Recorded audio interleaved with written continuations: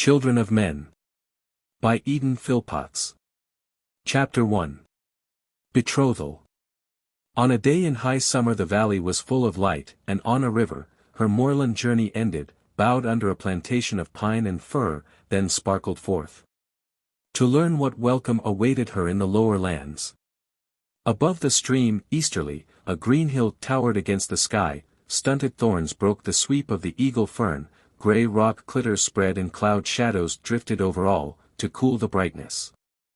A wood massed beneath in the mouth of the vale, and from this dusky retreat there leapt the river, in a succession of plains broken at each little fall by an apron of granite. Here the ripples flashed with foam. Here the blue of the sky was caught in the gliding surface between, where Anna's tresses twined soberly, and fern, heather, woodrush cast their reflections into her tremorous mirror. Two stone shelves presently barred the waterway and, leaping one, the river made a circular sweep above the second and eddied in a little backwater. The later ledge was gentle and its steps sloped to 3 feet above the stream. It was fringed with herbage and flowers, and here Anna loitered, making shadows for fingerling trout to play in. Through the limpid crystal there shone agate and amber tones of rock and pebble beneath. And these warm colors were repeated in the tunic, breeches and gaiters of a girl who sat above the pool. Round her thronged a dozen lesser lives, that wove a restless, ruddy pattern about her feet, in her lap and upon her shoulders.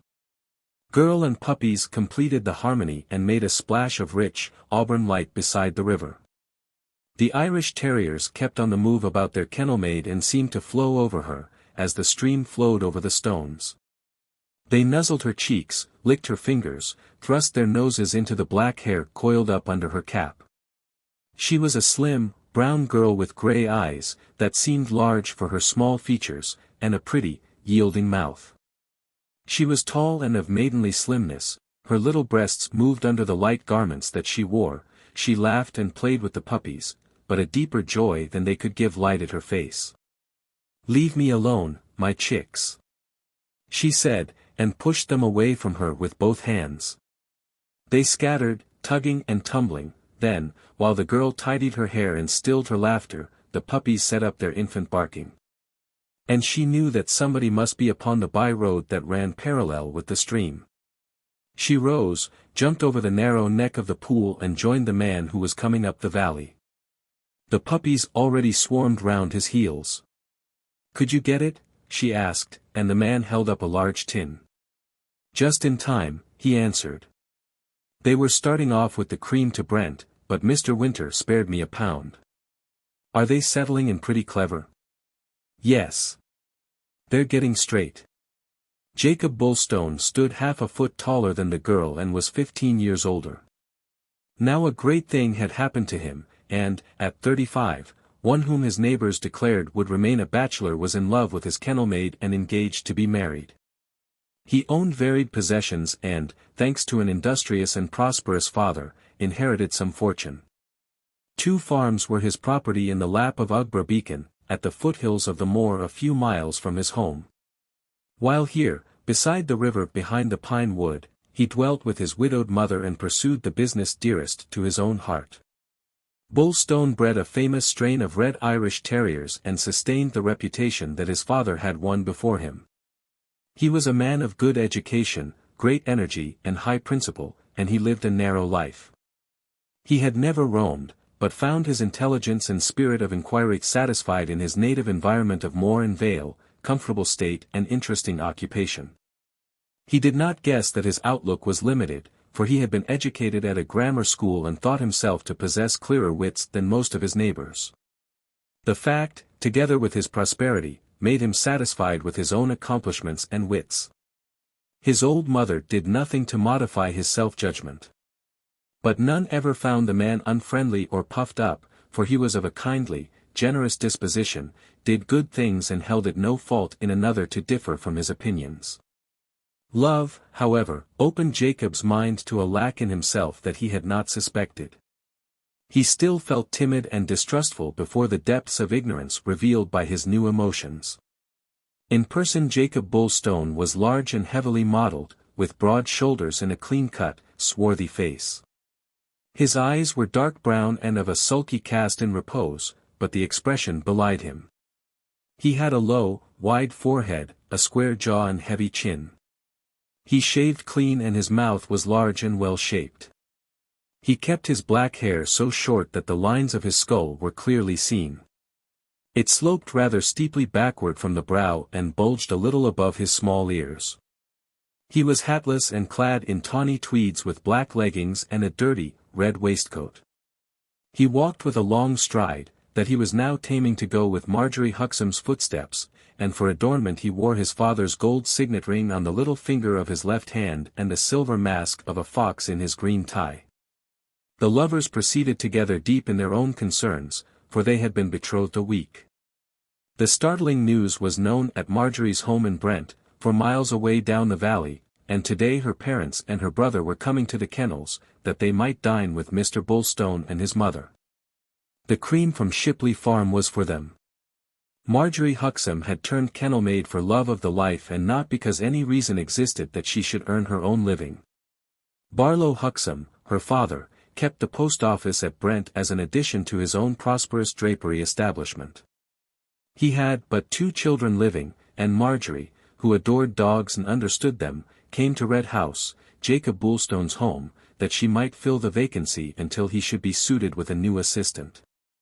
The families were long acquainted and Mr. Huxham, little dreaming that such a great matter would spring from the incident, raised no objection to his daughter's wish. She came for a fortnight in friendship, but liked the work so well that she presently proposed to stop on at a salary. And since she had proved herself skilled and had won the affection of old Mrs. Bulstone and Jacob's head kennelman, he was glad to secure her. Her parents, however, protested and, after 6 months, began to agitate for the return of their only daughter. But when Judith Huxham demanded that Marjorie should come home again, the dog breeder had discovered that his future happiness depended upon her. Their courting, at first almost unconscious, proceeded quickly towards the finish, for man and woman were of a mind, and though a gap of 15 years separated them and made Bulstone fearful when he found the truth. Circumstances combined to diminish this disparity, for the girl had been bred in a puritanical home under a strenuous mother, who regarded happiness at best as doubtful. Marjorie's experience of young men was exceedingly limited and, to her, Jacob's sobriety, steadfast outlook and fixed opinions were more attractive than the happy-go-lucky attitude of her own generation. She loved him very heartily before he had given a gleam that he also was in love, but her emotion had been of a gentle pattern and thrust away with secret blushes as something near akin to wickedness.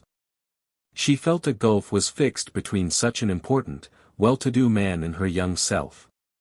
Indeed she did not even suffer, but rather laughed at herself for her moonshiny dreams. Then came the evidence from the other side and she was overwhelmed to find her power over one regarded as unyielding before women. He approached her with humility, declared genuine pride and satisfaction on the discovery of her love, rejoiced to learn that he seemed not too old to her and instantly acquainted her parents with the fact that she had consented to wed him. Barlow Huxham declared gratification, but his wife was not so well pleased. The match, while in every respect a brilliant one and beyond what they might have hoped for Marjorie, found her mother in some doubt. She suspected that 15 years was too great a difference of age, and she professed uncertainty concerning the past life of a bachelor of 35. She did not know anything against Bulstone, or his parents before him. She could not name the quality of her suspicions, yet she questioned Marjorie very closely and warned her of the step that she designed. But no permanent cloud appeared and Jacob conducted himself in a manner to disarm Mrs. Huxham. For his views of matrimony satisfied her and he proposed a settlement that could only be regarded as generous. In this matter, however, Barlow Huxham was not behind his future son-in-law. Twice on Sundays the lover brought Marjorie to her family, and twice he worshipped with them at their tabernacle. His behavior was agreeable to Mrs. Huxham and her doubts finally dwindled. Today, while Marjorie and Jacob walked side by side towards Red House, nestling under a shoulder of the hill behind the pine woods, the girl's parents and her brother were already upon their way. Tramping through shady lanes upward through the valley to Shipley Bridge. I'd best change into a petticoat before they come, said Marjorie. Mother little likes my breeches, and thanks God I shan't wear 'em much longer. I feel the same, said the man. You know I'm at you to doff them once for all. I love 'em, she declared. I'll miss them cruel. You courted me while I was in 'em, and I shall put them on now and again, for luck. Petticoats slow your going and be tame after breeches. T was never heard that man and wife both wore 'em, he said. They passed through the woods with the puppies galloping round about, and then they came to the stone-built home of the Bullstones, a granite house under red tiles, which covered the upper story of the walls also. It basked under the hot sun in a hollow notch of black tor, while the river ran at its feet and a grass lawn spread before the windows. Above, on the hillside, were scooped terraces where grew cabbage and turnip, and beyond sprang the trees to the hill crest westerly. Laurel and rhododendron made the slope snug. The kennels extended behind the house, while Bullstone's property spread to the other side of the river also, and there an acre or two had been cleared, where potatoes grew in the rich alluvial. Fowls and ducks flourished at stream side, and the link between Red House and the outlying cultivation was a bridge of pine logs thrown across Anna, where her banks rose high. Everything about the place was neat, trim and stern. The hedges were clipped, the ground clean, for Jacob Bullstone's mother was an old-fashioned woman and had lived with a husband inspired by the same ideas. The highest beauty be tidiness, Mrs. Bullstone never wearied of declaring, and her son was content to echo that opinion.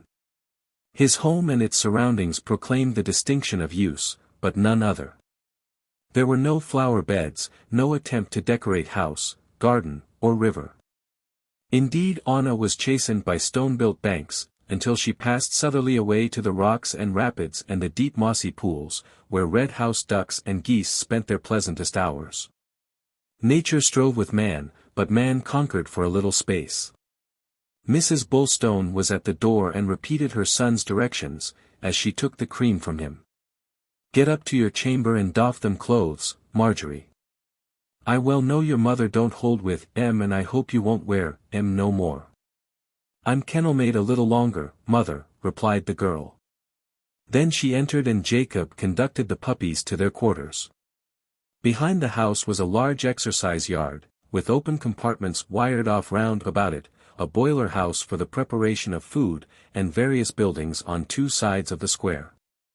The red mothers of the puppies welcomed them back, and the little things knew their parents. Separated dogs barked to Jacob from enclosures and pressed their noses through the bars. But all were of the same breed and to an untrained eye exactly resembled each other. Jacob accosted a few, then turned to a man who was mixing food. The goats are gone up Shipley Tor, he said. For goats were a feature of the establishment. A little flock was kept, since goat's milk in Bullstone's opinion was the primest food for new-born dogs. Barton Gill, though bald and wrinkled, was not so old as he looked. As a lad he had worked for Jacob's father and was now little more than 50, though he appeared to be nearer 70. He was slow of voice and gesture, but still was strong and hearty behind his wrinkles and somewhat pessimistic view of life. They goats be the bane of my days, he said, and a time's coming when I shan't be able to keep pace with the toads. Jacob laughed shortly. Must be grizzling, and you only in your full manhood, as we all know. A mile away walked slowly Barlow Huxham and his wife, while Jeremy, their son, a lad of 15, loitered behind them, to play and fling stones, but he kept his parents in sight. Mr. Huxham, a solid fair man of 45, mopped his brow and declared that he must rest and grow cooler before proceeding. We ought to have hired Mr. Cat's little chaise as I ordained to do, he said. 'Tis drouthy weather and a thunderstorm promising for certain. His wife, however, did not agree with him. You don't take enough foot exercise, Barlow. If you was to walk more, it wouldn't pour out of you same as it does. There's no thunder in the air, else my head would know it. We'll rest by the bridge since we're a thought before time. Judith Huxham, a daughter of the prosperous race of the Palaiblancs, was the same age as her husband. A dark-haired, Neat woman was she, who put folk in mind of a bantam hen. Always trim, alert and self-possessed, character marked her face, voice and opinions. She was pious, with the piety of a generation now vanishing away, and also very proud. But she had the instinct to hide much of herself from the world, being seldom in her neighbors' houses and restrained in the matter of criticism. She was stern and never forgot a wrong. But she accepted everything that happened, because she held it her duty to do so. She ruled her husband and her children as a matter of course, and Mr. Huxham pretended greater enthusiasm for her bleak religion and opinions than he felt. But he entertained the keenest admiration for her and, if he ever differed from her conclusions, it was only in his mind. He never crossed Judith, but supported her rule in the home, as he had long since fallen in with her conduct of the shop. Her face was strong and her natural expression attractive, for she had a frank gaze and regular features. But her grey eyes were hard, and while a pleasant, receptive expression marked her features, her lips were set closely together. She never laughed and rarely smiled, save conventionally upon customers. She dressed in puritanical fashion and eschewed finery. Her dark brown hair was parted in the middle and curled up closely behind in a plain roll. She wore a small bonnet and always dressed in grey. Her voice was rather low-pitched and of agreeable quality, but she spoke little save to the purpose. Indeed, she distrusted volubility. The drapery establishment reflected Judith, and young people rarely patronized it save for necessities. The maidens of Brent held that if you wanted clothes that wouldn't show, Huxham's might be sought. But for adornments, fripperies, and fal-lals, one must seek elsewhere. At Shipley Bridge the road crossed the river half a mile below Red House, and here Mr. Huxham stopped, where, shaded by oak trees, there spread inviting herbage. "We'll sit here on the spine grass for 10 minutes while I cool down," he said. He subsided, opened his waistcoat and dabbed his face, hands and neck with a white handkerchief, while Mrs. Huxham called her son, tidied him, made him dust his boots with a frond of fern and walk beside her for the rest of the way. She looked at a gold watch on a thin gold chain, then paced to a gate a few yards distant and regarded the roof of a farm that rose under the flank of Shipley Tor. "I wonder how Miss Winter and Adam and Samuel are settling in," she said. "A bit lonesome after 5 Elms, and a poor place," so the last man always declared. "The last man would have made a poor place of any place," answered her husband. He was always clever at picking the eyes out of a farm and then leaving it for a better than himself to build up again. "And so it will be here, but Winter's got it at a very low rent, and he's a worker and may do well. His zany brother's a mighty worker also. The Lord denied wits, but gave him a strong body." Mrs. Huxham continued to regard the roof of Shipley Farm without speaking. "He's a man who'll come to Sunday meeting no matter how long the way," declared Barlow Huxham hopefully. "And his sister too. One of the chosen her, if ever a woman was chose," answered his wife. Then Jeremy raised a shout and ran over the bridge. "Here's Marjorie," he cried. The kennel-maid had put on a blue skirt, a straw hat with a white ribbon and a plain white blouse. Mr. Huxham rose, while his daughter, having kissed her brother, now greeted her parents. "You're hot, you dear," she said to Mr. Huxham, but he declared that he was now cool again. They set out, Marjorie walking between her mother and father, Jeremy playing with an adult terrier who had accompanied her. "I hope," said Mrs. Huxham, "that they've made no great meal on our account." "They have then. We've got a sucking pig."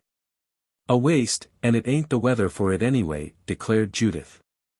"It's always the weather for sucking pig," said Mr. Huxham, though seldom enough nowadays do any man let himself go in that direction. "A dish for kings, and of such a tender substance that I've never known the day was too hot to enjoy it. But it asks for mastery in the kitchen. If I'd known, I'd have let Mrs. Bullstone have a recipe from my old mother's cookery book. Full of vanished wisdom that book. Fuller of vanished greediness," asserted his wife. "People thought more of their stomachs in them days.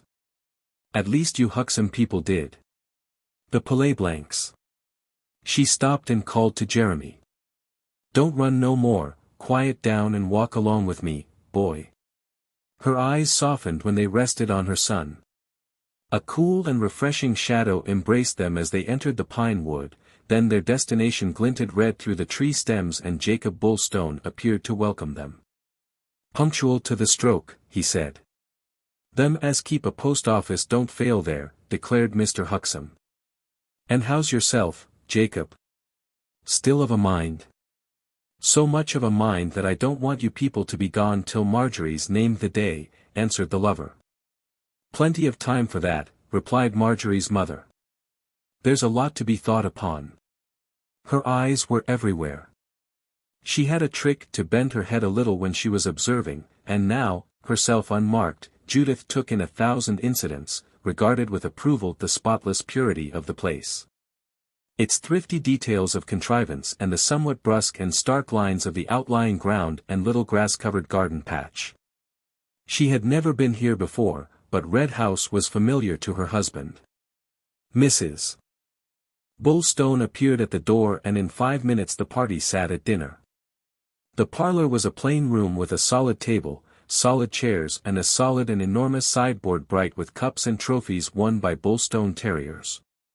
A few dog portraits hung upon the walls, and the empty grate was heaped with red pine cones. Jacob sat at the head of the table and his mother at the foot, while Marjorie and her father were on Bulstone's left, Mrs. Huxham and Jeremy upon the right. The master devoted himself to his future mother-in-law. "Marjorie favours you, ma'am," he said, "and Master Jeremy's like his father." Judith considered the suggestion. "I wouldn't say that altogether," she answered. "My children's more Huxham than Palaiblanc. But Thomas, my eldest boy, who died so brave doing his duty 2 years ago, he was very like me." "The daps of his mother was our dear Thomas," added Barlow. Then he sighed. "Thomas was all Palaiblanc, same as I am," continued Mrs. Huxham. "A good young man."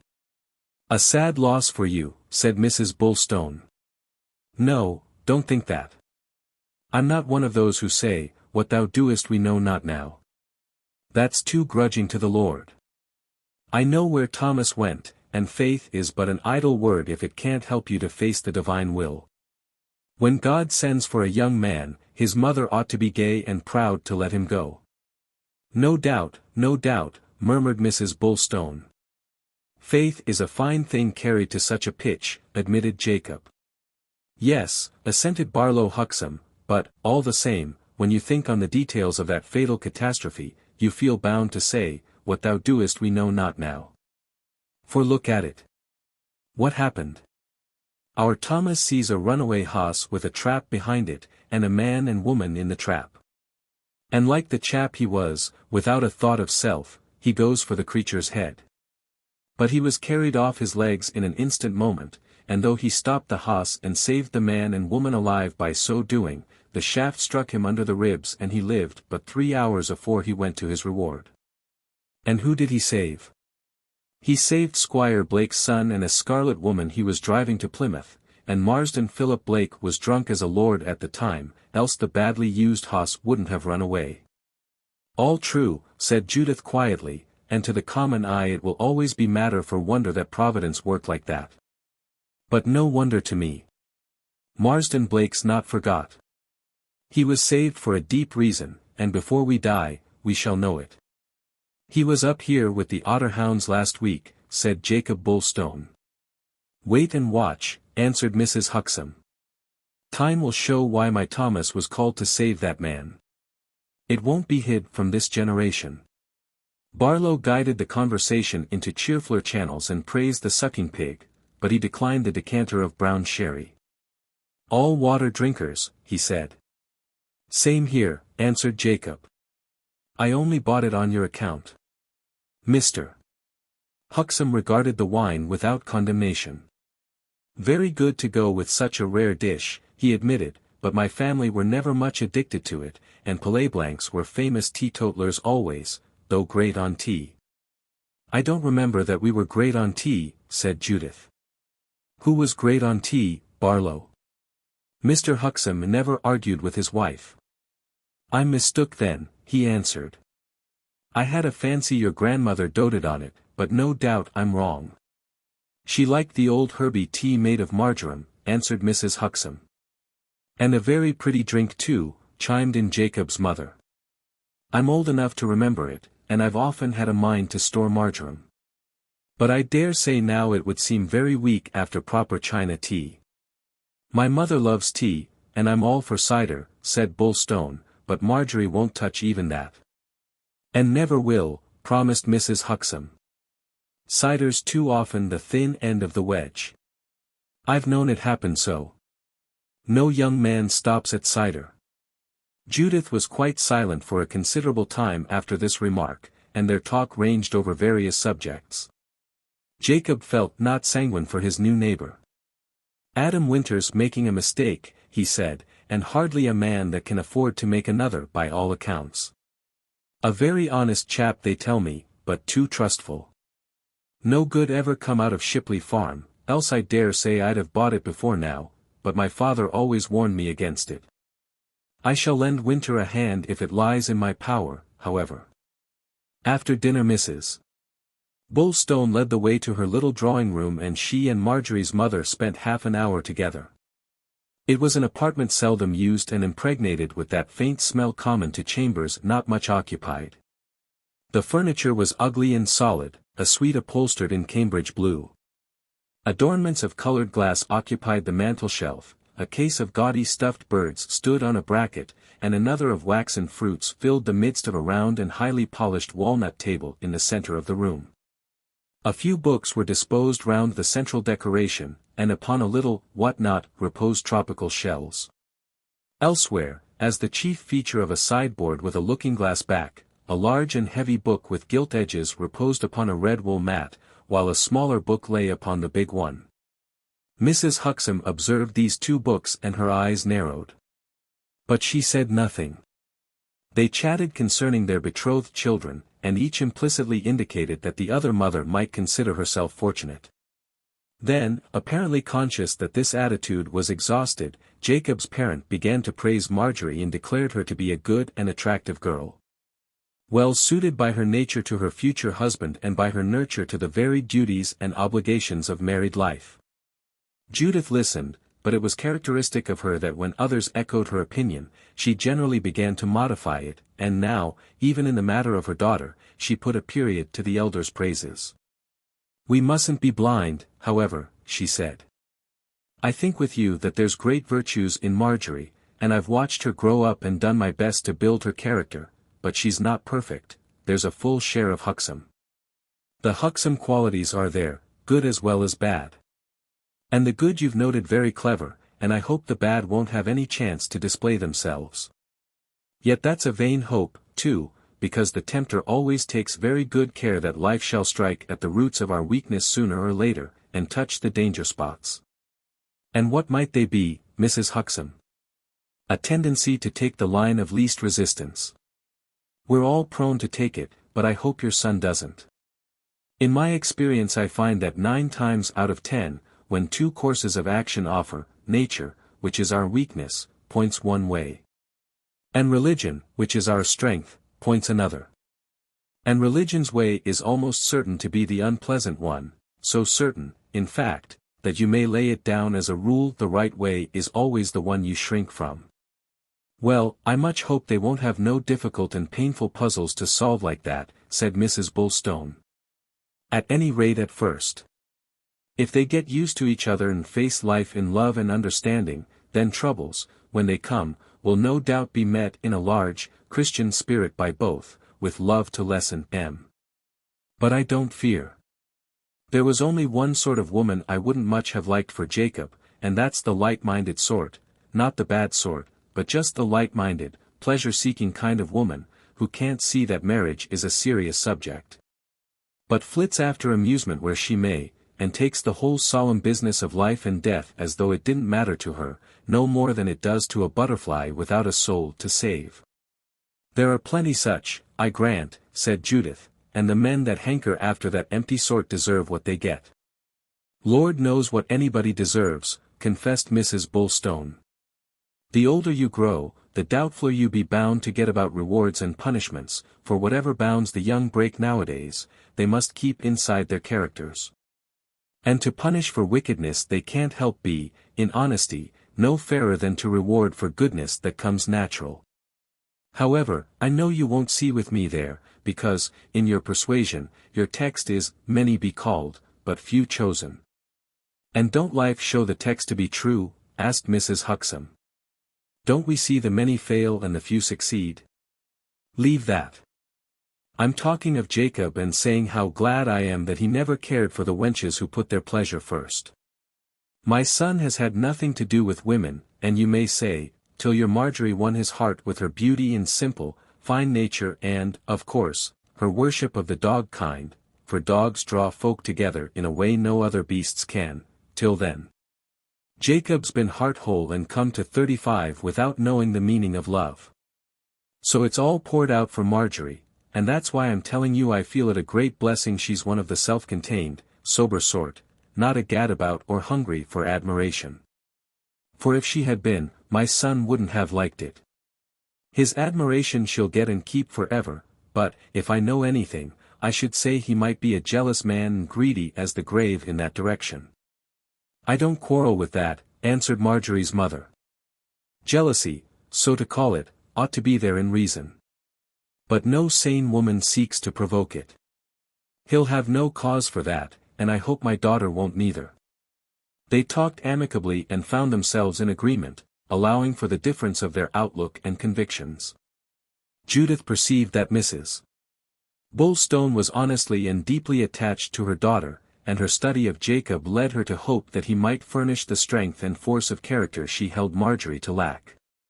Yet, within this hour, a thing had much disquieted her. It was not very great in itself, but argued faults in a vital direction, so Judith feared.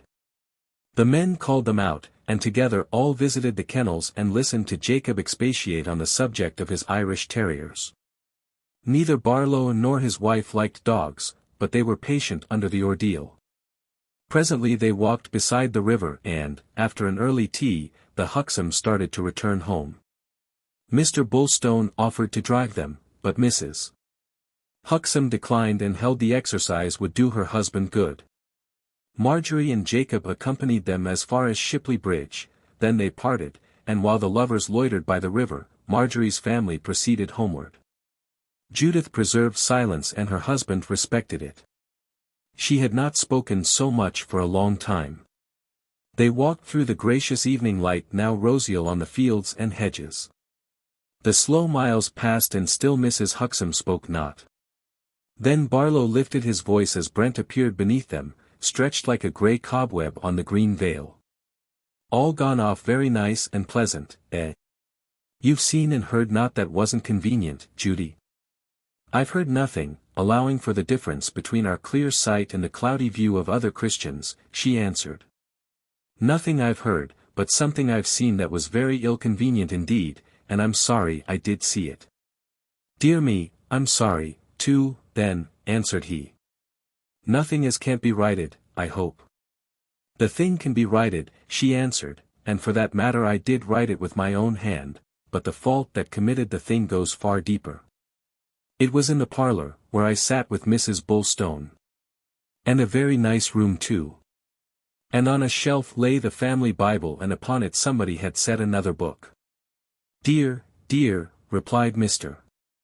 Huxham, displaying more concern than, as a reasonable being, he felt. That's bad. You never did ought to put any other printed word on a Bible, of course. It's hard to think of a live Christian doing so. But he'd laid down a dog book on God's word, and it went through me like a knife. It would, murmured Barlow. I took it off before the man's mother. I said no word, but just took it off and put it aside and looked at her. She didn't seem to understand. I'll tell Marjorie on Sunday. More thoughtlessness than wickedness, I'm sure, ventured Mr. Huxham, but she continued to take a serious view.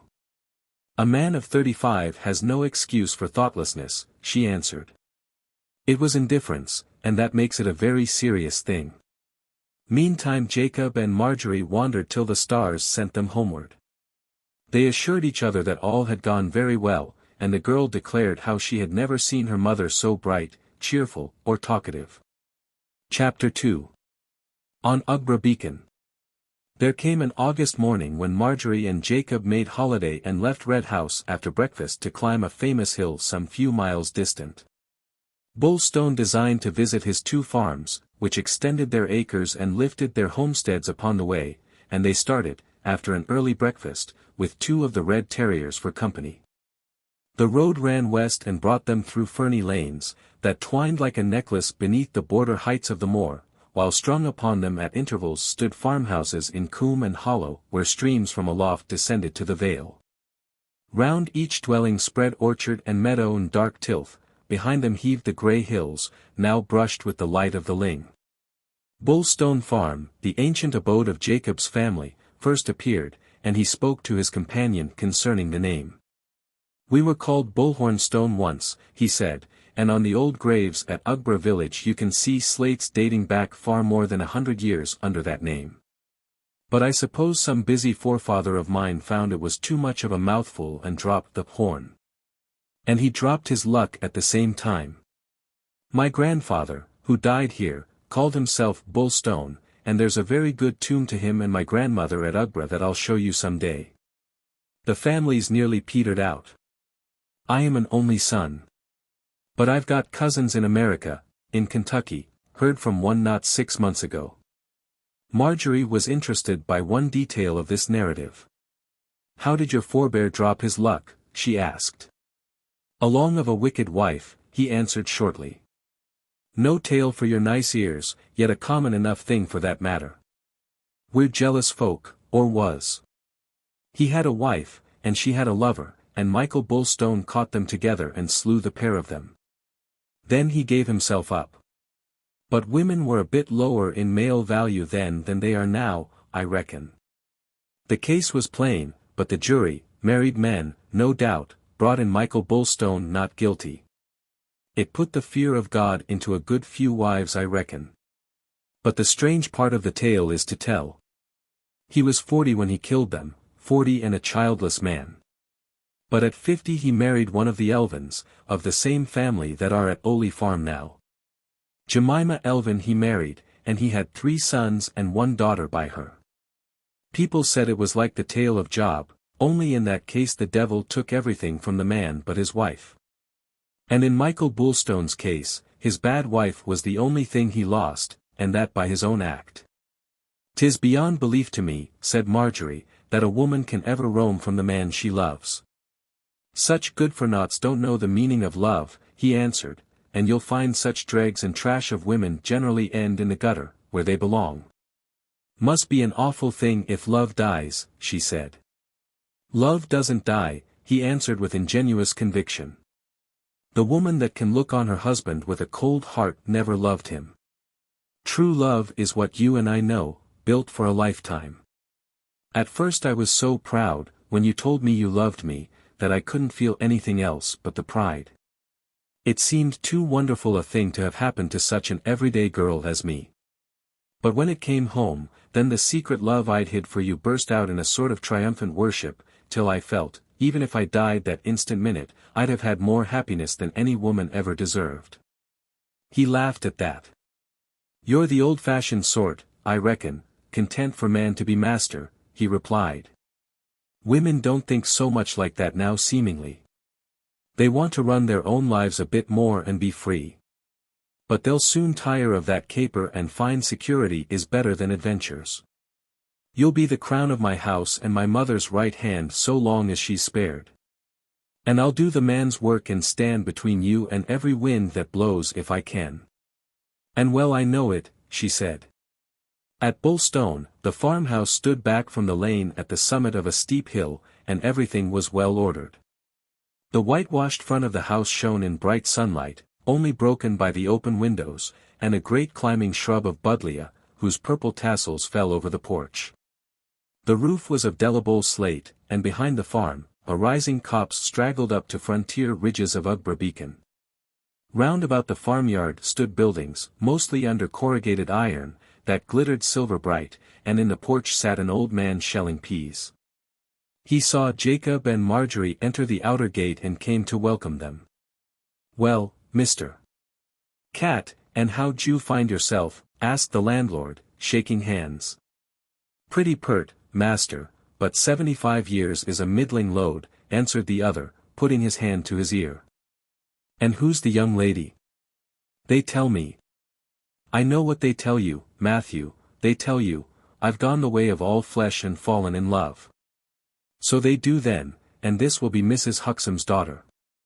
He shook hands with Marjorie. "A godly mother you've got, my dear, and a godly husband you'll have. Come in and take a sup." Jacob Bulstone's eyes were about the place while he smiled on the old man. "How's Mrs. Parsons?" he asked. "Nicely. She was here a minute agone." "Dogs, I see. When was you known without a dog?" "I'll call her." Mr. Cat, who farmed Bulstone with a widowed daughter to keep his house, brought them to the kitchen, and Marjorie praised the room. It was rosy-washed, of surprising cleanliness and bright with brass upon the mantelshelf and copper on the walls. There hung 2 warming pans of ancient pattern and, between them, an 8-day clock. "You're a thought slow," said Jacob. Then came Millie Parsons. "Wish you both good luck and good fortune," she said, shaking hands with them. "When's it going to be, master?" "Next November, Millie, and I'm hopeful you and Mr. Cat will mind the day and come along as my guests." She brightened. "Thank you, I'm sure. A great compliment." Millie was a thin, sallow woman with pale hair and a kindly, but anxious face. With her came a pretty little, fair girl of 10 years old, her daughter. Millie raised her voice and talked to her father, who heard badly. "Mr. Bulstone's inviting us to the wedding next November, my dear." "If I'm here, I'll gladly come," said Matthew. Mrs. Parsons fetched a seed cake, 2 plates and 2 glasses. "I was just thinking of forenoons," she said. "Father likes a snack about now. He've been trying a cup of cocoa, and he catches a nice bit of heat from it. He's a cold, old man, because he can't travel much about nowadays.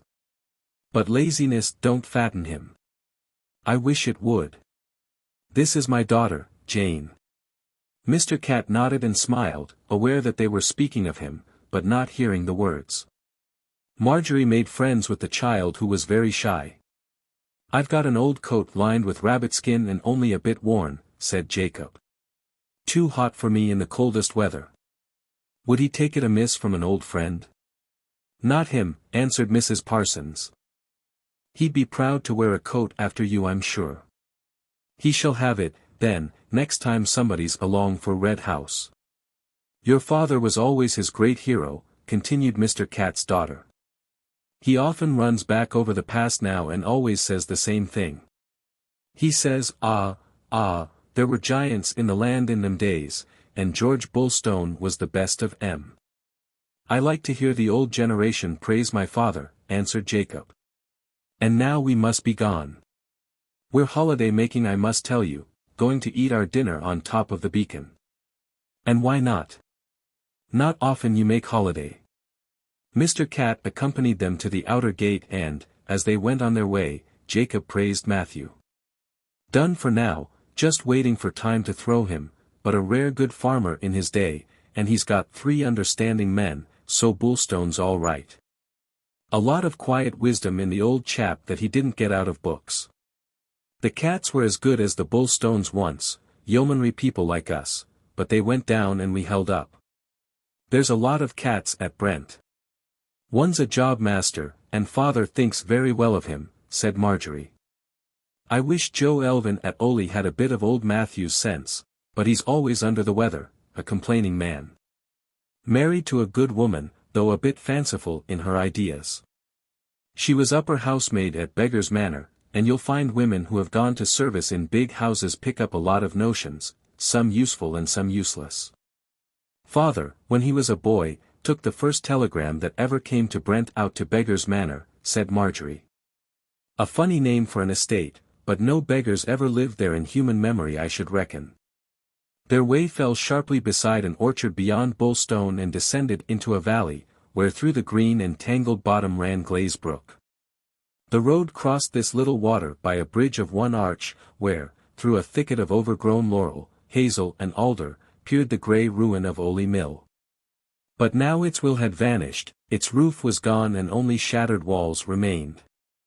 Beside the bridge stood a tall pear tree, a ghost of a tree draped in grey lichens that fluttered like an old woman's hair from every branch.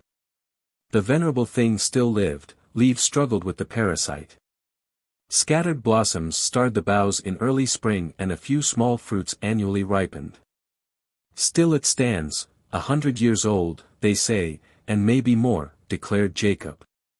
Then they breasted the hill beyond and presently reached Oley. The farm showed fewer marks of prosperity than Bullstone. Green mosses throve on its ancient thatch, and the man who here pursued his life was not much disposed to tidiness. "Who'd think that this was the richer place?" asked Jacob. On one side of the way spread the farm, with fields round about, on the other stood Oley Cot, a pretty dwelling bowered in climbing roses with 2 great red firs springing beside it. Marjorie praised the cottage. "I always think that the dinkiest little home I ever saw," she said. "But Mr. Elvin's mother ain't too contented for all that." "Your home is not if your heart's heavy," answered Jacob. "She knows that Joe is not particular happy, and he gets his cranky nature from her. Yet I'll be sorry if he's got to go. He pays his rent of course." "Oh, yes, but it drags a bit sometimes. He's had a good year, however. And his corn is above average as he admits himself, so it must be wonderful." They entered, and Joe Elvin, a tall, thin man with a long nose, a black beard and a discontented face, himself answered Bullstone's knock. They shook hands and Jacob explained that he had called on pleasure, not business. The farmer welcomed them and took them into the kitchen, where his wife was making pastry, and 2 little boys played in a corner with the dried knuckle bones of sheep. "Just want to introduce Mrs. Bullstone to be," said Jacob. Mrs. Elvin, a handsome, big-built woman, showed pleasure and congratulated the lovers. Her little boys came and shook hands. They were a well-mannered, cheerful pair and resembled their mother. "Going to make farmers of them, I hope, Joe?" asked the owner of Oley, but Mr. Elvin was doubtful. "Robert shapes for it," he answered. "But Jack is all for the sea." "That's because he doesn't know anything about the sea," asserted Jacob. "You keep him on the land, Joe. There's little enough to be picked up off the sea, by all accounts." The men strolled into the yard presently, for Elvin had a sick sheepdog and Bullstone readily offered to see it. "Just my luck if he's going to die," said Joe moodily. "Best ever I had, and sheepdogs be so scarce you can't get a trained one over distemper for money." "He's not going to die," declared Bullstone. "He's too thin, same as you are yourself." He prescribed for the dog and Joe continued to grumble until Bullstone grew impatient. "What the mischief's the matter with you? Always grizzling for naught. A man in fair health with a good wife, a good mother and 2 fine, healthy sons. What more d'you want?" Joe laughed mirthlessly. "It sounds all right to your ears, I dare say. But if you looked underneath, perhaps you'd find a different story. Don't much matter how good people are if they ain't good to you. Nobody knows where the shoe pinches except the wearer, and you've no right to say I'm one of the lucky ones, because you don't know nothing about it. Don't meet trouble halfway, Joe, and keep your eye on the bright side. Time's past for silly sayings. Life's broke me and I know it, but why it's broke me, and how it's broke me, be my own business. Rubbish and stuff. Get some physic for your bad digestion and you'll soon feel hopeful. It ain't life's broke you, but your own low-spirited outlook on life. Life don't break us. It's the canker inside spoils all when it works through. You can't help being a melancholy sort of man, I suppose. That's your nature. But you've got brains in your head and reasoning powers, and you ought to fight yourself and have it out, and balance your good against your bad, and look round with seeing eyes and count how many can't hold a candle to you for fortune. A canker inside is a very good figure of speech, a very clever thought, admitted Mr. Elvin. And I'll tell you another thing, it's not much use for them as haven't got cankers to preach to them as have. Us ban't born with cankers most times. They grow, and I'm not grumbling against my lot in particular. I know there's many things might be worse. Only I've got in a state when I don't much like my fellow creatures, and I don't like myself no more than the rest. A foolish thing to feel. We have our faults and our virtues also. You ought to see the faults in yourself and the virtues in other people. At your gait, you'll end by thinking life isn't worth while at all. I've thought that a powerful long time. Well, set about to make it worth while then, and if you can't make it worth while for yourself, then make it worth while for your wife and children. Do that, and you'll mighty soon find it worth while for yourself too. Sounds all right, admitted Joe. You wise blades always do sound all right, but against a canker wise words be vain. A canker was a very true word, Jacob. Bullstone preached a little longer, asked Joe to come and see him at Red House and shook his hand in friendly fashion when they parted. He sighed, however, to Marjorie as they entered Ugborough Plain above Oley and began to climb the fern-clad bosom of the beacon. There's a man fate can't tempt to be sane, he said. And if I were fate and had the handling of him, I'd give over treating him fair and knock him about a bit. He's one of the sort that don't know he's born. He's asking for trouble, and his nature so poisons his mind and blinds his eyes that he can't see his blessings, but looks through and beyond into fancied woe that isn't there. Don't you know why? She asked. Old Mrs. Elvin will tell you. His father lost his wits and was put away. Jacob reflected. I'd forgot that, he replied. I'll mind it next time I have a word with him.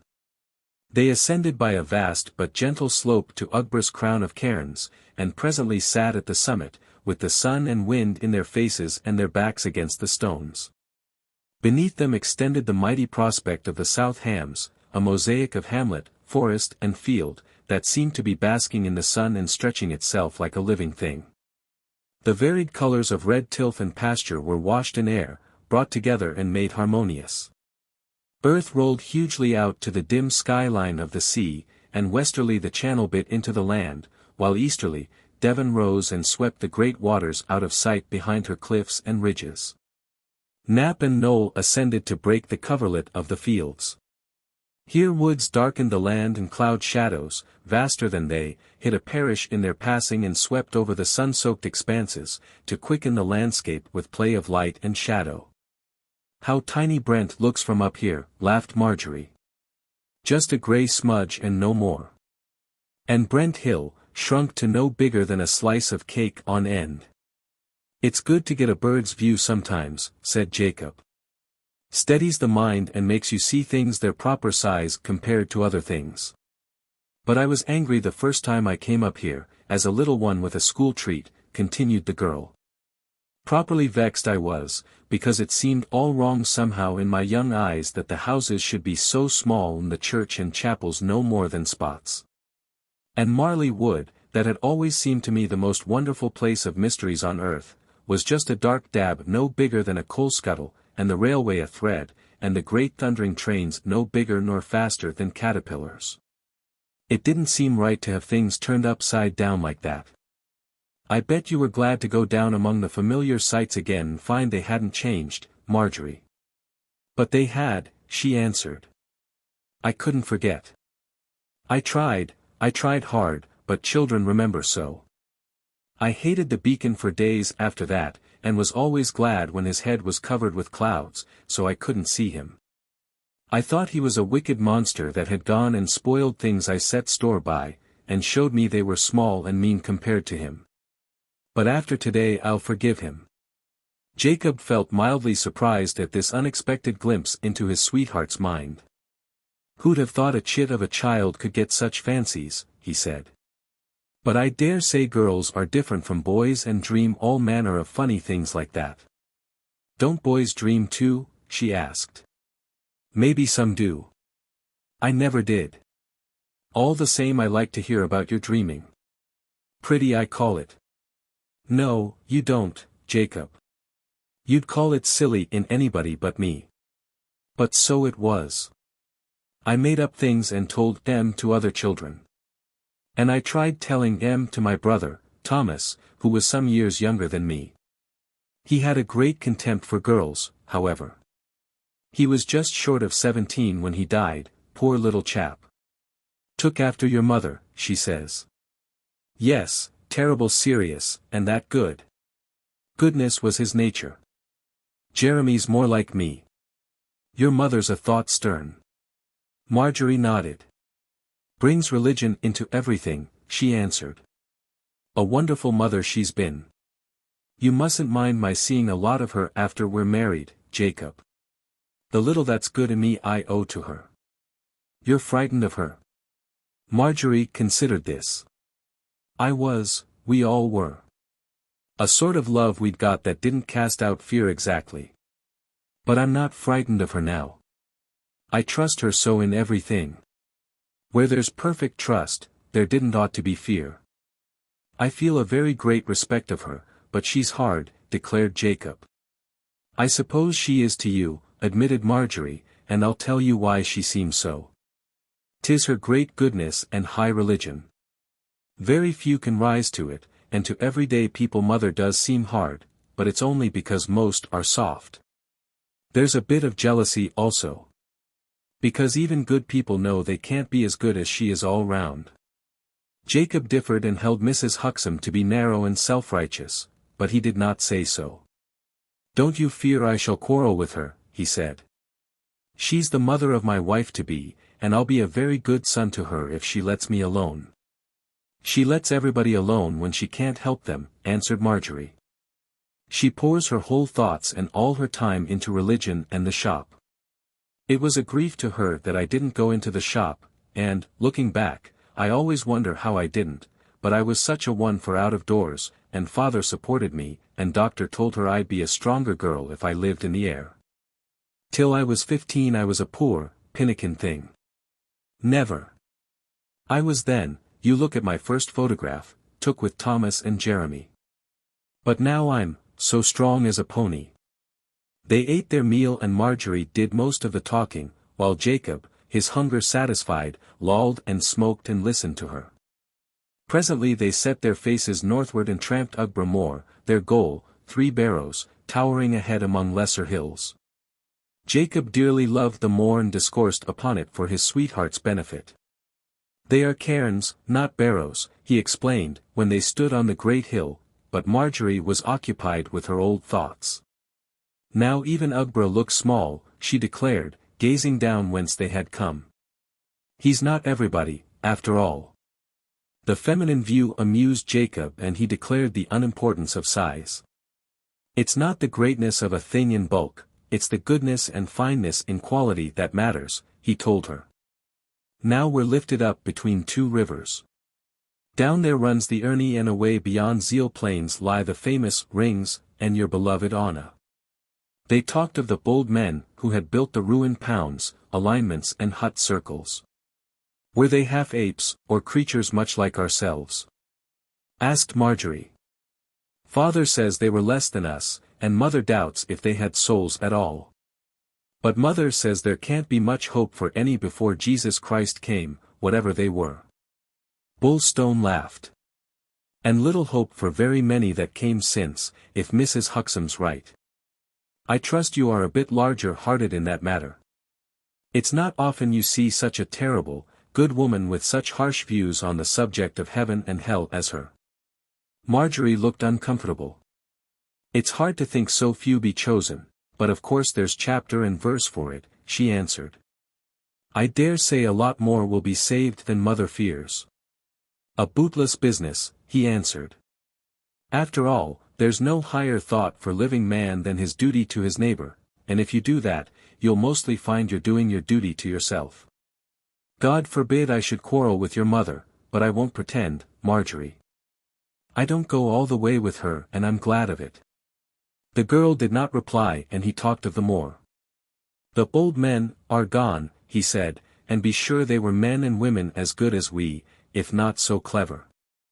They lived hard for certain, but I dare say they had their bit of fun, if it was only fighting, and as for goodness and hope of salvation, who are we, with all our comforts and inventions, to deny goodness to them, or the eternal reward of goodness? Why in the name of charity must 9 out of every 10 humans that come into the world be doomed to hell? What did the Lord die for, Marjorie, if all the doubtful characters are to be damned? Leave it, she said. I feel same as you. But I haven't thought about such fearful things, and more have you, but mother and father have. You must give them best in that matter, please, Jacob. She was pained, and they fell silent for a while. The man resolved to enlarge her ideas presently, and felt a smoulder of indignation that a creed so ugly to him should have seared the mind of an innocent and happy girl. They still held north over wild lands with the heights rolling about them. Then they reached the ancient Abbot's Way, running east and west, and met on a stream near Huntingdon Cross, a granite memorial from olden time. Less than 5 feet high it stood above the heath. Here's the forest boundary, said Jacob, and now we'll get to the Warren house yonder, rest a bit and start for home. I always feel sorry to turn at the end of a great day, she answered, and this is the greatest day, but one, that ever I have lived. He kissed her. And that one was the day you asked me to marry you, Jacob. Don't I know it? The Warren house stood before them under a ragged sycamore. It was almost the loneliest inhabited dwelling in Devon, and its squat, white face peered out upon the wilderness from under a black, tar-pitched roof. The rabbit warrens spread on either hand, and the dwelling lay in the protection of a cumulus that piled up to the northward. I love this forgotten place, declared Bulstone. In some moods, not now, but once when I was younger and less content than now, I've thought it would be a very good place to live, beyond the fret and cark of life. But Marjorie shivered. I'd have to be broke in mind and body and not wishful to live at all, before I'd live here, she said. Indeed the spot was somewhat melancholy and calculated to chill a cheerful spirit. Death seemed to have made this place a home. Evidences of mortality stared round about. In one corner of the little yard was a heap of bones, and suspended from a low bough of the sycamore, there hung a flayed horse by a hook. I'm sorry for my pretty Anna that she has to pass up here, declared Marjorie. She must be properly glad to wind away down into our beautiful valley and come to Red House and Shipley Bridge. You should see Anna Head, he answered, that's where she rises, in a desert of bog and cotton grass under Ryder's Hill. Lonesome there if you like. Hardly will you hear a bee booming and never see colt or head of kine. Nothing but the pad marks of a fox and the sweep of his brush in the mud. We'll ride up some Sunday when I've got your pony. Now let's go in, and you'll see 2 men that are so nearly content as ever I knew men to be, for all their loneliness. Father and son they are. I know them well enough, she answered, I've often met them coming in with rabbits when I was exercising the dogs. The deuce you have. And never told me. She smiled at him. Benny Veal's a good-looking chap, and his father's a fine old man and kindly. I'm hearing things, exclaimed Jacob. You get to talk to a lot of people out with the puppies.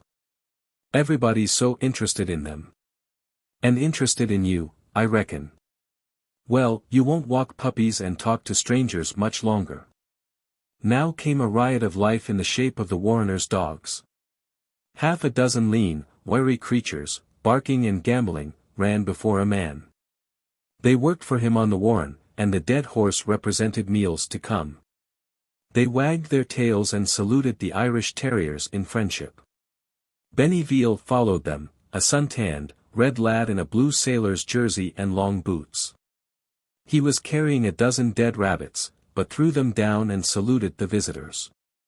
Who'd have thought to see you, Mr. Bulstone, he exclaimed, grinning at Marjorie. Where's the governor? Asked Jacob. He'll be along directly minute. Can you give us a cup of tea, Ned? Yes I can, then, I'll make it. How's the rabbits? No lack, just getting busy again, but us don't do much for a fortnight yet. He lifted his voice and shouted. "Here's Mr. Bulstone come up over, father." Then an old, bent man appeared from the hillocks of the warren. He walked with a long stick and was bowed in the back and lame. But he revealed a cheerful countenance and proved an elderly edition of his son, though his red hair was nearly white and had dwindled to little patches above his ears. Upon his head not a hair remained. He beamed from a mouth wherein teeth were few. "So here's the she," he said, first shaking Marjorie's hand. "And I wish you both luck, I'm sure. 'Tis a terrible blow to Benny, I can tell you, for he's been chattering about you, miss, ever since he first catched sight of you along with the little dogs." Benny did not hear this jest, he had gone in to prepare tea. But Jacob did hear and little liked it. "You're getting too old for this place and this job," he said. "About time you took your bones down to the village, Frederick." "Granted," answered Mr. Veal. "I did ought to be gone. But I say that every winter, and yet find myself up for one more season come summer again. I'm better this year than what I was last." "You look very well indeed, Mr. Veal," declared Marjorie. "The point of the wedge is in," confessed Frederick humorously. "Death have got it among my bones, and will hammer it home in God's good time, but my vitals is all working very soont yet, and if I sleep a lot, I'm wonderful between whiles." They entered a rough, unclean kitchen cumbered with trappers' tools. Jacob was not at ease and regretted that they had come. He cut short Benny in some simple gallantries and having drunk a cup of tea, declared that they must push forward. But Mr. Veal protested. "Bide a bit," he said, "and smoke your pipe. Us don't have visitors very oft, I warn ye." "I do trust you be going to ask us to the wedding, miss," ventured Benny, who could not take his eyes off Marjorie's face. "I'd like for you to come," she answered. "I hope there will be a brave rally of neighbors, I'm sure." "You'll be married from the post office, of course," assumed Benny's father. "Trust Mr. and Mrs. Huxham to do it in good order." "But be she willing to go to church, or can the chosen few hold lawful marriage?" "It's going to be in church, because Mr. Bulstone's Church of England," explained Marjorie. "And when do it happen, miss?" asked Benny. "Next November."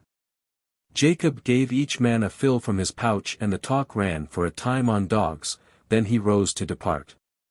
"Well, may your love adventures all turn out well and fine," said Mr. Veal, "and the Lord remember you and be good to the pair of you." Benny shyly took a sprig of white heath from a jam jar, where it stood in water. "Found it yesterday.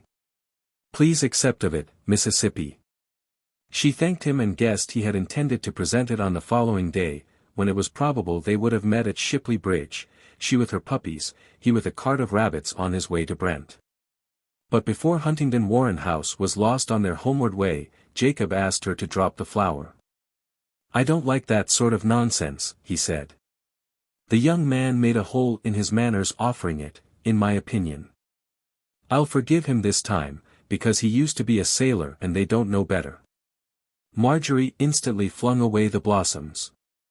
"A mannerless oaf," added Jacob, "else he'd have known wiser than to stare at you as though you were a show. I'll ask you not to take note of him if you meet him again without me."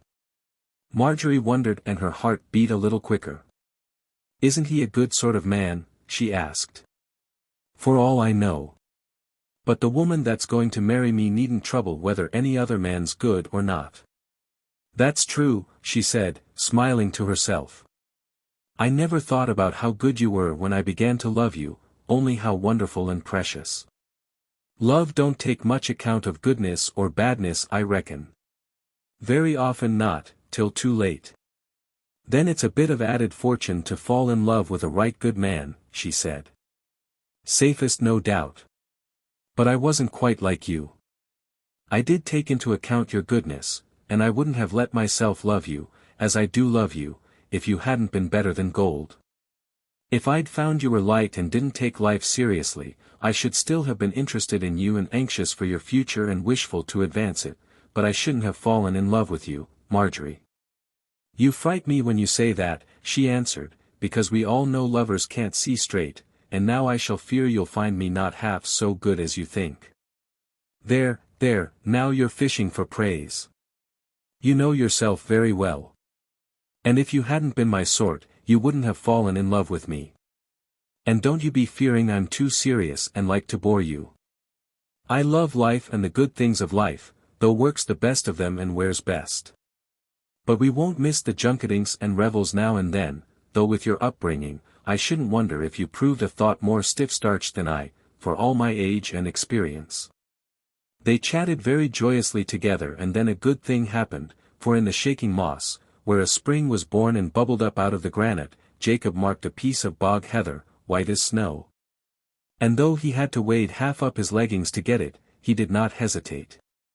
There, he said, there's your white heather, and now you've got your luck from me and none else. I'll treasure it up for ever and ever, she said. I've got my luck from you, that's a true word in the sight of God. And I hope a time is coming when you'll say you've got your luck from me. Luck's a poor word, he answered. I've got my new life from you, Marjorie. All that's coming means you, all. Who laughed at me and said I was talking poetry on Ugbra, she asked, with the evening light on her dark hair and in her eyes. Jacob put his arm round her. What I say isn't poetry, unless God's truth be poetry, he answered. So they came home together beside the river. Chapter 3. The Rescue. Two persons, ignorant of each other's presence, sat nigh the river on a windy day in October. The latter rains had fallen, the springs were unsealed. Each rillet was swollen to a gushing stream and the rivers ran in torrents. North and south they shouted from their drowned fountains and hurried a mighty volume of cherry red and spumy water back again to the Channel and the Severn Sea, whence it had come.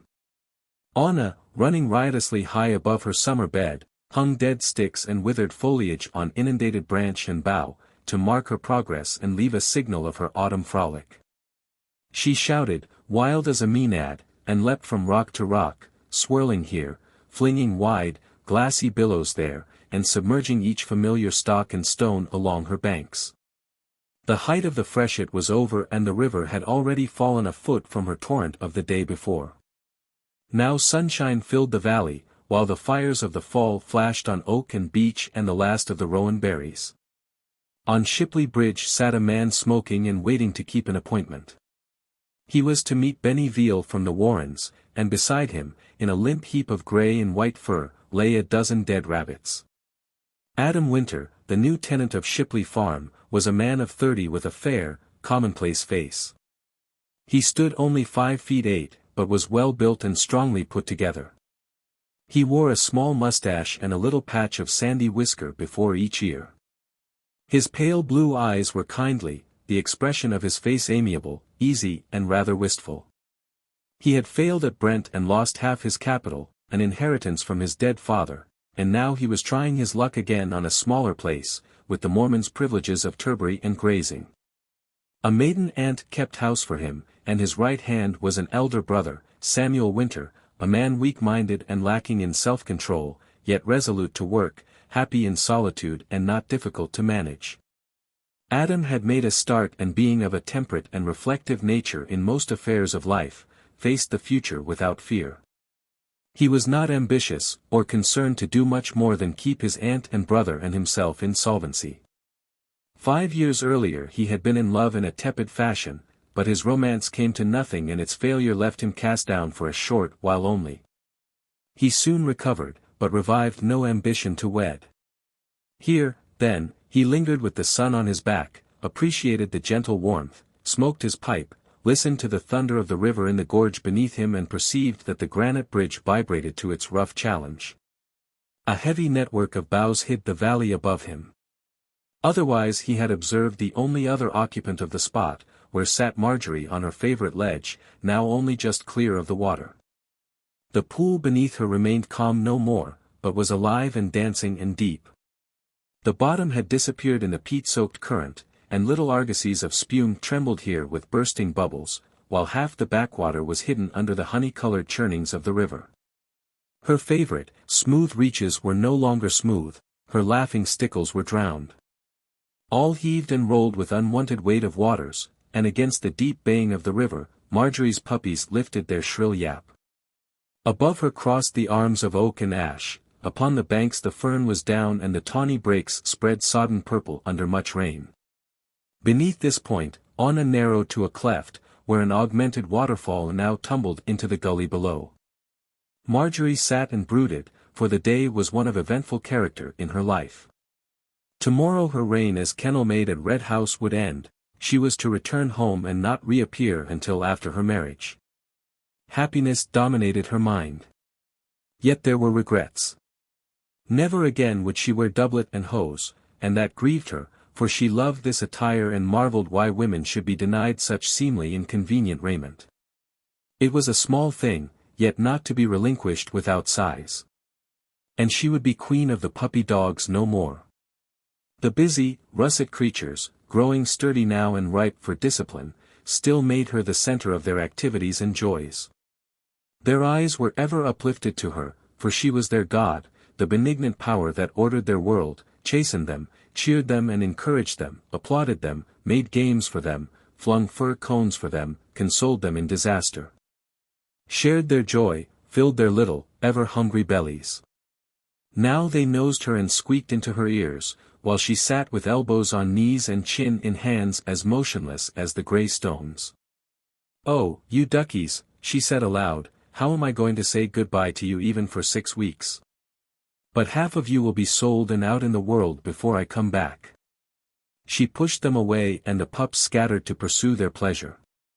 They were wide awake to the meaning of water and she felt no fear for them, but concentrated on herself and the days to come.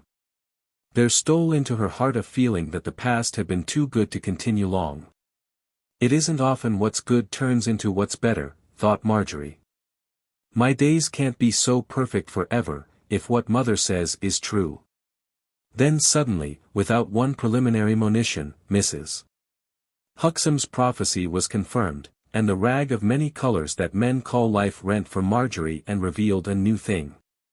She heard a sudden howl of terror from a puppy, and leaping up, saw one of her charges in the river. Two playing on the bank had rolled together at water's brink, and in a moment one was over. The current tumbled the small thing away and swept him into the main channel. He now bore down upon Marjorie, who stood 10 yards below, and she perceived that the sole way to save him must be by wading to the central tide, where it gleamed between two shallows a few yards above the fall. If she failed, the terrier would certainly go over and make an end of himself. He was drowning already, with terrified eyes and black nose lifted, while he swept downward like a dead leaf, beating the water with his paws.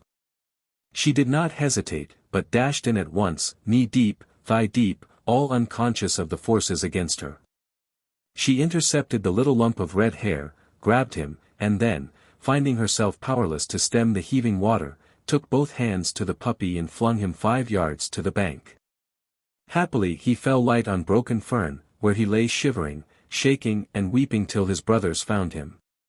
To plunge before the stream had been easy but, against the flood water, return proved impossible for Marjorie. The river converged and held her now at the center of the current, where its energies were concentrating for the fall.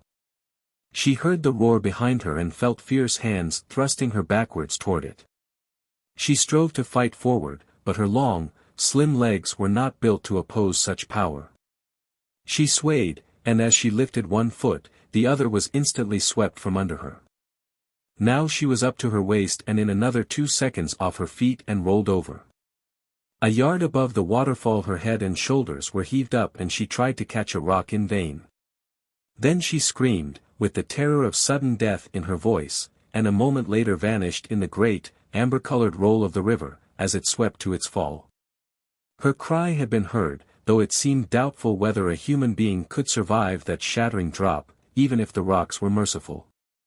But Adam Winter caught the shriek and, jumping to his feet and peering under the bows, was just in time to see a human arm and leg thrust from the resounding arc of the waterfall and hurled into the welter of foam beneath. He knew the place and wasted no time. He judged that some foolhardy boy had fallen into the water and been swept to destruction, but the scream made it clear that the victim had come to his ordeal with plenty of life in him. Winter scrambled down the bank, flinging off his coat as he did so. If any thought passed through his mind as he automatically rushed to his task, it was one of annoyance that he should be called to a business so unpleasant. The discomfort troubled him more than the danger, indeed for him there was little danger. He jumped over a bank into the river, found it reached to his middle and then ploughed up from the shallow end of the hole to the deep water under the fall. The place was dark and full of the din of the water. He saw a hand sweep up and disappear, then he left the ground and swam a few strokes to the boiling dance of the foam. Good fortune favored Adam, for he came straight upon Marjorie's floating body, held her before she sank again, got his shoulder under her and so swam the little distance necessary to reach foothold. Then he stood up, gripped her round the waist and presently carried her clear of the river. Not till he found her hair all over his face did he know that he had saved a woman. He brushed it away and recognized Marjorie. Then, in great dread that he carried a corpse, set out with her to the Red House.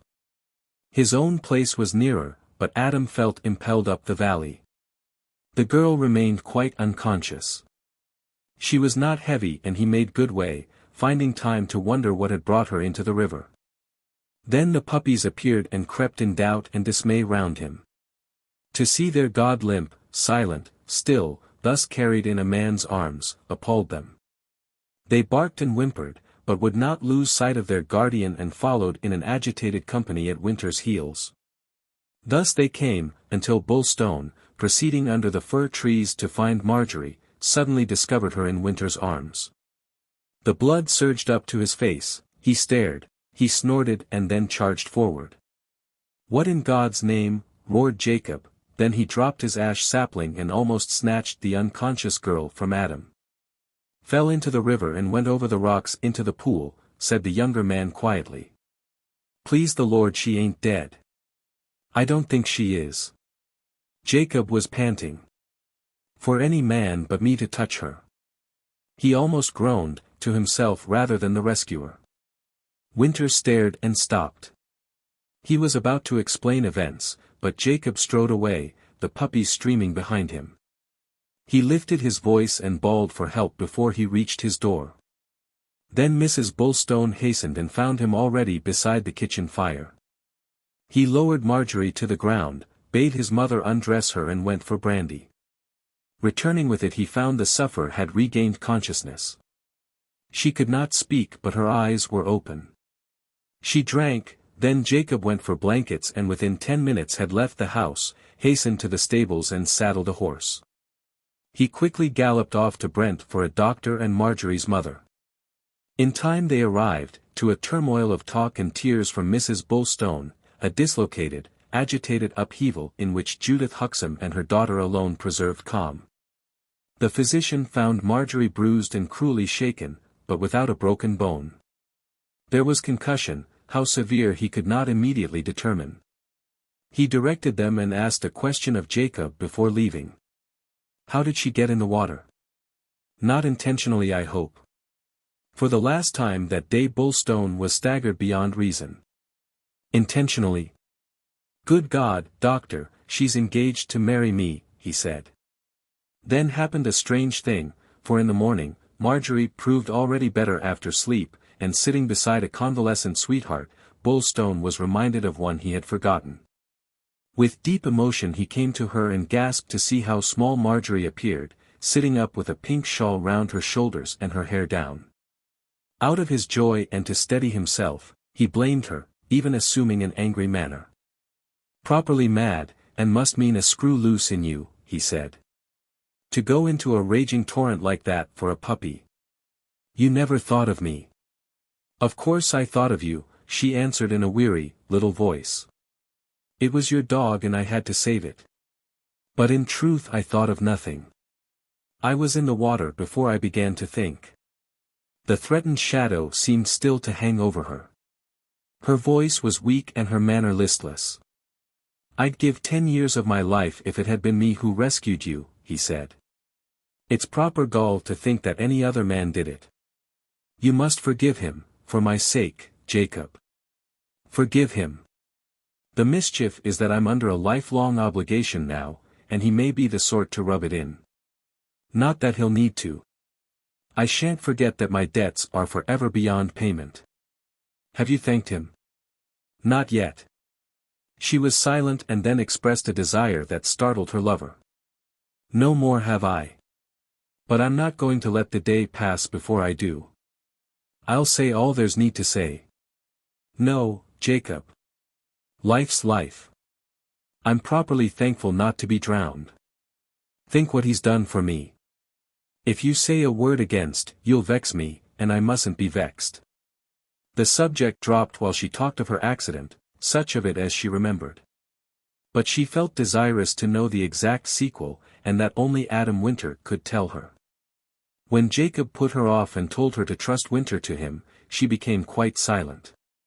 Then she asked him to leave her. He went and presently the doctor called and gave a good report. He, too, brought discomfort, for Marjorie had repeated her wish to thank Adam Winter, and begged that she might do so immediately. She was wilful and strangely insistent, as it seemed to Jacob. Her mother, however, supported her and held it a right thing to happen. The doctor therefore advised that Mr. Winter should see her before she slept. He had found Marjorie so completely recovered that there was no need to call again. Keep her in bed one more day, and then let her get up and stop by the fire, he said.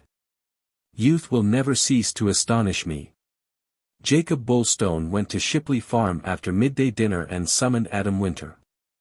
You've done more than I can pay, as you well know, he said, and that's granted. But if it's ever in my power to lessen the obligation, I gladly shall, for I little like to be in any man's debt. No need to talk that way. There's no debt and no obligation. Who wouldn't have done the same? Didn't Miss Huxham go in the water herself after a puppy? We do these things, not for any return, but because we must. I'd have done as much for a sheep, so would you. I hope she's out of danger. She's wishful to see you, nothing will do but she thanks you herself this instant moment. No need at all. So I say, no hurry anyway, but that's her will and she must be obeyed, if you please. Them caught from the grave like that did ought to be humored, said Adam's aunt. She was a little woman with grey hair and a red face. I'll come, then, if it must be so, said Winter. The green plover be back, and I shot a brace this morning. Will she accept him? No, thanks, I'll get a bird or two for her presently. The men returned together. Their walk had been silent on Jacob's part, while Adam related the particulars of the rescue. I properly thank you, said Marjorie, when they ascended to her room and Adam took a chair in the window, while Bulstone stood with his hands in his pocket at the foot of the bed and Judith Huxham sat beside it. We'll never, never forget it, Jacob and me, continued Marjorie. I hope you will, then, answered the farmer. Why such a noise about it? Duty's duty. In fact, 'twas more of a pleasure than a duty, I'm sure, and if I hadn't much feared you was a goner, I should have enjoyed the fun. Jacob's eyes were restless, he frowned and moved about. Then he turned his back and examined some family photographs on Marjorie's mantelshelf. To save a life is a great thing, Mr. Winter, said Mrs. Huxham. Now, whatever your own life's got in store for you, you can always remember that you had a hand, under God, in keeping a human creature alive. The puppy's no worse, declared Marjorie, and if he knew which it was, Jacob would never part with it. But we never shall know, for I don't remember which I saved. You must be terrible strong to have faced that awful water. It took me like a leaf. Wasn't the water's fault, he answered. Young women can't go playing about with the rivers in flood. A little item like you is bound to be swept away. It's a wonderful thing to look at a man who's saved your life, said Marjorie.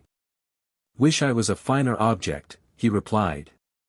Jacob hid his emotion, but had to speak and occupy himself. The invalid was nursing 2 young puppies from the last litter. She had demanded something to play with. Best let me take them back, he said. Mustn't keep Mr. Winter, he's a busy man. And mustn't spoil young dogs. Bless it, you're cuddling them as if they was a brace of babbies. They are babbies, answered Marjorie, and if you can't cuddle babbies, what should you cuddle? She was willful still and continued to speak in a tired, small voice. Are you fond of dogs? She asked, and Adam declared that he was. What's life without I say, he answered. So do I, she replied.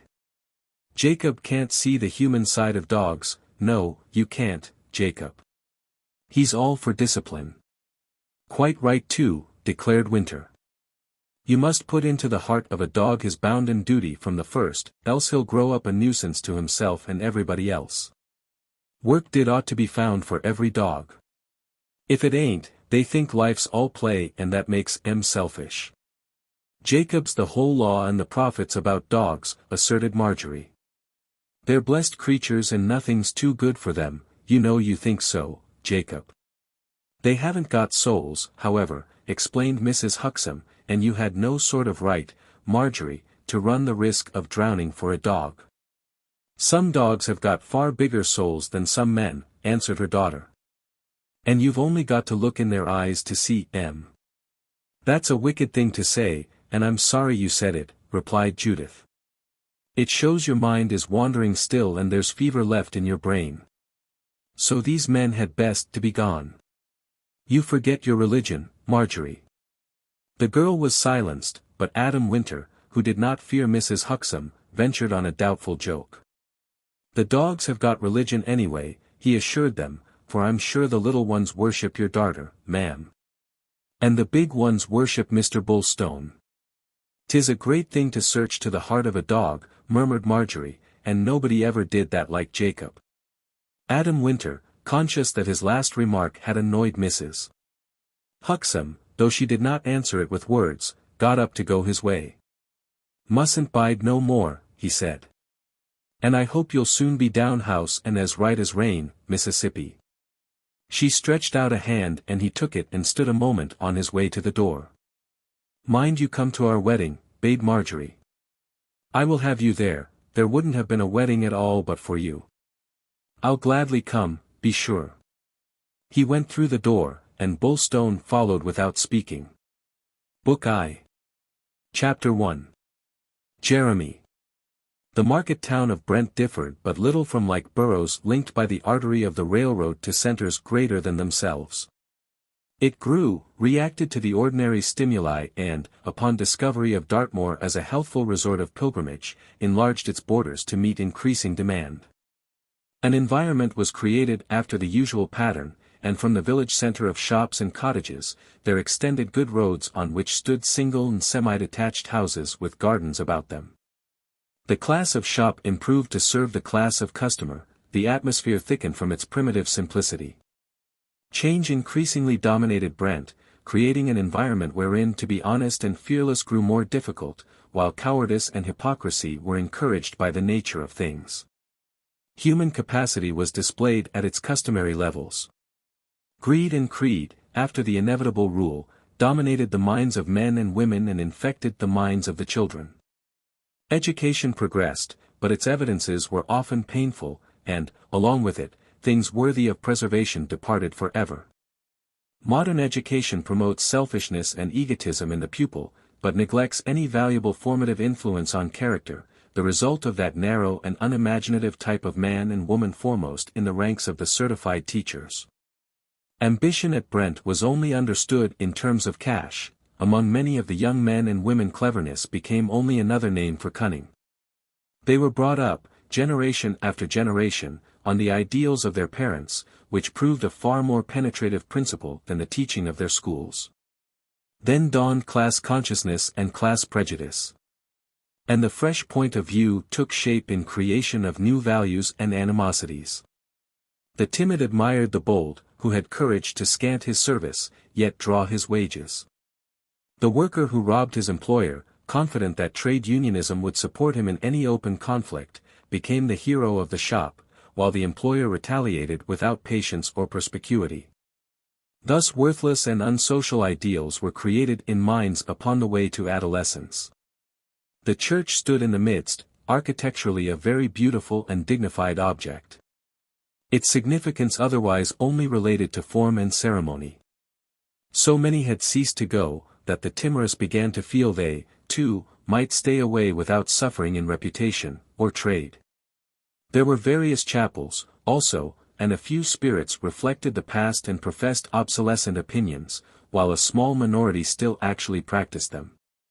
Of such were the postmistress and her husband, Judith and Barlow Huxham. To the chosen few they belonged, the woman from her birth, the man by adoption. For Judith insisted, as a condition of marriage, that Barlow must join her particular sect, and he, much in love and of no deep convictions, did not hesitate to oblige her.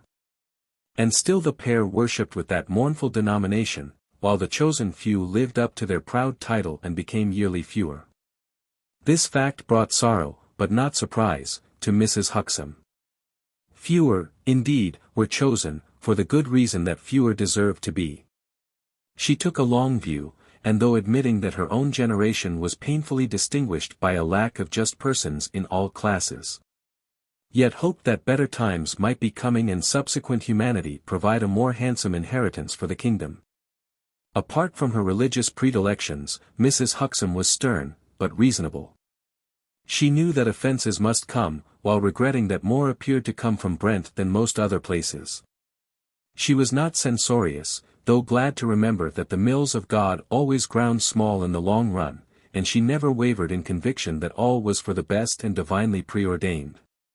Her husband she honored and respected, and indeed he was a man worthy of respect and honor. He had earned admiration and applause, for to have lived with Judith through 35 unclouded years argued great gifts of patience and philosophy on the part of Mr. Huxham. They worked in perfect amity, and their drapery establishment was still the most important shop in Brent. Judith felt prouder of her own family than her husband's, and a slight to any member of the clan was an affront upon herself. A bachelor brother lived at Plymouth. He owned trawlers and prospered, letting it be known that his niece, Marjorie, would some day inherit his possessions. Mrs. Huxham's father, Tobias Pilleblanc, a saddler, had been dead 10 years, and her mother passed a year earlier. But other Pilleblancs still flourished round about. They lifted steadfast lights on a naughty world, and nothing had disappointed Judith Huxham more than to find that Pilleblanc blood was not prepotent in the veins of her own boy and girl. They both lacked that steel of character and indomitable will power she herself possessed. And though Marjorie Bullstone, the elder child, married to a prosperous man, had done her duty and given her mother just cause for gratification and contentment, of Jeremy, her son, this could not be admitted. It happened that Jeremy Huxham's parents were now dwelling on this subject, for, upon the following day, Jeremy was due to return home. Once more he had been tried in the ranks of men and found wanting. Barlow and his wife were in bed. They retired early and, as a rule, conversed for an hour on the interests of the day before sleeping. When Mr. Huxham stretched his hand for a little box beside him and took a mucilaginous lozenge for his tubes, that was the signal that conversation must cease and sleep be sought.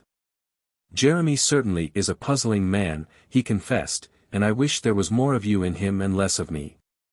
He's not altogether soft, and he's not altogether lazy, and he's always civil-spoken and respectful, and everybody likes him. Yet what does he amount to? A dead weight on our hands, and no sooner, after unheard of efforts, do we launch him into deep water, than he's back on the beach again. It's lack of purpose, said Judith. He's like one of them ants you see in the woods. They'll tug and wander this way and that, pulling along a scrap of rubbish, and they'll climb up a stone and fall off a score of times and get no forwarder. Yet you can't deny the creatures are busy enough. Of Jeremy you can only say that he's himself and made as his Maker willed him to be. He'll never treat time like a servant, but let it master him. That's what our Thomas understood, though only a child when he died.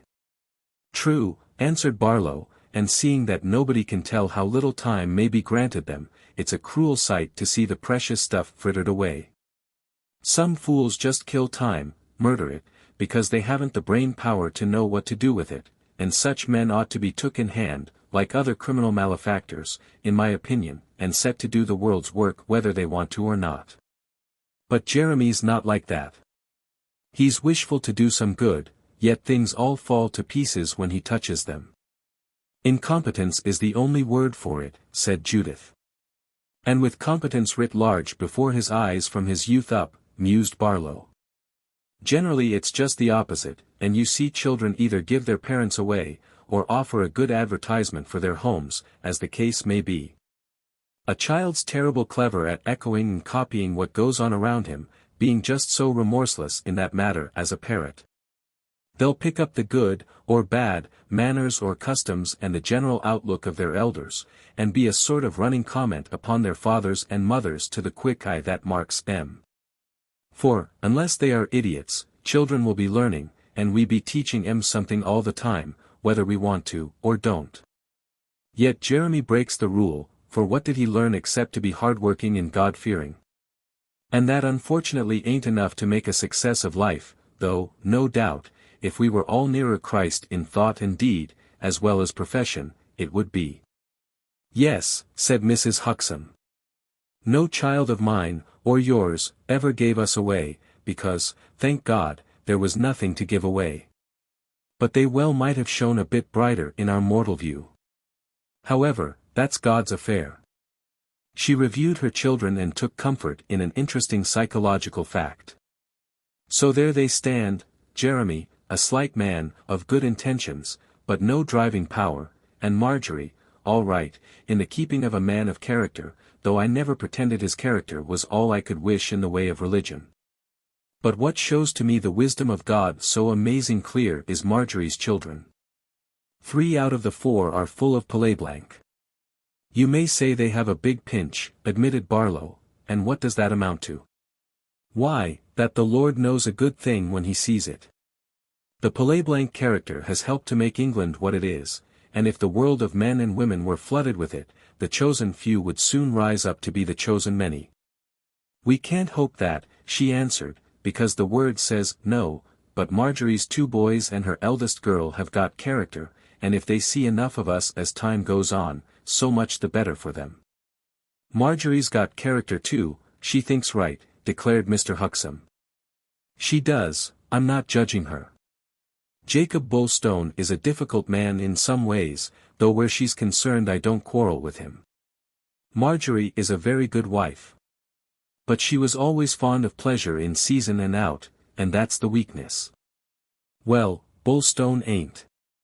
By no means a pleasure-loving man, and we must give him credit in his children also. They've been brought up to the dignity of work. They're not spoiled. He'll claim the credit, no doubt, but I shan't be sorry when they're out in the world. The blessing is that they've got what Jeremy never did have, said Mr. Huxham, and that's an idea of what they want to do. John Henry will be a farmer, and there's no shadow of turning with him, young as he is. That's palais-blanc. Then Peter's for the dogs. He'll carry on his father's business. They're not particular good scholars, so schoolmaster tells me, but they'll go to work presently, knowing all they need to know about learning in general. And you can get on without a lot of learning, so-called, amazing well. Then Avis is handsome and will be married in a few years. And that only leaves Anna. To call a child after the river was a silly thing, and I never thought the same of the man after he did it, said Judith. It was poetry, explained Barlow. And you can't fairly blame him. Marjorie loves the river and she would have it so. He ought to have withstood her. My wish was, Mary. We haven't had a Mary since my aunt died. Anna's the living daps of what her mother was at 11 years old, continued Mr. Huxham. But Jeremy's the matter now. I'm going to propose that he sees his brother-in-law as soon as may be. Jacob Bulstone will help him for his wife's sake, if it can be done. He's always been very well disposed to Jeremy. What can he do? Who knows? We never yet did ask him to lend a hand, and this may be the appointed time. Mrs. Huxham was doubtful. I shouldn't much wish to be under any obligation in that quarter, she said. You won't be, he replied. It's Jeremy who goes to the man, not you. And Jeremy's the sort must be under obligations. He's built so. There's plenty others like him. They give the stronger Christians a chance to shine and practice the virtues. You must have weak members for the righteous to show their light before men. He stretched for his jujubes, and Judith, heaving a sigh, settled down. Jeremy Huxham was the sort of son a mother is bound to love, even though her respect has vanished and her ambition disappeared. He had a charming face, charming manners, and a sanguine nature, easily elated and easily cast down. He was fair, with an amber mustache, which did not conceal a small and pretty mouth. He had large, grey eyes and a trifling forehead, over which hung bright, curly hair. He was a sort of womanly edition of Mr. Huxham, but taller and more gracefully built. Jeremy attached importance to his clothes and dressed well.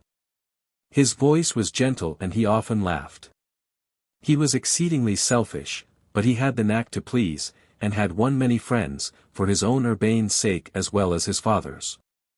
But new enterprises, begun in hope, always sank into doubt and ended in exasperation. He was an attractive, feudal person, and would continue to be so. Mrs. Huxham, remembering her own mighty influence for good on her husband, sometimes thought that, did her son take a wife, the situation might be saved. But Barlow deprecated any such enterprise at present, pointing out that the sort of wife Jeremy would be likely to choose was ill-calculated to fortify his spirit, or strengthen his footsteps.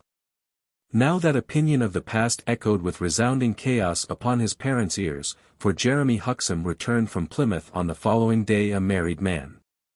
It was the second, shattering shock in the lives of Barlow and Judith.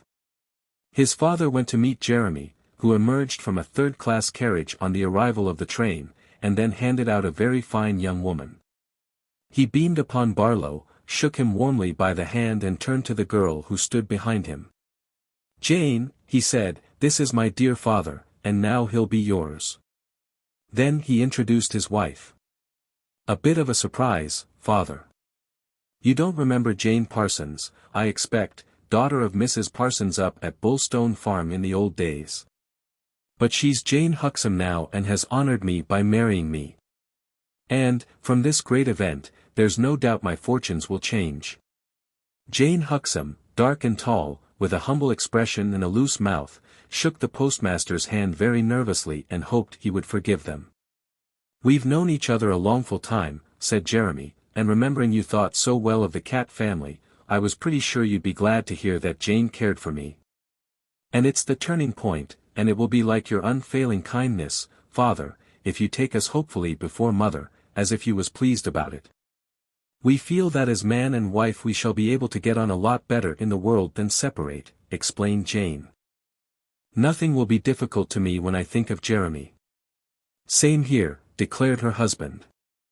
"I always wanted a homegrown wife, and we're both that fond of Brent that we shall be a lot happier here. Jane's properly glad to be back, and I'm very wishful to find work near you and mother. I missed you both a lot. Of course you'll say that we ought to have told you the glad news, and you must understand Jane was set on doing so. But the fault is entirely mine, Dad." Having said these things hastily, Jeremy went to see after the luggage, and Mr. Huxham, who had been too astonished to do more than stare and listen, turned to his daughter-in-law. "And when you naturally asked my son to let us hear about this, what reason did he give for refusing?" he inquired. "Truth's truth, Mr. Huxham," answered Jane, twisting her wedding ring, "and I've told him we must speak the truth in everything, else such a woman as Mrs. Huxham would turn against us. It's like this. I was assistant at a pastry cook's and, of course, I've known Jeremy since we were children, and he often came to Bullstone Farm after his sister married Mr. Jacob. So we met in Plymouth, and I went with Jeremy on a steamer, for one of the moonlight excursions to the Eddystone Lighthouse. And, coming home, he offered for me, and I said, yes. Then I was all for telling the great news, but he wouldn't. And why wouldn't he? There must have been a reason. The reason was that he much feared his mother would rise up and forbid it, said Jane. Truth's truth, Mr. Huxham, and I won't begin my married life with a lie, even if we have to live in a gutter. He felt cruel sure that Mrs. Huxham wouldn't like him marrying, though he never said she wouldn't like me myself. He felt sure that you would like me, because you had a very high opinion of my late grandfather, Mr. Matthew Cat, and of the cats in general. But he weren't going to take any risks, and being a man of tender mind, he knew it would hurt him dreadfully if his mother was to put down her foot against the match. And he felt, rather than face such a sad thing as that, and cause his mother pain, and suffer a lot himself, and perhaps even be drove to break it off, which would have pretty well killed me, in a word, Mr. Huxham, he felt, discretion was the better part of valor. That was his own wise words. And so we were married quite lawful and regular in a church, and he's got the lines. And if love can make him a success, he'll be one in future. He's a wonderful man really. Jeremy returned. Tom Bonus will bring along our 2 boxes, he said. It's very comforting to see faces you know round about you again, and I hope I shan't be called to leave Brent no more. My next job will be tackled with all the determination of a married man, Dad, and, if it suits me, I shouldn't wonder if I surprised you. Mr. Huxham began to collect his shattered wits. I don't want no more surprises, he answered.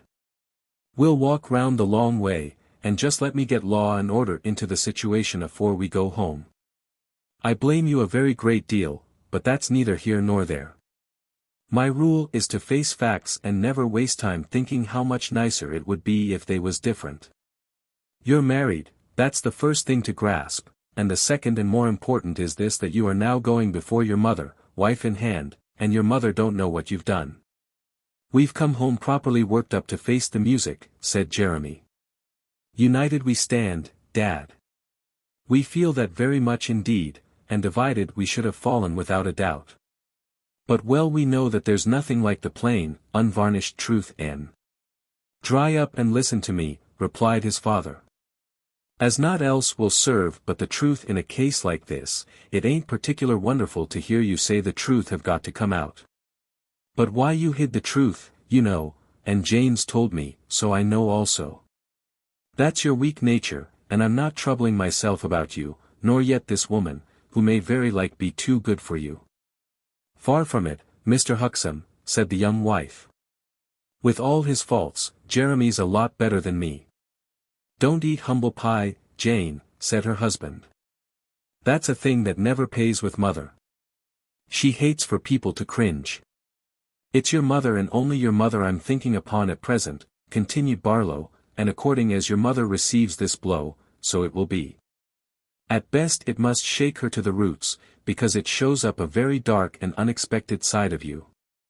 Cowards are always cunning, and it don't astonish me so much, because it's well in keeping with your character to do a thing behind the scenes you wouldn't dare in the open. But his mother have always had a soft corner for him, Jane, the only soft corner she ever allowed herself for anybody, except her maker, and so this is going to be an eye-opener for her. And an eye-opener, where the heart is set, always happens to be the most painful sort. You're speaking without allowing for the great powers of my wife, Dad, murmured Jeremy. I am, admitted Mr. Huxham, because I don't know anything about the great powers of your wife, but I know the great powers of mine, and her way of looking at everything, and her principles and her trust in even higher powers than her own.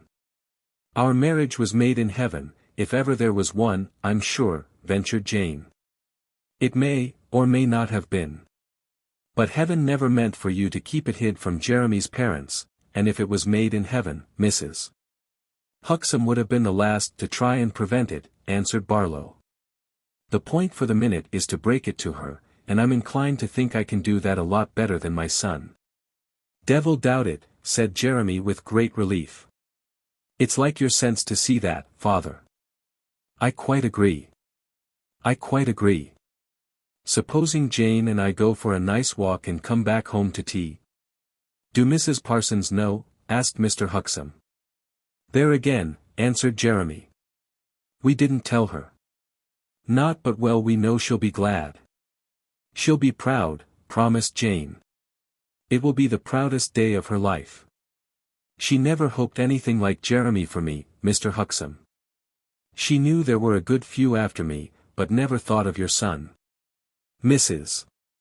Millie Parsons now dwelt in a cottage by Lydia Bridge, where the river took a great leap before descending into the meadows and woods of Brent. Thankfully Jeremy postponed the supreme moment of the day, left his father to break the news, implored him to do so in a friendly spirit and wandered off with his wife up the valley beside the river. Then Barlow Huxham returned to his shop, called Judith from behind the counter for a moment and prepared to tell her what had happened. "At my wish, Judy, our son has gone up over and won't be back till tea time," he began, but Mrs. Huxham stopped him. "Who is she?" asked Jeremy's mother quite quietly. Again Barlow felt the solid earth slipping. "You know?" he asked. "2 boxes have come, and Bonas brought them," she answered. "I told him only one was Jeremy's, and he said very like, but that the other belonged to his wife. It's true. Wonders never cease in our family, well ordered though it may be. The world's to the young, and a proper mess they seem likely to make of it. You always thought that marriage would save or settle Jeremy, and we can only pray that it will save him." Mrs. Huxham was pale. She mopped her face quietly with a white handkerchief and remained silent. "Don't you take on," he begged. "Don't let it shake you." "Does anything shake me?" she asked. "What right should I have to stand with the chosen few, Barlow Huxham, if anything shook me? It's the Lord's will and that's enough."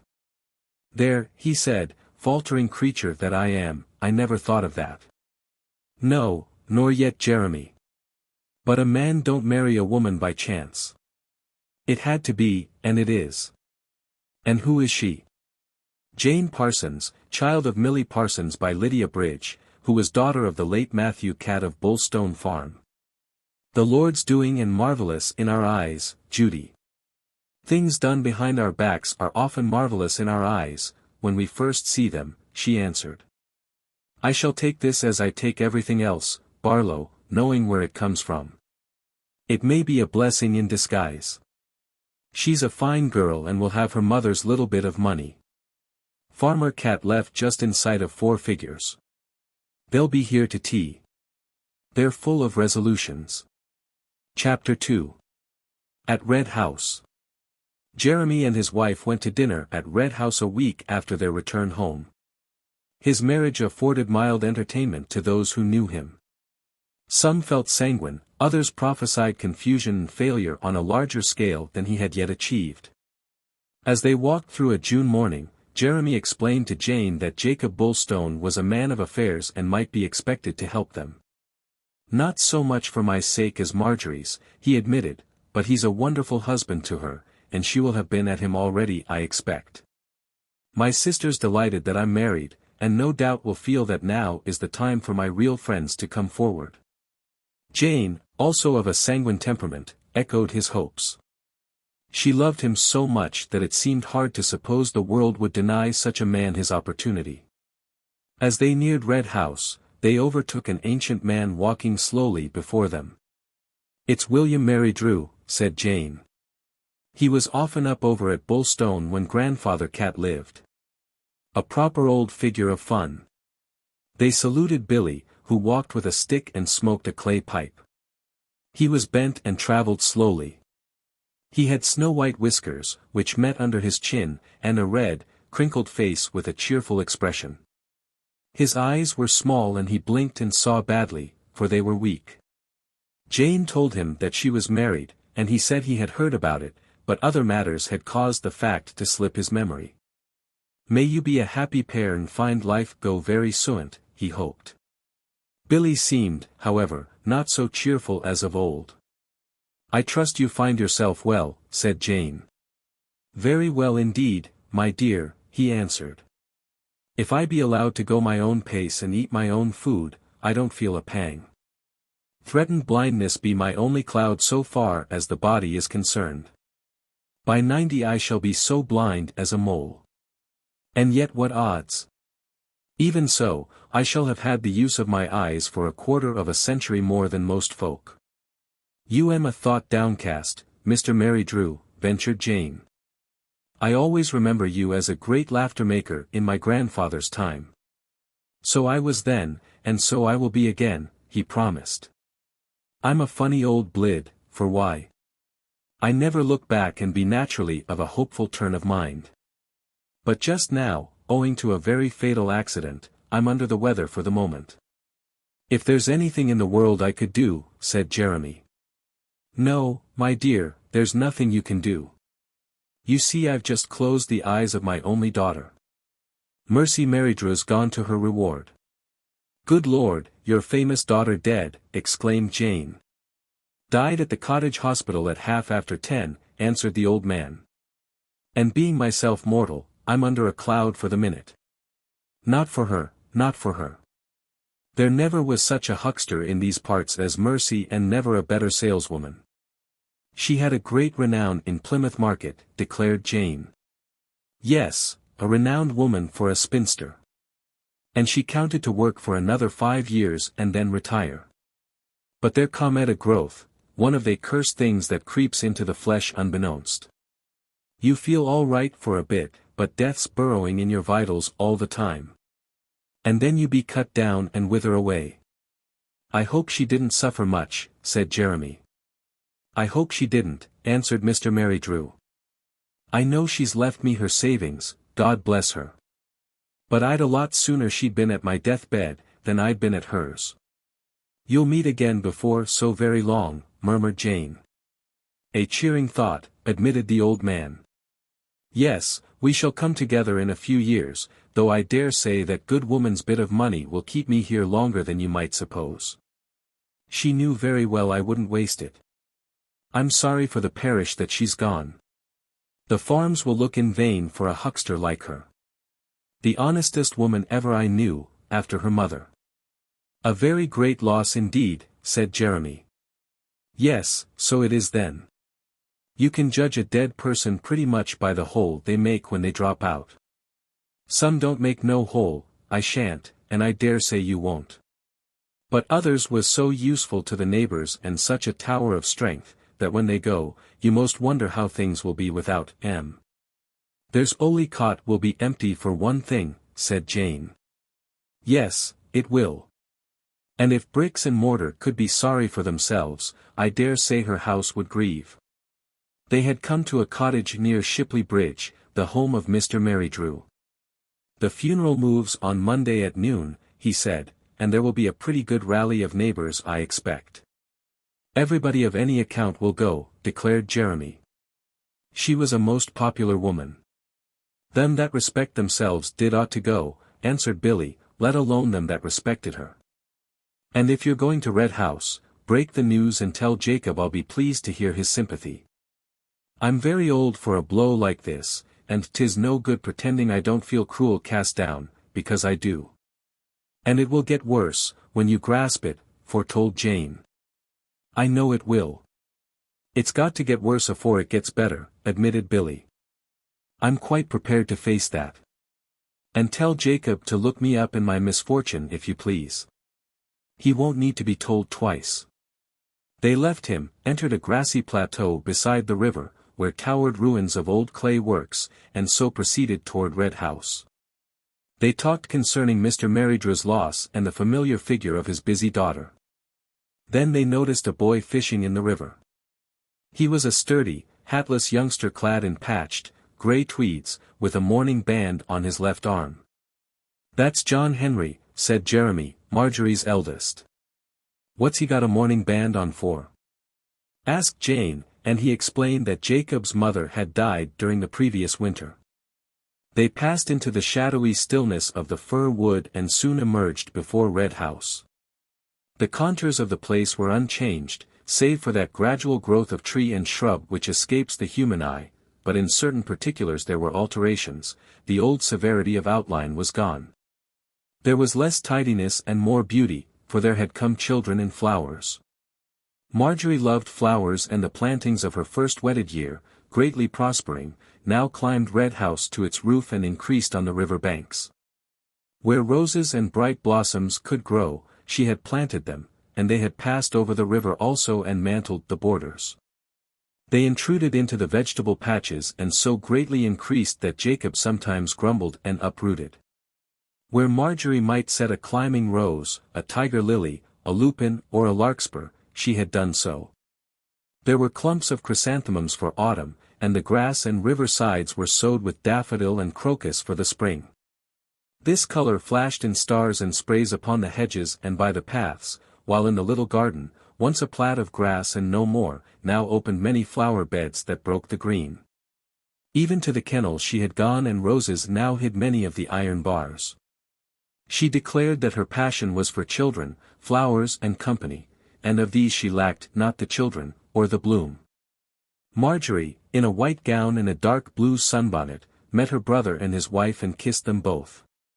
Now she was 34 and a woman of fine presence, yet slight as in her girlhood and delicately fashioned.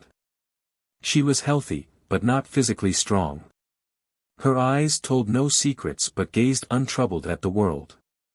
None wholly enjoyed her confidence, and she spoke ever of her good fortune, never concerning any thorn that might be conceded. Thus she was believed to be a woman wholly happy, and indeed enjoyed her share of happiness. The delight of a secret had lately lent sauce to existence, for she, and she alone, was in Jeremy's confidence and had heard of his betrothal and marriage.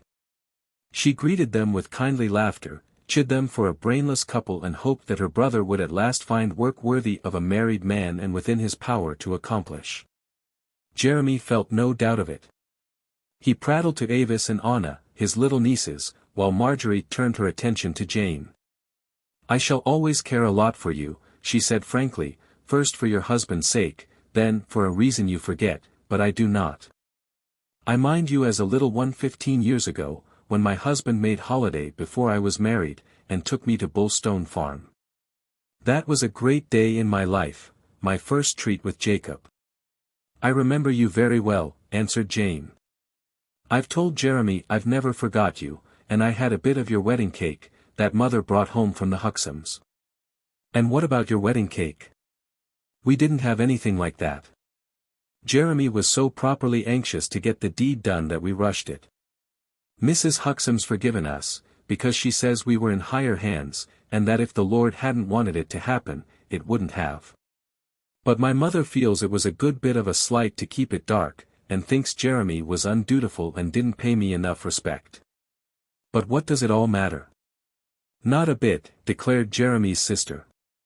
"He's as good as gold, though a bit faint-hearted. You'll have to make him take himself more serious, Jane."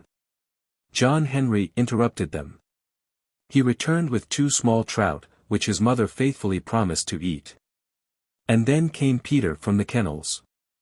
"They are praying for the holidays to come," said Marjorie. "My boys both hate their books, you must know, and Jacob don't care over much, because they're both so clear in their minds what they're wishful to be." "That's a great thing," said Jane. "It is then." Peter resembled his father, while John Henry was said to be like his grandfather Bullstone. Both, so Jacob held, were true Bullstones, strong, self-reliant and determined. They grew fast, worked harder at home than at school, and longed for the time when they might begin life seriously, the elder on the land, the younger at his father's business. "Peter's got the love of dogs in him on both sides," explained Peter's mother, "for I always did love the creatures, and so does Jacob, and John Henry loves farming." Her husband, for whom they waited, appeared, and calling Jeremy, who strolled in the garden with his nieces, they went into dinner.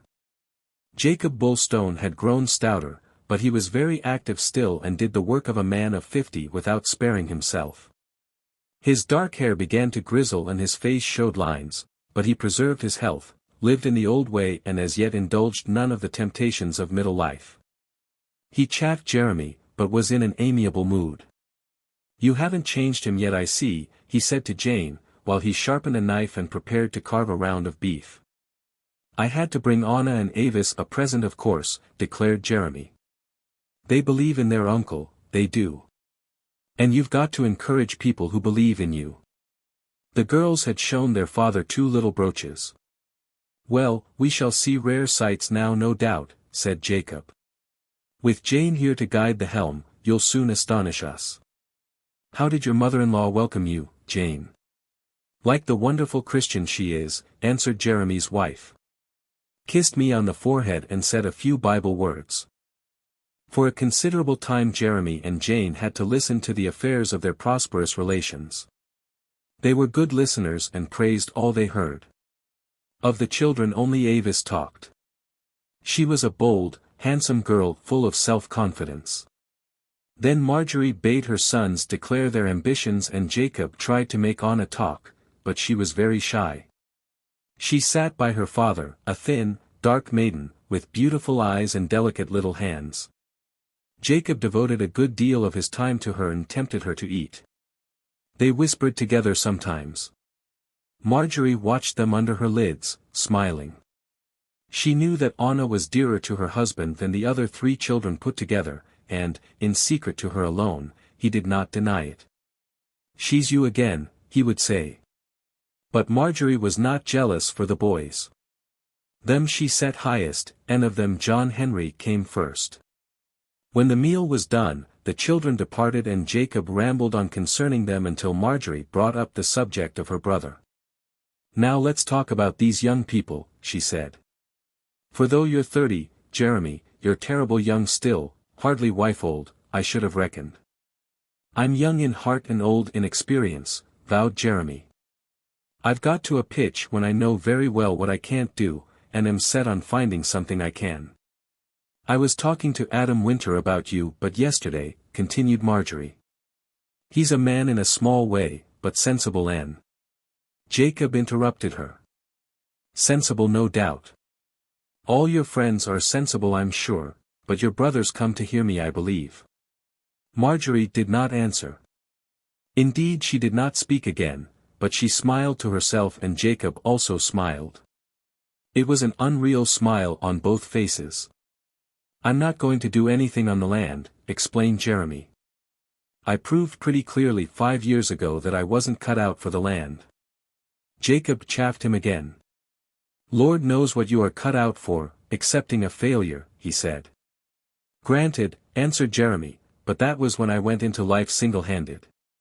Lots of chaps are failures before they are married. Then, afterwards, they shine out and surprise everybody. I've had you in mind. Old Miss Mary Drew is going home pretty fast and she'll leave a gap. I don't say you can fill it, and single-handed you certainly could not. But along with Jane you might." Jeremy looked at Jane. "If I hadn't forgot," he said. "We met Billy Mary Drew back along, outside his house, and he was just come from his daughter. She's dead, and he was very wished about it." "Dead," said Marjorie. "Poor Mercy gone." "Yes, and William wanted it to be told here, and hoped that Mr. Bulstone would step over," added Jane. "You ought to have told me before," declared Jacob. "That man is a dear old friend of mine. The sanest, biggest-hearted soul that ever I knew, and much to me ever since I was a child. He'll think I'm hanging back, just because you bird-witted people forgot to tell me." He rose, but spoke again before he departed. Mercy Mary Drew was a huckster. She went round in her little cart and collected butter, eggs and poultry from the farms for Plymouth market. And to market she went with her baskets, every Friday of her life for 30 years. Now think of it, Jeremy. How if you did her job roundabout, and Jane went to market? To drive about in the open air. "The dream of my life," said Jeremy. "You always say it's the dream of your life, when a new opening is found for you," laughed his sister. "Think of it seriously," urged Jacob. "This also means that Oly Cot, my little house by Oly Farm, is on my hands, and there you'll be in the heart of your job with the farms all around you. But it's up to Jane more than you. Whether she'll make a good market woman is the question. Now I must be gone for an hour and see that poor chap. This will hit him harder than he thinks for. I'll be back before you leave." "I can't find words to thank you," declared Jeremy, "but I'll show it in deeds, Jacob. To have my own trap and drive about in the open among my neighbors. It's almost too good to be true." They turned to Marjorie and praised her husband when he was gone. "It's wonderful how life opens out after you're married," said Jane. "It does," admitted Marjorie. "It opens but, as you say, Jane, and shows you all sorts of things you never dreamed. And it also shows how every little bit of happiness carries its own worm in the bud. However, you'll find that out for yourself. You know Olicott well enough, of course. Loved it ever since I was a child, answered Jane. Mr. Elvin's old mother lived there, and when she died, a gamekeeper and his wife was there for a bit, then Miss Mary Drew rented it from your husband. And nobody ever had a better tenant. She did her part and Jacob did his, and I did mine, which was to plant a lot of roses and nice flowers in the garden. You'll find it perfect, for she had a trick to make everything about her look flame new all the time. A very clever woman, and Joe Elvin will miss her, for she was one of the hopeful ones, like her old father, and cheered the man up. He's a grizzler, born so, yet no call to be. He's had his share of luck and Jacob says he's pretty snug, but his health's bad. I remember Olicott, declared Jeremy. I used to go up to Oli, to kill rats with my ferret when I was a boy, and I was very friendly with Joe's son, Robert. Robert's going to make a better man than Joe, said Marjorie. A very nice boy, and seeing his father's so melancholy, he's fought shy of it, and takes a bright view. Jacob says he'll be a tip-top farmer presently. Joe used to be kind to me, because he respected mother such a lot, and father, declared Jeremy. He's kind to everybody in his mournful way, answered Marjorie. But he'd always sooner go to a funeral than a wedding, and when he opens the paper of a morning, so Robert tells me, he always says, and who are the lucky ones? Then you find he's reading the deaths. Yet nobody would hate dying more than him. Jeremy was full of his prospects. He always expatiated over any new scheme and saw manifold possibilities. Of course I'm the last to build castles in the air, or anything like that, he declared, but, all the same, if only Jacob can lend a hand here with the house and a trap and a horse, he certainly won't regret it.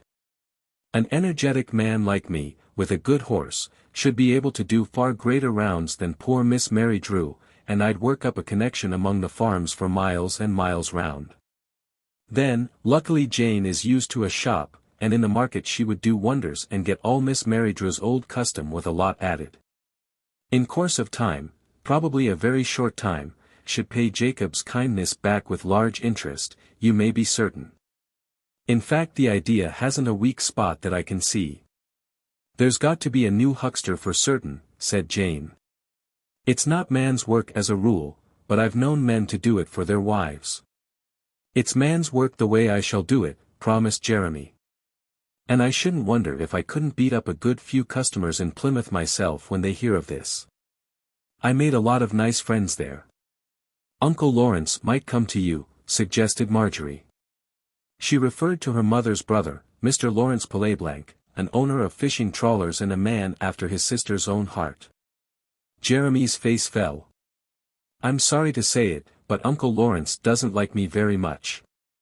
You see he got me that last billet, that failed through no fault of mine, and after he found I was giving up and coming home, he said some strong things. But you are all the world to Uncle Lawrence, Marjorie, and when he hears of this new and much more important step I'm taking, no doubt, if you dropped a word, he'd buy his butter and eggs and so on off me and Jane. I'm sorry you fell out with him, said Marjorie. I didn't, answered her brother. I don't fall out with anybody. It was his natural disappointment that I didn't shine in the artificial manure works. He'll always say it was because I was weak and couldn't stand the smells. He hasn't got a nose himself, else he wouldn't live on the Barbican. But I respect him very much and I hope he'll live to respect me. He's looking forward to your visit as usual. Lawrence Pilleblanc, an old bachelor, regarded Marjorie as his special joy. She visited him every year, and always took a child with her. It's the turn of Peter, she said, and we go down in August. To think of Olicott, murmured Jane. Too good to be true in my opinion. Its little windows catch the morning light, and the chimneys covered with ivy. Great fir trees with red stems grow over it and there's an upping stock for horsemen outside the gate. You won't know it for roses now, answered Marjorie. Poor dear Mercy Mary Drew, her heart used to sink when I came along with some new flowers dug up from here. She was all for tidiness, and I do think flowers gave her more pain than pleasure. I like them and I'll tend them well, promised Jane. Her sister-in-law, regarding her with side glances, perceived that she was possessed of childish charm. She was a pleading sort of girl, just the type sure to win Jeremy's affections. "My own impression is that it's going to mean big money from the first," said the future huckster. "I'm itching to be at it. And I'm very hopeful it may be possible to secure some of Miss Marydrew's furniture, so we can go into Olicott as soon as Jacob likes. Father would help there. And we shan't fear to rough it neither," continued Jane. "We've said to each other, scores of times, that we don't mind how hard life is, so we share it together." "Not hard for you, however," promised Jeremy. "I'm the one to bear the battle and come between you and everything. That's what I'm here for." Then they went to look at the kennels. The family reassembled at tea, and Jacob, who had spent an hour with Mr. Marydrew, declared that he was bearing up exceedingly well. "Too sensible to lose his balance under any trouble," he said. Bulstone found that Jeremy had already undertaken the new work in spirit and was actually thriving at it, saving money and repaying his debts. "Trust me," he said, "and be sure of this, that I shall return good measure well pressed down, Jacob. This is the chance of a lifetime, and something tells me my foot is now firm on the ladder." They parted presently, and while Anna and Avis accompanied them for a mile on their return journey to Brent, Marjorie thanked her husband. "It's like you. I'm sure I'm deeply obliged, and father and mother will feel as grateful as I do," she said rather formally. Jacob laughed. "For you and yours I do it. But don't be too hopeful. Jeremy isn't built to help on the world, only to be helped on by it. Perhaps now he's married. Yes, he'll try valiantly, a most well-meaning chap, but you can't ask Putty to take the place of lead. I'll push him and do what I may, and so will you. If manners could make him, he'd be all right. But he's like your rose bushes, wants a lot of tying up and supporting." Chapter 3. Barton Gill under notice. The mind of Barton Gill was exercised, for he had heard painful news and suddenly learned the unsuspected opinion of another man concerning him. He felt shocked and cast down, having never guessed that Jacob Bulstone contemplated the possibility which now confronted Mr. Gill as a fact. Barton was 68 and, in his own opinion, as active and apprehensive as ever. Looking back he perceived that he had actually outgrown some weaknesses of middle age, while with respect to his knowledge of dogs, no man could deny that it embraced everything of importance. Returning from Brent, the kennelman fell in with Adam Winter and revealed his troubles. "Hast heard the black news, Adam?" he began. "But of course you have not. It only burst upon me yesterday." "Can it be bettered, or is it one of the fatal things beyond repair?" asked Winter. It was his solid custom on all occasions to help if harm might be averted, but not to fret unduly at evil accomplished. "Whether it's going to be fatal remains to be seen, but I don't feel an ounce of hope," said Gill. "In a word, Jacob Bulstone. You know his way. He'll store his thoughts, and smile, and hide what's moving in his head from every eye but his Maker's. And then, when the deed is ripe, he'll do it. And so half his actions come upon people as a great surprise, because they never get a wink of what was leading up to him. He's always got his reasons, however," argued Adam.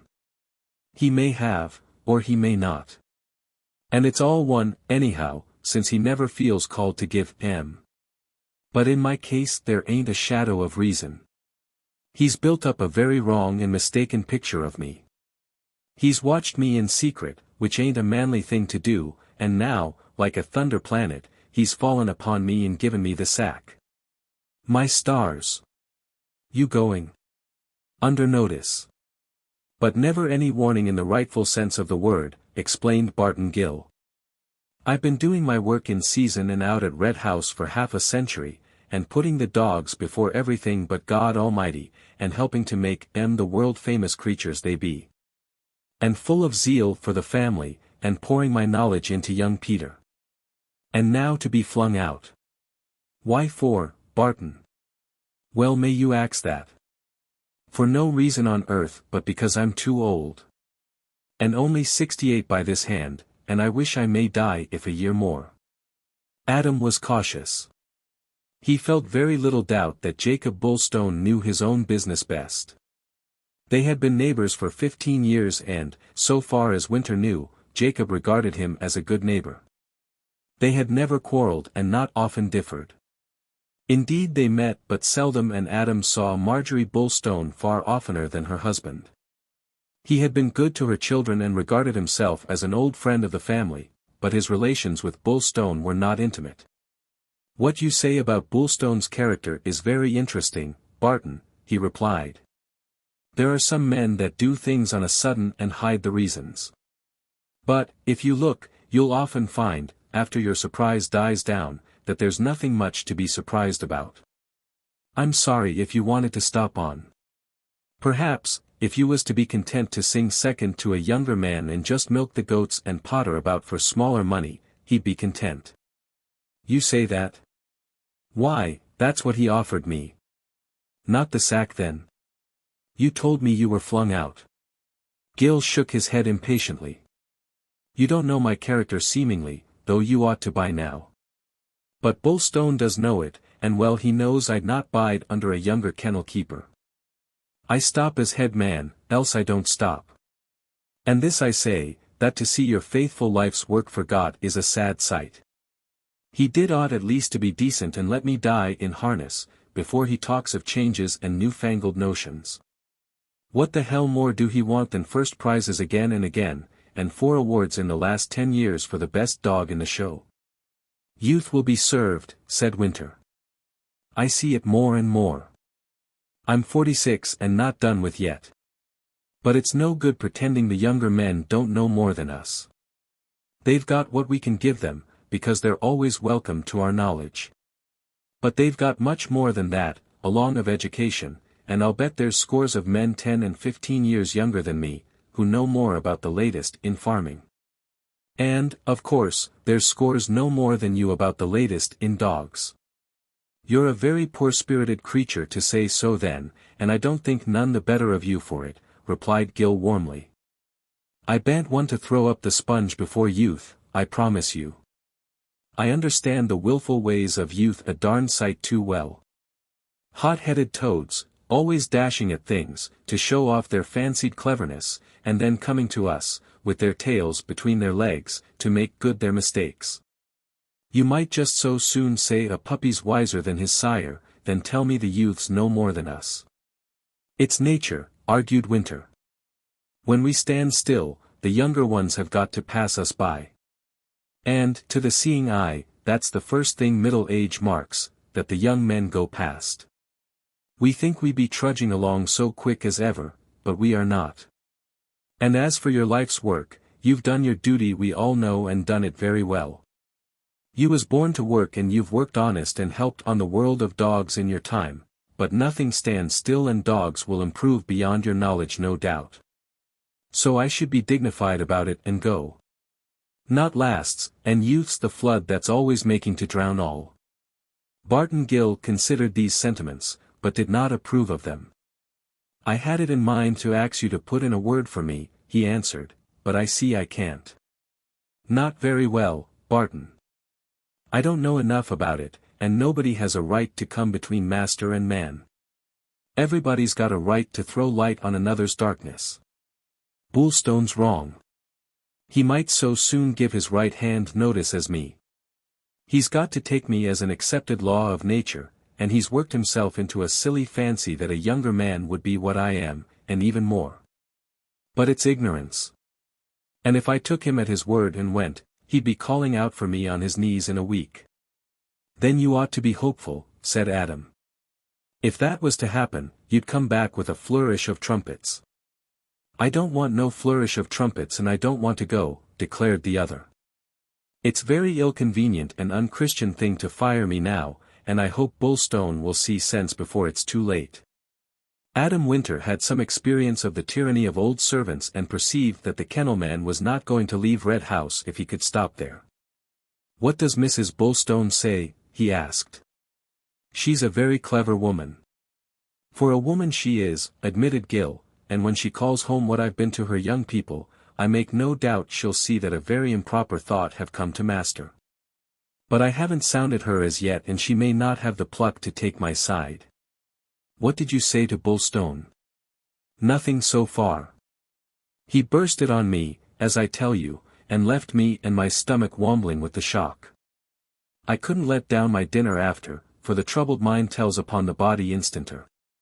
I just asked him if I'd heard aright, and he said I had, and since then I've been turning it over. They had reached the gate of Shipley Farm on the east bank of Anna, and Adam stood a moment before entering. Well, I dare say it will straighten out. Look all round it. You've only got yourself to think of. And if you was to retire, you'd enjoy a restful time, and the respect due to you, and not be sorry to find yourself idle with your work well done. I'm not going, answered Barton. One word's as good as 1,000, and unless the man uses force, I don't go. I've set the age of 75 for retirement, and I don't break my word to myself for 50 bullstones. In this determined mood he crossed the bridge and proceeded sulkily homeward. A thought struck him and he turned and shouted it back to Adam. A man's home is his home, ain't it? And who the devil's going to turn me out of my home? Adam did not answer, but laughed to himself. He was still laughing when he entered his kitchen, where his aunt, Amelia Winter, and his brother, Samuel, had just begun their tea. I didn't expect you back so soon, my dear, he said to the old woman. And I didn't expect to be home so soon, she answered, and, what's more, I came too soon for my piece, for if I hadn't gone up Church Lane when I did, I shouldn't have seen a very sad sight. Amelia had worn well. She was upright and stout and strong, the youngest of the party, as Adam always declared. The men resembled each other. Samuel was but a few years older than his brother, and Adam stood to him for divinity. He echoed his opinions and bestowed upon him absolute trust. Nothing his younger brother could do was wrong. Sammy's mental eccentricities were considered quite harmless, and they had seldom as yet made him a danger to the community. If he ever displayed a spark of passion, it was at any adverse criticism of Adam, and this weakness on his part, once actually manifested. When he fell tooth and nail upon another laborer for laughing at his brother over some trifle, was now respected. In person Samuel appeared a larger edition of Adam, but of gaunt expression and already grey. He was very strong and labored like a horse. Work kept his mind sweet. And what might you have seen to shock you, aunt? Asked the master of Shipley. A sorry sight, she answered. You mind poor Miss Marydrew's famous hat with the red squirrel's tail? It was a well-known feature, a proper landmark roundabout. And today I've seen it on another woman's head, and you might have knocked me down with a feather. That any female could have the front to flaunt that well-known trophy. And such a female. Sarah Saunders, if you please. Properly indecent I call it. Her sale fetched very good prices, said Adam. Old William kept a few of the best things for his house, but they say he's cleared something better than £60 by it. He oughtn't to have sold her clothes, and I've told him so, answered Amelia. Clothes are sacred to the wearer in my opinion, and I'd so soon have seen Mercy's ghost as her hat on that wicked head. It won't bring no luck to anybody concerned. Adam told how Barton Gill was under notice, and his aunt thought it a hard thing. Samuel waited to hear his brother's opinion, and echoed it. Gill's worn out and did ought to make room for a younger man, he said. He spoke very slowly in a very deep voice. Did Mrs. Kingwell's cow come to Turk? Asked Adam. She came, answered his brother. Then the men went out to their evening labors. No great prosperity marked the farm, but Adam was not ambitious and his future hopes only extended to his brother. He desired to see Samuel safely through life and never at the mercy of unfriendly or indifferent hands. His own needs were of the simplest. He had abandoned any wish to wed, or raise up a family. He was content and his life went uneventfully forward, brightened by various friendships. He was well liked but not well known. To more full-blooded and energetic men he seemed shadowy, yet none ever heard him say a foolish thing. His neighbors knew him for a capable farmer, but they wondered why he stopped on year after year at a place which offered such small opportunity for enterprise as Shipley. Others, however, explained this seclusion as accepted on Samuel's account. Samuel was happier in loneliness. Chapter 4. On Shipley Bridge. The subconscious work of grievances and the secret attrition of their fret are dangerous. Marjorie Bulstone harbored such an ill, and it had wrought inevitable modification of character, for sense of personal wrong, if indulged, must mar quality. She was barely conscious of this buffet, and when she thought upon her life, assured herself that its compensations and disillusions were fairly balanced, for she loved her husband and tried to keep his fine characteristics uppermost in her mind. But she liked him less than of old, and her grievance appeared in this, that he hindered her and came between her and many innocent pleasures which would have made her life fuller and happier. She did not understand Jacob save in flashes, and was dimly aware of perils in his nature and chambers, hidden in his heart, which held danger. He told her often that he held no secrets from her, and perhaps he believed it. Regarding temporal matters, his success or failure, his money, his possessions, his plans, it was emphatically true. He liked her to know how he stood, to share his hopes, to sympathize in his disappointments. But this was not all, and Marjorie knew that in the far deeper secrets of character and conviction, she had not entered the depth of her husband's mind and never would. He was a warm-hearted man, and yet, under the warmth, flowed currents hidden from every eye. Sometimes, more by accident than intention, she had dipped for a moment into these currents, been chilled and found herself glad to ascend into the temperate region of their usual communion. She knew he was jealous, yet he seldom said a word to prove it. But she understood him well enough to read his silences, and they were unspeakably pregnant. They would sometimes last for several days and frighten her. She had known bitter weeks when Jacob addressed no living thing but the dogs. Then the darkness would drift off and his steadfast and not uncheerful self shine out. Sometimes she was able to discover a reason for such eclipse. Sometimes, puzzle as she might, no cause occurred to her mind. If she approached him, expressed grief for his tribulation and prayed to share it, he would put her off. Then she felt the cause, if not the fault, was in herself. "If you don't know the reason, then no doubt there's no reason," was a cryptic answer he often made, and it left her dumb. She was conscious of a strange sense that somebody beside her husband dwelt unseen at Red House, somebody who watched and noted, but made no comment. The unseen expressed neither pleasure nor displeasure, but concentrated upon her and chronicled her actions and opinions. Jacob seemed to be two personalities, the one obvious, trustworthy, affectionate, the other inscrutable, attentive, vigilant. If one Jacob praised her and seemed to come closer, so that she felt happy, then arose the consciousness of the other Jacob, concerning whom she knew so little, and whose attitude to herself she could not feel was friendly. Had she been able to put a name to it, or analyze her husband's second self, she might have felt easier in some directions, but as yet she had failed to understand. Nor could anybody help her to do so. Perhaps Judith Huxham came nearest to explaining the obscurity.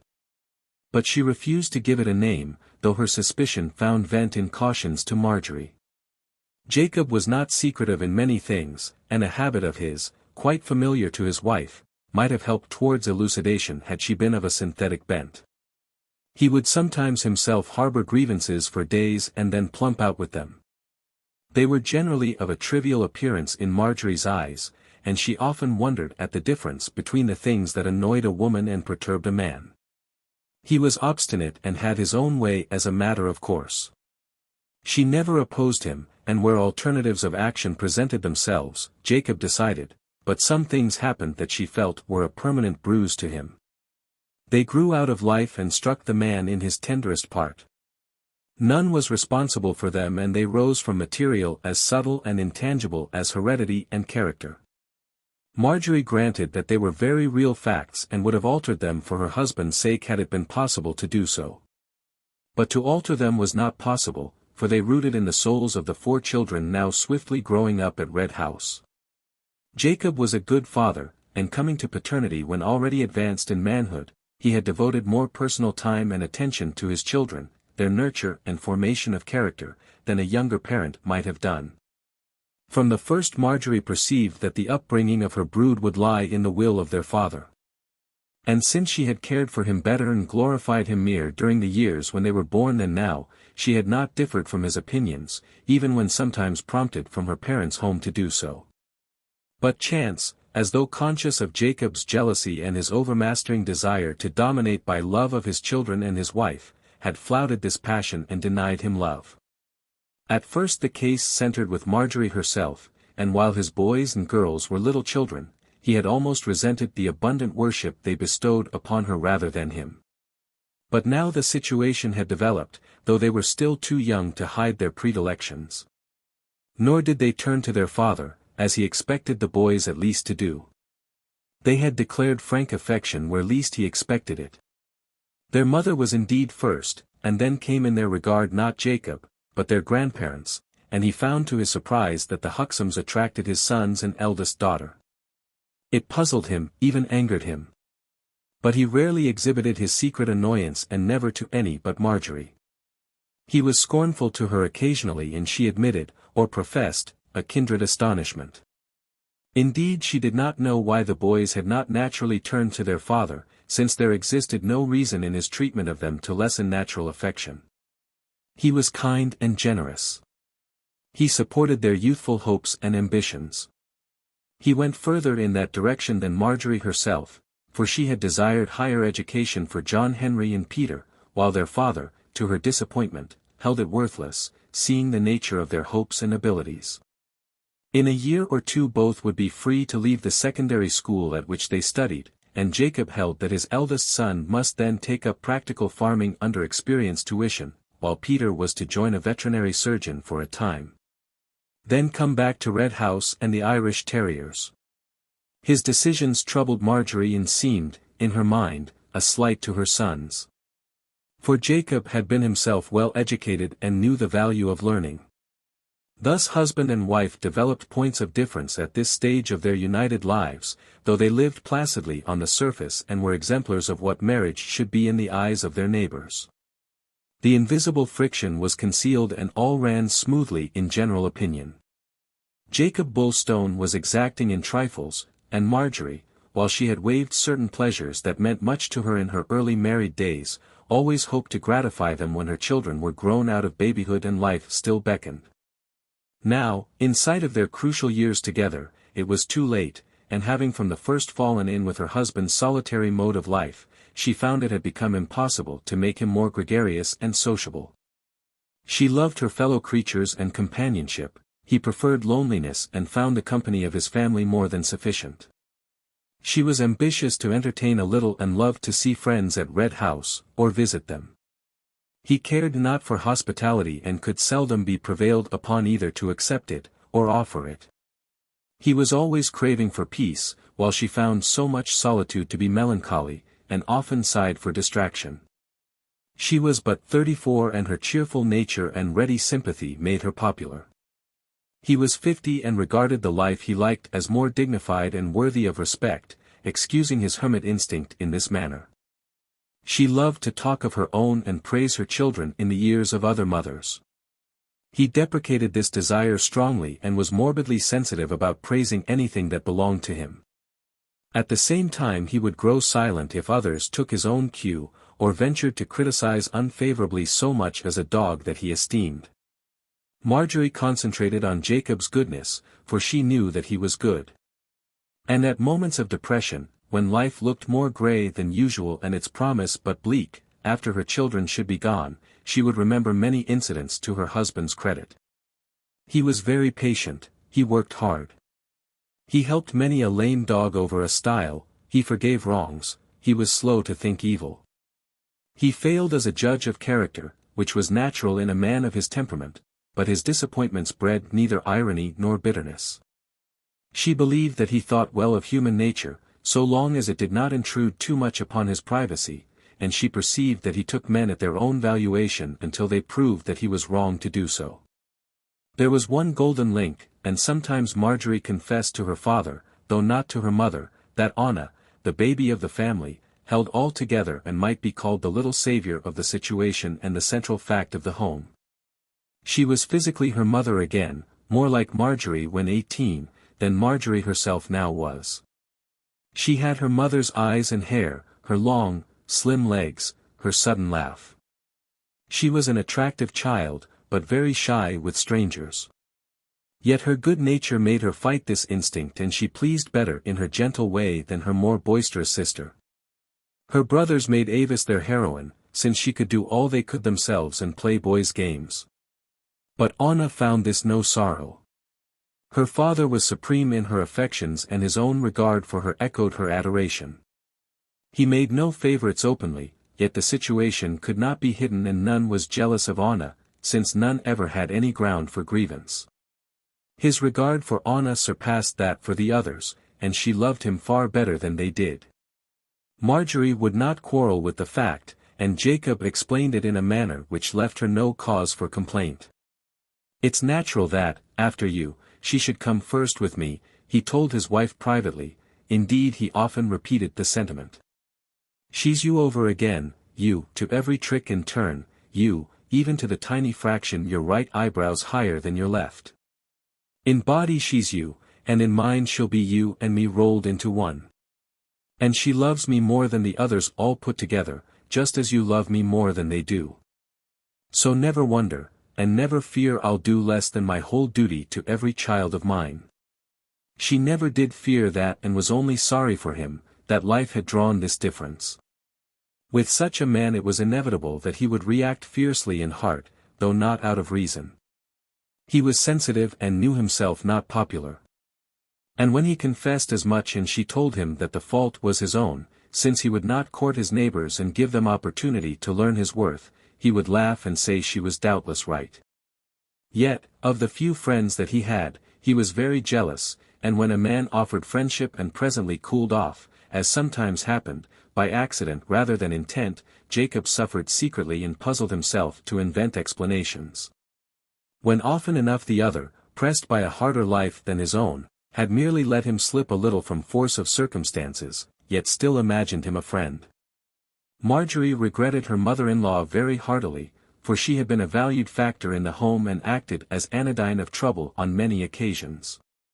She had taught her son's wife some precious truths concerning Jacob and made her feet firm in certain particulars. She had won the affection of her grandchildren also, and she always possessed an art to satisfy Jacob himself.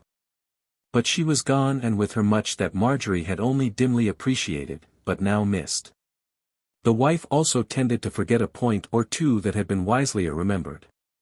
Jacob broke out sometimes and said things that must have caused Marjorie uneasiness, had she not assumed their insignificance. What he spoke in rare fits of anger was always of the surface and unimportant to Marjorie, yet in another ear, if any had heard him, these speeches might have sounded ominous. Galled sometimes by thoughtlessness in his sons, or at an answer lacking in respect, he would roar harmlessly and even threaten. She had heard him say that, since Anna was the only one who cared a straw for his opinions, and valued his fatherhood in her, she should be the only one he should remember. But these things were summer thunder and lightning to his wife. Whatever his offspring might do, short of open wrong, would never influence Jacob. What was hidden she regarded, indeed, fearfully for its mystery, but that it would ever rise into injustice, folly, madness she denied. He was a man too forthright and fixed in honor and justice to wrong any fellow creature. And this she felt despite difference in religious opinion. She had never probed this matter, but was aware that Jacob did not share the convictions she had won in her home. He seldom went to church and seldom, indeed, discussed religion at all. But he never spoke of it without great respect and reverence before his children, though sometimes, to her, he allowed himself an expression that gave her pain. She did not doubt, however, that under his occasional contempt for her mother's religious practices, Jacob remained a good Christian at heart. Indeed, he had never questioned the verities of Christian faith, or regarded himself as anything but a religious man. But his plain dealing and scrupulous honesty sprang from heredity and was an integral part of his nature. He felt no vital prompting to religious observance in public, and his dislike of crowds kept him from church-going save on very rare occasions. Marjorie knew that he prayed morning and evening, and had indeed reported the fact to her mother, who distrusted Jacob in this matter. For her son-in-law himself Mrs. Huxham did not trouble. But she was much concerned in the salvation of her grandchildren. Marjorie wandered down the valley one afternoon when the leaves were falling and the river making riot after a great rain in mid-Moor. She always liked these autumnal phases and loved to see the glassy billows of the water roll, as they rolled when she came so near drowning in her marriage year. She proceeded to meet Jacob, who would presently return from Brent, whither he had been to dispatch some dogs by train, and now she fell in with Adam Winter, riding home on a pony over Shipley Bridge. She was glad to see him, counting him among her first friends, and he welcomed her and alighted. "Haven't met this longful time," she said and shook hands. This they never did, but for once the fancy took her and he responded. "Leaf falling again," replied Adam, "and the autumn rain upon us. A good year, however, middling hay and corn, good roots and good grazing." "I'm glad then. Weather's nothing to us." "It makes a difference to your feelings," he argued. "How's things?" "All right. One day followeth another, as the book says. And they're all mighty alike at Red House. We don't change half so much as the river. Anna was rolling down like this when I went over the waterfall, and you got wet on my account. 16 year next month, I haven't forgotten. It's a long time to remember anything, but I've not forgotten either. How's my brother, Jeremy, treating you?" Adam laughed. "New brooms sweep clean, but he's made a great start, and don't he look a pretty picture in his trap? Up he comes, punctual as postman, every Thursday afternoon for the butter and eggs. Long may it last. And Jane's suited too, so far. She gets off to Plymouth Market on Friday morning, and has done very clever indeed up to now. It was a great start in life for them, and like your husband to give it. A wonderful good thing to do. Jeremy knows his luck, I hope. But there, Providence cares for the sparrows, though it overlooks the starlings in a hard winter. Jacob's a good un, Marjorie. So he is then, good as gold. And heavy as gold, so a man answered, when I said that very thing about Bullstone not a month ago. But I withstood him there. He's not heavy, only a self-centered man. And why not? With a home and a wife and children and a business, all packed up in the valley so snug and prosperous, why shouldn't he be self-centered? Why does he want to be anything else? She shook her head. It's narrow for a man, she answered, and I often wish he'd go in the world more, and welcome the world at Red House for that matter. I'm looking at it from his point of view, not yours, replied Adam. For the minute I was seeing his side. He's not one for neighboring with people, and I say he don't lose much, because his business don't call for a wide knowledge of humans. He's in clover. He's got a very fine strain of dogs and the people know it and have to give a good price for a good article. So he's not like a farmer, who must make the best he can of open markets and competition. He's all right. But I quite grant it's not just the life you choose, because you're a sociable creature. You like fresh faces and new voices and new opinions and new gowns, and if I'd been your husband, you'd have had most of those things anyway. I believe I might. You'd make a very good husband, Adam. A good husband wasted. But why? It's not too late. Why don't you take a wife? I should be glad, for it would mean another woman here, and new ideas. For your sake I would then, he said. But the time's past, if it ever came. I've got a bachelor nature and plenty to think upon without a wife. Lookers on see most of the game. I'm sure you're a lot cleverer and more understanding than most married men. Not much in the way of cleverness, else I wouldn't be puzzled so oft. The open mind's a very good thing. I'd sooner be puzzled than always think I knew. Such a lot always think they know, and always know wrong. It's the point of view, he said.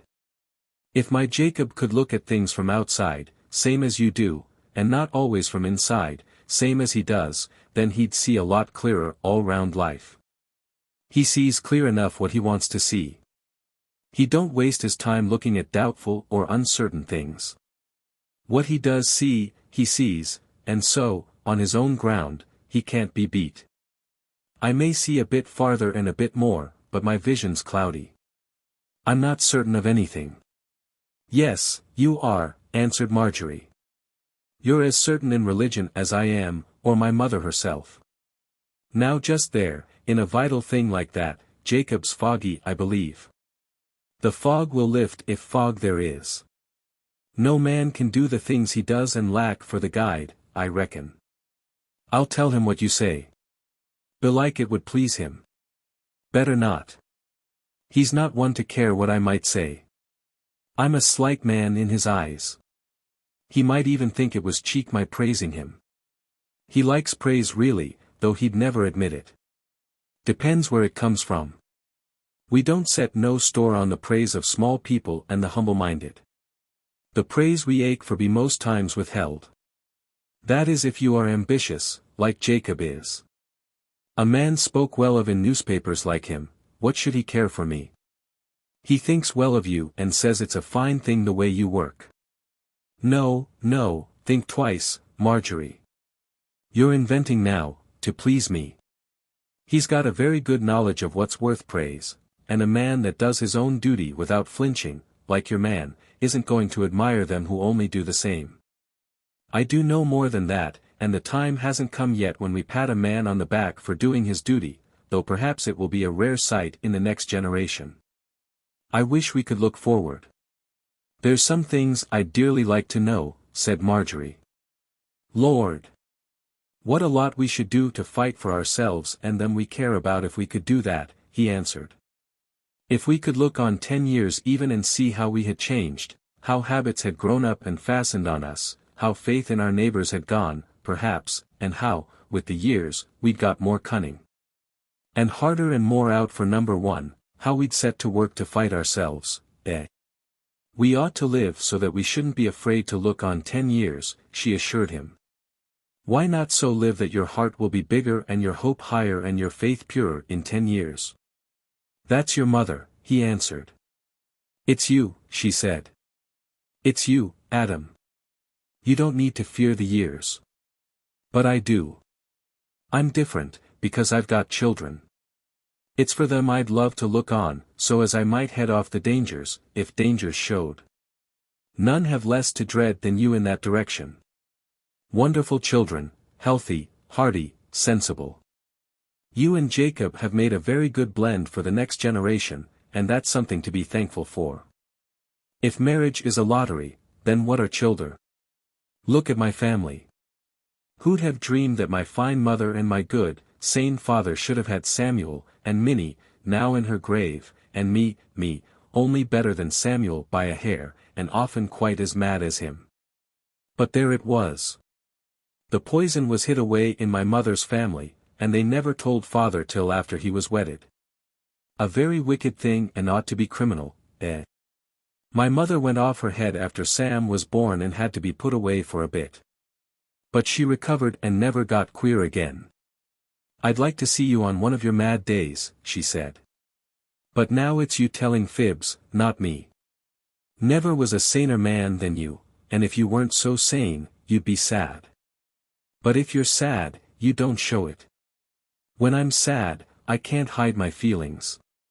Much pleasanter not to hide if you've got somebody close at hand to understand That's one of the compensations of a good marriage, to share sorrow and have the weight of it. She looked at him whimsically.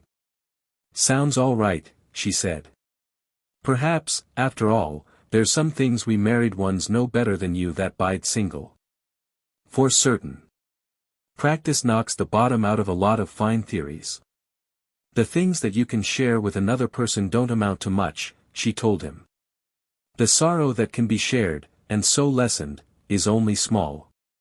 If one of my children was to die, would it make it better for me because Jacob took on? No. A child appeared at this moment and Anna approached from the abode of Mr. Mary Drew. Her father's movements were not often hidden from the little girl, and she was now about to plunge down the woody lane under Shipley Tor by which he must soon return. "And how's old Billy, my duck?" asked Marjorie. "His cough has gone," said Anna, "and he gave me this brave stick of barley sugar." She held the sweetmeat up to her mother. "I haven't sucked it yet," she said. "I won't suck it till father's had a bit. He'll be along in a minute, my dinky dear, and give you a ride home." Anna went her way. "Billy's terrible fond of her, ever since she went in once, unbeknownst to us, to cheer him up when poor Mercy died. She popped in like a mouse, and sat beside him, and told him what she'd come for, and he liked it. A good old pattern of man, and wise enough to care for childer about him. And who cares for them better than you? A fine father you would have been, and I tell you again it's not too late. I've got Sammy, and a very good child too, when he's not crossed. But he can be ugly." She was thoughtful. "Small blame to you for not marrying," she said. "I chaff you, Adam, but very well I know why, for you didn't." They relapsed into a lighter mood, and it happened that Winter had just uttered a sharp comment on one of Marjorie's speeches, which made her pretend to be angry. They were both laughing, and she had given him a push backwards, when Jacob came round the corner in his cart with Anna beside him. He had seen the gesture, and Marjorie perceived that he must have done so. But Adam's back was turned, and he did not know that Bullstone had appeared. He was going now, holding his patient horse by the bridle, but Marjorie stopped him. "There's Jacob, don't bolt, else he'll think you've seen him and want to avoid him," she said. The man stopped, therefore, till Bullstone's trap was beside them. Jacob smiled genially, and Anna asked her mother to ascend and be driven home. A few words passed. Marjorie told how her brother was shining as huckster, and Adam hoped that Jeremy had now settled down at last and was on the way to prosperity. Jacob smiled again and hoped so too, and then Marjorie climbed into the trap. She spoke of Adam when they had left him, but her husband paid no heed to this matter. He was anxious to know if 2 letters had reached Red House. Then he told Anna how good the dogs had been, and she, hardened to these partings, was glad they had gone bravely. Jacob appeared to be as usual, and the contents of his letters served to put him in a good temper. Yet Marjorie was sharply conscious of the hidden watcher that night, and, after some hesitation, she decided upon returning to the subject of Adam Winter. When they were alone she did so, though in doubt to the last moment whether it was expedient. The thing she designed to say might merely serve to remind Jacob of a trifling incident he had already forgotten, but she knew the contrary was far more likely to be the case. The significance of the matter would possibly be lessened by a few words concerning it. She was heartily sorry that the thing had happened, and yet felt it hard and absurd that such a trifle should cause her sorrow. Thus she was in an uncertain mood when she did address him, a mood not indifferent or scornful of the incident, otherwise she had not returned to it at all. But a mood a little regretful for herself, and in no sense tinctured with that repentance, which alone would have made it really desirable to speak. She waited for some time to see if Jacob himself would allude to it, a fact that showed how little she really grasped the inner nature of the man, for past experience might well have taught her that his silence was assured. He did not mention Winter at all, but spoke placidly of his children and declared that now the holidays were done and the boys back at school, he missed Peter in the kennels. He then proceeded to tell her that he was glad he had decided to keep Barton Gill in his old, responsible position a little longer. These things drifted past Marjorie's ear, and then, just before Jacob finished his glass of spirits and rose to lock up, she spoke. "I'm sorry you saw me push Adam this afternoon. It was a silly thing. But he was poking fun at me, and you know how I'll respond to a challenge. Just an impulse, because I couldn't think of a sharp answer." "Are you sorry you did it, or only sorry I saw you do it?" he asked, but did not wait for a reply. "No matter, you needn't answer. You keep so young for your age, though you always say you're old for it. I'm sorry. I grant it was foolish. But Winter's an old friend, and I feel as if we might almost be brother and sister sometimes. He's good to the children too. We'll go to bed, he said. Not till you've forgiven me. If you know you did a vulgar thing, that's to the good. She flushed. I wish somebody had saved your life, she said, then you'd find that you never can feel to that person same as you feel to other people. Christ's blood, he swore, but hissed it and did not raise his voice to be heard beyond the room. When are we going to hear the end of that? She was alarmed, and echoes of a similar incident, now some years old, came to her memory. She stared at him, then banished her fear, put her arms round his shoulders and kissed him. I'm so sorry, dear. I seem to get so clumsy. He, too, was sorry, though for something other than he now declared. He apologized and blamed himself for being a fool. While in his heart he felt that his folly lay, not in his anger, but the display of it. The watcher had lifted a corner and peered from its concealment, the banked fires had broken into a visible flame. He had been betrayed by the accident of her apology, and shown her something he had no desire to show her. Her next word accentuated his error. I hoped you would have mentioned it and given me a talking to. I deserved it. Seeing that I've never chidden you for anything on God's earth in my life, it wasn't very likely I should begin tonight, was it? I might be happier if you did chide me.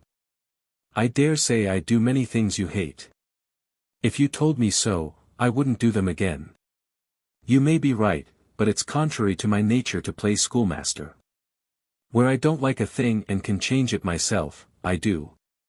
But where others are concerned, if it's not my place to order, I don't order. I know, but if you'd order oftener, or express an opinion as you have tonight, we might all be quicker to do your will. Women like tyrants, it said, he replied. But I'm not built that way, and if wit and love can't see to please without being ordered, so much the worse. Forget it, forget it. No, she answered. I'll take very good care not to forget it, Jacob. So you think. But true memory comes from the heart, not the head. He was unusually silent for many days, as she knew he would be. Then he grew cheerful again and spoke of Shipley and the winters in his customary, indifferent fashion. Chapter 5. The Children. On a winter's morning the Red House children were playing in a great ruin which stood near their home. Clay Works had brought a busy company to Shipley Vale in past times. But now only the walls of the drying houses and the stack of the furnace still stood, while above them, on the hill, large pits, whither had flowed the liquid clay from its bed on the high moor, were now filled with herbage, foxgloves, blackberries and sapling trees. This famous playground found a small company of children and dogs assembled, and among them, as cheerful as any, was an ancient man. Old Billy Mary Drew delighted in young people, and they found him more understanding than the middle-aged. Children and red dogs romped over ground sparkling with frost, and Billy sat on a stone and enjoyed the entertainment. Anna fetched and carried, Avis issued orders, John Henry with some condescension, took his part. And then he quarrelled with his brother about a terrier that he was trying to teach a trick. He shall do it, I'll larn him, vowed John Henry hotly. He can't do it, no Irish terrier could do it, answered Peter. They argued over the ability of the bewildered bitch, and Peter appealed to Billy, whereupon Mr. Mary Drew agreed that John Henry was demanding impossibilities. When I was as young as you, John Henry, he said, my father gave me some silkworms for a present, and I was a determined nipper and thought I'd train em up in the way they should go. And I gave em some very fine poplar leaves, which other worms be fond of.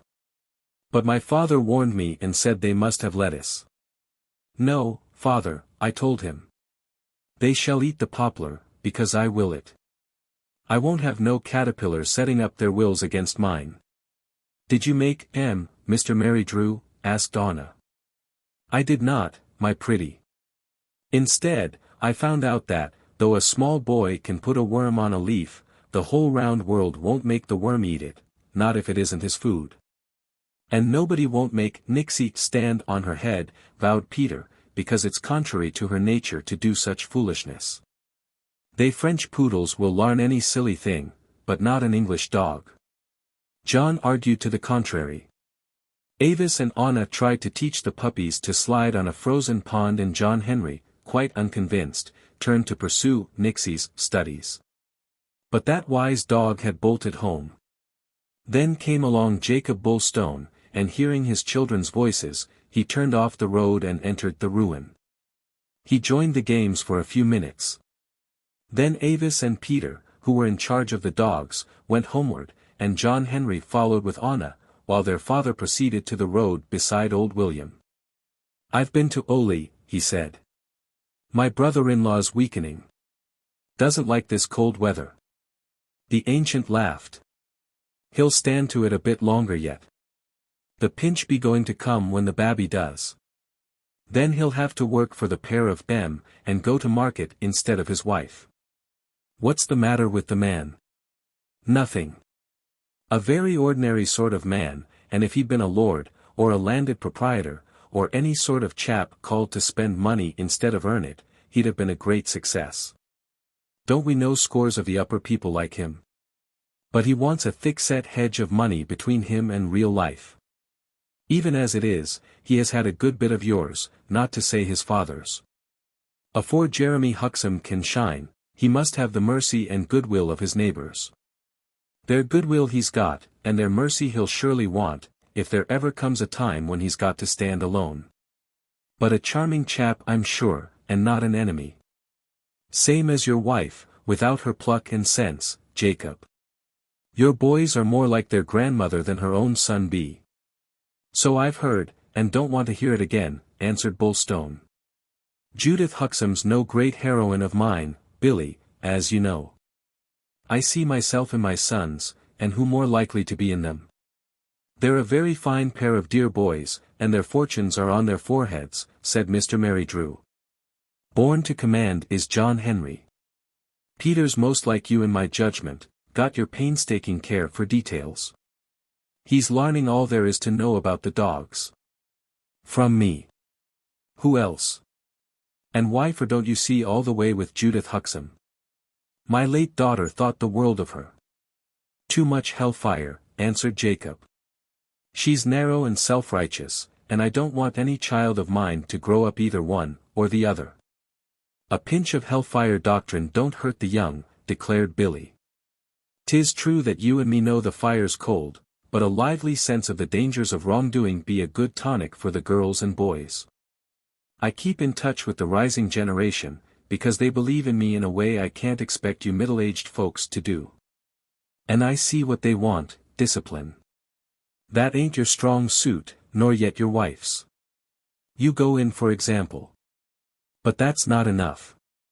You know what's good for a puppy, though I wouldn't say you know so well what's good for a little human." Jacob laughed. "You're a wise old bird, to call you old. But how do you keep so young in your mind, William? Is it just character, or do you try for it?" "I try for it," answered Billy. "Yes, I try for it. You can't keep young-minded at my age without an effort. And this I do. I never look back, Jacob. I don't drag the past after me, and I'm lucky, maybe, because I haven't got much in my past to drag. What is it? What is most of the past, but a garment that makes you discomfortable, a boot that galls? Let the past bury the past and always look forward." Jacob considered and struck his gaitered leg with his walking stick. "The mind no doubt works healthiest when it's working forward," he admitted. "I know that much. Even the best of the past makes you turn to sadness rather than happiness. Because the good time has gone, I suppose, and never can come back no more. That's why business be such a blessing to some minds. Business always means looking forward, so your father used to say." "He looked forward sure enough, and I've got to thank him for no little that he did," replied Bulstone. "A rare man of business, and nobody ever cut a loss and put it behind him quicker and cleaner than he did. All for land, and pretty well the last thing he said in my ear was, 'Buy in Brent.' He knew Brent to be on the upgrade in his time, and he'd always buy when he could. Some nice parcels I've got for building, Billy, but most of them are not up to my selling price yet." They talked of Brent, and then Jacob looked at his watch. Toddle up the valley and have dinner with us. Not today. I've promised your missus to come Sunday, said William. Chapter 6. Huntingdon Warren. That winter passed without event, and life at Red House offered no incident of apparent significance whence to date, no appraised point from which the past might be measured, or the future explored. The days repeated themselves until spring, returning, accelerated all pulses and unconsciously increased vitality and will to live and enjoy. Bulstone's lads neared the end of their studies, and when summer came again, John Henry, in sight of 17, prepared for apprenticeship to the business of his choice. Today he was riding over the moor, with his father and a farmer, to see sheep, while Marjorie and the others made pilgrimage for Huntingdon Warren. They carried their lunch in baskets for the whortleberries, now growing ripe again. While more than their own food they took, for there had come a baby at Huntingdon, and Marjorie conveyed certain delicacies for the wife of Benny Veal. Old Frederick Veal was dead, but Benny still worked the Warrens. Though rumor announced that he had nearly done with them and, at his wife's entreaty, intended soon to desert the waste and return into civilization. Peter and Anna ran this way and that as they climbed slowly aloft. They met the goats browsing together presently and played with them a while, then hastened after the retreating figures of their mother and sister. And then they played a new game, at the inspiration of Anna, and dyed their faces and hands with whortleberry juice. They were now Indians and, sticking a few feathers from a dead carrion crow into their hair, and brandishing spears, represented by Peter's fishing rod, they rushed screaming upon Marjorie and Avis and demanded food at the point of their weapons. Presently they returned to the river beyond Zeal Plains, where Anna and her brother washed the berry juice from their faces. Then Peter fished and caught some small trout with a worm. An hour later they tramped forward to Huntingdon Cross, ate their pasties and cake beside it, and so proceeded to the Warren house. Red Benny saw them from afar and came to meet Marjorie.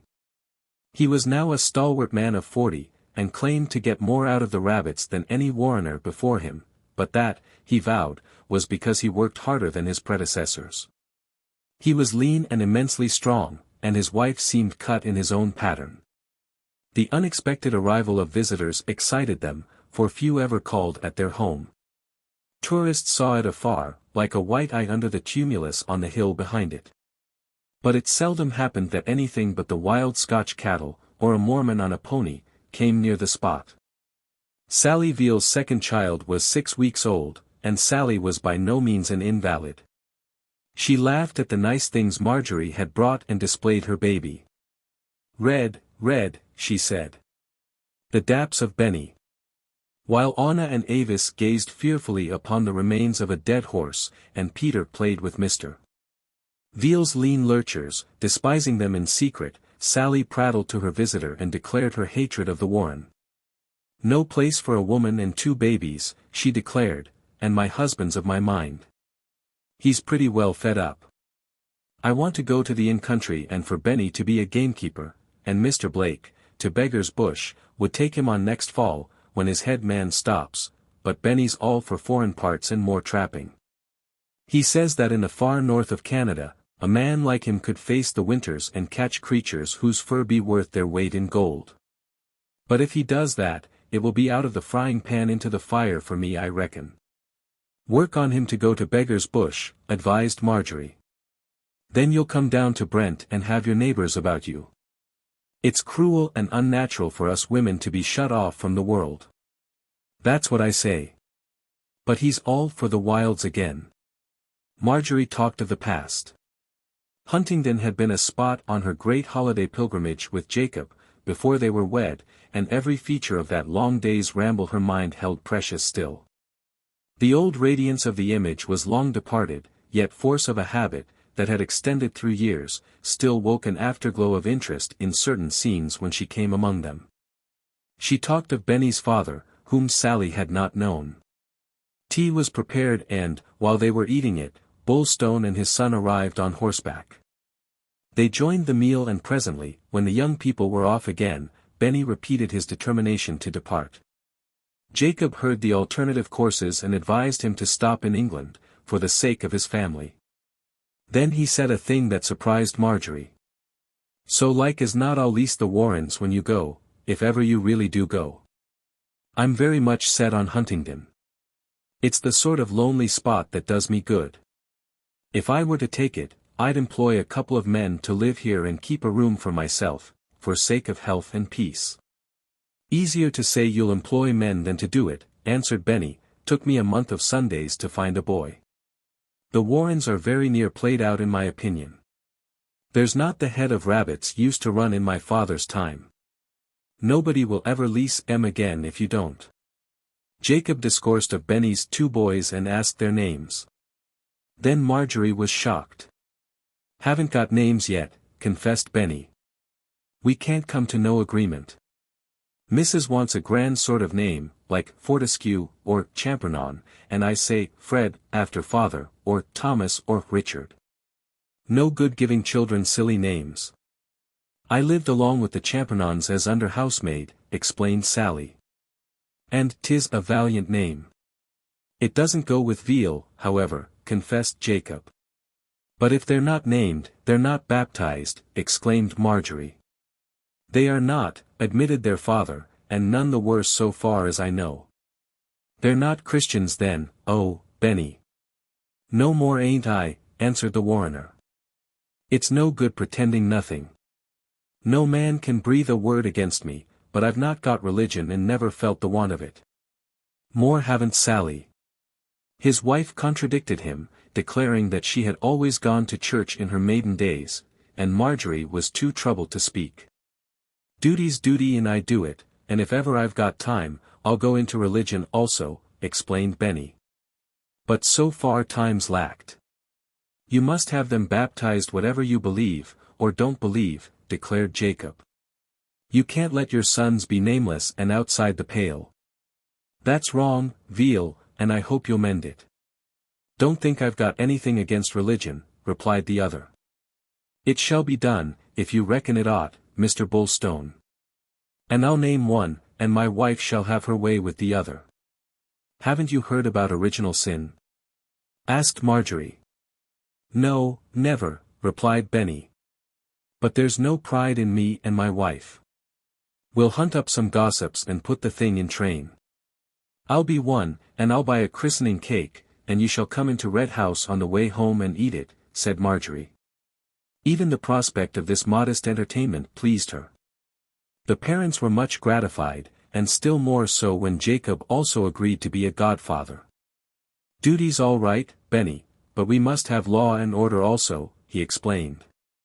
"This is a Christian land, and though Christians differ a lot and some take their religion sadly, and some cheerfully, and some so lightly that it doesn't amount to anything at all, yet we must bow to custom, and it won't do you much good with any master to say you're no Christian.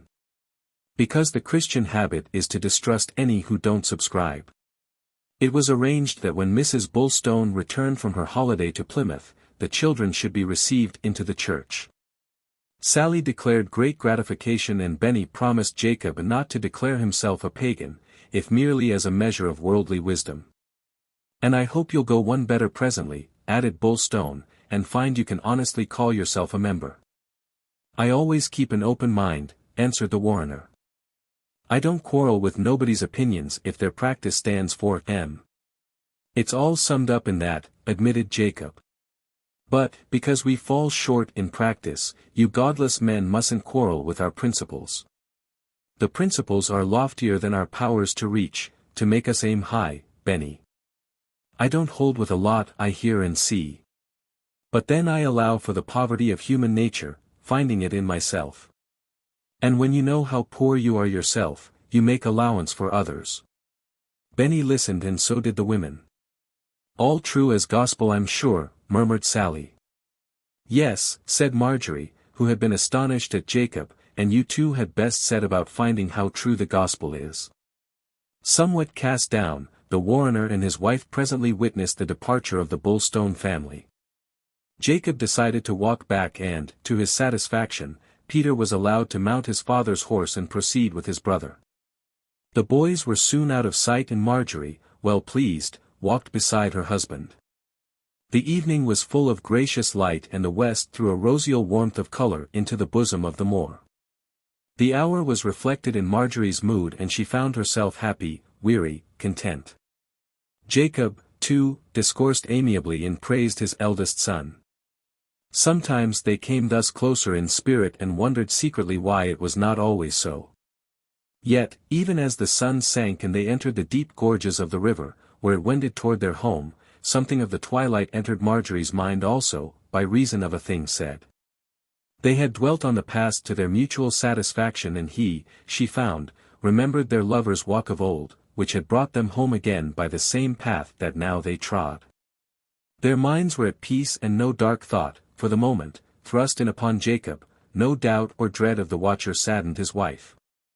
Then she asked a question and, though it was inspired by concern for him alone, there arose out of his answer a spirit of helplessness in her that was swift to awaken the familiar gloom in him. Thus the tramp that had begun with both in good heart, drifted them finally upon silence before they were home again. "What did you mean about Huntingdon being good for health and peace, Jacob?" she asked. "I didn't like to say anything before those people." "But you don't mean you feel your health frets you? You're all right." "Right enough. We breathe the same air in the valley as they do on the hill." "I didn't mean health of body.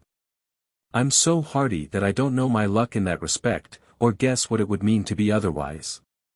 Health of mind is what I meant. A man's mind often gets sick. Not yours, I'm sure. Don't say that, because you're not sure. Who should know that my mind often falls sick better than you do? And I've found one healing thing, and that's solitude. Surely to God you're solitary enough."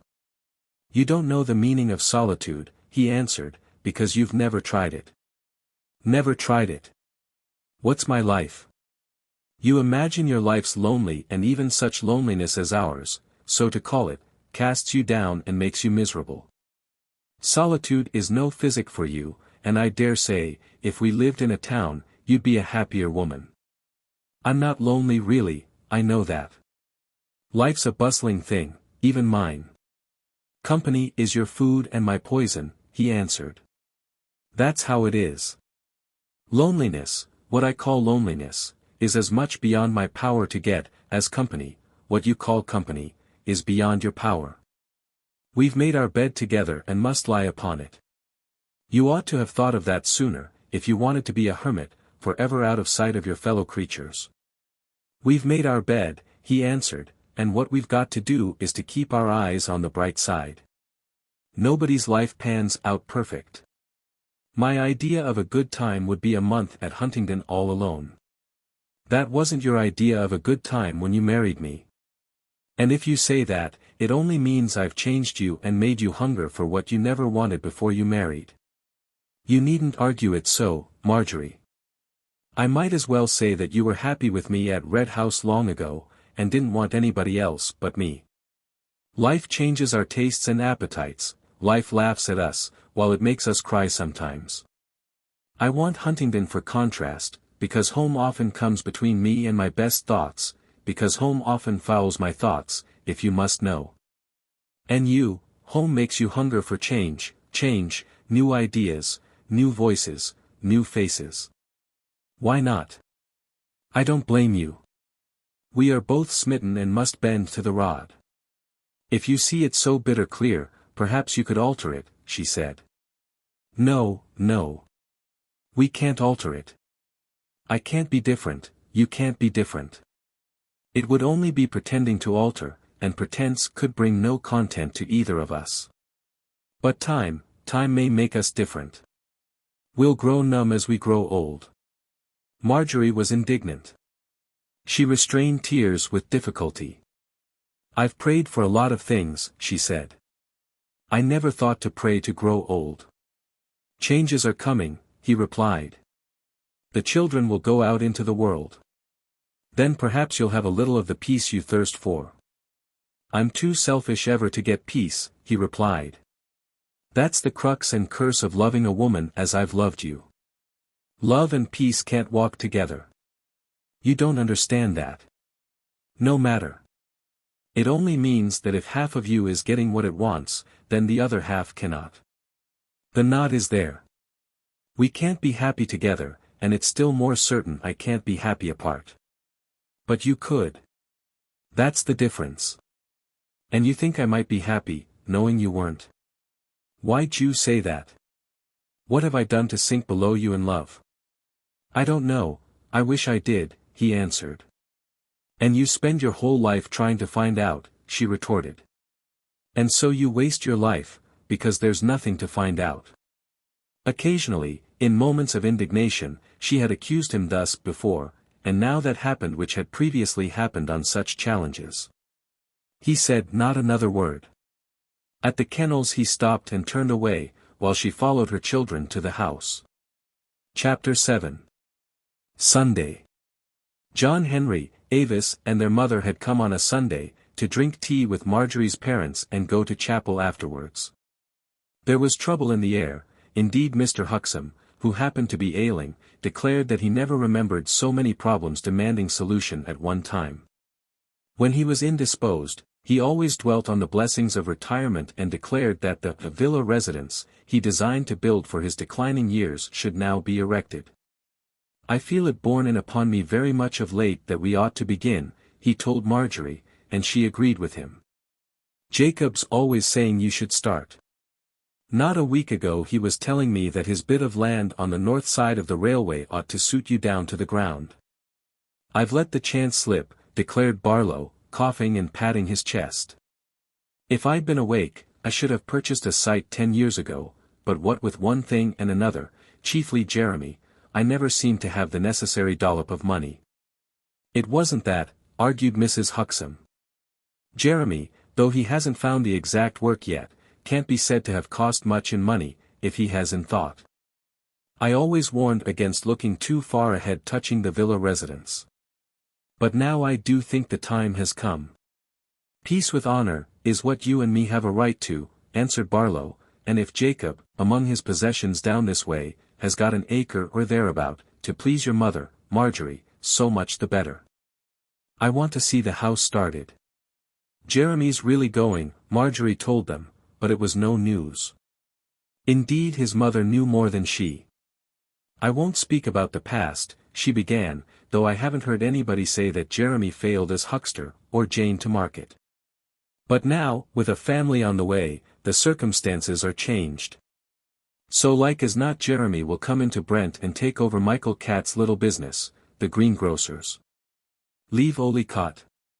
Yes. It hasn't suited him too well and he's a good bit cut off from religion up there. What changes, murmured Marjorie. Jacob says that Joe Elvin is going downhill rather quick. His health's giving out. In fact Jacob's beginning to look round already for a new tenant, if it must be. Just now we've got distemper in the kennels and he's lost some valuable young dogs. I hope he's taking it in a Christian spirit then, answered Judith. He's had an amazing deal of good fortune in his time, by the will of God, and such men are often a great disappointment under affliction. He's vexed, of course, but he doesn't whine about it. You'll never see him cry out if he's hurt. His steady luck has not hurt Jacob, as luck is apt to do, said Barlow. He keeps an even front. But he's not sound and commits himself to a very doubtful thought sometimes, replied Mrs. Huxham. A jealous God reads every heart, Marjorie, and won't suffer no looseness in matters of doctrine. He does nothing but good, a very honorable and upright man, and more than that, said Marjorie. You must be all right if you make the world happier than you find it. It is your place to stand up for him, returned Judith, and, in reason, a wife ought to say the best she knows of her husband. But actions may spring from all sorts of motives. Good actions may arise from bad motives, owing to the ignorance and also the devious cunning of men and women. All we've got to cling to is the light, and if a man shows the light doubtfully, then, however he may seem to shine, we can't be sure of him. Marjorie had concealed from her parents the gap that existed in understanding between Jacob and herself. Her father cordially approved of him, her mother had ever expressed herself as uncertain. Now her daughter declared surprise at this fact. I've always got to champion Jacob against you, she said. But I should have thought you'd have been the first to see his qualities.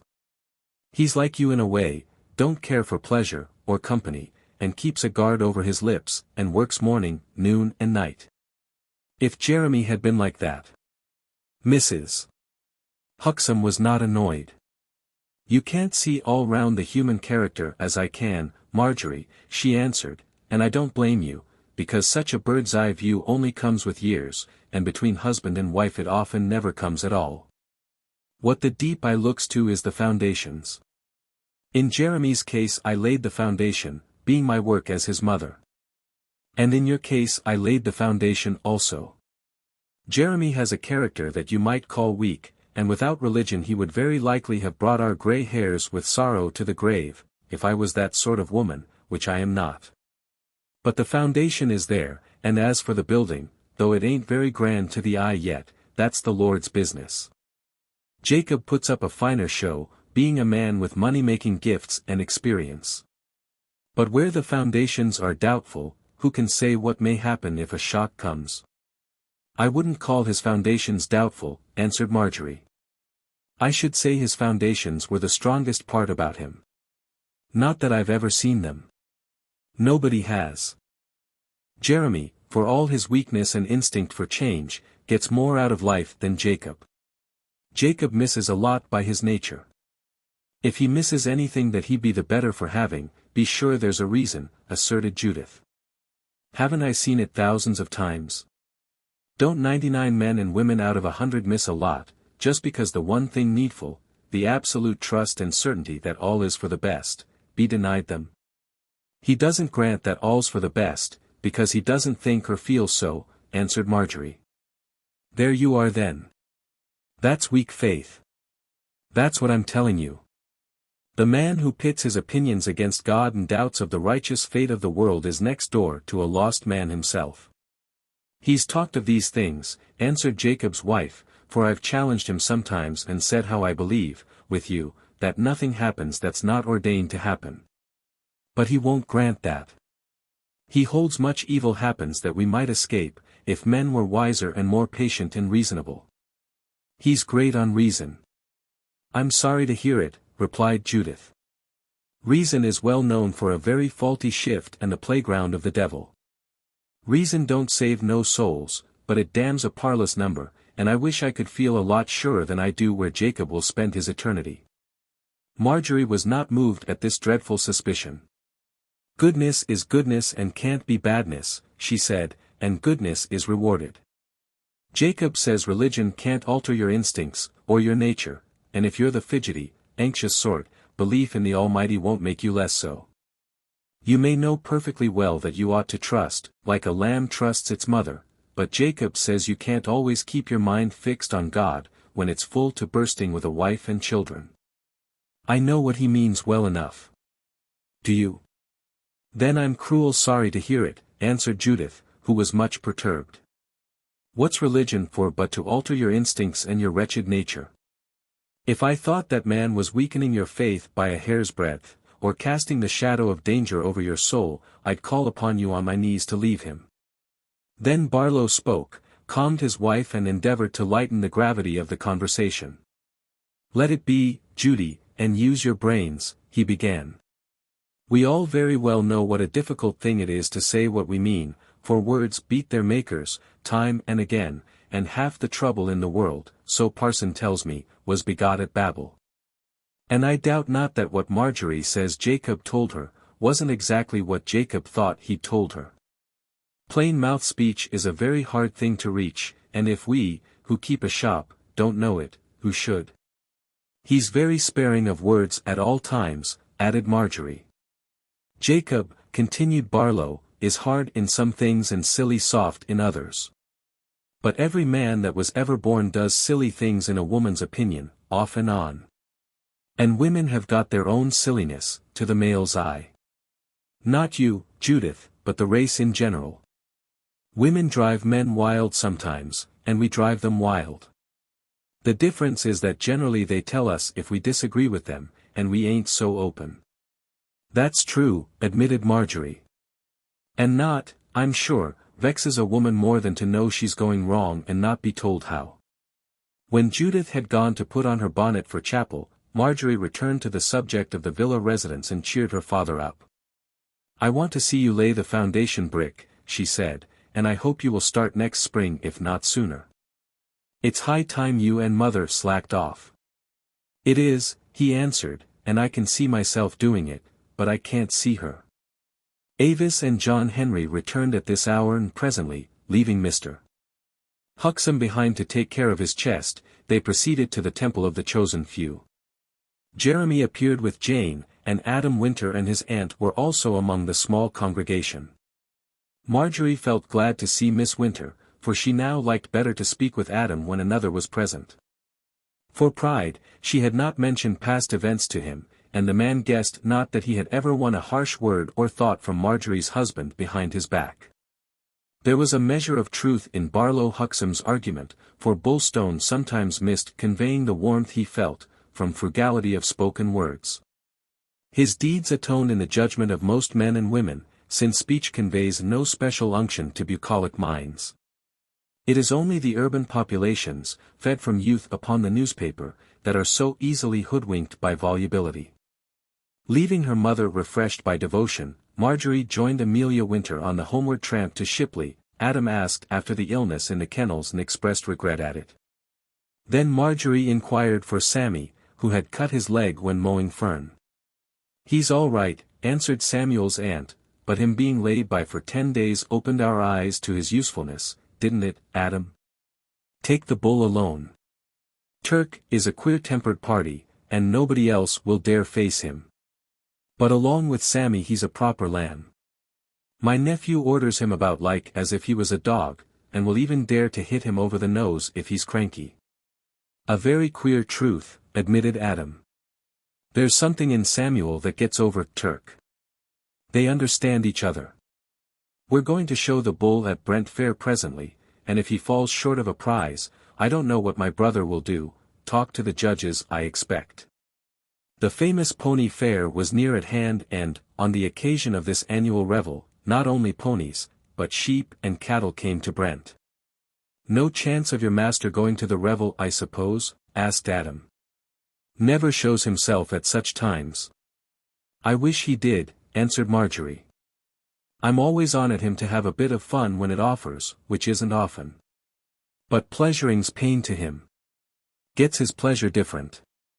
I met Benny up over, and he says when he's off next year, Mr. Bulstone will very like take on Huntingdon, for his health." "For his mind's health," answered she, not sorry to breathe her grievance. "He's such a lover of peace that he feels a day or two up there sometimes, beyond sight and sound of his fellow creatures and the fret of his family, would do his tormented mind a lot of good." "Fancy! The fret of his family, eh? Takes every sort to make a world, no doubt, and the sort that knows its own luck is the rarest of all." "I understand, though I don't share, his feeling," explained Marjorie, who instantly supported Jacob when any other questioned his manner of life. "It's the contrast from the racket and din of home. You're a bachelor and seem like to stop one, so you don't know and never will know what a noisy, bustling house with children in it exactly means. But to a thinker, like Jacob, there comes a craving to get out of reach of real life sometimes. A spell of silence and his own company always put him in a good mood. He'll go off for the day when he can, on some pretext, but I know it means a day of solitude. Solitude doesn't mean loneliness to him. It's a craving, like some men crave for drink. You're not the same though." "Not I. I love company and pleasant faces and the news. I shall be at the fair with my children. I'm fond of a rally myself. You'll drop on very nice people at them times, folk you only see once a year, very like, and yet are glad to call friends. Pony Fair's a great place for meeting such. Sammy's for it, too, though you wouldn't think so. And never takes a drop too much, if he's got animals to look after. So I always see that he has. But if he's a free man with no responsibility, then he'll let himself go and get blind in no time." Elsewhere the children discussed a more serious subject. They had heard a stern discourse and considered it. "I can stand hell better in cold weather than hot," said John Henry. "Makes you sweat in the summer, but warms you when it's frosty." "You didn't ought to say that, did he, Miss Winter?" asked Avis. Then she explained John Henry's view to Amelia. "Let hell alone," answered the old woman. "Remember there is such a place and just keep it at the back of your mind, same as we always keep a kitchen at the back of the house. Heaven's your eternal home. Well, hope. Be you going to the revel?" "All of us but father," said Avis. "He won't go, but mother's taking us." "You'll have a nice swing in the roundabouts, I expect." "I shan't," said John Henry. "I'm going to learn about the cattle, so's Robert Elvin from Oley. He's older than me, but he don't know a bit more about farming than what I do, though he's been at it near 2 years. "Don't you puff yourself up, John Henry," warned Amelia. "You hear my nephew, Mr. Winter. He's been a farmer for 25 years, and yet he'll tell you there's always more and more to learn." "That's one for you, John Henry," said Avis. The boy considered what to reply. He suffered reproof from men, but hated it from women. "I only said that Bob Elvin didn't know more than me. I didn't puff myself up," he answered, "and if I've still got a lot to know when I'm so old as Mr. Winter, then I shan't be much of a farmer." "Time and human wisdom don't stand still," explained Amelia. "There's always a lot left to know about everything, because learning increases and newfangled things are always coming to the top. I dare say pigs will fly some day. If you ever catch yourself thinking you know all there is to farming, John Henry, then you'll do very well to be frightened, for that'll mean you're going to get left." "I ain't afeard I'll get left, Miss Winter," he answered stoutly. The fair continued to be matter for general conversation. Amelia alone was not going. "Too old," she said. "Half the pleasure of a revel be to know you ain't coming home to an empty house and the fire out." "You'd better keep Jacob company," advised Marjorie. "I'm always wanting him to find new friends, because the old ones drop off so. There's no doubt Jacob's first friend is that ancient man, Billy Marydrew. And a very companionable, cheerful old bird he is. But he's up home 80, I believe, and have got to go pretty soon," replied Adam. "Yes," admitted Marjorie. "He's my husband's dearest friend, I do think, except one. Funny he should have one at both ends of life." "The other being?" asked Adam. "Why, his own youngest, Anna. And a very dear, dinky child to have for a friend," admitted Amelia Winter. "But in my experience it ban't wise for a man to fasten on his darter, specially if she's going to grow into a pretty woman before you can look round, for then comes love and goodbye. A maid shares her heart with her father only till the lover comes." They parted at the gate of Shipley Farm and Marjorie followed her boy and girl, who had run forward. It was dusk and still. Already the owls hooted from the fir wood. Chapter 8. The Revel. Morning broke in misty promise on the day of the pony fair, and Samuel Winter was first to set forth from Shipley. He had been up since light making the great bull's toilet, and now man and beast tramped together through a meadow in the valley, where was a field path that shortened the journey to Brent. Turk, in his lordly prime, strode through the white meadow mist behind Samuel, who led him by a rope attached to a ring in his nose. The great red Devon had curls on his forehead, short, stubby horns and a broad back, as flat as a table from shoulder blade to haunch. He was in grand fettle, and Samuel, too, looked transformed from the slouch of every day. He wore his best clothes, a new, hard hat and a blue tie, his last birthday present from his aunt. Yellow leggings completed Sammy's attire and he puffed a pipe, sending smoke into the cold, morning air, while Turk snorted warm, sweet breath, that turned to steam. John Henry and Peter were the first to start from Red House. Indeed they overtook Samuel and joined the procession of the bull. At a later hour Marjorie, Avis and Anna drove off in a trap together, and they passed Adam Winter on foot, also journeying to Brent for the day. Jacob made it clear that he should not visit the township, or the fair. He was going to Oley, to see Joe Elvin, and might then ride further. Marjorie begged him to reconsider his determination and join her presently. But he could not undertake an enterprise so distasteful. "I shall hear all about it afterwards," he said. He ate his dinner alone and then rode out, stopping a moment to see Mr. Mary Drew. William was just emerging from his cottage gate, dressed for the revel. "How's the distemper?" he asked. "Got it under. It will be past in 10 days. The trouble has taught me something and made me think better of my son, Peter. Good pluck and good sense there, Billy. I told you what was hid in that boy. Off to the fair, I see. Yes, faith. Not many more junketings in store for me. And, finding the day so brave, I felt up for anything. Josh Pettyjohns is going to give me a lift from his corner. And what do you get out of this racket and noise, and crush of beasts and humans?" asked Jacob. Billy laughed. "What do I get out of it? Well, I get pleasure out of it, an old man's pleasure. First there's the pleasure of following custom and doing, yet again, what I've done more than 50 years already. And to be well enough to go at all is a pleasure in itself. Then there's the old faces and funny customers I've known when we were boys, a good few yet. And then there's the sight of the young, because if you can't have a good time yourself, the next best thing is to see somebody else having a good time. And to watch the young enjoying themselves and doing all the same things we did, brings back the past in a cheerful sort of way." "I'm answered, then," replied Jacob, "and it's a good advertisement for your pleasures, Billy, that you can live them over again in others. When I'm old, there will be nothing like that for me." "You're too old for your age as it is," answered the elder. "There's not makes a man grow old before his time like brooding and overmuch thought. Solitude throws you in on your own nature, Jacob, and a man's own nature ain't always the best company for him." "That's true enough.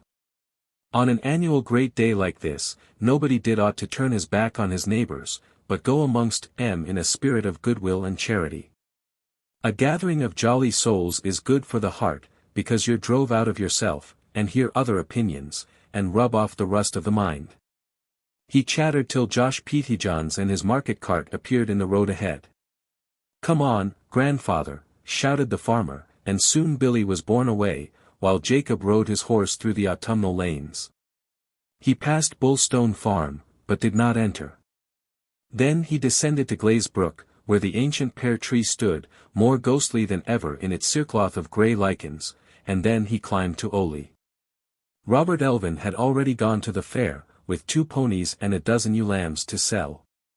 His mother and father were at home, and Jacob, tethering his horse, knocked at the door. Mrs. Elvin admitted him and he soon sat beside the sick farmer. Joe suffered from paralysis and was now bedridden. He took his troubles ill and seemed not very grateful for Bullstone's call. His wife was weary and worn.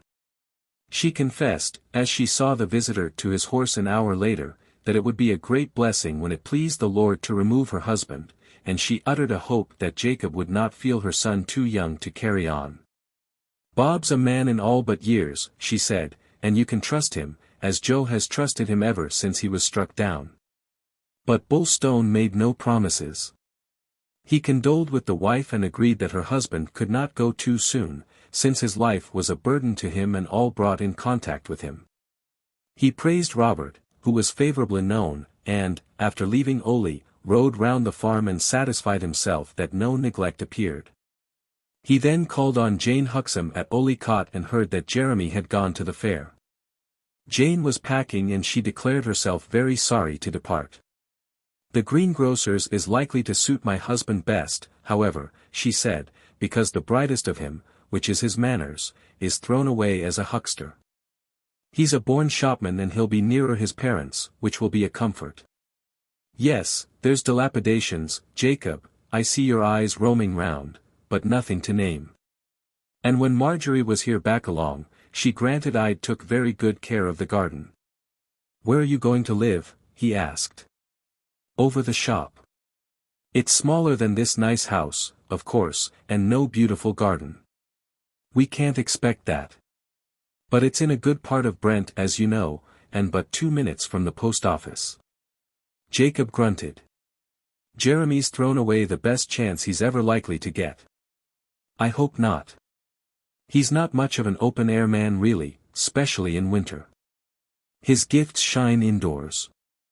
And he was wondering if you'd want the hoss and trap back, as unfortunately we've never been able to pay for them, or whether you'd be so exceeding brotherly and generous as to let him have them still, for the greengrocery. Of course it would be a godsend if you could, and, if all goes so well as we expect, he ought to be able to pay you back with interest in a year. I shouldn't wonder. You're hopeful, said Jacob. A good thing that he married a hopeful pattern of woman. And every right to hope, she answered. Jeremy's no common man. If he was a shop walker in a big business, he'd be worth thousands to it. In fact, he's one of those who are likely to be worth a lot more to somebody else than himself. As long as you're satisfied, Jane, dash. Well satisfied, she said. He looked at the baby, a boy. Teach your little one to know his own mind. And don't let him be brought up like a feather in a gale of wind. If he's half the man his father is, there'll be no call to quarrel with him, said Jane. He's going to be like his father outwardly, and his grandmother sees the promise of character already. You'll be close to her at Brent, my dear. Jane was cautious. We shall, parlous close, and as an in-law to Mrs. Huxham, Jacob, same as me, you go in a bit of fear, too, no doubt. Not I. Well, you're older and powerfuler than me, of course. But she's got a weak spot, which you haven't found out and I have. Jeremy's her weak spot, thank God. She sees what a man he really is under his bad luck, and he'll never go scat really, not while she's above ground. She feels to Jeremy same as Mr. Huxham feels to your wife. And I dare say you've gained by that sometimes. I didn't know that Barlow Huxham is specially set on Marjorie, he answered. Oh, yes, he is, said Jane. So they're both safe, and both will be snug sooner or late. Of course that don't matter to a rich man like you. But it's a comforting thought for me. Those the Lord loveth, he chasteneth, so Mrs. Huxham says, but anybody can weather a few storms if he knows he'll be safe in port sooner or late. With this nautical simile, Jacob left Jane to continue her packing. And then, as he turned his horse's head for home, a sudden whim took him and, why he could not have explained to himself, he decided to go to Brent and look upon the fair. Thinking back in years to come, he dated a very perceptible increase of his soul's sickness from that day. It was a disease of an intermittent sort, masked sometimes by circumstance, drugged sometimes by the passage of events. But fitfully it progressed, punctuated by incidents. And from the day of the pony fair, it always seemed to the man that his ailment grew, until it blotted clean thinking and, by its progress, so weakened reason that the end came before its time. But not before he was sapped and riddled with the poison. He knew also, that but for the act of chance and the hazards of his well-protected life, the venom might have remained immune within his nature forever. But the accidents of existence offered a seed bed, and the thing increased until a climax inexorable swept away the foundations of his ordered days and left him to the challenge of the ruins. Cloud banks already ascended over the horizon southerly as the sun sank upon Ugbra Beacon, but weather could not now defeat the day, or lessen its triumph. A very successful fair had rewarded local effort. Prices were good and the ponies brought a harvest to their owners. Crowds wandered over the enclosures, and the last competition, for driving hacks, was in progress at 4 of the afternoon. Jeremy and his father were watching it, with Avis and Robert Elvin, who had sold his stock to satisfy himself. Then the boy and girl drifted away together and Robert entertained her at various stalls, where sweetmeats and trumpery were being sold. They listened to Cheap Jack, and presently Robert invited Avis to have her fortune told by a green and yellow parakeet. He paid 6 pence out of 5 shillings of his private savings, and an Italian woman set her little bird about its task. It plucked a grubby card, and Avis learned she would marry a dark, handsome man with plenty of money. I hope that will come true, said Robert. Now see your luck, urged Avis, but Bob was not going to spend another sixpence in this fashion. Your luck might be mine, he murmured, and Avis, who thought well of the youth, made no comment. She was 16 now and Robert 18. Sammy Winter stood, a grotesque and gloomy figure, thrusting up between Turk and another bull. He wore a blue rosette in his hat, but it represented the second prize and gave Sammy no pleasure whatever.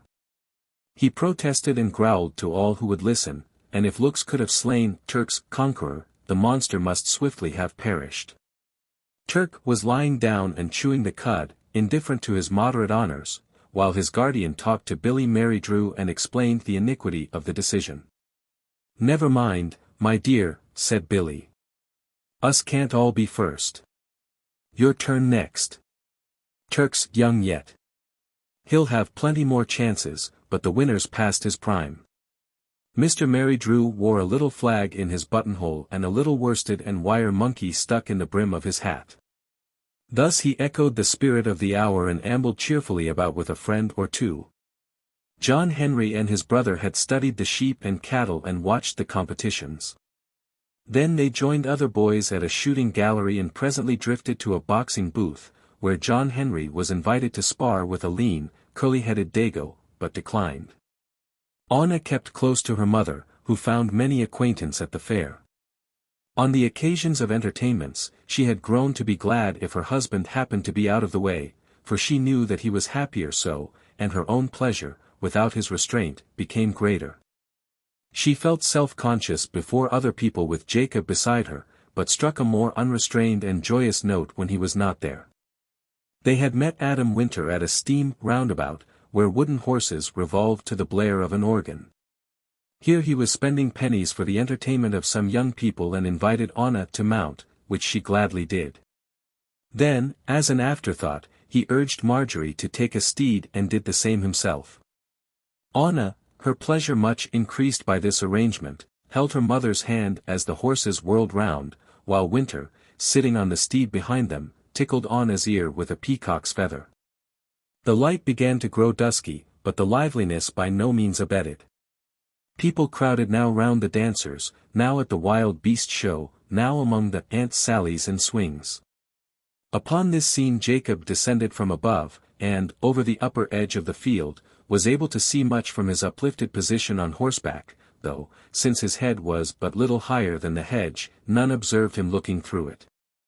He was about to ride to the entrance, when he observed the big roundabout within 30 yards of him.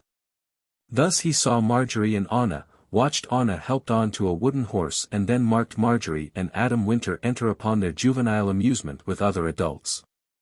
He saw them circle, observed the rare jollity and high spirits of his wife, the evident pleasure of the man. Then the folly of intruding upon that crowd of cheerful spirits weighed him down and he turned and rode off. He carried away only the memory of Marjorie's happiness. She was laughing as she never laughed at home, she was chattering to Adam and her face was flushed. And Winter rode behind her, as though she belonged to him, while he played with Anna. Who was the master of Shipley to do such things? Bullstone's bias swiftly exaggerated the spectacle that his eyes had chronicled, and the essential virus in his own imagination soon poured out to leaven all. He saw Jeremy ahead as he trotted home, but Jacob entered a gate and took a way through fields and a plantation, to avoid his brother-in-law and everybody else. He did not wish it to be known, or reported again, that he had been in sight of the fair. As for Jeremy, he had borrowed a few shillings from his father and was now returning to Jane and his infant son with feudal fairings. Before he reached Shipley, Jacob wrestled with his reason concerning what he had seen, but he could not dismiss the vision, and he told himself that it was impossible to determine the gravity of the situation until the end of that day. He troubled himself as usual by dwelling on details. He wondered what would have happened had Anna not been there. Then, perhaps, instead of tickling the child with a peacock's feather, Winter might have dared to touch Marjorie. So the poison flowed. He tried to block his mind once or twice, but it was useless. He could not get away from what his eyes had seen, he kept returning to every childish detail. Then he fought to put all behind him until his family returned. Upon what Marjorie might choose to reveal of the day's doings much would hang, so he assured himself. He desired the night and their homecoming. But they would not be back until late, for it was understood that they supped with the Huxhams and stopped for the fireworks destined to end that day. The fireworks tortured him again. Who would be watching the fireworks with Marjorie? Time dragged unspeakably. It seemed to him that his wife had been gone for an age. At 9 o'clock he walked out as far as Shipley Bridge to meet them. Would Winter accompany them? Would they have offered him a place in the Red House trap? They could not, unless the boys walked home. Otherwise there would be no room. Darkness had descended and the autumn stars shone, for the threat of rain had passed for a while at sunset. He debated whether it would be worse to find that Winter had driven home with his family, or had not done so. It was certain that, to such a mood, whichever course Adam might take would present the graver anxiety. He loitered, waiting for the sound of wheels while night thickened, the stars disappeared, at last fine rain began to fall. A heavy fish splashed in the river, and then he heard, far off on the hither hill, shouts and roistering laughter clear through the stillness. He knew that it was Josh Pettyjohns back from the fair, taking leave of Billy Mary Drew. He wondered what his old friend had made of his day, how much whiskey he had drunk and how the morning would find him. Then a trotting horse came briskly down the lane to the bridge and he heard his children's laughter. Would it stop and drop Winter, or no? He could only see the vague mass of the cart and the yellow ray it shot from a lamp into the mist. It did not stop, but went forward over the bridge, then turned to the right for Red House. All his family were there no doubt with John Henry driving. He hastened homeward arguing against himself. At home he found a merry party chattering in the kitchen, and was invited to see the fairings and hear of the day's fun. Peter had gone to put the horse up and John Henry told his father of those who had won the prizes and how the sales had gone. Marjorie declared the fair was a great success and all considered it better than for 10 years past. Avis showed gifts from Robert Elvin and told how well he had sold his lambs. Anna cuddled to Jacob on a great settle by the fire. She was very sleepy, but had to exhibit a peacock's feather. "Mr. Winter gave it to me, father," she said. The plume brought back the roundabout and, acting on impulse, Jacob took the feather and thrust it into the fire. "Unlucky," he said. "We won't have a peacock's feather in this house, whoever gave it to you, my precious." There was silence and Anna gazed, round-eyed. She never questioned her father. His word was wisdom on every subject. And though he had often rated his boys for repeating ancient superstitions and laughed them out of the old folklore, she did not remember that.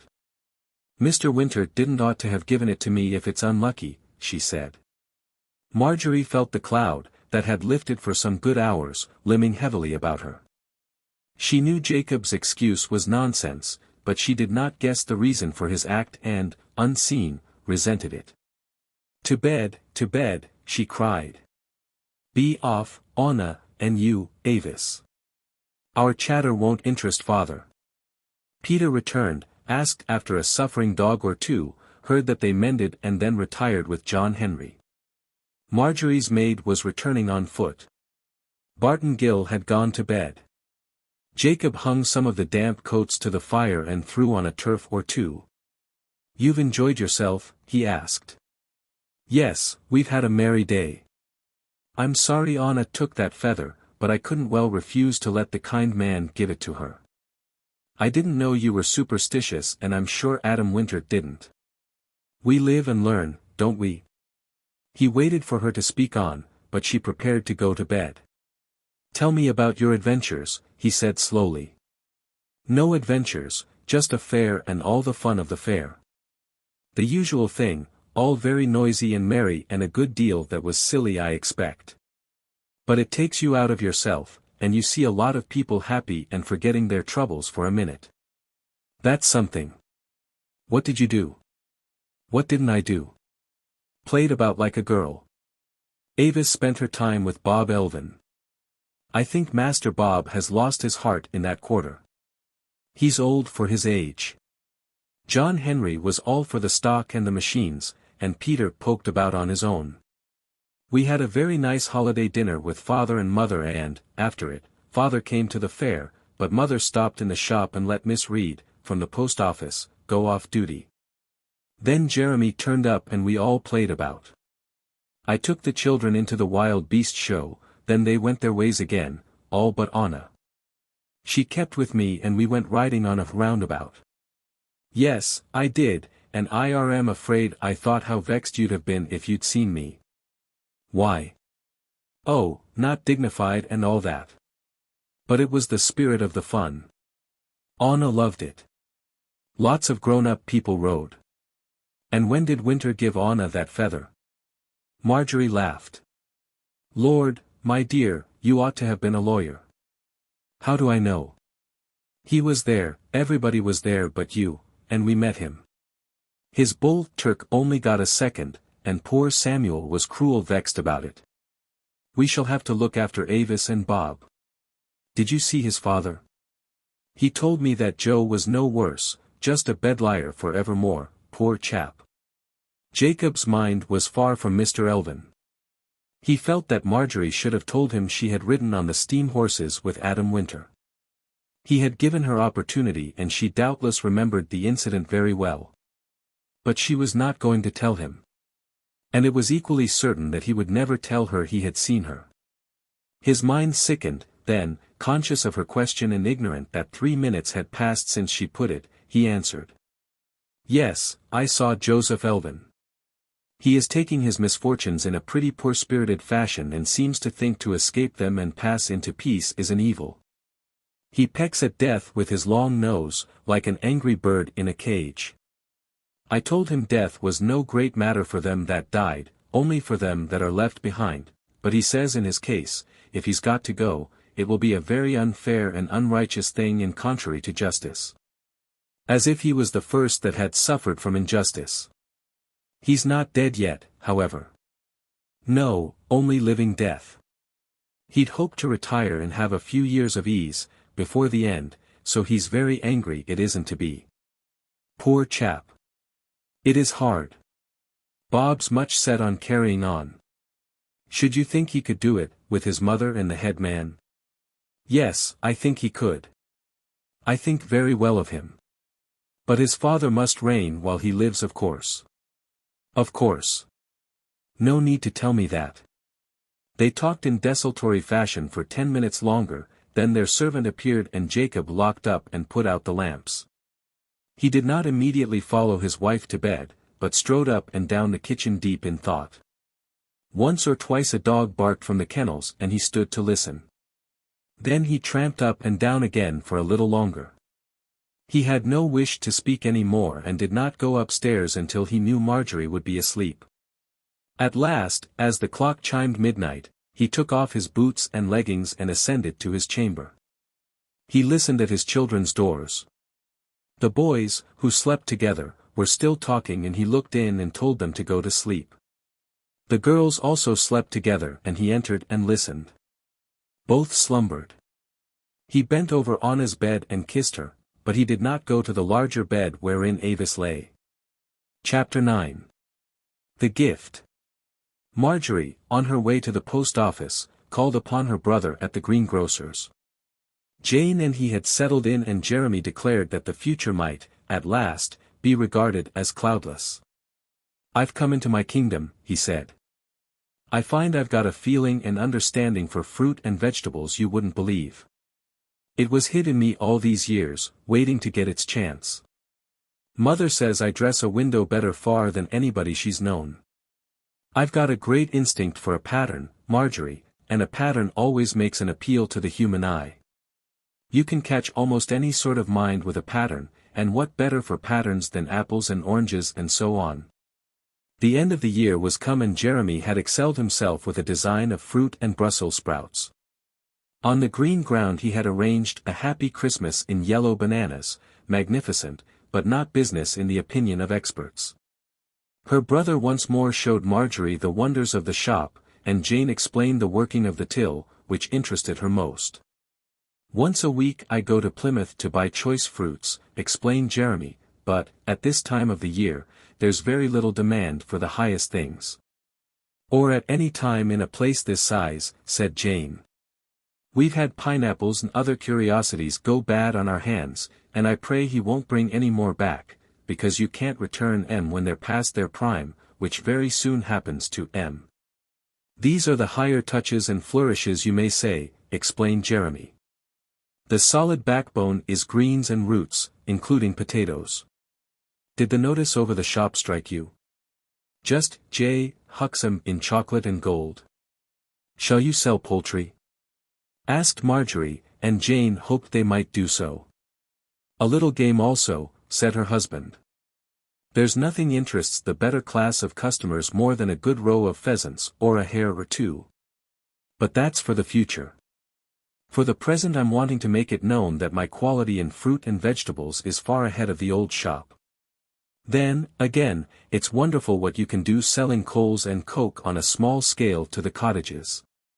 I might develop in that direction, of course not myself, but employing a staff. It had always been Jeremy's ambition to employ a staff. Jacob Bulstone met his wife presently by appointment at the shop, and Marjorie made her Christmas purchases. It was also understood that Jacob conveyed a couple of tons of potatoes to his brother-in-law. The crop had been so large at Red House that Jacob found himself with more than he would need, and he now offered the business of selling his surplus to his wife's brother. Jeremy was delighted and engaged to get a price high above that of the wholesale markets. I'm working up a class of customer who can be trusted to pay for the best, which is all they want. Such people are only to be got by accident, and I catch 'em with patterns. They are passing by perhaps, and never thinking of the class of fruit I sell, when they just glance in, expecting to see the usual dreary piles of apples and mounds of nuts and so on, but instead, well, you've only got to look in the window yourself. And I change it all every second or third day. Don't I, Jane? I've got a mind for designing really, and I feel sometimes it's 1,000 pities I wasn't taught the designer's art. Customers interrupted Jeremy and they left him for the post office. Jacob came to do an act of kindness and was interested to hear how his father-in-law would take it. He called it a Christmas box and, under that name, he had offered Barlow an acre of good land with a road frontage. 1/4 of a mile north of the railway station. It was a site in every way worthy of the habitation Mr. Huxham proposed to erect during the following spring. He had not seen Jacob since receiving this gift by letter, and now he declared himself as absolutely unable to accept anything so great. We all know you for a very generous man, said Barlow, and this I'll so far meet you as to do. I'll pay what you paid for the land, which still leaves me and my wife very much in your debt. Because the ground today is worth double what you spent upon it 10 years ago. Jacob, however, would not budge. It's to be all, or none, he said. You must take my gift my way, that I insist. Only a small mind grudges to receive gifts, and I know you're large-minded enough for anything. I am, confessed Barlow. As I said to Judy when your letter came, this is the sort of seemly act which may well happen between a man and his son-in-law. And needless to say that all we have, my wife and me, will go to Jeremy and Marjorie and their children, when we have no more need for it. In this case, if it is to go through, we should leave the villa residence to Marjorie. That's your affair, answered Jacob. It's an idea altogether outside my scheme of things, though perhaps not hers. Then Mrs. Huxham appeared.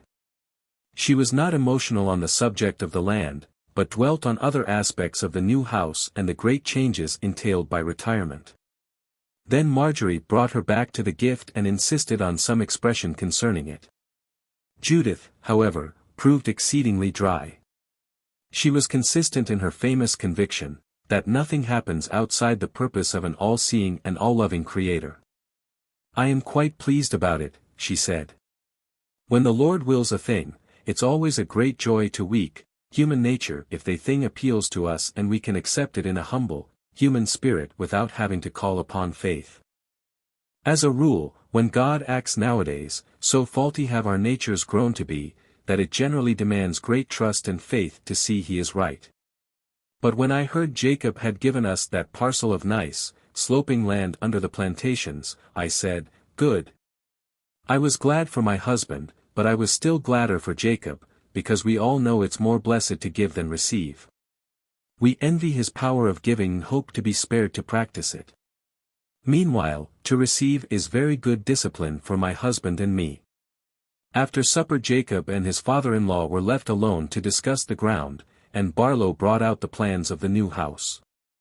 He manifested a larger sense of obligation than Judith, indeed he apologized for her. "You mustn't take it in bad part," he said. "My wife has such an amazing sense of what's right, and such a lofty idea of human duty, that it never surprises her when people do good and kind things. It's a compliment to human nature, in a way, that she can see such virtue displayed without showing surprise.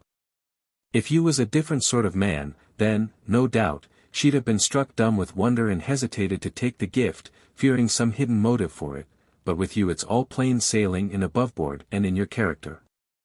You can't get a grape from a thorn, and if a thorn offers you a grape, 'tis best to think twice before you taste it. And so, in a word, the way my wife have taken this is really a compliment to you, and between me and my valued son-in-law there's no question at all about the gift hurting. In fact that's nonsense." "You're a much cleverer man than you think you are, Barlow," answered Jacob. "You're so often called upon to smooth places left rough by your high-minded wife, that you do it like second nature. But it argues great judgment and skill in you." Mr. Huxham was pleased at this praise. "I believe I am a clever man in my small way," he admitted. "Judy sees it, too, but she's doubtful if it's a virtue or a vice. My best art is to get round sharp corners. It's a very useful gift in a shop, and in life in general. For that matter life itself is a shop, Jacob. We all bring our small wares to market, and some get a purchaser and some never do. What think you of Jeremy's new venture? He says it's been the dream of his life to have a fruit shop. But he said that before about everything that offered. I envy him his skill to win people," answered Jacob. "And it's a good thing he's got that skill, because he'll always want his fellow creatures to help him fall light. I'm afraid so. I understand him better than his mother, though don't you repeat it. She reckons that once Jeremy's in his proper notch, we shall have a very cheering experience, and she also knows that the virtuous man never is called to beg his bread. That's all right, but Jeremy's gifts ain't the sort that'll ever find butter. He's a very ornamental sort of person, but ornament without usefulness is a vain thing." Elsewhere Marjorie spoke with her mother and revealed a growing interest. "Have you ever thought upon Robert Elvin, Joe's son, at Oley?" she asked. "I have not," answered Judith. "Why should I think upon him? He comes in sometimes, on errands for his mother or father. Civil-spoken and a good face. It will sound funny to your generation, but I reckon he's after Avis. They're children, Marjorie. To you, yes, not quite to me, not at all to themselves. Bob is nearly 19 and has done a man's work for a couple of years now, and Avis, she's old for her age too. She likes him. Chasten her then. She didn't ought to have an eye for a male for years yet. It's all very pretty and natural. She can't help it, and she don't know in the least what it means, I expect. But he does. He's not a gadabout boy, or fond of the girls, quite the contrary. But he'll often come over of a Sunday to dinner now and look at her. And Jacob likes him. He likes his nature. I wouldn't say but that Bob Elvin suits him better, in a manner of speaking, than his own sons. If so, then a very wicked thing, answered Mrs. Huxham. I trust you're wrong, Marjorie, because that would show something in Jacob that's contrary to religion. And when you see things contrary to religion, hope dies. And if you tell me he looks at another man's son more favorable than upon his own, then I little like it. It's nothing unnatural, mother. Bob's very quiet and attends to Jacob's every word. John Henry and Peter don't listen to him as close as they might. They're full of their own ideas, and Jacob doesn't pretend to be a farmer, though, of course, he knows all about it really. But he lets John Henry run on and never troubles much to contradict him. And Robert don't run on. He listens and says but little. He's anxious above his age, with the cares of the farm and a dying father. He's called to think of many things that my boys haven't got to think about. We cheer him up. There's nothing whatever to cast him down about his father, answered Judith. That's a part of life we've all got to face. And if Joe Elvin is right with Christ, then to see him getting daily nearer his reward should be a good sight for a good son. It's only selfishness makes us mourn, just as half the big, costly marble stones in the churchyard are stuck up to ourselves rather than to the dead. Like will cleave to like, and his 2 sons aren't like Jacob very much. He loves them dearly, mother, and is proud of them, but he don't care to see any of us coming forward. He's sensitive and shrinking about his own.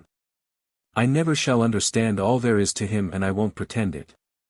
One thing is sure, he never wounds by intent, like most men do when they're angry. He never is angry outside. He has a sort of cold anger, but you can't always tell why, and he never lets you know why. Of course every man has got his own difficulties and the side he hides from his wife. Not at all, answered her mother. Many men hide nothing, for the very good reason they've got nothing to hide. And many men hide nothing, for the very good reason they can't. Look at your father. Would I have stood secrets and cold anger as you call it? I wouldn't stand hot anger, or any sort of anger.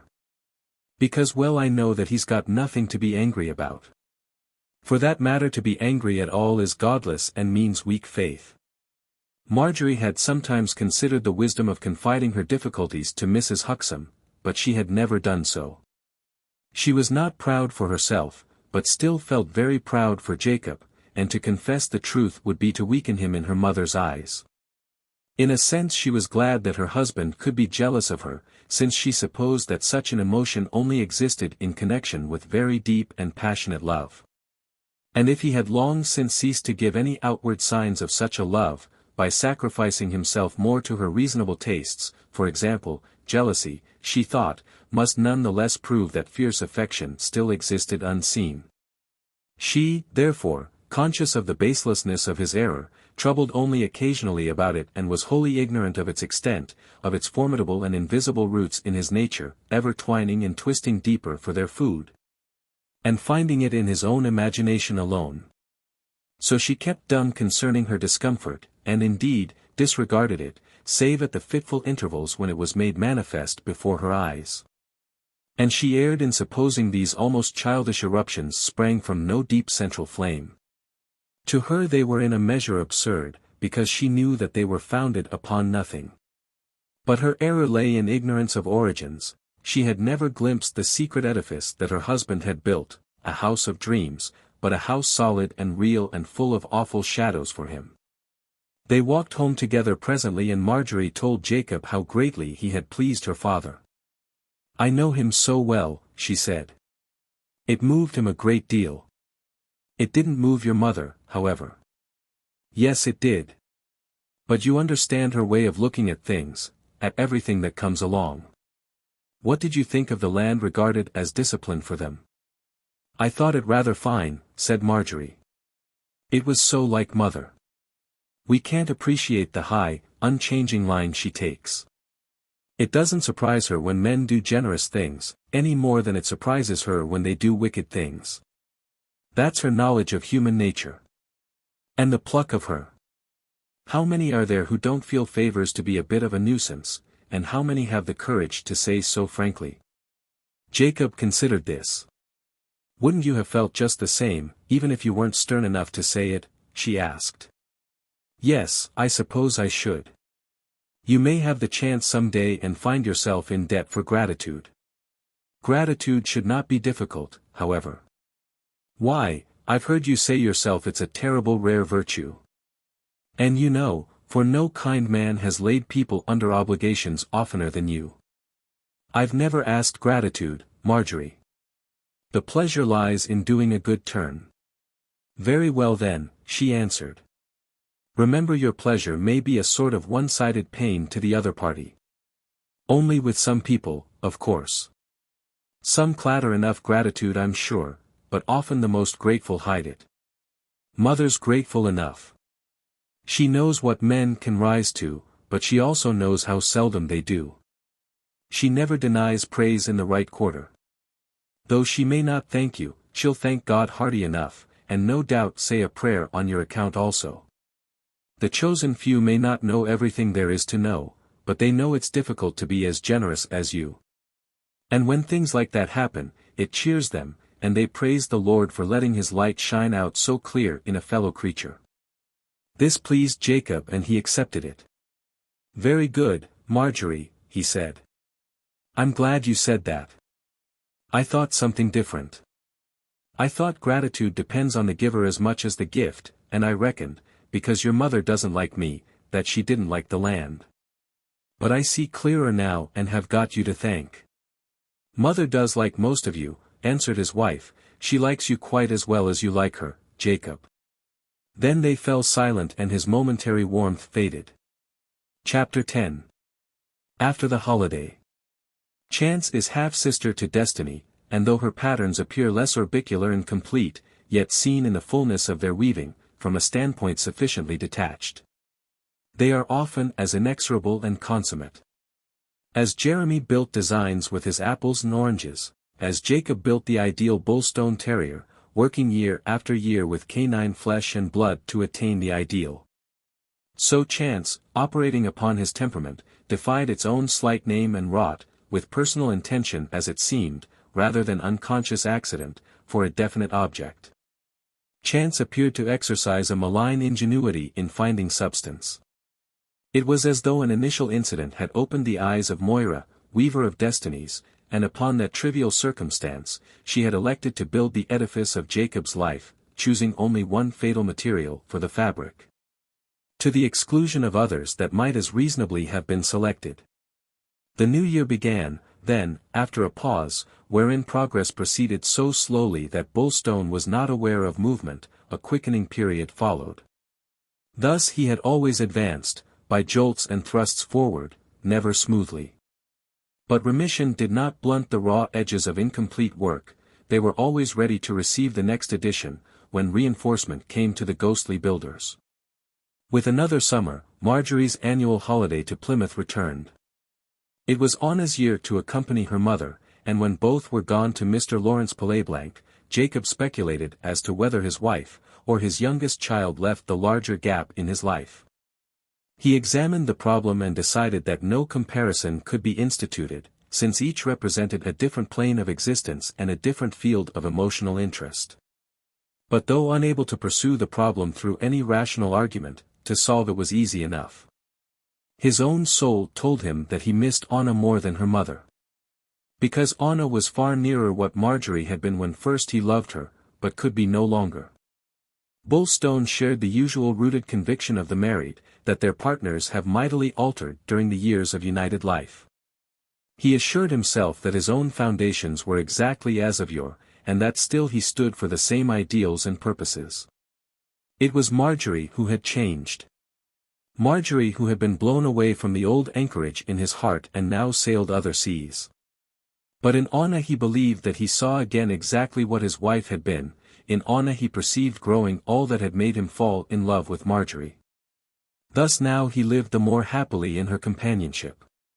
She was close to him and she loved him with devotion, but his wife did not. She had gone afield.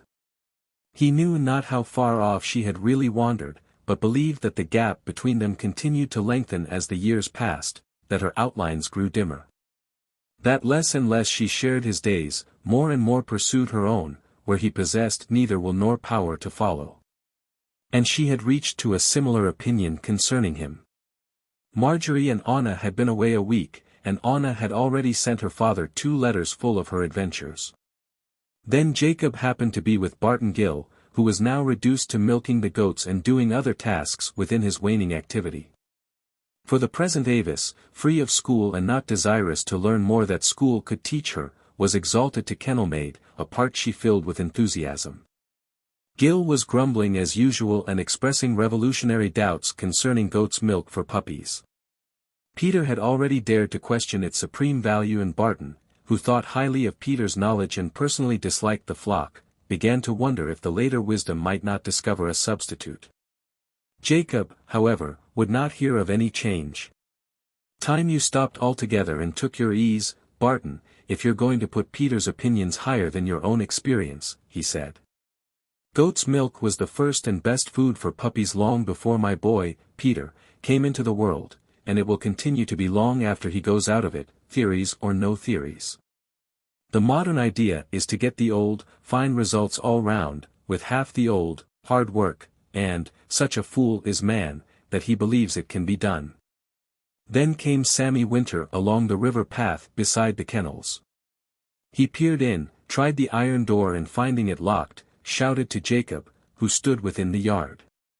At his noise a dozen dogs barked and Bullstone admitted him. "Evening, Samuel. And how is it with you?" he asked. "Haven't seen you this longful time." "I be very nicely indeed," answered Sammy, "but our sheepdog bant, and I should be most thankful if you would come over, or else Gil, and look at his paw. He's drove something into it, a hobnail I dare say. But he won't let me look, and he yowls and shows his teeth if I offer for to touch him." Gil laughed. "Fancy that now, Sammy, you, so bold as a hero with Turk, as nobody dursn't handle but you, and yet feared of a little thing like a sheepdog. I never would have believed it." "You shut your head," answered the other. "You don't know nothing better than to milk goats. The dog's a devil dog, and I'd have shot him long ago if I'd had my way. But he's a terrible useful dog, and if anything was to overtake him such as death, he'd be a cruel loss. And if you dare to say I be frightened, Barton Gill, I'll be revenged against you some of these days." Samuel was easily moved and could never stand the mildest jest against himself, or his brother. He glowered at Gil and his jaw worked. "Don't cry about it," said Jacob kindly. "We've all got our likes and dislikes, Samuel. I wouldn't handle bees for the world, yet you can go among them and take the honey, brave as a bear. We're all fright at something, if it's only our poor selves." "'Tis a devil dog, I tell you," repeated Sammy, "and Turk hates him as much as me." "Well, I don't fear him." "But can't Adam tackle him?" "Yes, he can. Adam's got the whip hand of him, I grant. But Adam ain't there. He's gone away." "Gone away, where?" asked Bullstone. "It isn't often your brother takes a holiday."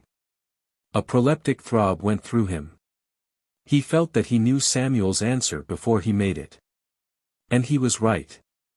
"To Plymouth, after calves. Some proper calves he've bought off a man, and he's bringing them home by rail on Tuesday, and if I bant at the station with this damned dog, I don't rightly know what might happen." Bullstone was silent for a few moments, then he returned to the present. "Come on," he said abruptly, and going to a little chamber at the kennels, collected a pair of gloves, 1 or 2 instruments and a bottle of healing lotion. These he put into his pocket and set off to Shipley Farm beside Samuel. He asked concerning Adam's purchase of calves, but the other only knew that they would arrive early the following week and must be met. The patient, a great, high-sterned English sheepdog, with tousled head and bright eyes, one of which was blue, the other green, showed no temper to Bullstone, but he harbored private grudges against Samuel, who had been cruel to him in secret. And he probably associated his present misery with the enemy. Jacob extracted a large splinter of wood from his paw and dressed the wound, while the bob-tailed dog expressed nothing but well-mannered gratitude and licked his face. "He'll be all right in 24 hours, Samuel. Shut him up till noon tomorrow, so as he can't get running in the muck, and give him an extra good supper," advised Bullstone. Amelia, who had witnessed the operation, thanked her neighbor. "And Adam will be properly grateful, I'm sure, when he hears tell of it.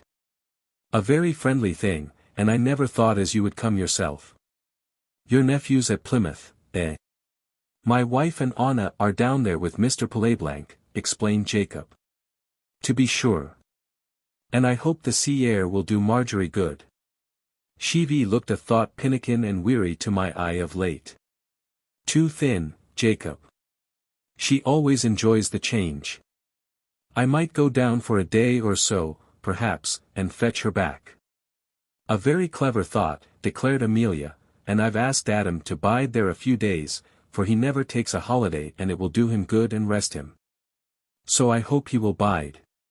Bulstone weighed every word of this conversation as he walked home, and he lay awake till the dawn, oppressed, now striving to see nothing in it, now confronted with visions that worked him into a sweat of doubt and dismay. He determined to go to Plymouth. He laid his plans. Then he banished the thought and decided against any such step. Anna had not mentioned Adam Winter in her letters. He rose, lighted a candle, descended and read them again, to be sure. They cast him down immeasurably, because they mentioned that Anna had been on the sea for a long day with her great-uncle, but her mother had not gone. Marjorie did not like the sea. She had been free, planned to be free, of Anna and her uncle, for many hours. And Winter was in Plymouth. He returned to his bed and suffered a flood of desolate thoughts to flow through his mind, till barn cocks were crowing against each other in the grey of dawn. He got up, threw open his window and saw stars still hanging over Shipley Tor. Then he returned to his bed again, and worn out, slept at last. It wanted but 5 minutes to the breakfast hour when he awoke, then dressed hurriedly and descended unshaved to his children. He was very taciturn. But they did not notice that he kept a heavier silence than usual and chattered among themselves. Red Beauty's got her puppies, father, said Avis. 4. Good, good, he answered. John Henry was going to Bulstone Farm for the day and meant to spend some time with Bob Elvin at Oley also. Mother thought that when I went, I might take one of the ox tongues she cured, for Mr. Elvin, because he can't let down his food very well nowadays, said John Henry. An excellent notion, answered his father. Be sure you remember it. And ask Bob if he's coming Sunday, said Avis. John Henry laughed knowingly. No need to ask, I reckon. I'll tell him you've got a new hat, with a jay's feather in it. He couldn't shoot a jay for you, but I did. I'll lay he'll shoot a jay when he's got time, answered Avis. Got time, sneered John Henry. If I was after a maiden, I'd make time to shoot an elephant, if she wanted one. They chattered and Avis was well pleased. Their talk drifted past Jacob where he sat. They did not notice that he ate no breakfast. Time dragged dreadfully for the man and a letter from his wife did not shorten it. He half hoped that she would mention Winter, but Marjorie made no allusion to the farmer. And Bulstone knew that if she had mentioned him, he must still have read evil into the fact. He told himself that Marjorie could not have met with Winter by an accident in a place so large as Plymouth. If she had met him, it was by design. He made himself believe that they had not met. But he intended to be sure, though he would not ask her. Marjorie's letter was frank enough and her time appeared to be fully engaged. She was feeling better and stronger. She sent directions for home and wrote of things to be told to the servant, to Avis and the boys. Anna was enjoying herself and loved to be on the sea. Adam Winter would be coming back on Tuesday, according to Samuel. Therefore Jacob invented a message for him and sent Peter to deliver it.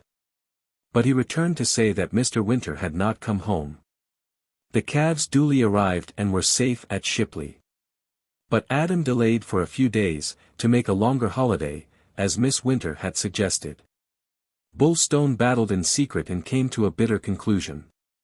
It was exceedingly unlikely that such a man as the master of Shipley would dawdle by the sea for his health's sake. Some far greater and more pressing reason kept him from home. Jacob raged over this, departed from himself and determined upon an action entirely foreign to his genius. He resolved to see Winter and challenge him.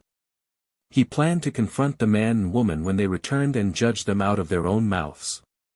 But he knew, even while he designed such drastic deeds, that they would never happen. Winter returned some days sooner than Marjorie was due to do so.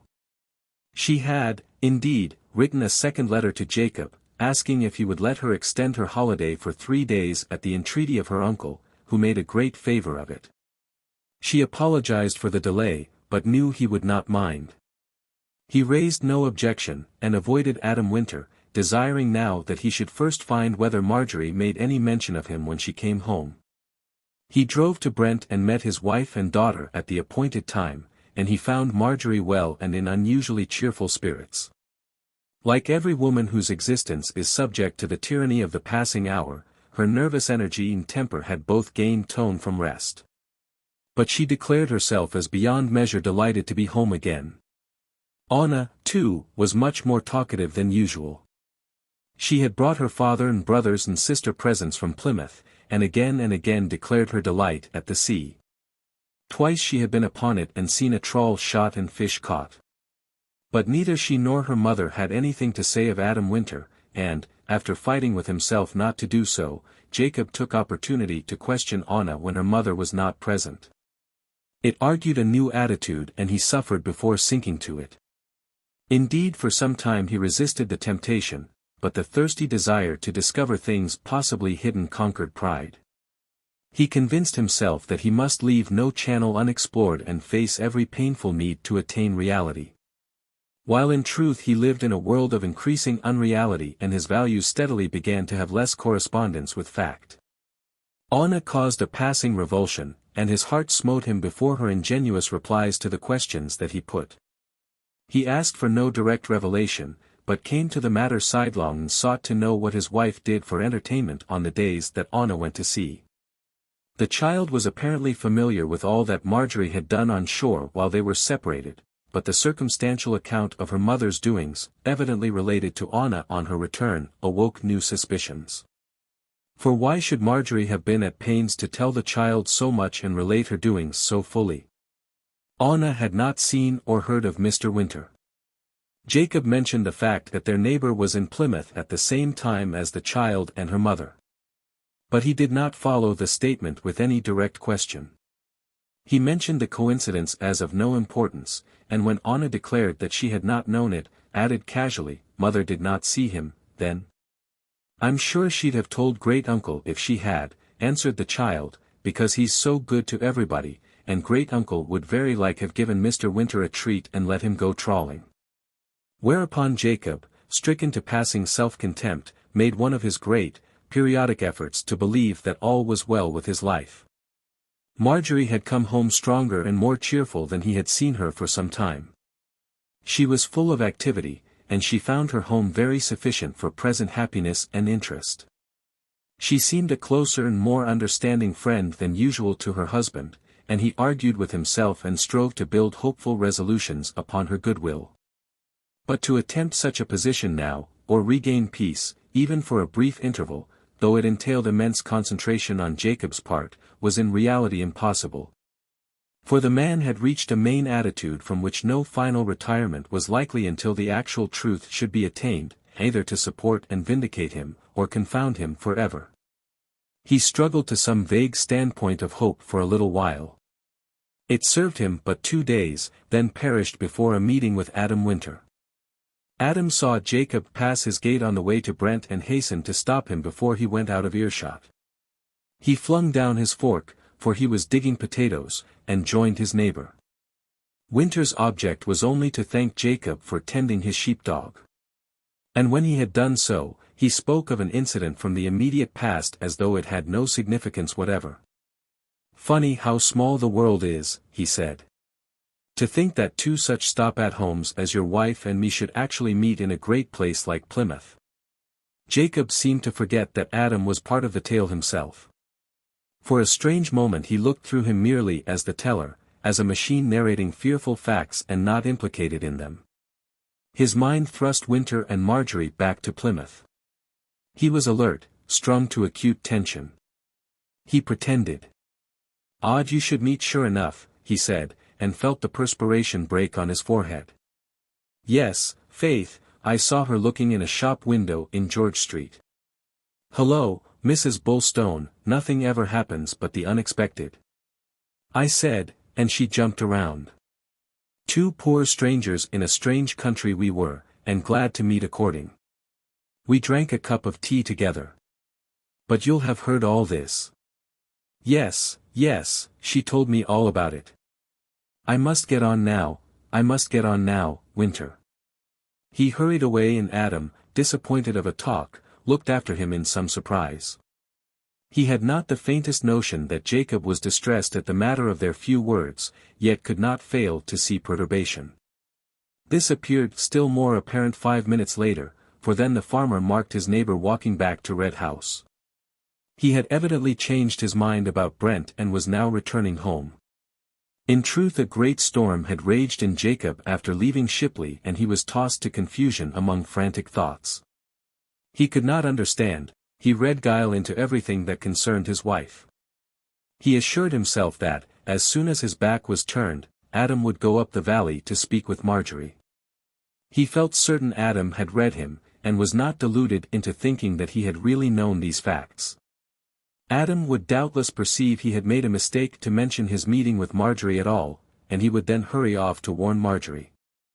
Inspired by this suspicion and feeling it vital that he should see Marjorie before she learned of Winter's conversation and admission, he turned back and made haste to anticipate the farmer.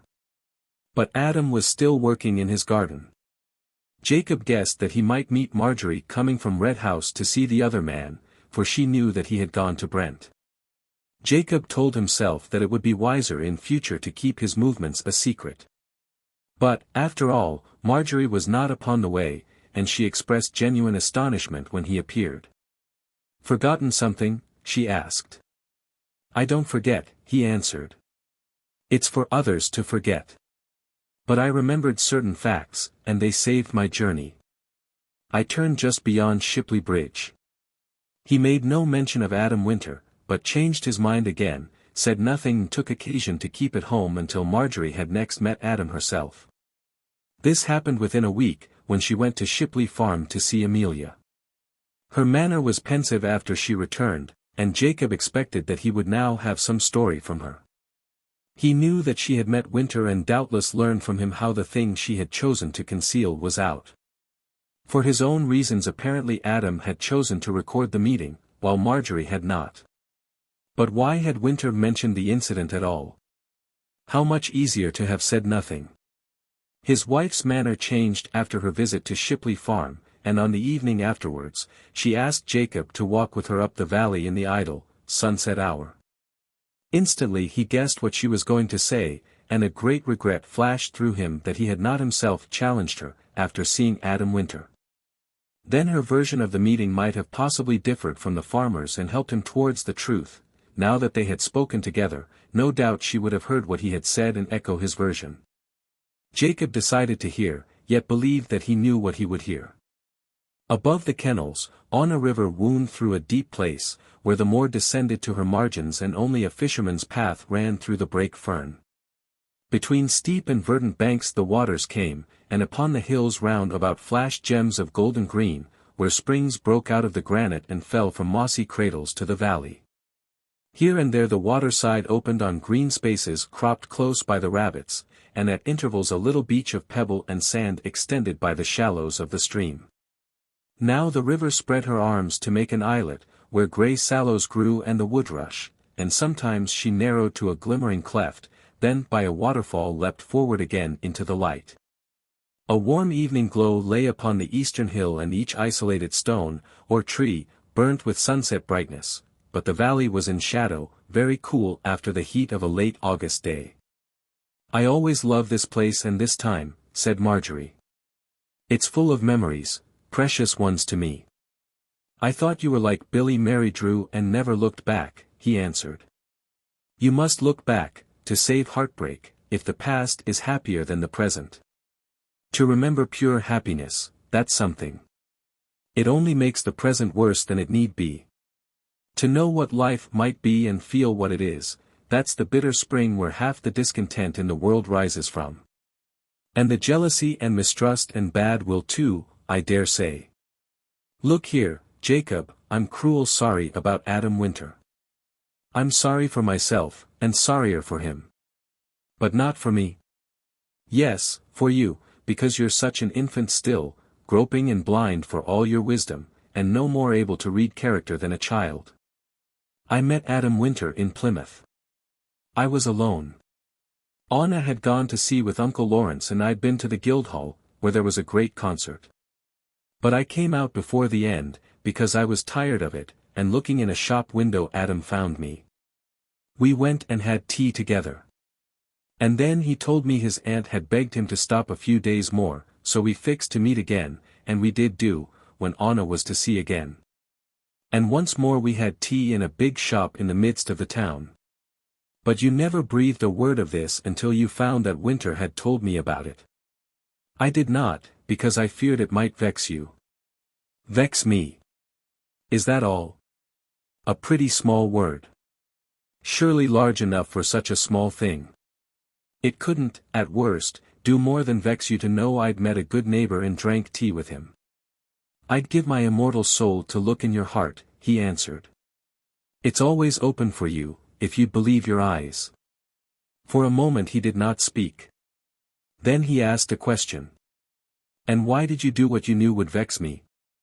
I did it because I wanted to do it, being sure no honest reason existed against. I set no store by it and never thought of it again.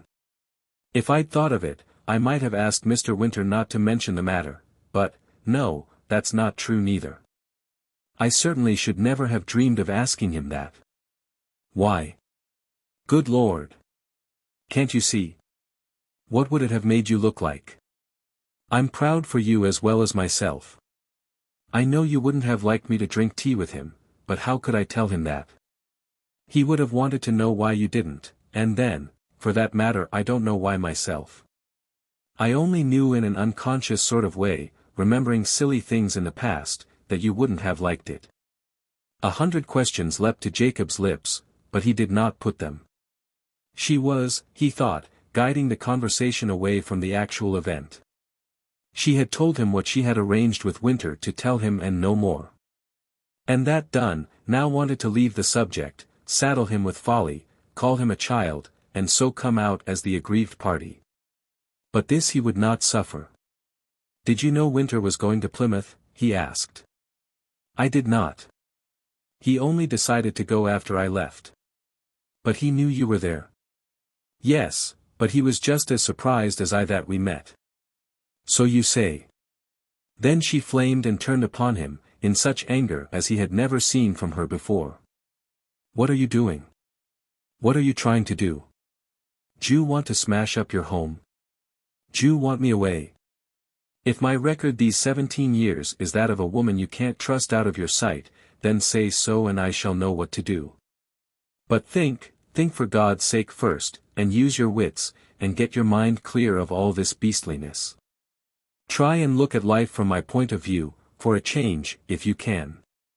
I'm many years younger than you and I married you for pure love, well knowing that I'd have to give up a few things, nothing compared with the joy of wedding with you, but little knowing how many things I'd have to give up.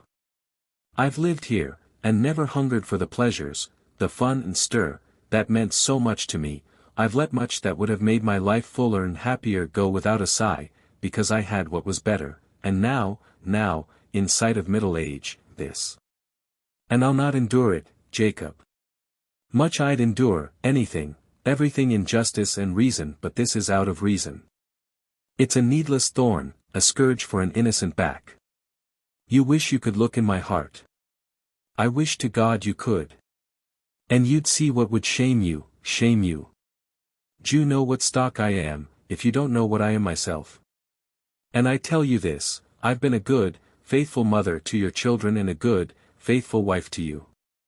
That all the world knows, and if I was to start and whine about being kept like a broody hen under a coop, there's many would sympathize with me and blame you.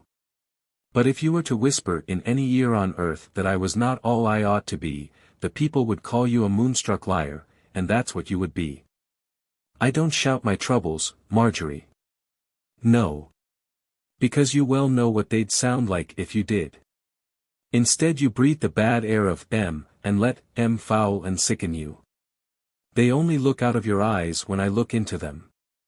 You take cruel, good care to hide them from everybody else, and so do I, for common decency. Why'd you hide them? Tell me that. And I tell you I won't much longer hide them, I swear I won't. If you think evil of me, then let it out. Point your finger at me before the people and hear what they'll say about it. I've lived your life without a murmur, but if so to do, and sink myself in you as I have done, is to win no better reward than, there, we'd best to leave it before I say what could never be unsaid. He did not immediately answer. He was impressed, for a moment relieved. Her indignation rang true. He felt disposed to express sorrow and even promise practical proofs of his regret at causing her such suffering, but he considered deeply first. He had to convince himself that these words were sincere and not merely uttered by a woman acting cleverly to hide her cherished secrets. They sounded as though from her heart. She had never spoken with such passion. But such a clever woman might be quite capable of pretending, if she thought it wise. He wanted to believe her. For if he could do so, it would lift his immense agony off his shoulders at one gesture and lighten the load of the past as well as promise some brighter hope in the present. He perceived that, if he could believe her, the situation was saved, for he would have no difficulty in thinking of 1,000 things to prove the sincerity of his own regret and the size of his own amendment. He would not be ashamed to confess his errors to Marjorie, if she could convince him that they were errors. They walked silently side by side for a few hundred yards and she waited for him to speak. She grew calmer and realized the quality of her tremendous counterattack. She had never stripped him bare to himself in this fashion, but she did not regret a word. She was hating him heartily while she spoke. Only his tyranny and her long endurance held her thoughts. Apart from his own troubles, which she scorned as the folly of a lunatic, she was glad that opportunity had offered to remind him of hers. He had outraged her, and no word that she could speak was too hard for him. So she still felt. Her temper rose again at his continued silence. Things are at a climax now, she said, and I won't have no more doubt and darkness between us. It's wrong and sordid and mean and hateful. You've got to say you're sorry, Jacob, you've got to tell me straight out, in plain words, that you're sorry for what you've thought against me, for God knows how long. You've got to do it, and you've got to show me you mean it. Either that, or I'll leave you. I'll go and live my own clean life and not share yours another week. That's quite true, Marjorie. There's no third course. Decide then. Decide this instant moment if you call yourself a man. Why should I breathe the same air as you and suffer what I'm suffering now while you make up your mind? Why should you have to make up your mind? What devil's got in you to make you doubt a woman like me? Or do you doubt all women? If you do, you're mad and ought to be locked up. When I think of it, I wish to Christ this river had drowned me into peace afore ever I gave myself to you at all. She flung herself on the ground and wept, her anger expired. She was only bitterly conscious of dishonor and degradation. Not built to suffer very deeply, or very long, suffering, when it did come, broke like a hurricane over Marjorie and beat her down before its onset.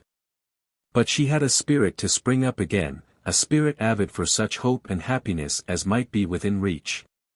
It was a spirit as innocent as a child's, and her pleasures were such that any child might have shared them with her. Jacob Bulstone slowly expressed contrition. He imagined that he believed her, and the conviction plunged through his soul, sweeping bare the rocks and channels. It was real and did a temporary, cathartic work. But while it cleansed the stuff he was made of, it could not alter the stuff.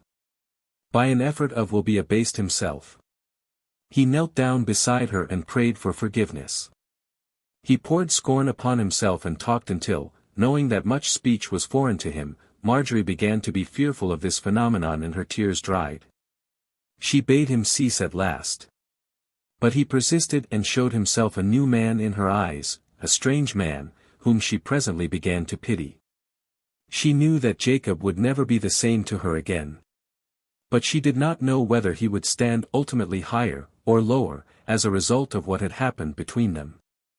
She was weary and unspeakably sorrowful, for her heart could not be hard and her natural sympathies were large. He seemed to roll back time and even speak with the voice of the lover from the far past. He pleaded for absolute forgiveness. He was very humble and he promised on his oath to change from that hour. God helping, he said, this is a day that shall see us nearer and dearer to each other than ever we have been.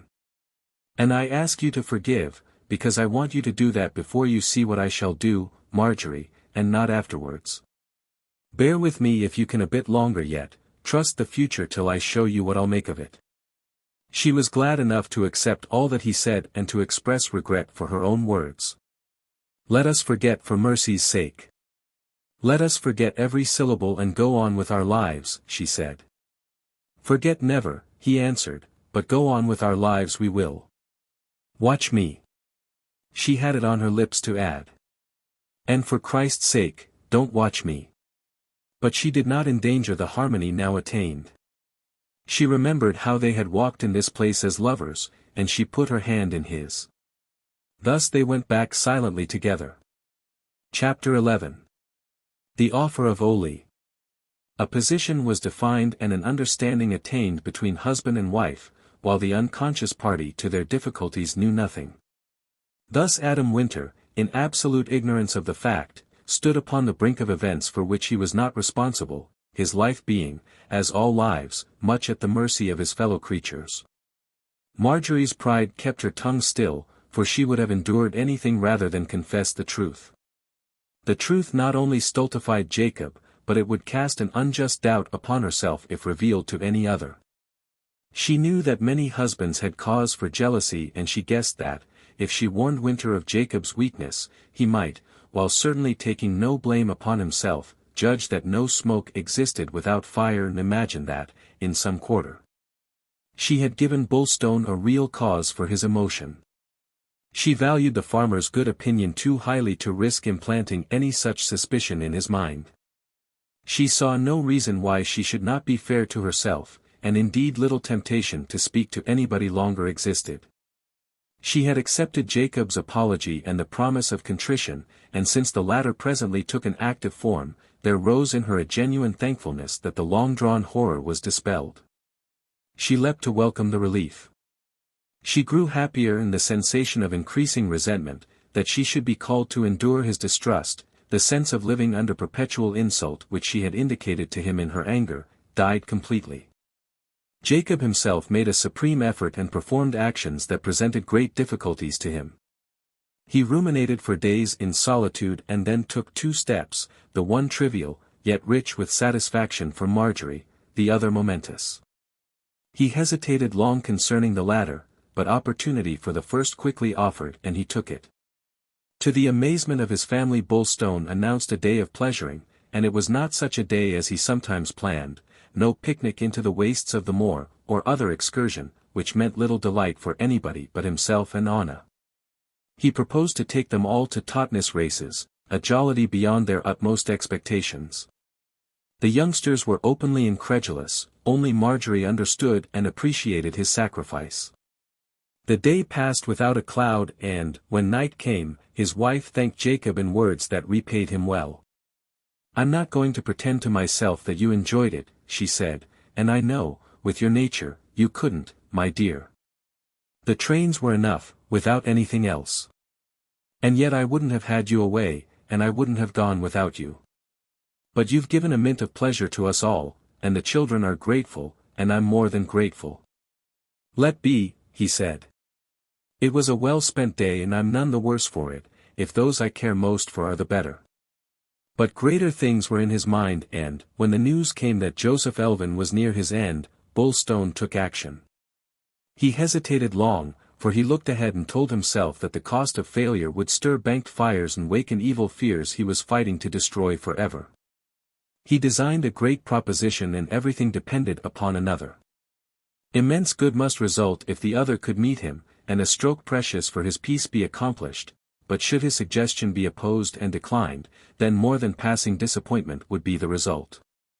He reached a point where a serious hitch delayed decision.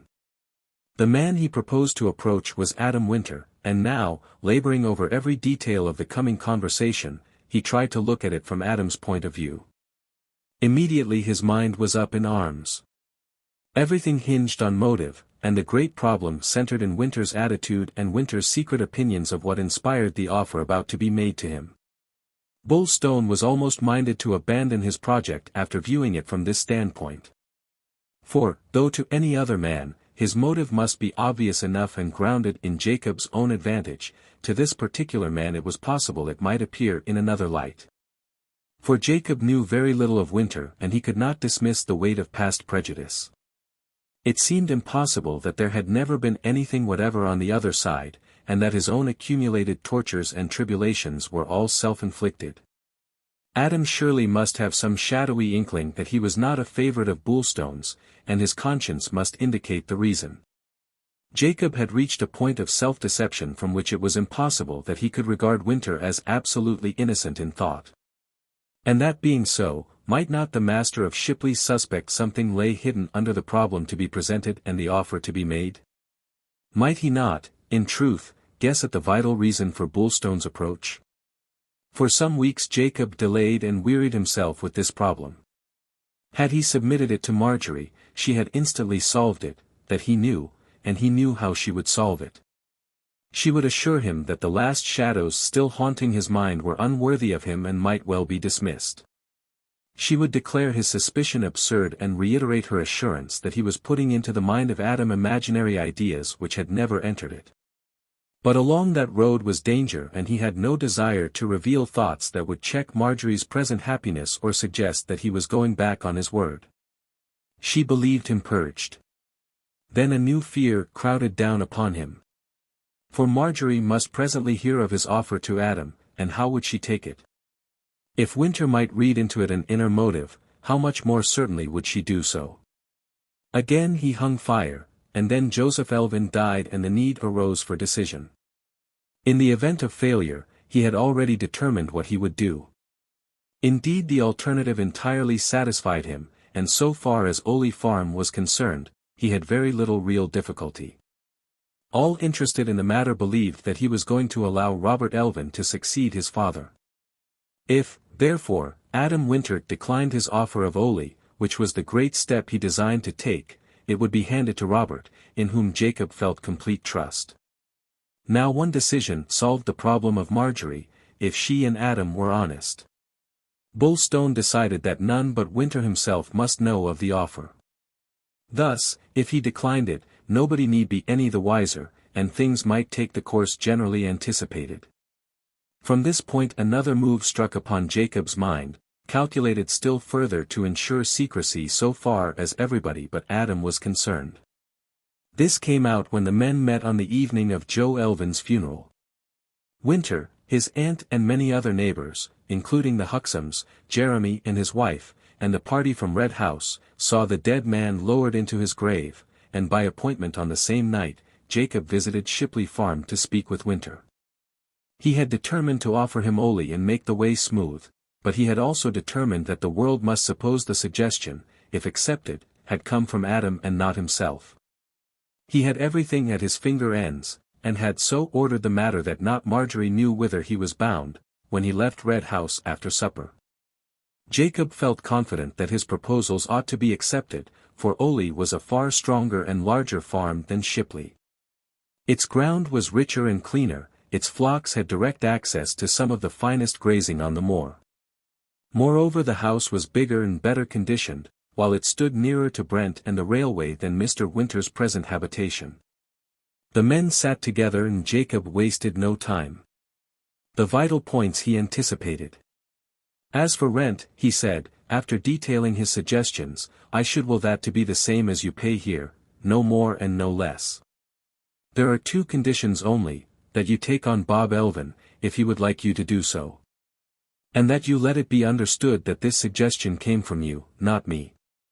That may sound like craft in your ears, but the point is this, young Elvin hoped that I would trust him to carry on, and failing you, I should do so. I would, however, naturally prefer a grown and experienced man, and if you come to me and offer to go there, nobody could question my wisdom in putting you before the lad. That's all there is to it. And if you like to go over next spring, I should be glad. Nothing but frank gratitude greeted Bulstone's offer. Adam, as the rest of the world, knew him for a man who did good things in abrupt and secret ways, and he regarded the suggestion, that he should improve his state by taking Oli, as one prompted by nothing but the goodwill of the man who made it. That he should have put any other interpretation upon it was impossible. A kindly man himself, only prevented by circumstances from generosity, none could have been quicker to weigh the significance of such a handsome proposal. And when he replied, after half a minute's silence, he dwelt first on what he conceived the spirit behind Jacob's speech. "A mighty good offer and I value it," said Winter. "I'm over and above pleased, because it shows your large heart, which didn't want showing, I'm sure, and also your opinion of me. We much like to be rated high by those we rate high ourselves. And you wouldn't have said such a thing if you hadn't felt Oli was safe with me. I'm proud of that. So much goes without saying, Winter. I know you'll do all that can be done and look after it well enough. Here at Shipley, it's making bricks without straw half your time, a thankless grind. You'd have an easier and fruitfuler job there. I know all that. I was too set on showing my pleasure to go into the thing for the minute, and if I had only myself to think on, I'd take you. But there's my aunt and brother. Well, they'd be a lot more comfortable than at Shipley. Just the opposite. You know how people fit into a place. My old woman could no more shift now than a snail out of its shell, and if Sammy thought he'd got to leave Shipley, he'd have the house out of windows and make a proper Tantara. Such a thing would throw him over altogether, I reckon. It was a terrible business getting him here, but he was near 20 years younger then. Jacob regarded him in astonishment. The objections appeared too slight to be sincere. Surely Samuel would soon get used to the thought, he said. Not him, answered Adam. His mind, so to call it, hates change worse than anything, the leastest trifle altered makes him sulky and wicked for a month. There's a dangerous side to him none knows but me. I assure you I'm telling truth. I'd go, and mighty glad to do so, but while Samuel lives, we can't leave here. He was so definite that argument did not suggest itself to Bullstone. His mind was soon burrowing in its accustomed channels, and, grasping the fact that his offer had been declined, he fell into gloom. He was full of suspicion at once. The reason for refusal had come so pat that it seemed as though Adam were prepared with it. Yet he submitted a most frivolous objection. Jacob had indirectly assured Winter large increase of prosperity. And was it likely that any practical man would decline such improved conditions on the plea of discomfort for a weak-minded brother?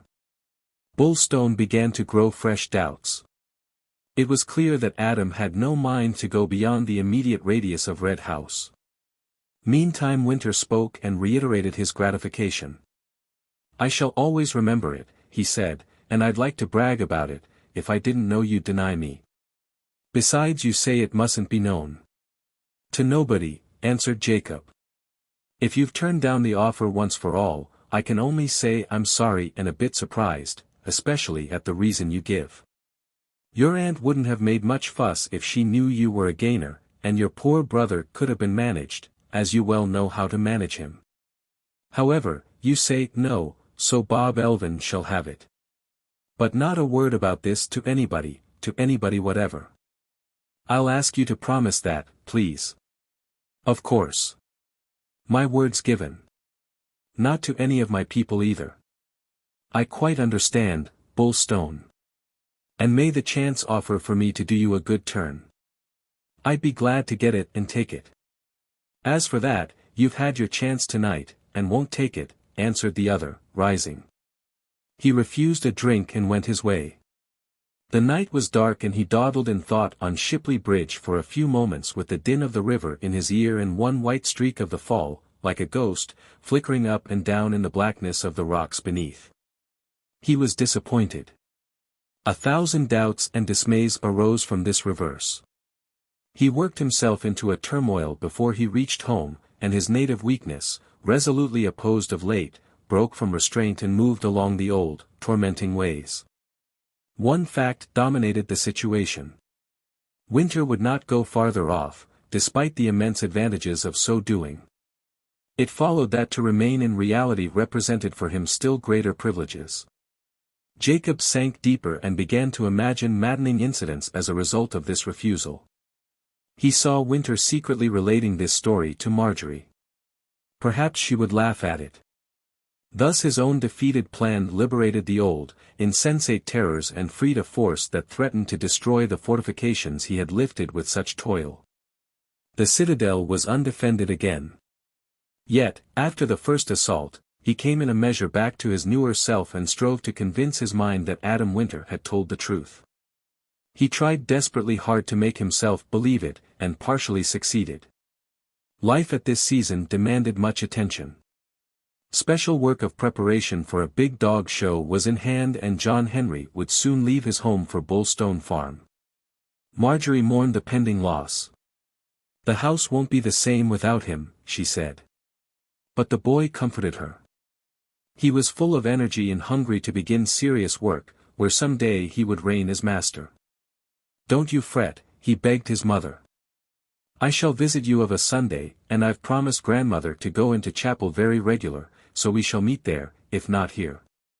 They knew they would see but little of him at Red House, however, and that moved Marjorie to sorrow. It was the first empty place, the first nestling away. His sisters also regretted the coming change, but Peter, who had always been overshadowed by John Henry, felt no great concern. As for Jacob, he was indifferent. He knew that his son did not esteem him, for the lad's character in no way resembled his own. He was a bustling, pushing youth, steadfast and of fixed opinions, a Palais-blanc, as Mrs. Huxham delighted to point out. Thus stress of circumstances for a time intruded, then, with more leisure, Jacob's spirit lost ground. Events aroused disquiet, paltry incidents were magnified into ominous evils. He sank to setting little traps for his wife, but she never fell into them. She did not even see them, but he suspected that she had seen them, and waited for her to protest and express indignation. Had she done so, he was prepared. The fact that she took no notice was set down to cunning on her part, and it wrought fresh evil within him. Thus secrecy and ignorance did their work, and Marjorie, entirely absorbed with the preparations for her son's departure, existed unaware that her husband had returned to the darkness of his illusions. In truth, she was thinking very little about him at this period. John Henry filled her thoughts. Chapter 12. On the Hill. For the first time Peter Bullstone went to the great annual Crufts International Dog Show with Barton Gill. Jacob exhibited every year, but very seldom accompanied his dogs to London, and now his son was allowed the grand experience of Crufts. "You'll soon be old enough to do this work on your own," promised the boy's father, and Peter set forth, with Mr. Gill to take care, not only of him, but the 6 Irish terriers entered to uphold the fame of Red House. John Henry was gone to Bullstone Farm, and home to Marjorie seemed very empty without him, but she often saw him, and he came, at his father's direction, to Sunday dinner when he could do so. Then happened an incident steeped in deep emotion for husband and wife. It was a quality of Jacob's failure to reason that his life, down to its most trifling incidents, suffered contamination.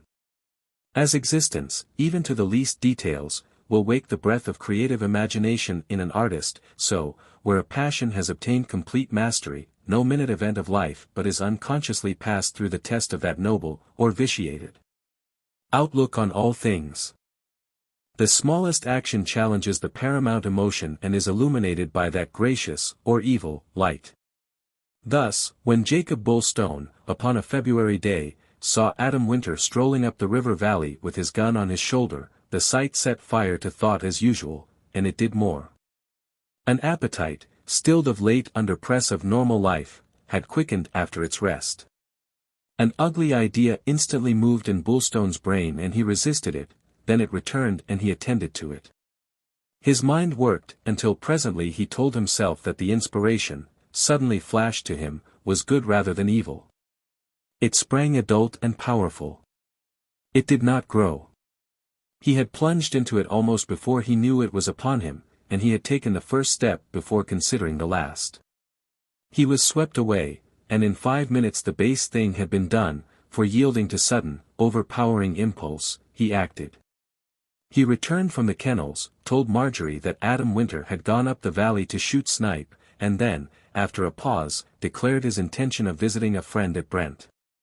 "I'm free for the minute and have been owing him a call for a month of Sundays," he said.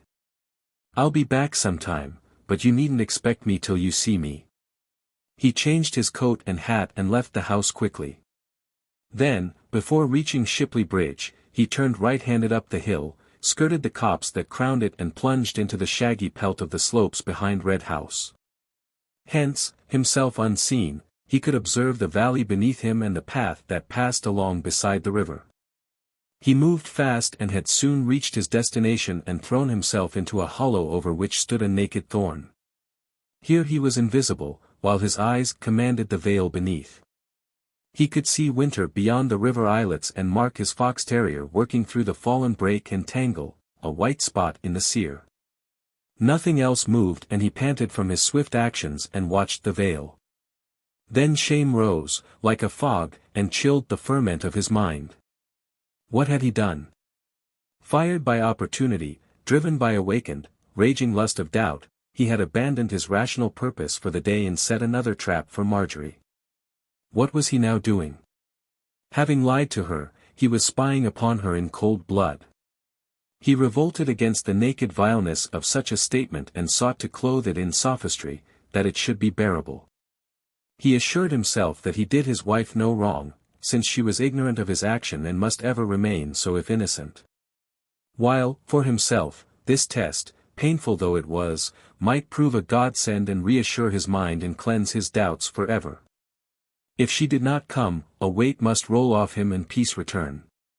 If she did come, he would see her actions and measure the significance of them. In either case he was justified. And while he argued thus, he felt the sickness of his soul. He planned to give her half an hour, then he would go on his way to Brent and do what he had promised to do. He was too far from the valley in his present watching place and now moved down, sulking like a fox through the gullies on the hillside and keeping out of sight of any possible spectator. He proceeded 100 yards, then found a ridge above a badger's holt, a hole between two blocks of granite that supported each other.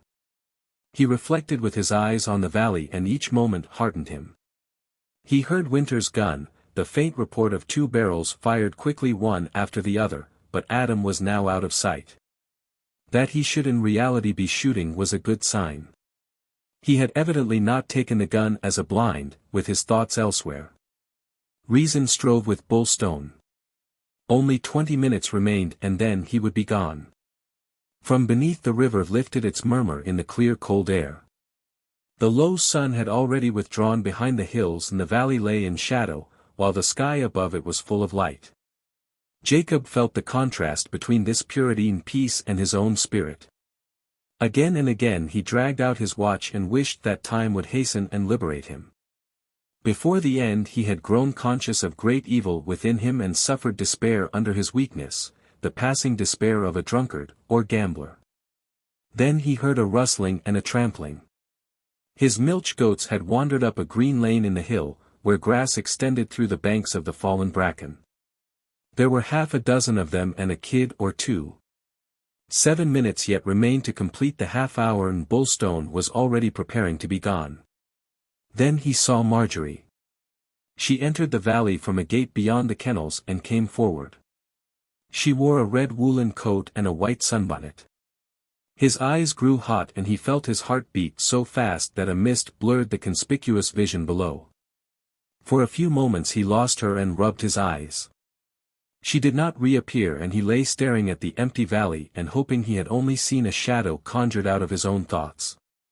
Then a slight, brown figure appeared and he saw Anna running after her mother.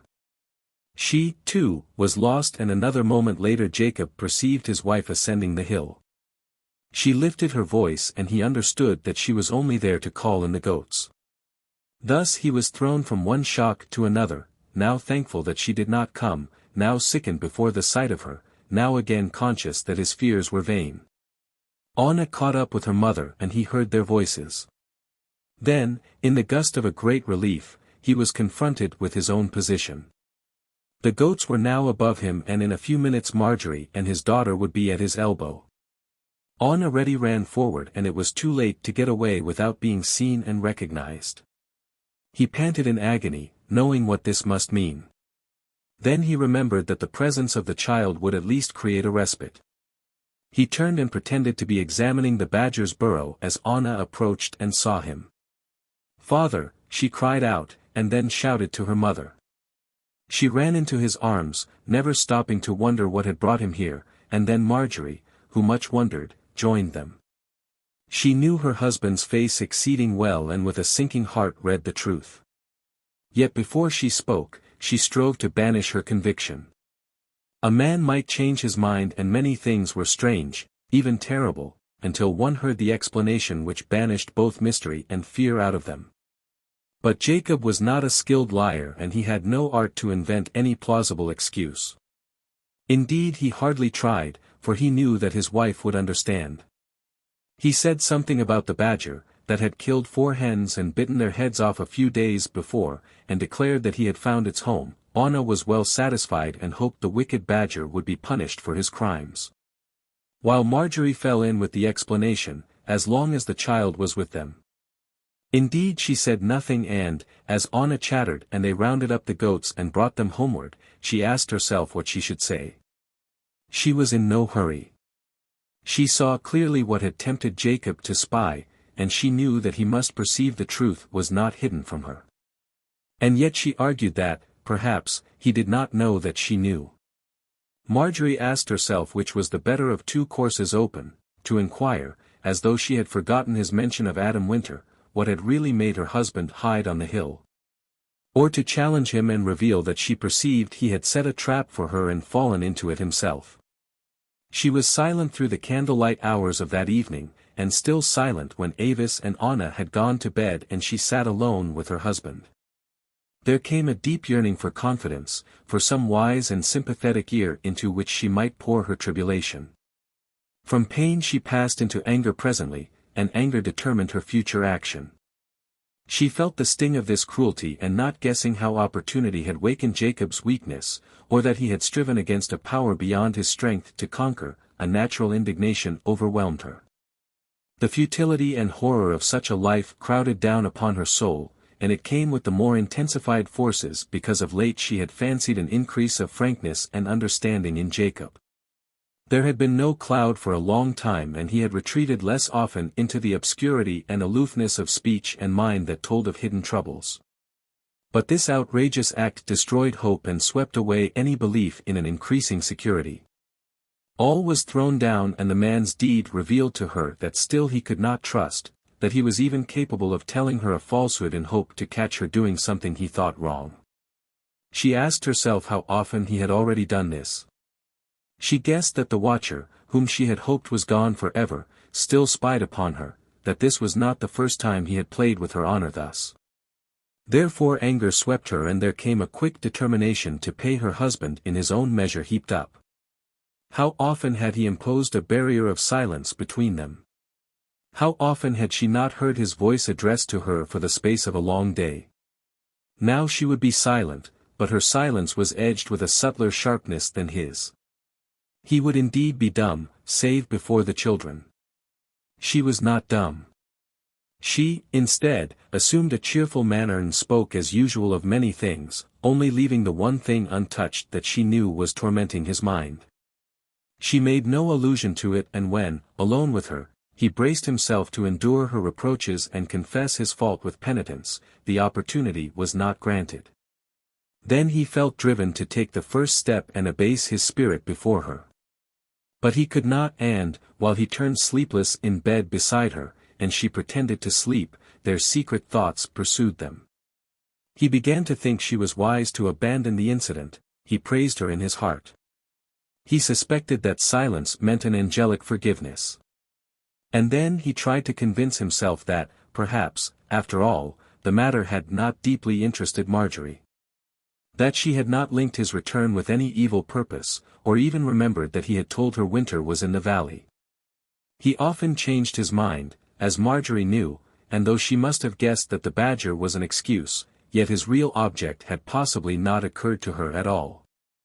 He longed to believe this, but his reason laughed at him. He returned, therefore, to the conviction that, out of her charity, she had forgiven his weakness, and he felt it would be wisest to let time pass, that her wound might heal and no more pitiful fawnings and confessions be demanded from him. He thought to wake her and show her that he understood her nobility, but she appeared to sleep so well that he did not disturb her.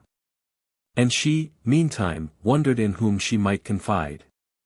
She considered her father, but believed that he lacked the comprehension to understand, neither could she go to old Mary Drew, who had wit enough, but was Jacob's own nearest friend. Jeremy was too young. Then she determined to tell her mother. Her resolution did not weaken with morning, and still Jacob could not find it in him to speak. The emotional conclusion of the previous night remained, while the emotion itself was gone. His customary reserve and love of silence woke with him, and it occurred to him that Marjorie might, after all, intend to speak in her own time. Therefore he kept silence. She only told him, however, that she was going into Brent, with Anna, to see her mother, who suffered from a cold and kept her bedroom, and after dinner on that day Marjorie set out with her younger daughter. Bullstone walked to Shipley Bridge with them, then still farther, to the cottage of Billy Mary Drew, and there he took leave of them and entered. Marjorie proceeded, wondering curiously if Jacob shared her intense desire for the opinion of a third person, whether, indeed, he had not already poured his terrors into some other heart. A woman certainly never had won his troubles. He hardly knew half a dozen, but it might be that he confided in William Mary Drew. She was silent as they tramped the leafless lanes to Brent, reached Aish upon the hillside, descended over Lydia Bridge to the town. Here she and Anna parted. Her daughter went straight to the Huxhams, and Marjorie turned into her brother's shop. Jeremy stood behind the counter and revealed a gloomy mood. He was the father of 2 children now, and the second proved to be delicate. Unaware of his depression, Marjorie praised the shop window and the general air of prosperity which her brother had created. "It's wonderful how you've got on," she said, "a born shopkeeper, as mother always told us." "Yes, that's true enough," he admitted, "but I'm afraid I'm reaching my tether here. Flesh and blood can only stand a certain amount, and to live with what you hate is a fearful strain. In fact, to spend all my life in an odor of fruit and vegetables and never escape from it, is beginning to age me a good bit." "What does the smell matter, if you're making and saving money?" "It matters to my nerves," explained Jeremy. "I've reached a pitch of proper loathing now against the contents of this shop, and nothing but a sense of duty keeps me here. I've got to go on with it, I suppose, though at a cost none will ever know. But if people, who are supposed to care about me, only realized how I hate the very touch of fruit, they might combine and give a thought to the situation." "What would you like to sell?" she asked. "Nothing you can eat," answered Jeremy. "I'll never handle food again if I once escape this heavy cross. I'd sooner live my life among coal scuttles and dust bins than with food, especially fruit and vegetables. Never again in my born days shall I touch a fruit. If I could go into dry goods tomorrow, there's no doubt I should thank God, so would Jane for my sake. However, while the business sticks to me, no doubt I shall be expected to stick to it, sickening though it is. A pity you didn't go into mother's haberdashery." "A very great pity," answered her brother. "When the assistant was away, you'll remember I did lend mother a hand, while Jane looked after this show. And the relief, to move among materials and refine things, like gloves and ties and so on, and everything clean and scentless. However, life's life, I must bite on the bullet and endure as long as my nature will let me." "I'm afraid that won't be long," she answered, "for once you get out of heart about a thing, it's soon goodbye." "I had it in my mind to ask Jacob for some advice," replied Jeremy. "I've got a very great respect for his judgment, as you know, and though I'd not care to put myself under an obligation to many men, I wouldn't object at all in his case. He did me one very good turn, and though, as a huckster, I failed in the long run, if he had some other equally brilliant idea up his sleeve, it might be just the one thing my nature craves." Marjorie threw out not much hope, but promised to speak to Jacob. "I'm sure he'd help you, or any of us, if he could. His one pleasure in life is helping people. All the same, he won't be able to understand your point of view this time. Not only point of view, but smell and touch, explained Jeremy. Let him ask himself what he'd feel if his dogs were swept away and he had to live with naught but a parcel of cats. Then he'll see what I'm feeling. Tell him I want to get away from the fruits of the earth, and never wish to see one of them again, and I'd sacrifice a lot to do so, and so would Jane. She left him then and proceeded to her mother's. She felt disturbed that Jeremy should have failed once more. But she smiled to hear him talk of biting on the bullet. I know what that means better than ever he will, thought she. Then Marjorie reflected concerning her own purpose, and, having already determined to speak to her mother, now asked herself what she should say. When it became a question of spoken words, the difficulty appeared, for she was no longer in the temper to experiment with any words at all. Her mood had changed from anger to melancholy. She weighed her proposed speech and doubted whether, after all, Mrs. Huxham had better hear it. Something suddenly and forcibly told her that her mother would not be vague or neutral in such a matter. To confess to Judith would certainly entail following her mother's subsequent directions, and Marjorie much doubted what they might be. She was still divided in mind when she joined Mrs. Huxham. The elder sat by a fire in her bedroom, with a shawl wrapped round her head. From its whiteness her face peered, also pale. Her eyes were heavy and her breathing disordered, but she was wide awake listening to Anna, who read the Bible and labored diligently for her grandmother with the second book of Kings. And Jehosh did that which was right in the sight of the Lord all his days, piped Anna, then she broke off and beamed. Oh, Granny, isn't it a blessing to find somebody who did right before the Lord, for a change? It is, croaked the old woman. Few ever did and few ever will. Anna, liberated from her record of faulty monarchs, left Marjorie with Mrs. Huxham and joined a young woman who operated in the post office below. It's on your chest, I'm afraid, said Judith's daughter. I'm better, however. I shall be down house in a couple of days. Take care of the drafts then. February's always your bad month. No month is worse than another if you trust the Almighty, answered Mrs. Huxham. How's your husband? Jacob's all right. No, he isn't all right, and he never will be while he holds off his Sunday duty. With them who keep live animals, Sunday has got to be broke in a manner of speaking, but he ought not to let the dogs come between him and public worship, and well he knows it. It isn't the dogs. He hates a crowd, said Marjorie. Then he's all too like to spend eternity in one. Yes, Marjorie, I wish very much indeed I could feel more content about Bulstone's future. In the light of these serious words, Jacob's wife felt little disposed to set out of her own sorrows. Indeed they were forgotten, since her instinct was instantly to respond to the challenge. He's always doing good things. So you may think, and so may he think, but if your light is uncertain, what looks good may be in truth be bad. There's a lot done that shallow minds applaud for virtue, when the truth is the motive is wrong and the deed worthless, if not evil. And be that as it may, we well know that works without faith are of no account. Marjorie changed the subject, yet introduced another that could not but redound to her husband's credit. The foundations of the house are dug, I hear, mother. They are. The villa residence will begin to come into effect as soon as we can trust the weather. We shall want your help in the garden, for we don't know anything about flowers. I shall dearly like to help. I long to see you really resting at last. I am content to let it be as it will, knowing that what happens is right. I wonder sometimes what the Lord will find for my hands to do when we retire, because, though we speak of retiring, that's no word for a Christian mouth really. The Christian never retires.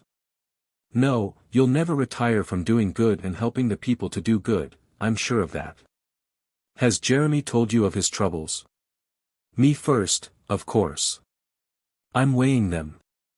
I've laid them before the throne.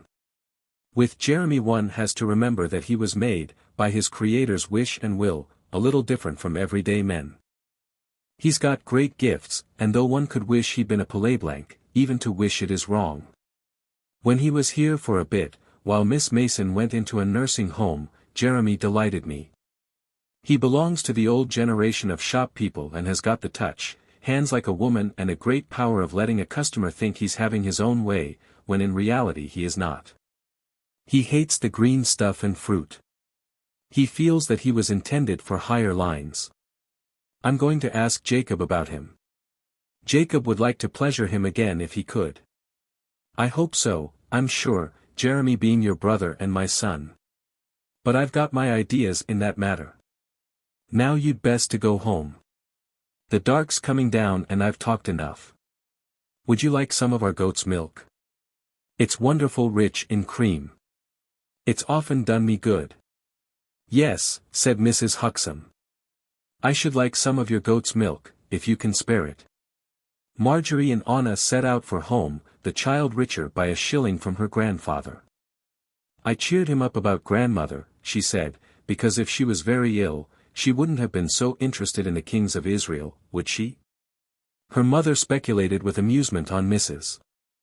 Huxham's view of Jeremy's character, and thought how Judith must have regarded such a spirit in another man. She was in a good temper and glad that she had not grumbled. Her nature was built to bend before the blast and she was always quick to react to any improvement in her circumstances. She considered, whether, after all, it might not be better to speak of the recent past to Jacob himself, and resolved that she would be guided by his future attitude. If he remained under the cloud, she would endeavor to dispel it. But she trusted that in a few days he might emerge. They brought good news, for Anna now produced in triumph a telegram which Barlow Huxham himself had taken off the wires and entrusted to her, while Marjorie was with her mother. The child had not told Marjorie, but now produced the treasure for her father. The Red House Terriers had taken 2 first prizes. Anna begged to be allowed to keep the telegram and add it to her treasures. It will be the greatest of all, she said, and it's signed Peter, so it must be true. Chapter 13. The Oranges. Bulstone's Monument of Madness was nearly completed. One day he met Adam Winter talking to Marjorie and Avis, as he returned from Oley Farm to dinner, and anon, in the kennels, Avis asked the meaning of words that Mr. Winter had spoken to her mother. He said some people have to take their pleasure like a dog snatches a bone, with an eye on the whip, father. What's that signify? Who was he speaking about? I don't know. He said it to mother, and she laughed and told him that pleasure took that way would be half pain. It means, nothing at all. Just a way of speaking. Hungry dogs will steal bones, and whips will find him, soon or late. And all pleasure's half pain when you grow up. The thing is to be young, like you, Avis. Then pleasure's real, I hope. Would you like for me to marry Bob Elvin, father? Would you like to? He asked me last Sunday going to chapel, and I said I would, and he's coming next Sunday to beg we may be tokened. An idea so great had occupied Jacob's mind fully enough at another moment. But now there was no room for it. I knew he was going to, yet didn't think he'd have the cheek for another year. I love him with all my heart, and grandmother thinks he's a very good, proper-minded young man. She's agreeable. But she says it mustn't be for a full year, till I'm over 18. Quite right. I'll talk to Master Bob next Sunday. Are you vexed, or pleased about it? Why, I'm both, my dear. Vexed to think how the time flies, vexed in a sort of way to find your wife old. Yet that's foolishness, isn't it? And pleased that you've fallen in love with an honest, hard-working man. You won't dress him down, or say he's looked above him, or anything like that. I don't know what I'll say. Certainly not that. Run in now. You've given me something to think about. Mother likes Bob very much indeed. I don't know anybody that hasn't a good word for him. And I'm well thought upon too, father. Why not, Avis, why not? Nothing can ever come between me and Bob, she said, then left him, and he forgot her instantly. His thoughts drifted through the familiar channels and he read pregnant and personal things into Winter's jest. He began at the old starting point, strove to bring a judicial mind to bear upon the question, asked himself, for the 1000th time, if he had ever found a cause to suspect any man but this man, or associate with Marjorie the name of another. He remembered that with some exceptions, now faint in vanished years, he had never done so. Once or twice during their early married days, a dog fancier had spoken to Marjorie in words too free and easy for his taste. But no man remained in their united lives save Winter. His wife was not a woman who particularly enjoyed male society, or strove to challenge the other sex. So far as he knew, her acquaintance did not number a dozen men of her own generation. To this fact he always returned, and it increased rather than abated his tribulation. He told himself, falsely, that had she appreciated male society and been at her best and happiest in it, innocence would be far easier to assume. He assured himself that he would not have minded that. But there was only one who could not be shut out of her life and who, despite handsome inducement to do so, would not go out of it. The words overheard by Avis might mean much. And even more importance he attached to Marjorie's answer. A woman who was doing wrong with her eyes open, and suffering accordingly, was just the woman to have replied so. He worked himself into a fever and fell upon days of gloom darker than the weather. Accidents contrived to throw Shipley Farm much into his thoughts, for illness fell upon it. An epidemic that was filling half the homes of Brent with sickness reached the Vale, and first Amelia was stricken down, then her younger nephew. Both were seriously ill for a time and the old woman's life became endangered. The parish nurse was too fully occupied to assist them, and since neither could be moved, it became a needful charity that their neighbors lent necessary aid. Samuel Winter tended his brother, while a cousin, one of the nurses from the asylum not far distant, obtained leave to wait on Amelia. The old woman survived, but was kept in her chamber for some weeks. Then the nurse left again and Avis and Anna were glad to be of daily service.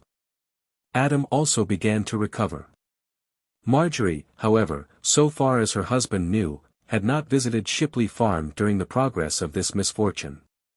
He neither forbade her to do so, nor commented on the fact that she kept away, though, according to his custom, he weighed its significance and now felt glad and now read more into it than appeared. Of late he had sometimes struggled from his torment by the road of preoccupation, and striven to busy himself for other people.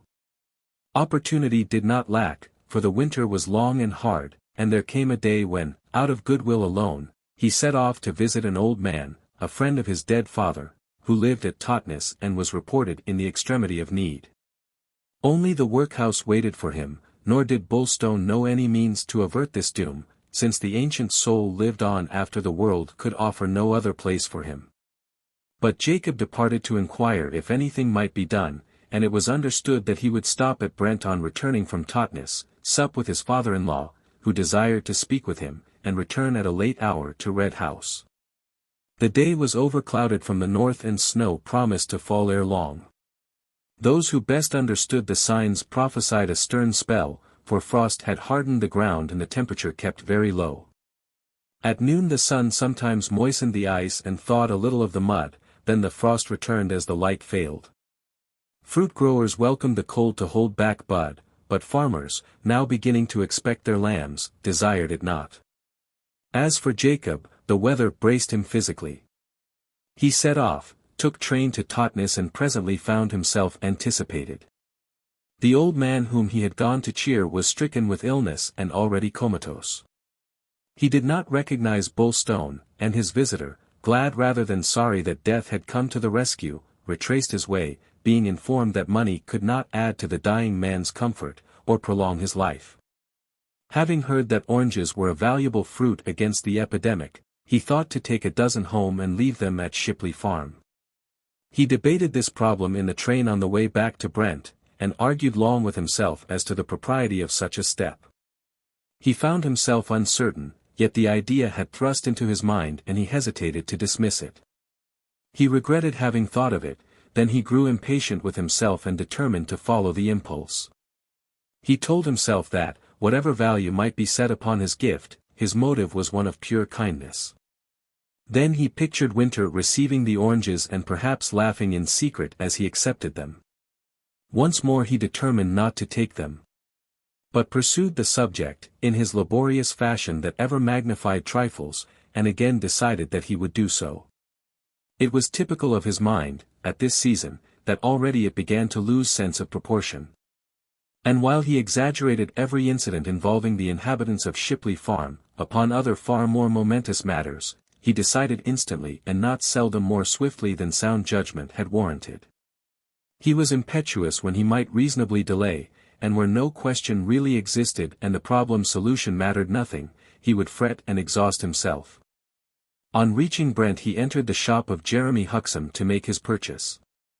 Jane was serving, but called Jeremy as his brother-in-law appeared. Then she put the oranges into a bag, took the money for them and left her husband with Jacob.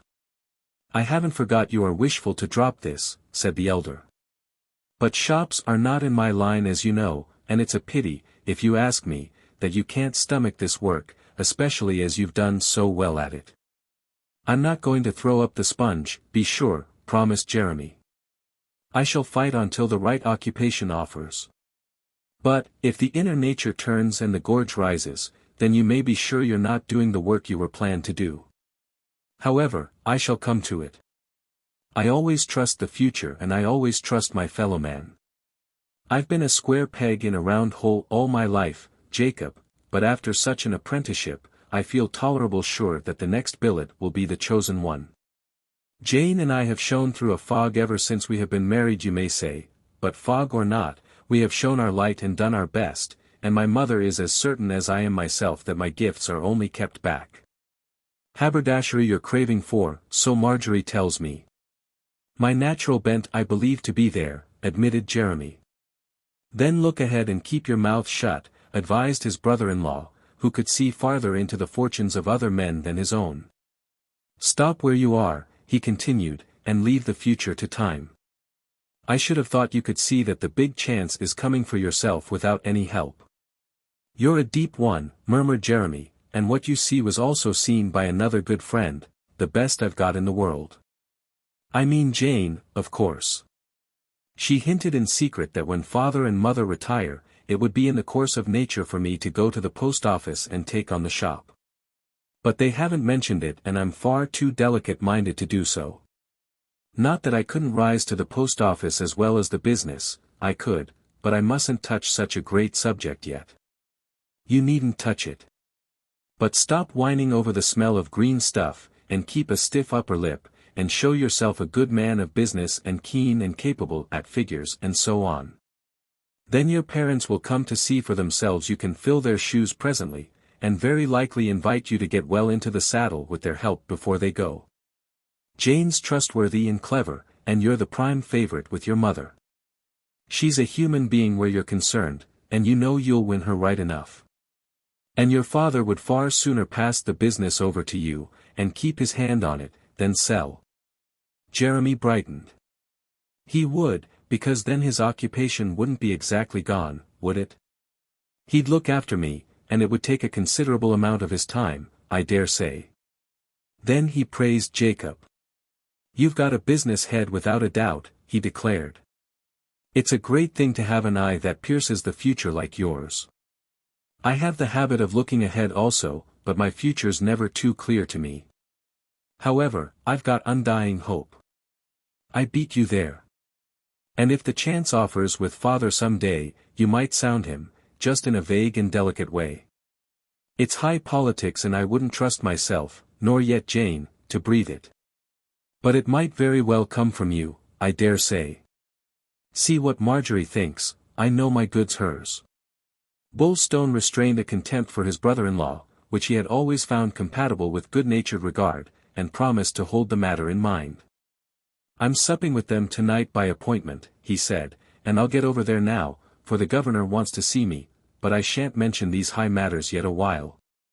And meantime you put a good face on your oranges and lemons and show yourself a little sharper at pounds, shillings and pence. Then he took his bag of fruit and went his way. Dusk had come down and only a golden eye or two from some small shop window shot the gloaming. It was nearly dark at 6 o'clock, and though no flake had fallen, the air already to Jacob's nose seemed to smell of snow. Mr. Huxham was out when he reached the post office, and from a remark that related to the far past, Jacob plunged into deep waters. His mood was amiable, but, as often happened with his mother-in-law, from whom the passing years separated him more and more widely in opinion, conversation tended to exasperate him and run him into extremes of statement he would not have uttered in a calm moment. On this occasion, he had himself to thank and, looking back afterwards, perceived the tremendous significance of that encounter. There had died a man concerning whom few good things could be said. Marsden Blake, a landowner of wealth and position, who succeeded his father as Lord of Brent Manor, had been killed while shooting big game in Africa. For the Huxhams the tragedy possessed some interest, since it was this man whom their eldest son had died to save nearly 20 years ago. As a boy he had stopped Blake's runaway horse and preserved the young man's life together with his companions, but he had lost his own in so doing. Jacob reminded Judith of the fact and how she had told him that Providence had permitted the death of Thomas Huxham for a good end, destined some day to appear. "What do you think of that matter now?" he asked. "Are you going to say that Blake wouldn't have been better dead and your son better living? What's Blake's record? A wife that died of a broken heart, a wasted estate, gambling, wrongdoing, and now dead, smashed to rags and bones by a rhinoceros on the Zambesi. Yes, and what's my son's record? What do you suppose he's been doing these 20 years? Better work, far better work than even he could have done on earth. He went, because he was ripe to go, and as for the other, he had his chance, as the worst have, but his end was preordained. If there'd been good hidden under his evil, then, when a young saint died to save him, he would have seen the light, like Paul, and understood his Maker's mercy and turned to the cross. But he was lost from the womb, and the one good thing you can say about him is this, that the Lord used him as a tool in the matter of Thomas, not Thomas in the matter of him as I thought at the time. A funny tool, a drunken, dissolute sweep like that to blot out your fine boy. God uses strange weapons, strange in our eyes, yet always perfect for his purpose. History repeats itself, and Jacob answered in a phrase of Xenophanes, though of that sage he had certainly never heard. But thoughts of men echo and re-echo down the centuries, as conditions are iterated by the reverberation of history. Doubt is extending over everything, he said, and you stand for a sort of faith we seldom see, mother. In my young days we spoke with a good deal more certainty than our children do, but all institutions are weaker than of old. The law's weaker, the church is weaker, faith is weaker. There's a spirit abroad to run black into white and turn everything gray. Bad men ain't hung like they used to be, but wrangled over and often let off for false pity. Sermons ain't preached like I used to hear. Everything's toned down and softened, and modern parsons will go through their discourse without daring to name hell. How'd you know that, since you never go to church? Asked Mrs. Huxham. My neighbors tell me. I hear about the changes from my friend, William Mary Drew, a great churchgoer and very keen in his intellects, for all his years. He says that in the old days the clergy used to thunder and flash the word down, like lightning, on the people, but now they argue and palter and mark time, so that folk go out of church as doubtful as when they went in. It's all education, and men's brains getting larger and their sense of justice increasing. Don't you think it? Answered Judith. Their brains will land mankind in the madhouse at the rate we're going in some directions. Are right and wrong other than right and wrong because godless men, for their own base ends, try to mix them? I don't know, but I do know that a good deal of the world's work is standing still thanks to education. Labor has got such a lot to talk about nowadays, that it spends half its time chattering, and the money is always the subject nowadays, never the work that's supposed to earn it. Weak faith is the sin at the back of all our troubles. And the world's pretty ripe for the avenging hand so far as the faithful can see, she answered. I don't believe that. Laws are made for the living, not the dead.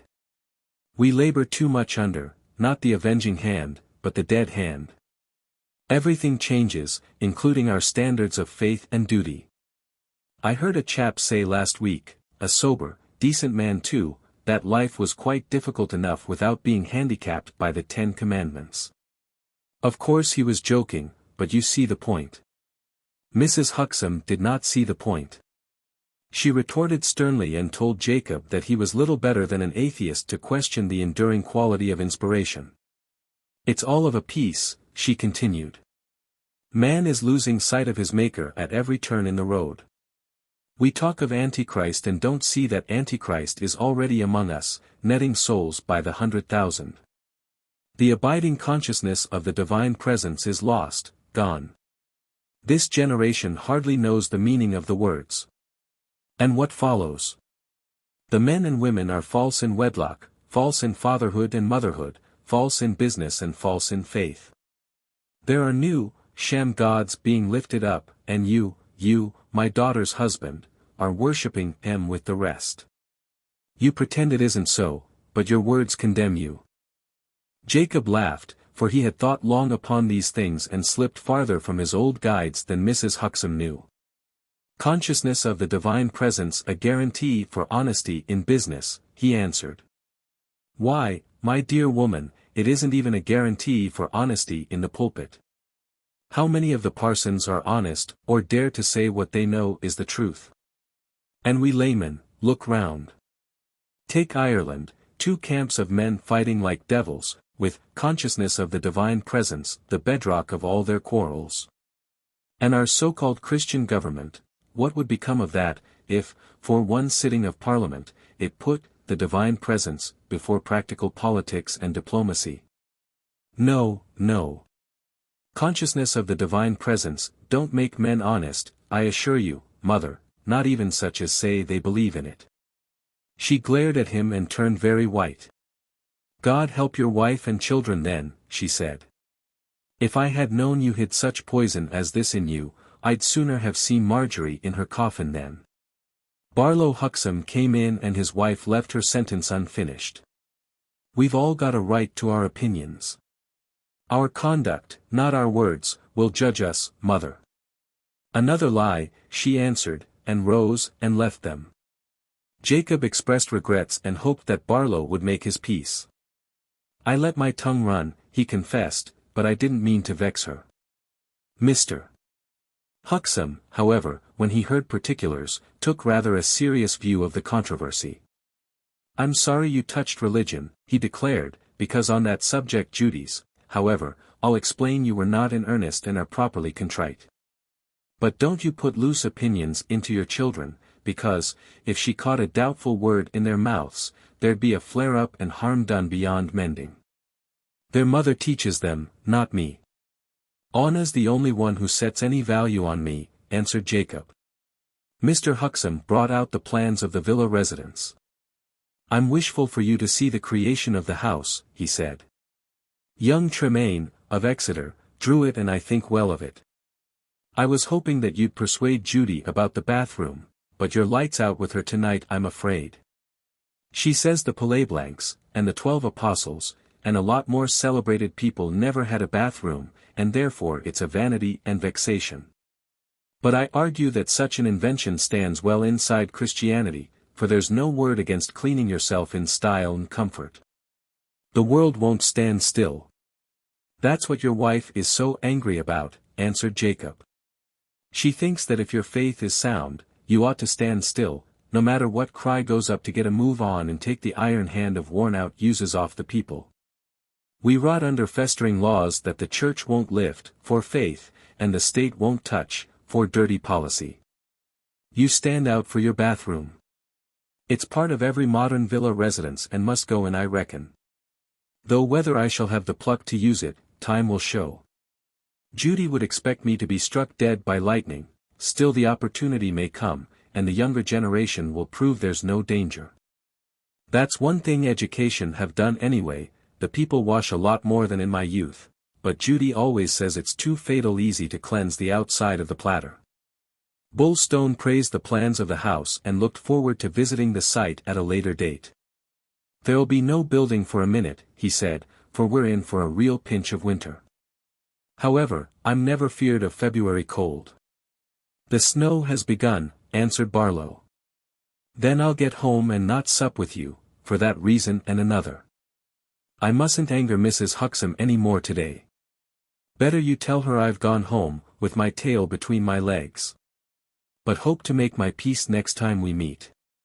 That's wisest, admitted his father-in-law. I'll say.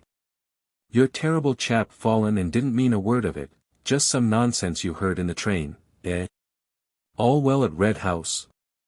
All well, and my father's old friend at Totnes is fast going home, didn't know me. All well with him then.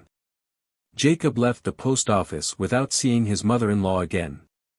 He did not much regret hurting her, for he felt that her attitude to life was obsolete, and he had no wish that his children should grow up self-righteous and bigoted. He was in a good temper when he set out and saw flakes of snow drift past the oil lamps that lit the township. They fell fitfully as yet, but grew thicker as he climbed the hill and set his face northerly for home.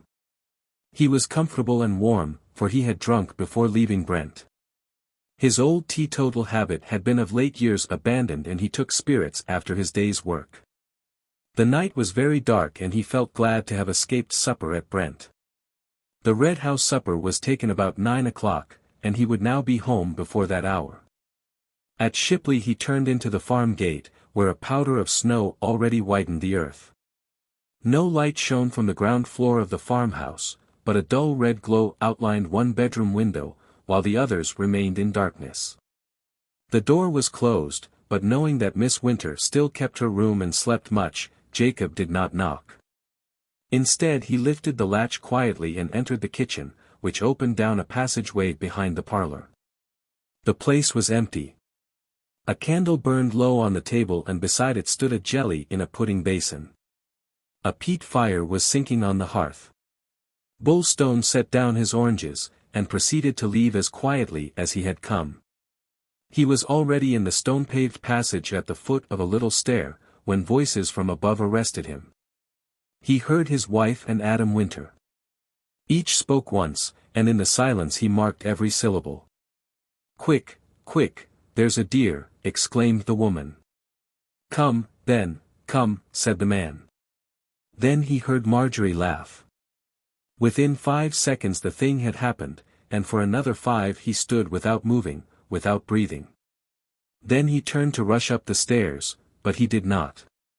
There was no need for that. In another 5 seconds he had left the house, closing the door behind him. It was over, the long-drawn agony had ended and he stood justified in all his woes. At last the truth stared at him without one shadow to make doubtful its hideous face. He leapt to accept it. An indefinite relief settled upon him as he went panting home, for he could now make peace with his own soul. Already he had planned the future. He was amazed to find how his mind worked. He marshaled his thoughts coherently and vividly. He swept over many subjects, the children, their future, the new order of events at Red House, when his wife was gone and the place emptied of her forever. Then only would his own heart and conscience become pure again and the muddy currents of life run clear. The dominant emotion at this moment was one of thankfulness that he had been right, for the possibility that he could still be wrong had ceased to exist and immeasurable relief attended its departure. The children were surprised to see him and when he asked Anna for her mother, the child said that she had gone to Shipley with something for Miss Winter. He ascended to his room, to change his coat and looked at his watch. It was 9 o'clock, and at 10 minutes past 9, Marjorie returned with her shawl over her head. She was flushed and panting. "I've had such a run in the snow," he heard her say to Avis. And the girl answered, "Father's home." She came to him then, at the table, sharpening the carving knife on the steel before he cut a piece of cold pork. "My, Jacob. Back to supper. Nothing's amiss. I've been to Shipley with a bowl of nice stock for Miss Winter. She don't pick up. It's her age against her." He did not answer, and Marjorie took her place at the bottom of the table. Her husband preserved silence, nor did he reply to Barton Gill, when the old man spoke. The children lowered their voices and looked sideways at him. Marjorie, who had come straight home and not returned into the Shipley house place, was ignorant that he had been there and left the oranges upon the table. She, too, fell very quiet and knew that she had gravely angered him by going to the Winters. She doubted not that he had set another trap for her, and this time he would think that he had caught her. She was not frightened but sorry. She had her emotion, however, ignored Jacob and talked to the others. Then, the meal ended, Bulstone left the kitchen and ascended to the little room in the upper floor, where he kept his papers and books.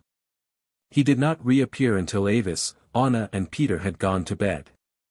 Gil, who slept over the kennels, had already retired. Then he came back into the kitchen to get a day book. "Wait, Jacob," begged Marjorie. "Do, my dear man, keep your anger for me and not frighten the children with it. Anna's gone crying to bed and the others are cowed and full of fear. It's too bad. What have I done, after all? Visited a sick old woman with a basin of jelly. Is that enough to—" "No more," he said slowly. "I know what you've done often enough before. It's ended now. All's over between us and I'm not going to talk, I'm going to act. And may the Almighty in heaven strike me dumb where I stand, if you shall ever hear my voice again after this hour. I could kill you and I could kill him, I could have killed you together just now. But there's others to think about. My children are mine, so I believe." "What are you saying?" she cried. "You've heard my voice for the last time," he answered and left her. He locked the front door, then he went up to his workroom and the place was silent. Only the house crickets chirruped and the fire rustled. Marjorie sat for an hour looking straight before her. What did he suppose had happened? What was he going to do? What could he do? Something awful had overtaken him. Some evil things had come to his ears. It was impossible that her trivial act behind his back could have awakened passion so deep as this. She had not hidden the visit to Shipley. The children knew where she had gone and might have told him if she had not. His awful threats terrified her. He had said all was over between them and that she should never hear his voice again. He had accused her of adultery and declared that he might have killed her. She was very frightened now and feared for his reason. She blamed herself bitterly for going to Shipley and vowed never to err again. In this mood she persisted for some time. Then it passed and she banished the fear that he was mad and grew angry at his insufferable insults. She pictured life without him, and without the eternal threat that sulked in his eyes. Then she considered her children and his. She flamed with fierce indignation at his allusion to them. "My children are mine, so I believe." And he had sworn before God that these should be the last words he would ever speak to her. But from anger she quickly returned to terror. He must be mad thus to attack her, and she, no doubt, had innocently helped to drive him mad. Her soul sickened at the thought of the long hours yet to pass before the morning. She fell into tears and abandoned herself to a frenzy of weeping. He made no sign and presently she dried her face and determined to approach him. If he was mad, then it became her to treat him as a sick man, forget her own suffering and do all in her power to soothe his temper. It was past 12 o'clock when she went upstairs and saw a light under the door of his little room. She nerved herself to enter and turn the handle of the door, but it was locked. She spoke low, not to wake the children who slept close at hand. "Jacob, forgive me. I'm cruel sorry. Hear me, only hear me, there's a dear." And he, sitting writing within, listened to the last three coaxing words as though they had been red-hot stabs through his head. For they were an echo. He did not reply, and a hideous fear touched Marjorie that he might have destroyed himself, that was his meaning, when he said she should never hear his voice again. "For Christ's sake, Jacob." But there came no response and she went down again to the kitchen. The iron of the stove was giving fitful sounds that told of cooling, the fire had sunk.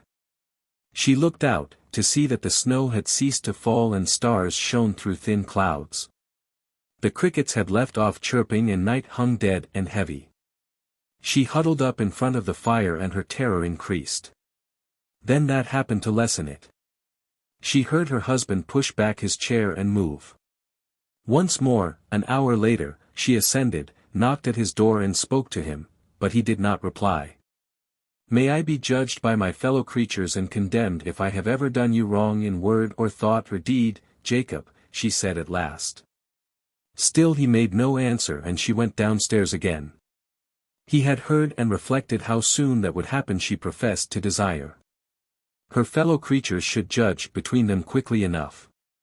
At 2 o'clock she put out the lamp, lighted a candle and went to her bedroom.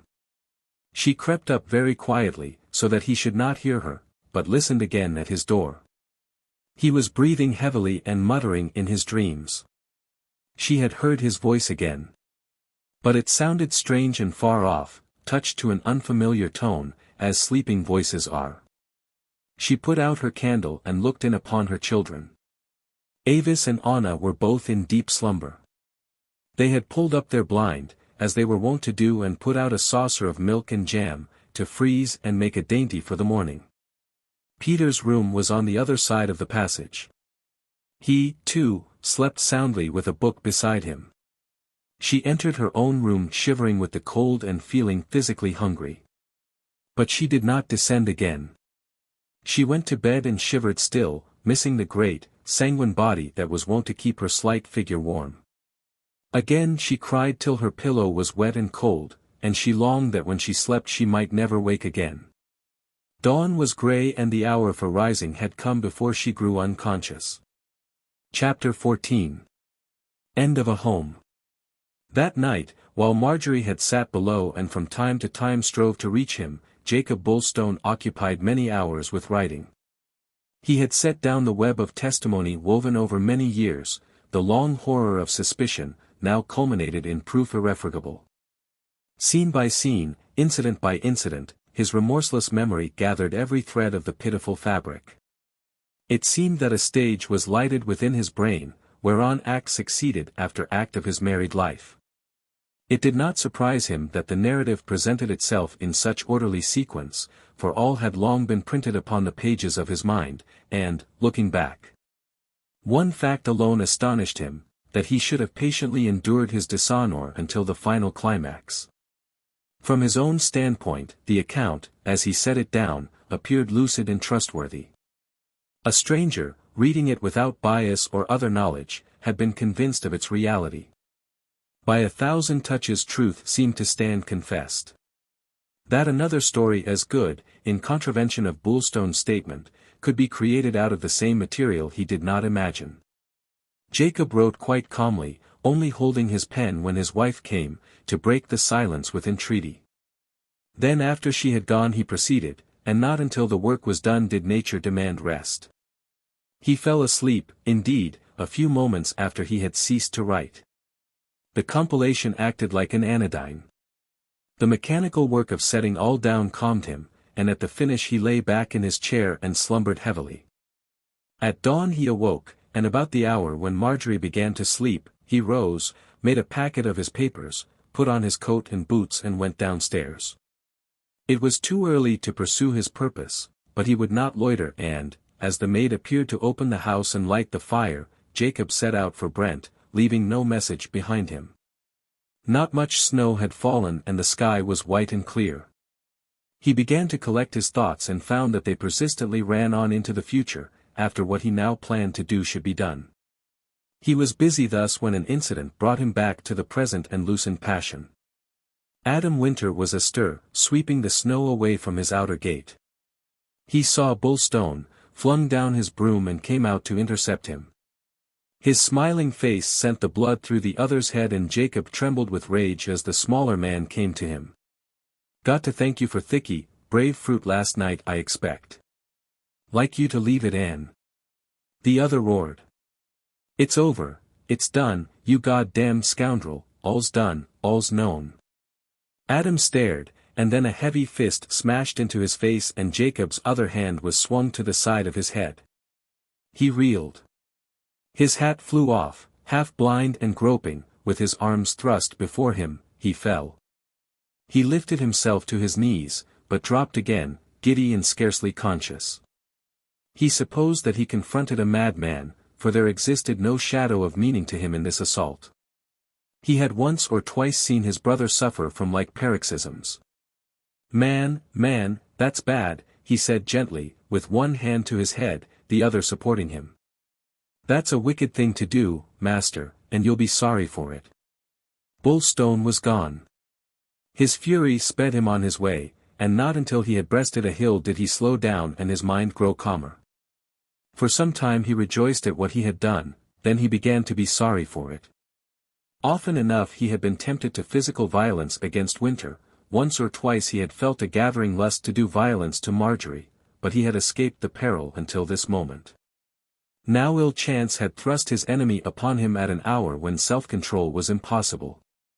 As the sun rose he mourned his act, not for itself, but because it was a mean thing to smite a man just recovered from sickness, a blot on the large, inexorable plan now waiting accomplishment. He had succumbed to nature, after successfully fighting her for so long. That any fellow creature would blame him, that any husband would have thought the worse of him for killing Winter with his hands, he did not for a moment imagine. But his act stood out of harmony with the long story of his patience and restraint. It was beneath his character and reputation. He remembered an ancestor who had taken the law into his own hands and destroyed both the man and wife who dishonored him. That was a deed orbicular, complete and tremendous, but he dreamed of no such course. He had sunk from his own high standards and regretted it. Then he dismissed Winter and returned again to all that was going to happen when the law had freed him. He meant to divorce his wife and begin a new existence. But he did not mean that the end of his days should be ruined and his destiny changed by tribulation forced upon him from without. He held himself guiltless and stainless. He was only one of many honest men who had been called to endure like indignity and disaster, but the sympathy of mankind would lie with him. And his own steadfast nature and large patience might be counted to gather up the ravelled texture of his life and carry on the old design in a manner worthy of him and his family. So he argued and, keeping those who had wronged him out of his thoughts, reflected upon his children. They must not suffer for the loss of a wicked mother. Nor did he fear it. They were old enough to understand and would appreciate the situation. John Henry was already established on land presently to be his own. Peter would stay at Red House and gradually assume command. For Red House and the business some day must fall to his portion. Avis would marry in a year or two and go to Oley Farm. There remained Anna, and for Anna he felt no fear. She was his own, his nearest and dearest, all that he would soon have left. She would never leave him until the breath was out of his body. The future stretched stark and clean. He must suffer, and he began to realize how deeply, but the intermittent pangs of the future would not corrode and sear as the torment of the past. He knew that he might struggle back to peace, given the time to do it, for with self-respect all things are possible, and he felt that he had already regained that. He dwelt on details. When she was free of him, the other man would doubtless take her. Whither would he take her? They could not live at Shipley in sound of his voice. The excuses to stop at Shipley would not hold now. The woman would see to that and remove herself beyond reach, both of him and her own outraged family. He thought of Judith and Barlow Huxham and imagined their dismay.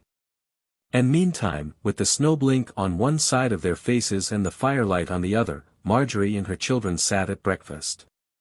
She had heard from Barton Gill that Jacob was not in the kennels, and after putting off the questions of Avis and Peter for a time, something seemed to break in her heart. A sense of destruction mastered her and she began to cry. Her reserve and the caution, practiced 1,000 times to disarm the children's questions when Jacob would not speak, deserted her.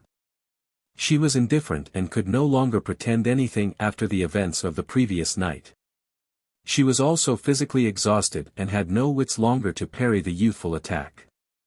She told them that their father was very angry with her and had said that he never meant to speak to her again. And then she succumbed and wept helplessly before them. Avis was awed and Peter angry. "I hate father, I hate him," he cried. He's a bad man, and this isn't the first time he's made you miserable. John Henry will protect you, mother, said Avis. And I'll hate father too, if he's cruel to you. And so will grandmother Huxham. Anna put her arms round her mother's neck. Forgive him, she said. You always make it up with us when we are naughty. Perhaps you was naughty, or said something he didn't understand. It's him says things we don't understand, declared Peter, and mother's never naughty, and you ought to be ashamed to say it, Anna. We're often naughty without knowing it, Peter, explained Anna. Well, and if we are, how can we know we're naughty when nobody tells us, asked Avis. Father won't speak to mother, and how can you make it up if a person won't speak to you? You can speak to them, said Anna. Her mother was in the broken-spirited state when an adult will talk with children as equals. I did speak to him, Anna, she said. I prayed him to listen and tell me what I'd done. But I'm never to hear him speak again. Then more won't I, declared Peter. God's my judge, mother, if father don't say he's sorry for being such a beast, I'll run away from him. And so will I, added Avis. And if I was you, I'd run away too, mother. Then where would he be? Anna, terrified at these words, crept out of the room and ran away to hide her own tears. Then Marjorie dried her eyes and controlled herself. Don't you pay no heed to the silly things I've said, either of you. It'll come right. And I won't have no hard words against father. A better father and a kinder and more generous, no children ever had. So never let me hear you say one word against him, for that I couldn't bear. He'll come home all right I expect. And don't let him see nothing but smiles when he does. And both forget I was such a silly mother as to cry about nothing. Where's Anna? I've frightened the child. Now you be off to the kennels, both of you, and sweep the snow away, and let's all be ashamed of ourselves. Thus she sought to undo the mischief of her weakness, and partially succeeded. But her own moods swept her like a cross sea, and when the interminable hours of the morning had passed, when noon came, and dinner time, and still Jacob did not return, she began to lose her nerve again. She yearned for her mother, and the longing grew until at last, unable to endure more, she dressed for walking and slipped out of Red House unknown to the children. At every turn of the way to Brent she expected to meet Jacob. But he did not appear. He was coming back by Lydia Bridge and reached his home an hour after Marjorie had left it. He guessed that she had gone not to return, and was glad. He had spent the morning with his lawyer, a man older than himself, who expressed deep concern at hearing his opinions and prayed for patience and delay. Mr. Dawes had worked for Jacob's father before him and felt staggered by this most unexpected disaster. He read the record while Jacob sat and waited. Then he argued for time, for reconsideration and explanations, at worst a separation for the family's sake. But he spoke to deaf ears and Jacob presently explained that he was there to direct and not receive advice.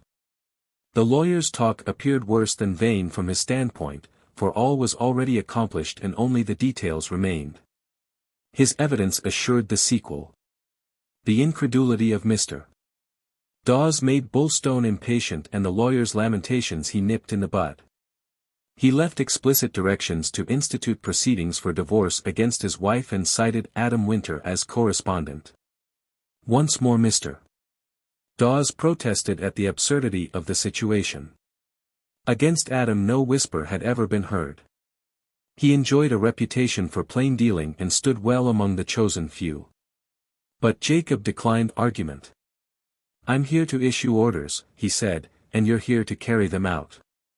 If you won't, I can put my business into other hands. Thus it was left and the solicitor, deeply concerned for both parties, read and reread Jacob's statement, yet felt the issue to be in the highest degree doubtful. He could barely believe the truth of Bulstone's claims and he suspected that the other parties might well deny them and fight him. He perceived the horror of such a situation, and determined at any cost to change his client's mind, if it were possible to do so. He decided for the moment to brave Bulstone's anger and do nothing at all. He would at least give the man time to grow calm and consider the gravity of his intentions.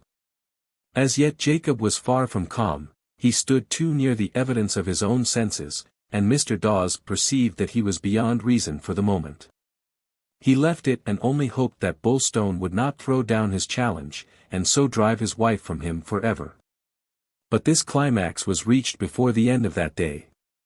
At dusk Mr. and Mrs. Huxham drove up to Red House in a cab, asked to see Jacob and were shown into the parlour. They did not bring Marjorie, but came for an explanation of her husband's conduct. Jacob was in the kennels when they arrived and quickly joined them. He brought in a lamp with him and set it on the table. Barlow Huxham spoke as soon as the door was shut. "Our daughter came to us this afternoon in a very poor way," he said. "It seems that last night you swore before her face never to let her hear your voice again.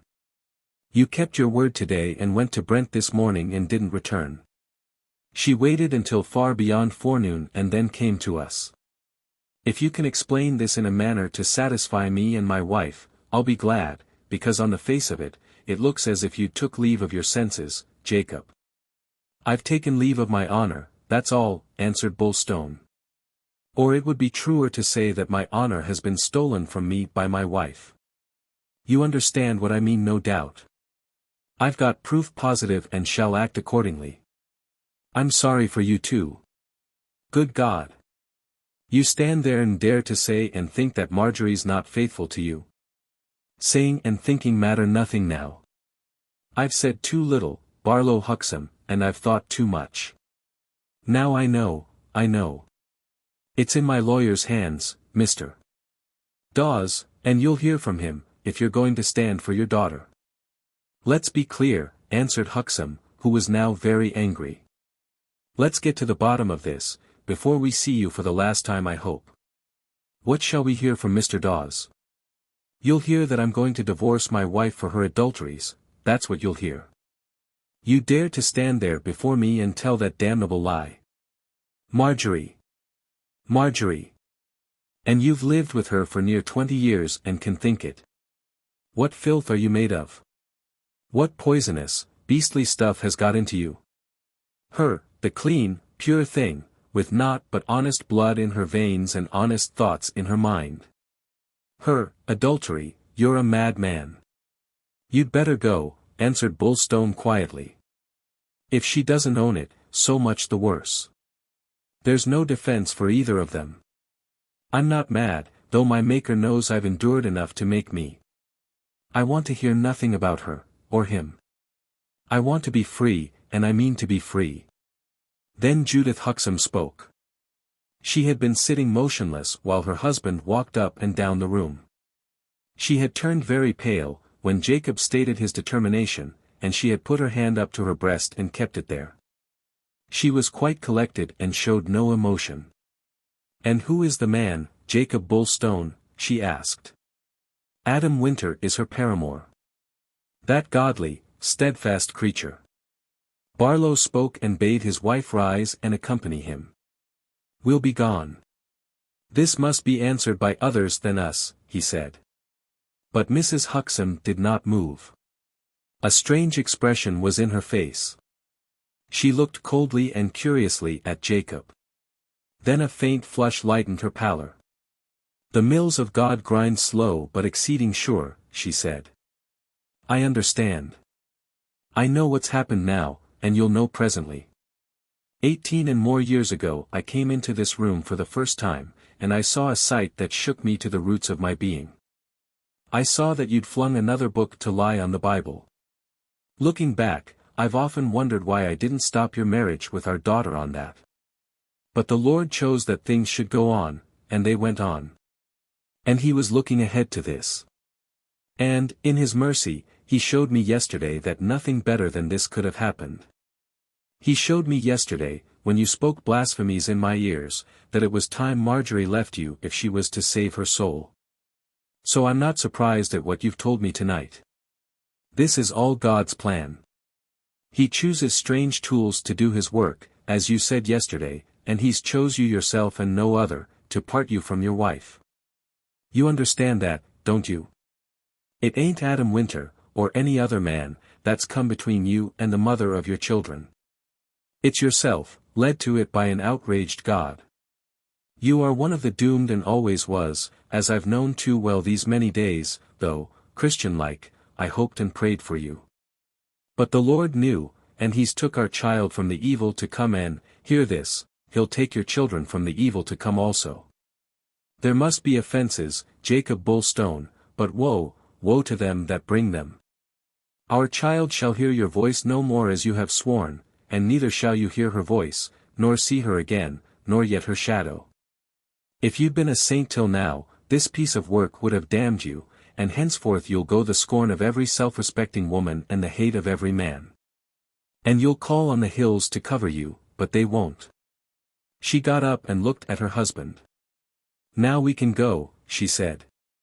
And understand this, added Barlow, whose voice, even in passion, sounded genial and mellow contrasted with his wife's, mind this, you dirty dog, if I spend every farthing I have on earth, and have got to borrow more on my knees from my neighbors, I'll fight you to the end, till my daughters write it in the face of the nation. And when that's done, may God help you, for there won't be any other party to do it. And Winter will say the same. Jacob was unshaken.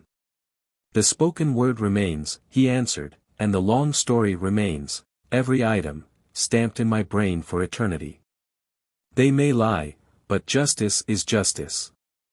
No power on earth can undo what's done, or leave it doubtful. You speak true, said Mrs. Huxham. God Almighty will see to that. There'll be no shadow of doubt on earth, or in hell, or heaven, when this is blazed to the light. They went out to drive away. Snow had begun to fall again and the full force of a blizzard was reserved for this night. Best tell your driver to go by the lower road, said Jacob calmly, as he stood and saw them depart. There'll be drifts already on the other way. Book 2. Chapter 1. Chorus. Within a month of his wife's departure, Jacob Bullstone began to perceive the full significance of the thing that he had done. He learned that his petition would be opposed and he received from Barlow Huxham a cheque, being the present market value of the land on which the postmaster's house was in course of erection. And time had opened his eyes to other issues, for he found that the sympathy he anticipated was not forthcoming. Acquaintances evaded him, and when he expected his few friends to express regret at his misfortunes, they did not. Indeed, all were anxious to avoid the subject on such occasions as they were unable to avoid him. From a brief, unnatural quest of fellow creatures, therefore, and an inner impulse, to seek a spirit of support, Jacob soon turned back into himself, since no such spirit appeared. Time dragged and he grew more and more restless on discovering the body of public opinion ranged against him. One thing he had done, 2 days after the outrage that demanded it. He had first written to Adam Winter expressing his regret for his violence, and he had then torn up the letter and gone to see the master of Shipley in person. He learned that Samuel Winter was ill and Adam on the land. Their aunt spoke to him, and if looks could have done him evil, Jacob must have suffered. She answered his questions with the fewest words possible, then shut the door in his face. Jacob sought Winter, found him presently, walked up to him and spoke. I only want to say this, that I'm sorry I struck you. I was 3 parts mad at the time. But I did a wrong thing to assault you and I'm prepared to suffer my penalty in that matter. Adam was not at work. He walked on the sheltered side of a hedge, with his hands in his pockets, and now he looked curiously at the other. Do such a trifle as that trouble you? He asked. Well, I've heard you. Now you'd better go. There's nothing to be said between us till I answer you afore the law. Are you wise to deny it and bring me to the proofs? The other cut him short. Go, he said, and Jacob turned away. He puzzled and not a little to understand why his wife's family were prepared to defend the case, and supposed that they must honestly believe their daughter to be wronged.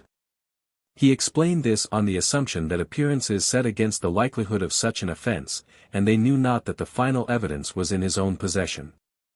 He had conversations with his lawyer and found Mr. Does not in the least helpful. The old man had obeyed him with extreme reluctance. But he did not pretend to be in sympathy with his client, and the fact that both Jacob's wife and Adam Winter were prepared to oppose the appeal and deny the offense went far to make Mr. Dawes still less sanguine. He tried again and again to change Bulstone's mind and failed, but his attitude served to create increased bewilderment in the other. Indeed, Jacob puzzled to see how isolated he had become. The fact made him still more determined and still more distrustful of everybody but himself. He resented such lack of understanding and was impelled by it to trumpery emotions, ridiculous in the light of his present huge affliction. They persisted, however, and his wounded pride drove him forward with increasing obstinacy to fight to the end, that his wrongs might be proved and his justification appear. There awoke a desire to confound those who now set flowing the tides of criticism against him. They came as a new thing, contrary to experience, for he had always understood that the betrayed husband might count upon the support of most serious-minded people. At home there was no pity for him save in one quarter. The children came and went from their grandparents, and he had expected that they might bring messages, but they never did. Not a syllable ever reached him from his wife, or from the Huxhams. Indeed, his own boy and elder girl were restive and taciturn under this terrible situation. Once Avis reported that Marjorie was ill, and Peter openly corrected her for mentioning her mother at Red House. Only Anna continued trustful, but she missed her mother and was very downcast and silent. She, too, went to see Marjorie, but even she had nothing to say on returning home. Once Jacob asked Anna if her mother were at the post office. But the girl only looked frightened and shook her head. Whereupon he soothed her. "Don't take on, Anna. Trust me. The others can't, but you understand me best. You must trust me as much as you love me. Mother and I have got to part, because she has done what I can't forgive. Indeed, she wouldn't come back any more if she could. She won't want to do that. But I hope you'll stop with me, because I don't see how we could ever live without each other. But you must all decide that for yourselves when I've been to London." It was a strange speech to Anna's ear, yet she felt no doubt. To live away from her mother seemed a terrible thought, but life away from her father must be impossible. She told herself that she would sooner be dead than live without him, and she assured him of the fact, whereupon he warned her. "Always think that whatever may happen," he said. "There will be people who will tell you that I am the wicked one. But everybody will know differently before very long. For God forbid that I should tell anything but the truth, Anna, and the truth is enough. And many hate me and speak evil against me, and I know Avis and Peter believe it, and John Henry believes it, else he'd have been over to see me before now. But you mustn't believe it. You mustn't let anything come between us, Anna." Already with proleptic instinct he sought to tighten the bonds between the child and himself. Already he felt that a time might quickly come when, of all his family, she alone would be left. But only a passing mood prompted him to this scene with the girl. Again and again, while time dragged intolerably and he smarted under consciousness of the people's aversion, he calmed himself with assurance that time would soon vindicate and justify. Then those who now lacked pity for his plight, or anger against his wrongs, would be the first to come forward and acknowledge their errors. One supporter he had, of a sort who rather embarrassed him than not. Yet the new kennelman, George Middleweek, was staunch enough, and having gleaned particulars of the situation, though not from Bulstone, resolutely upheld Jacob. Middleweek succeeded Barton Gill, who had now finally withdrawn from Red House to live in a cottage half a mile distant, and since the newcomer's character was clouded by past intemperance, he entertained a lively regard for Jacob, when he took him on trial against so grave a fault. But Mr. Middleweek understood dogs and promised to be valuable. He swore by his new master from the first and also won Peter's regard. He was a widower of 50, and he had the wit to take something of Jacob's measure after a month at Red House. Then he ventured on a friendly word or two and feared that he had been unwise, since Jacob took no notice at the time, but, later on, George perceived that his goodwill had been acceptable. A week before all interested parties would be called to London, Bulstone visited William Mary Drew, though a shadow now existed between them. For even William proved no wholehearted friend in Jacob's opinion, and he had been astonished to find that the old man terribly doubted. William declared the tragedy a personal one. He felt for both parties and was aged by a misfortune so unexpected. "I thought nobody would question that I was right," said Jacob, "and yet such is the regard in most people for the woman over the man that even you. But you can't well understand, from your own self-point, how this looks to the world at large." "Including me," explained William. "It's come on all the nation like a bolt from the blue, because no thought of such a fatal thing ever fouled the air. The dirtiest tongue would not have dared to whisper it. 'Tis beyond belief and experience of the parties. And what seems the gathered knowledge of many days to you, falls on our ears like a clap of thunder. And so you can't expect folk to side with you as a matter of course, Jacob. On the contrary, 'tis the last thing you might have expected with such a record for fine living and clean behavior as your wife has. And the last straw was when we heard that she and Adam Winter deny and defy you and he going to stand up for their good names. The common people don't know much, but where human nature's the matter, they be quite as clever as the scholars, and often a damned sight cleverer, because the poor are up against human nature all the time and life teaches them the truth about it. Whereas the other kind miss it, owing to book learning being so mighty different. And hearing that Adam and Mrs. Bulstone are going to fight you, the people take their side. Because well they know they wouldn't stand up before a judge and jury if their cause weren't good. No, they'd cut and run, as you expected to see. The people argue without knowledge of the facts," answered Jacob. "But you, who have heard the facts from me in secret and know whereon my case stands, how you can still hold the balance against me, for all our long friendship, that puzzles me, William." "I'm a truthful man where my memory will let me be," answered Mr. Mary Drew, "and so I won't pretend anything. Words have as many meanings as a songbird have notes, Jacob, and the ear be often bluffed into believing things by the mind that is hungry to believe. Against the words, which sounded to your ear as if them two was in each other's arms, you've got to balance what's mightier than words. That's deeds and the conduct of a lifetime, and principles that have never been doubted. Winter's life all men know. He's religious in a true sense, and though I've got no use for the chosen few, no more than you have, yet you can't deny that there's never been one of them catched out in a crooked deed. It's that canting, stiff-necked sort who always are caught soon or late," answered Jacob, "and I'll say this, William, I believe that if my late wife had had her way, she'd have been much too clever to take this line. She knows the damnable truth in her heart, and she's been driven into denying it by her parents, not for her own sake, but their credit. She never told them the truth of course.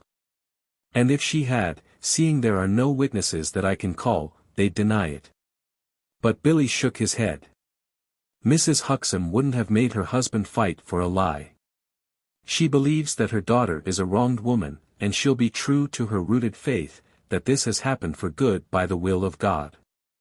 Of course I don't believe that everything that happens is to the good myself, but Judith Huxham holds to that opinion, and she's saying that what you've done puts you down and out for eternity, while it opens the door to your wife's salvation.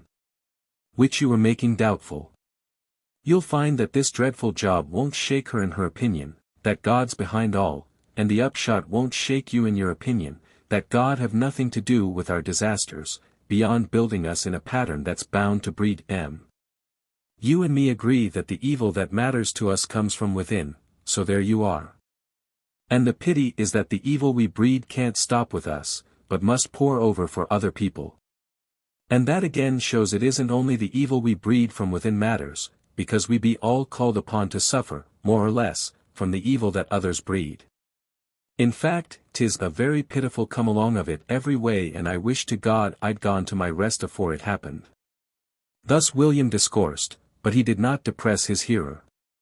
Jacob Bulstone could only wonder at the blindness of his neighbors. He wasted no more time in resenting it. He only pressed forward to the hour when all would justify him and grant that he was not deceived. Billy changed the subject, though that was difficult to do. During these tumultuous days he dreaded the appearance of Bulstone and sometimes even made shift to avoid him. For, like many others, he was deeply sensible of his friend's approaching downfall and, unlike many others, who now hated Jacob, he, a lifelong friend, mourned for the future and feared the shape that it must take with such a man. "How's your new hand, George Middleweek?" he asked. "He's a chap as knows his own mind, faulty though it is. A success. I like him, because he is sane and understanding. After Barton Gill he's a comfort. He has character and a pretty good knowledge of life. And he won't fall over the drink again. I've let him into my feelings a bit, not about my troubles, but my opinions in general. He's a widower and doesn't trust religious people, nor yet women." William laughed at this description. "So much the more time to give to the dogs. I've often known them as was devoted to dogs didn't like women. Yet, though they be oftener compared to cats, I've known a good few dog-like women also. Not so much dog-like towards men, but dog-like to duty and religion and children and so on. My daughter, Mercy, was such a woman.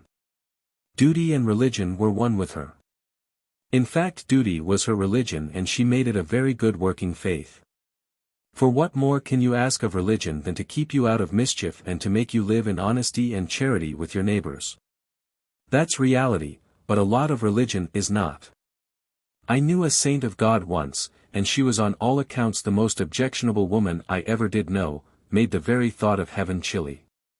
A bleak, holy woman, as never did a wrong thing, or thought a wrong thought, and yet left the bulk of her neighbors in a beastly temper after she'd been along with them 5 minutes. How she did it nobody could understand. The very parson she sat under gave her a miss when he could. Women have wronged men far oftener than men have wronged them, said Bulstone, and William sighed doubtfully. There's less understanding between the men and women than there was, he answered. Education drives them apart instead of draws them together. The women be getting so famous clever that they see a lot about us that used to be hidden from them, and we don't bulk so grand in their eyes as we did. They have a deal hidden in them that's been waiting to come out, and now it's beginning to do so. It was always there, mind you, but hid under ignorance, and I say us men haven't half known our luck all these years. Jacob listened. They're changing for the worse, he said. They are trying out the stuff hid in them, repeated William.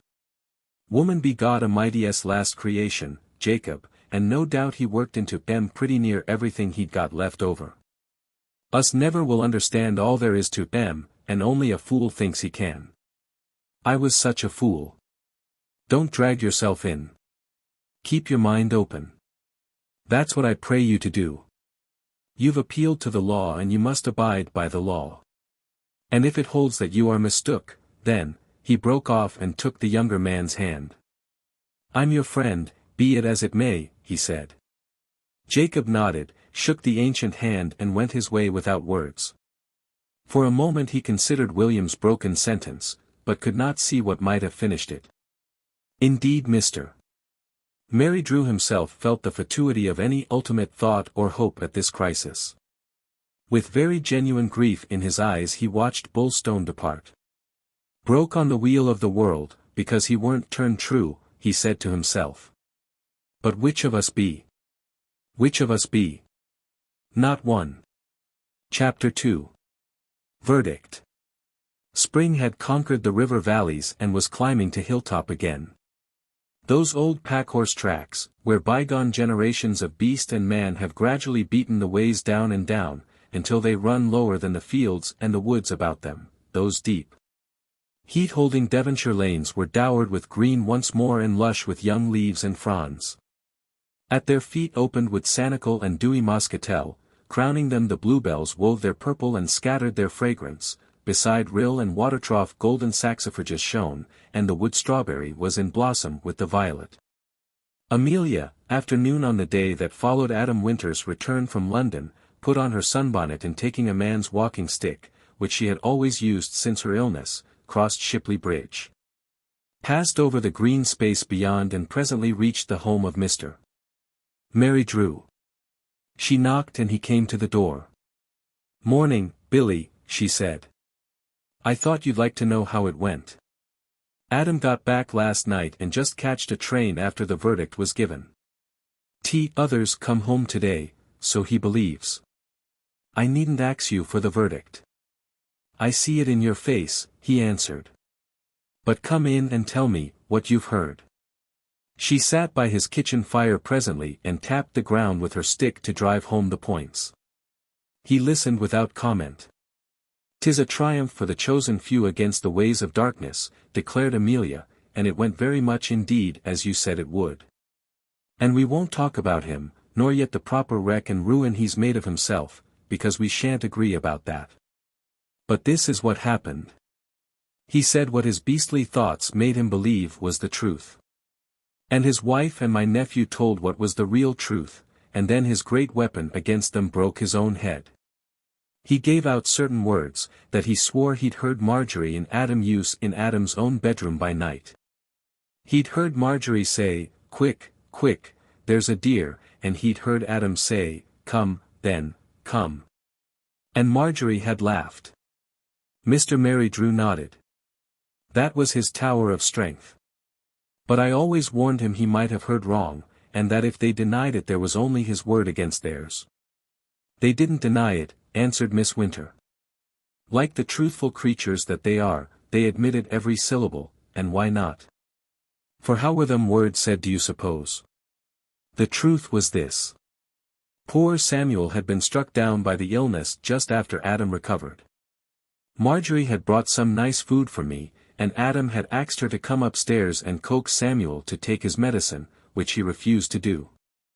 It was in Samuel's room and to Sammy himself, while she offered him his physic in a wineglass, that Marjorie said, 'Quick, quick, there's a dear,' and it was to Samuel that Adam said, 'Come, then, come.' And then Samuel had bolted his physic and Marjorie had laughed at the face he pulled. And when they heard that explanation, the jurymen believed it. They had long got restive and weary of the whole piece of nonsense, and now they said they were satisfied, and Adam says that anybody could have seen, even before the jury spoke, that the judge was also terrible tired of it. The great judge summed up on the evidence that Bulstone brought forward, and that his wife and Adam explained. And he talked mighty straight to the petitioner, that's Jacob Bulstone, and told him that he'd let vain imaginings get hold on his mind and allowed his jealousy to poison his vision and his sense of justice and honor to his wife and to the correspondent, that's my nephew. He said that in his opinion it was a dreadful thing that good money and good time should have been wasted over an obstinate and mistaken man's error. Then he talked to the jury, and presently the jury went out. But in 3 minutes by the clock they was back in court and dismissed the petition with costs, and all his fabric of lies and flimsy fancies was down in the dust. And that means Bulstone can't get no divorce, and Marjorie and Adam come out of it without a shadow upon them, and her hateful husband have got to pay the lawyers every penny and all the expenses. Because the judge agreed with the verdict, and went so far as to say that there were no grounds whatever for the suit, and that it should never have been brought. In a word, right has triumphed, and I shall always think a lot more respectful of the law than I have in the past. Costs follow the verdict, of course, answered Billy, after considering this matter in silence. And what else follows it? We shall see as to that. Time must pass. A good flight of time be the only thing for all parties, Amelia. Time can do a lot, she said, but it can't undo what's done, and if you think. Let time pass, he repeated. Only time will heal the sores. You needn't talk like that, said the old woman. Adam haven't got no sores, except natural sorrow for an ill-used woman. For himself, naught can gall one like him. He's above the people's blame or praise, for when a man goes into a law court, and gets mauled by a paid lawyer, whose business be to show him in the wrong. And when he comes out of it with only the respect of his fellow creatures, and never a stain on his life and history, then you may reckon he's a bit out of the common. And she was white as death in court and fainted once. And my nephew's terrible sorry for the woman, and sorry for himself, too, because he says he can never have any more to do with her. It's a natural instinct in him that they must be not to each other after this. And I doubt not Marjorie will feel the same. Their lives can never touch in friendship no more, William. Very like they would both feel so, admitted Billy. And what does Adam say about Jacob Bulstone? He won't name him, and when Samuel cursed him and threatened great blows against him, Adam bade his brother be careful to do no evil. All he said was that Bulstone would suffer last and suffer longest. A very true saying, and your nephew be the wisest of all concerned, declared the old man. For Adam this came as the greatest shock, because it burst upon him more unexpected and terrible than on the woman even. She knew her husband's weakness and, for brave pride, hid it from all eyes, including Adam's. And he will agree with me that, time is the only word. In your opinion it may be, answered Amelia. But in the opinion of the chosen few, I reckon eternity will be the only word. And don't you think, or dream, or tell Adam, or this fool, Bulstone, or anybody else, that time be going to soften it, because there's plenty of righteous people about as will take very good care that time does no such thing. That's what I'm afraid of, admitted Billy, but don't you be one of them, my dear. If us would only let time, like patience, do her perfect work, wounds might often heal that never do. But no doubt a lot of godly folk won't be content to stand by and leave this pair in the hands of God.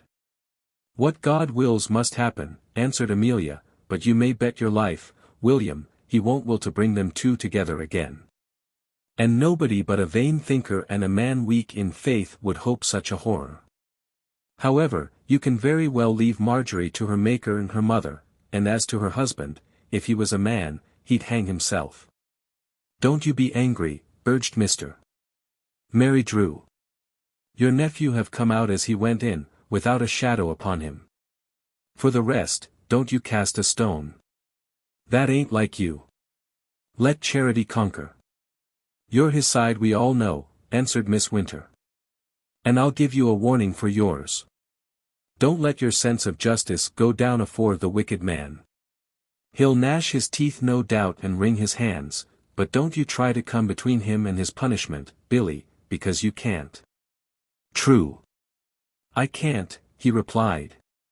If you knew Bulstone like what I do, you'd have no fear he was going to escape anything. Then Amelia astonished him by a penetration for which he had not given her credit. Her intuition may have sprung from anger, a fruitful source of bitter truth, but it threw a light upon what might presently happen, and William was not prepared, though much inclined, to contradict. You say that. But a woman always knows one side of men better than any man can, and old maid though I may be, I'll tell you this. Bulstone ain't the sort to lie in the dirt for his sins and scrape himself with potsherds. Don't you think that? He'll snatch at hope, like the drowning at a straw. He'll look at it all from his own point of view, as usual, and 50 to 1 he'll fool himself there's a way out. Yes, he won't see himself as all clean and honest men see him, William. He'll only see that his wife's a pure woman and that he was mistook to think her a whore. And what then? Have he got the decency to pour ashes on his head for shame, and slink away from the sight and sound of men? Not him. He'll say Marjorie's worthy of him, after all, and that he must have her home again. He'll expect presently to find her forgive him like the Christian she is, and it will be his fixed dream and hope to win her back at any cost, till he wakes from the dream and the hope dies. And not till then will his true punishment begin. That's Jacob Bulstone, and that's the man his wife knows, and we know, and you'll live to know. Far ways off what you pictured, eh? The ancient doubted. What you say about a woman knowing a side of man's mind that other men do not, be very likely true, he answered. But I trust you will live to see yourself mistook in this matter. It's a great thought and you may be right. But if that happened, along with it would go a lot more that's in the man, which I know and no woman does. I can only say again, let time take charge, and I wish nobody else but time was going to have a hand in it. While they talked, Adam Winter wandered, unseeing, among his sheep on the hill with his hands in his pockets and a sense of anticlimax in his soul. The excitement was ended. He had seen himself justified and cleared.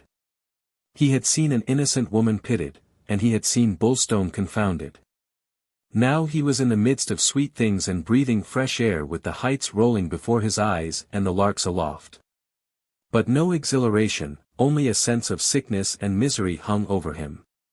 He, too, longed for the time to pass, that the sordid memories of the trial might grow fainter. Elsewhere Jacob Bullstone travelled from London and sat wrapped in his thoughts. But they were no covering for him. They fled past in wild rags and tatters, as the steam across the train window, and he could not frame a consistent argument, or follow any line of reasoning. All was chaotic, confused, hurtling, and every thought lashed like a whip. He struggled against the rush of ideas as a man against a blinding storm. He could clutch at nothing for support, or perceive any steadfast glimpse through this welter of what the future held in store. He was too astonished to suffer much as yet, save unconsciously, as an animal suffers. The reality, as it had developed in a law court, took a form so utterly unlike that which he had accepted as reality, that simple amazement reigned in him for a long time. It supported him in a sense through the trial and, now, as he came home, it gradually gave place to bewilderment, which, in its turn, quieted down until the stormy waters of his mind grew sufficiently smooth to offer a reflection of the situation newly created, and he began to trace the picture of the future. He was trying to appreciate this evasive vision and find some firm, mental rock for his own feet when he got home again. But as yet nothing clearly emerged, and as often as he clutched at a steadfast seeming point from which to start thinking, the image broke up under the storm swell which still swept through his mind.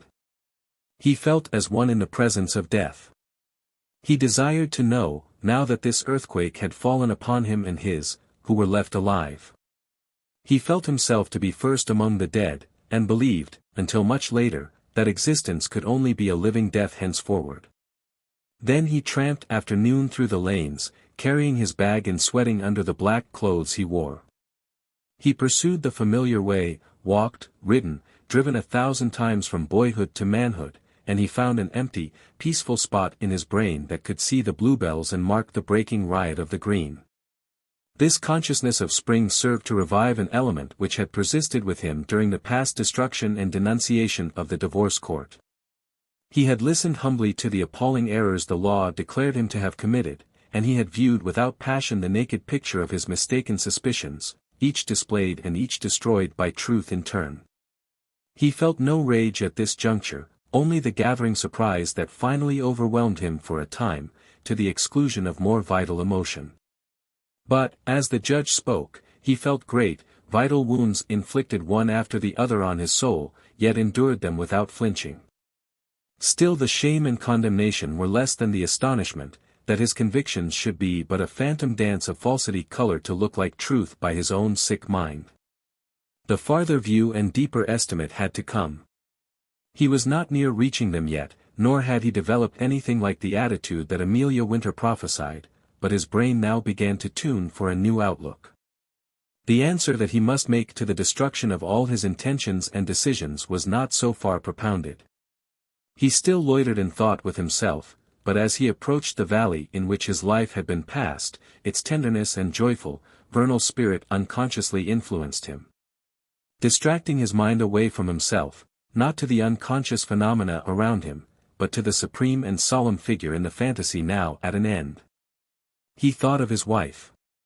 Whereupon a new phase opened in his mental processes and he began to regard with naked eyes the edifice of the past.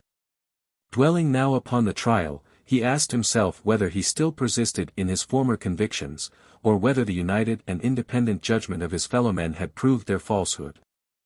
That he could even propose this question calmly was a fact sufficient to indicate the answer.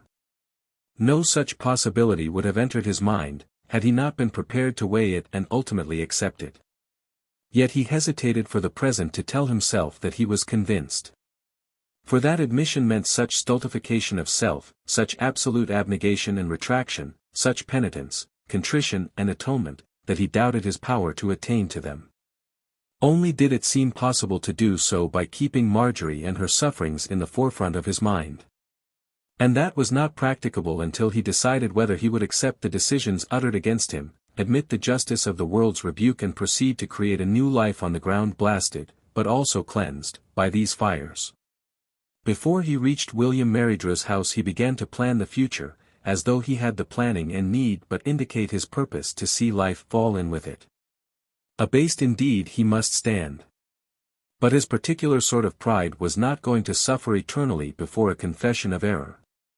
So he told himself and already half believed that the opinion of his fellow men would weigh little against the possibility of reconciliation. In that case all future life should be devoted on his part to atoning for the awful wrongs he had put upon her, and the censure of others, at worst, must be thistledown to the stinging hail of his own self-condemnation. He saw all existence to be narrowed to this one ambition, and so swiftly and inconsequently was his broken intelligence now moving, that he had already swept the past away and pressed on to the future and the tasks that there awaited him.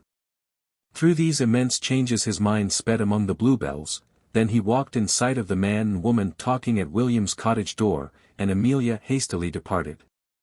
"There he cometh," she said. "Pounding over the ground, boring along like a bull, the hateful creature. And now he can bore into the earth and bide there, for there won't be the face of a decent man, woman, or child to welcome him no more." "Yes, there will," replied Billy. "A man there is, if I'm still worth to be called one, and a child there is, while his youngest remains. Soften your heart, Amelia, for surely the conquerors can afford to forgive." She went off and in a few minutes Bulstone reached Mr. Marydrew. He was full of his own thoughts and present ambitions. But he felt the necessity to retrace the ground and, even in his present excitation, could remember that he had reached a point which William could not possibly understand until he had been informed of some of the stages that had served to lift Jacob from the depths to the situation he now occupied. He came in, thankfully accepted the offer of a cup of tea and spoke while William prepared it. He had already reached the conclusion that he must confess absolute error without excuse. For a moment he had considered the justice of such a complete surrender, by arguing that the play of circumstances were to a large extent responsible for his mistakes and their culmination. But he felt, before the tremendous conclusion, that any attempt to extenuate would be peddling and even dangerous. There was truth in the fact that time and chance had played his nature cruel tricks, and it might be that others, after hearing the completed mission he designed, would think of these things and advance some few counters on his behalf. But he would not do it himself, he would not take refuge under any sort of justification, or seek to modify the awful thing he had accomplished. Thus the strange spectacle of a man almost cheerful in his destruction appeared to William, and he perceived at once the impatience with which Jacob recounted the details, and the anxiety under which he labored to get the past behind him as swiftly as possible and face the future. He was not crushed by what had happened, because he was already clinging, heart and soul, to what might happen. Horror of the thing done no longer dominated him, for interest and concentration upon the things yet to be done. Thus he came to his ancient friend in a mood beyond Billy's imagination, and as he talked volubly and proceeded from past facts to future hopes, Mr. Marydrew perceived that an angry, old woman, in some mysterious fashion, had known better than himself how these disasters would react upon this man. For Jacob was concerned with his conclusion, not the stages that had led to it. Already he was forgetting them as though they had not existed. "I knew I was doomed long before the end," said Bulstone. "I saw it in their faces, and I'm a reasonable man, William, and can sit here now and tell you that I wasn't obstinate and stiff-necked about it. Before the judge talked to me and told me the truth, the blessed truth, William, not the bitter truth. Blessed, I say, because it opens the door of the future and doesn't close it for all time. Before the judge poured his scalding words upon me, I knew they were deserved. And knowing them deserved, they hurt different from what he meant them to. That's the spirit that began to move the moment after my first enormous astonishment to find I was wrong. And the highest moment, the moment that threw all my years of agony to confusion, was when she and him were able to show the words I heard at Shipley were innocent and had to do with Samuel. From that point the tide turned, and I saw all I'd done, and looked back at a lunatic. And you see me now only hungering for the days and nights to speed past, so that the madness that have overtook me may be sunk and forgotten in the light of the sanity that's come. For I'm here in my right mind, William. Don't run on too fast, however, Jacob, warned the elder. I'm very thankful you can accept the truth, because, thank God, that leaves the door open, as you say. But you must remember that there's a lot more goes to this than for you to say you're sorry about it. You must use your good sense and your newfound wits to see how it all looked and still looks to the injured parties. It seemed that Bulstone was doomed ever to move in the atmosphere of the unreal. Unreal grief and imaginary disasters had ruined his life. And now he sought to rebuild the wreck by his own achievements, independently of the actual course of affairs, which must depend upon others. His hopes might well prove as illusory as his vanished fears. The man's mind was always in extremes. Billy's warning cooled Bulstone. I know, he answered. I'm assuming nothing. My whole life will be a long atonement to her, to lift myself from where I have sunk, till I'm worthy to be forgiven. I see that. I ask none to pardon till they can. How soon they can depends on me. I'm dealing with better people than myself. So is it too much to hope, even in this awful pass of my life, with destruction and grief around me, that I may rise myself up to be forgiven by them? Not too much to hope. But a darn sight too much to happen, for a very long while, my dear, explained Mr. Merrydrew.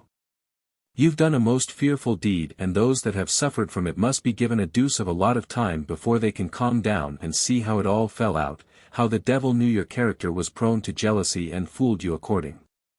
The first person for you to consider is your wife, and if you can once rub it into her, fully and frankly, that you be sure you'd done her an awful wrong and be set, while life's in your body, to atone for it. Then, presently, when she gets away from the influence of her wonderful mother, perhaps. For Marjorie knows the good side of you as none else does, and she's slow to anger and quick to forgive. You've got to lay the foundation of the new life, and I hope to God, my dear, you'll soon find it grow.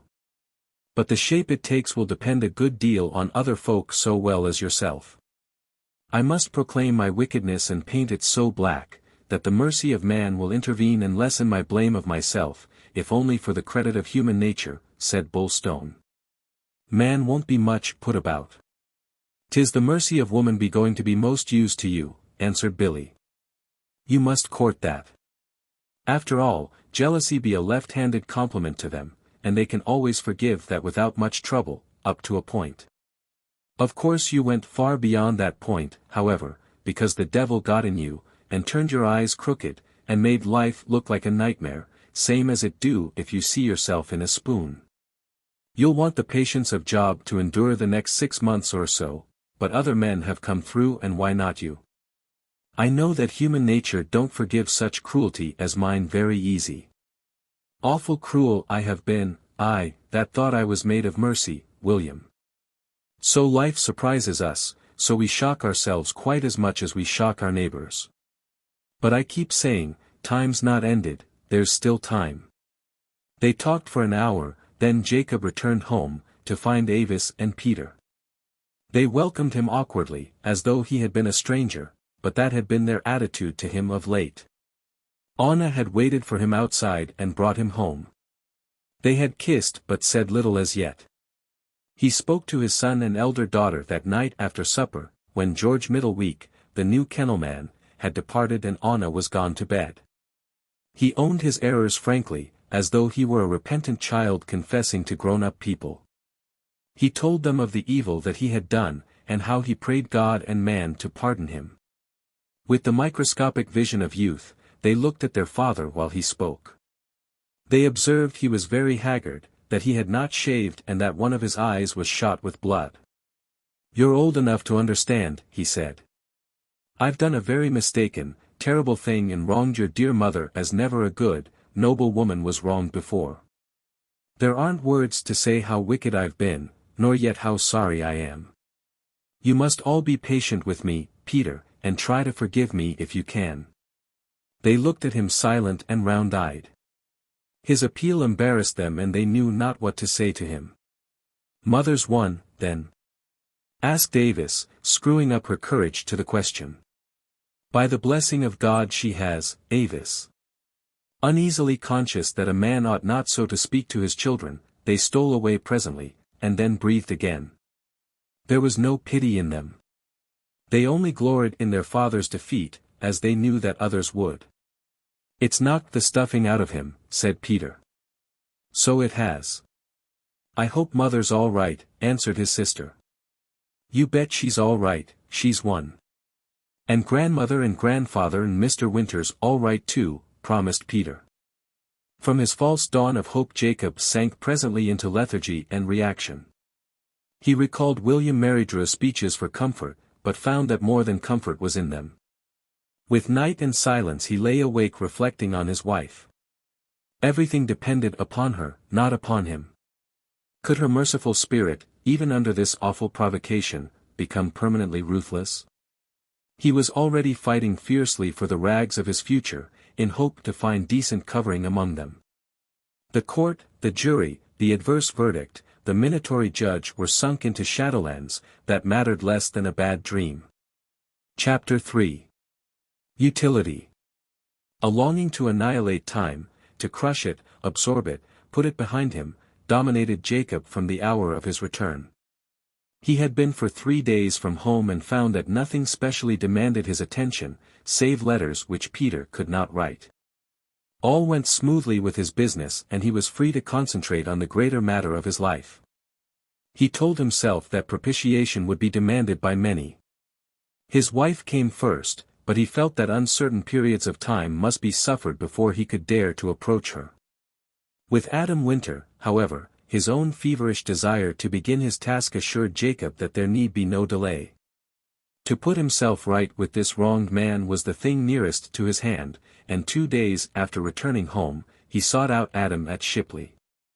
It chanced that, as he approached the farm, Samuel emerged from a barn. Seeing Bull Stone, he grew very red, his jaw worked, and he mopped and mowed like a monkey, but did not speak. The visitor saw hate in his face and rage uncontrolled by reason. Sammy spat on the ground and glowered and watched his enemy pass to the door. Then, having knocked, Jacob looked around, with an instinct to keep his eye on the weak-minded man. But Adam's brother had already departed. Amelia Winter answered his call and her face seemed to grow smaller when she looked upon him. She shrank back and her bosom rose and she became pale. She waited for him to speak. "Good morning, Miss Winter," he said. "I'm very wishful to see your nephew if you will tell me where I am likely to find him." She did not answer, but left Jacob and went into the house-place. There he heard the murmur of voices, and then Adam came down the stone-paved passage. He was in his working clothes. "I should think it a great favor if you would let me speak to you for a few minutes," said Bull Stone. "I've no right to come before you, but none the less venture to do it." Adam looked at him without animation or emotion. Only a weary indifference marked his face and echoed in his voice. He was not thinking of Jacob, but his aunt.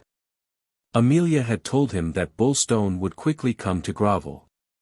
He had much doubted this, but made up his mind to listen if Jacob did seek him. "If you'll step in here," he said, and opened a door on the left of the entrance. Jacob went in before him, took off his hat and sat down on a chair by the empty hearth. It was the parlor of Shipley and seldom used. Adam Winter, with his hands in his pockets, walked to the window and stood looking out of it. "Words are poor things before this business," began Bull Stone, "and I won't keep you, or waste your time with many. I've wasted enough of your time, and if you could tell me what that waste stood for in figures, I'd be thankful to make it up to you. I'm only here now to express my abiding sorrow and grief at what I've done, and acknowledge how basely I have wronged you. You know I've wronged you, of course, so does the rest of the world, but you didn't yet know that I know it. I want you to understand that I accept the judgment and all that was said against me, because I deserved every word of it. I've done terrible evil, and the fag end of my life I shall spend in trying to make amends, so far as it lies in my power. After my poor wife, you are the one who has got most cause to hate me and most cause to demand from me the utmost atonement I can make. But first I ask you, as a good Christian, called to suffer untold trouble through no fault of your own, to pardon those who have trespassed against you. I beg you to forgive me, Adam Winter, and tell me that you can. That's all for the minute. Winter listened and nodded his head once or twice. He was listless and melancholy. When he spoke he might have been the worsted man, for his voice had none of the ring and conviction of the others. I forgive you, Jacob Bulstone. That's easy enough. And since you are here, I'll speak too, because some inner things didn't come out at the trial. I want you to know that I never heard tell you were a jealous man. Your wife, no doubt, had cause to know it. But if she ever mentioned the fact to anybody, which is little likely, it wasn't to me. Decent partners hide each other's faults because it's seemly they should, and Mrs. Bulstone wasn't more likely to hint at a soft spot in you than, I suppose, you would have been to whisper any weakness you might have found in her. So I knew nothing, and I came into this horror as innocent as my sheepdog. And if I'd dreamed how it was, I'd have left Shipley years and years ago, at any cost to myself and my family. I believe it, answered Jacob. I understand the manner of man you are now, and the false light that's blinded me these many years is out. And if I could take your sufferings off your shoulders and endure them for you, thankfully I'd do it. I want to be the only one to suffer now, the only one to carry this burden. Yes, no doubt. The past is past, and if the past didn't always flow, like a river, into the present and future, life would be as easy for us as for the beasts, that only know the present. Goodbye. God help you and all of us. He indicated that the interview was done, but Jacob did not move. He only blundered on, uttering promises and hopes for the future which, to Adam Winter, sounded inconceivably vain. And that, said Jacob at last, brings me to my wife. Please don't talk about her to me, interrupted the other. Can't you see? I see nothing, answered Bulstone. But I feel everything. The past is past, as you say, and past praying for, but there's the future. I thought perhaps you might, I can't go before her, not for many, many days. But you. Me. Good God, man, what are you made of? Me. Don't you understand? But try to understand. Try to understand that other men can feel as much as you do and suffer as much. What you've done don't end with yourself and your troubles, what you've done never will end at all in some directions. It's altered the very stuff of life for a score of people. Poison be poison, and we have each got to fight it in our own way. I shall never speak to Mrs. Bulstone again as long as I live, nor she to me. That goes without speech surely. Haven't you seen even so far? Do you suppose nobody's got to go on living and smarting but you? It was Winter who had now grown animated and shown a flash of emotion at Jacob's self-absorbed attitude, while Bulstone sank into greater restraint before this larger vision. Thank you, he said, rising. You put me right. My head's in a whirl. I only felt a great longing come over me. But I dare say it's all too late. I won't trouble you no more. Time will show what I feel to you. Hold in then, advised the other, his passing fire dead. Hold in and give time a chance. You can't do time's work, but you may easily undo it. And if time can't serve you, I don't see what can, always excepting your maker. But lie low, don't go thrusting forward, just because you've got a longing to get right with people. No doubt you have, but things, there, who am I to preach to you? Leave it, and be gone. They parted and Jacob, walking on the Brent road to wait for Anna, who had gone that day to the post office, pondered the new standpoint set before him. He perceived that he had been shameless, and once more stood under correction from the man he had wronged.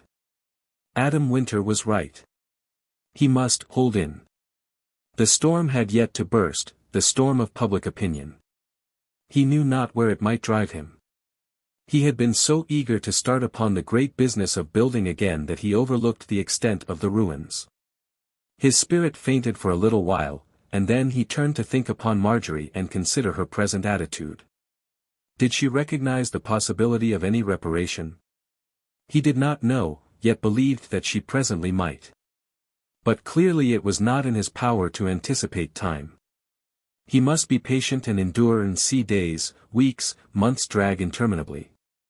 He perceived how the disaster had stricken and changed Winter, how deeply it had tinctured his thought and bred bitterness in a man hitherto devoid of bitterness.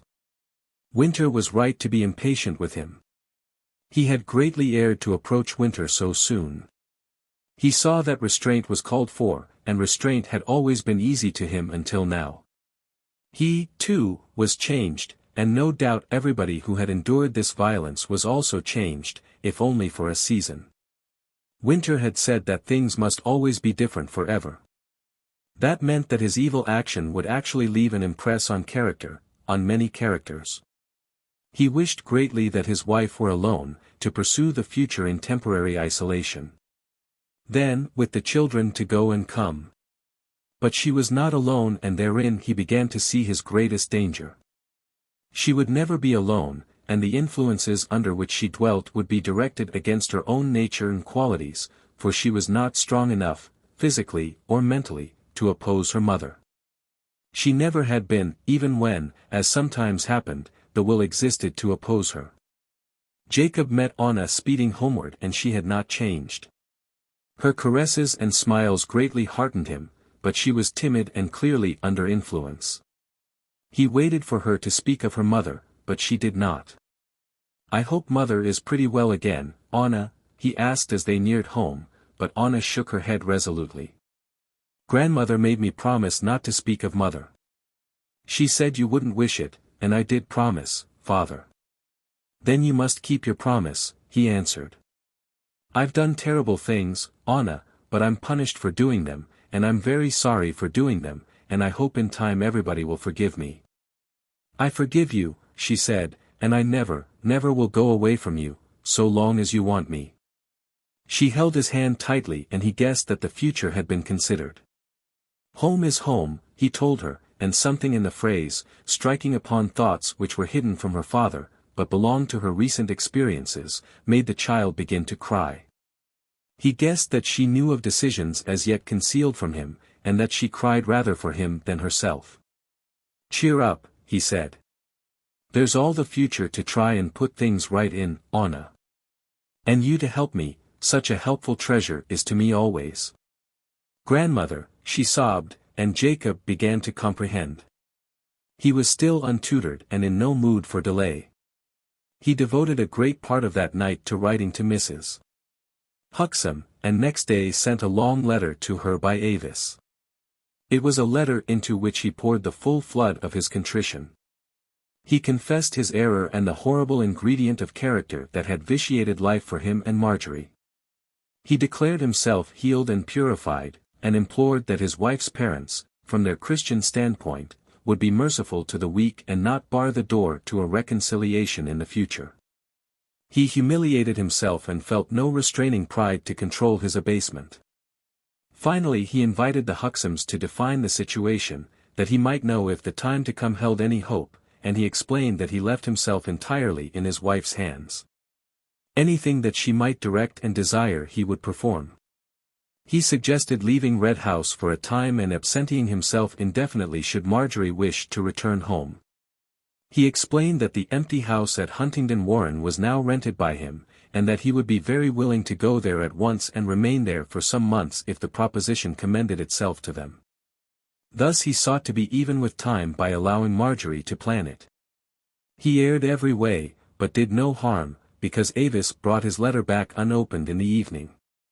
"Grandmother says I'm to tell you she don't want any letters from you, father," she said. He took his bulky packet. "And is that all she said?" he asked. "That's all." "Did you see your mother, Avis?" "Yes, I did. She's not well, and I'm not to say anything about her."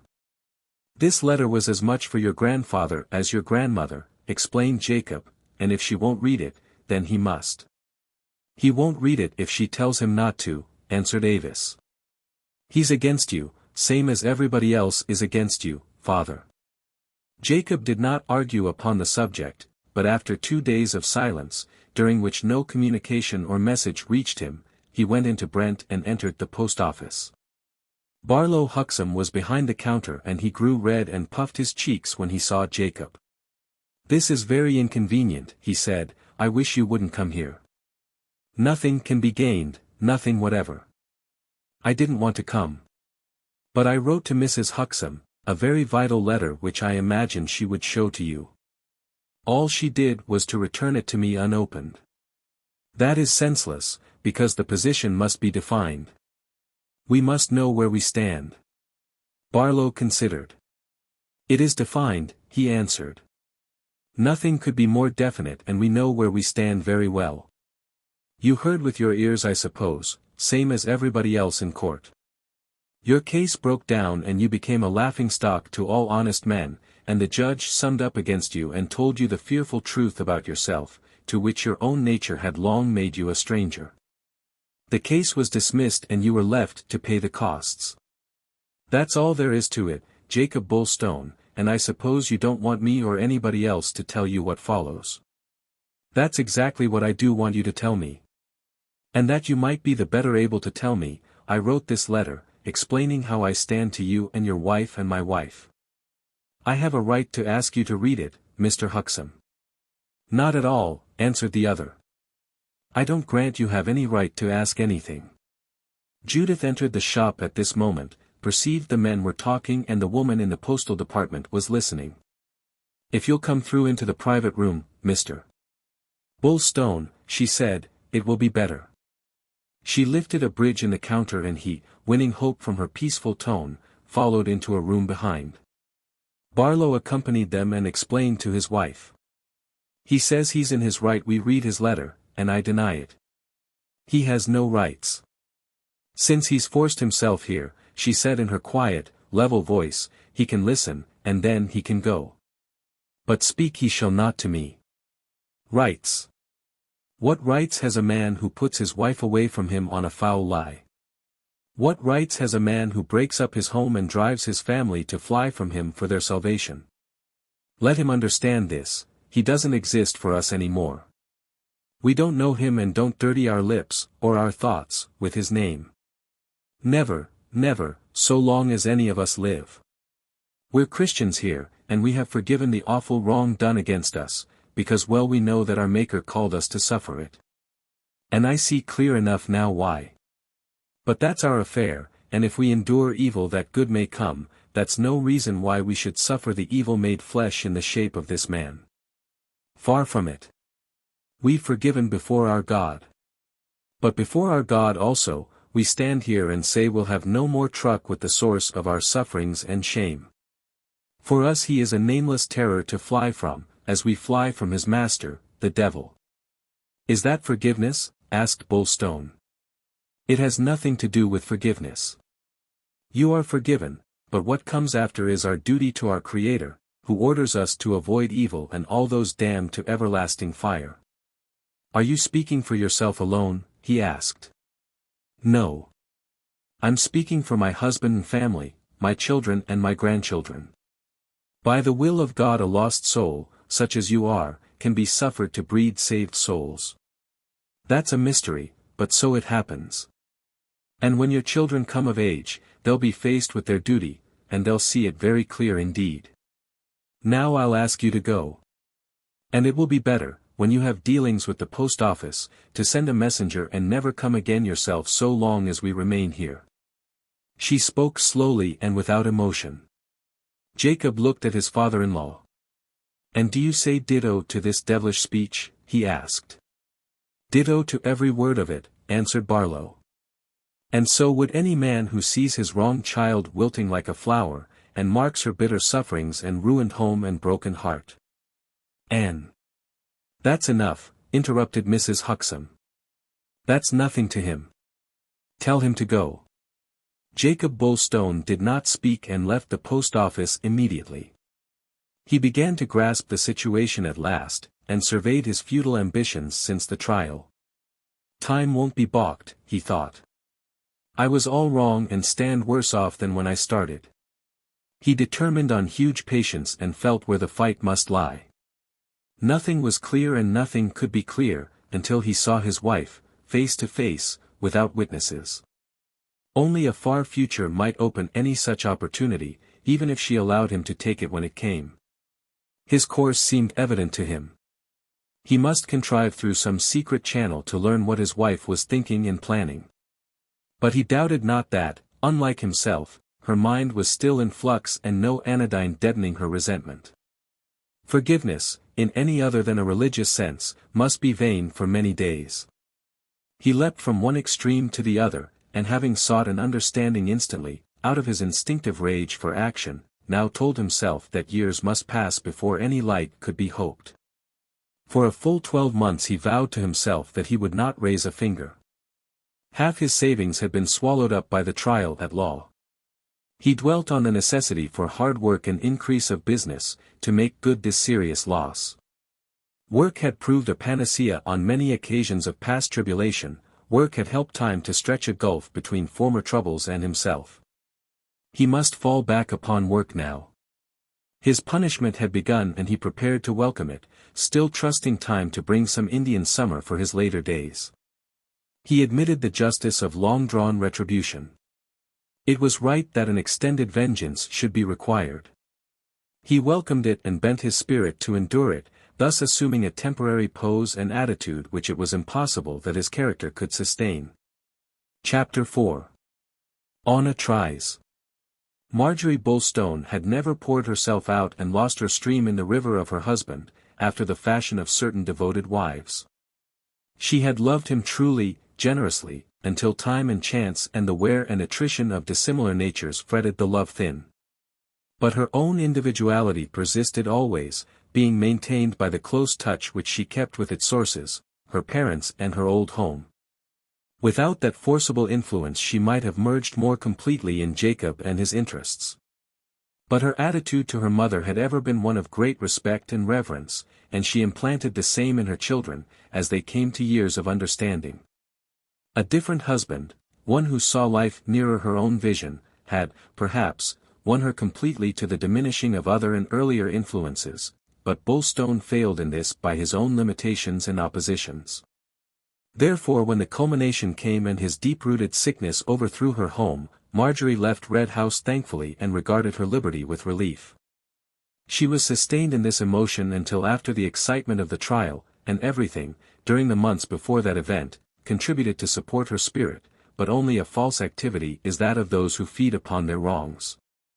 And when all was over and the business of her future life had to be faced, there came gusts of reaction to Marjorie in a realization, slow, fitful, painful, of the change for the worse. She caught herself looking back, and the alterations in her mental and physical life bore fruit. She was as one suddenly widowed.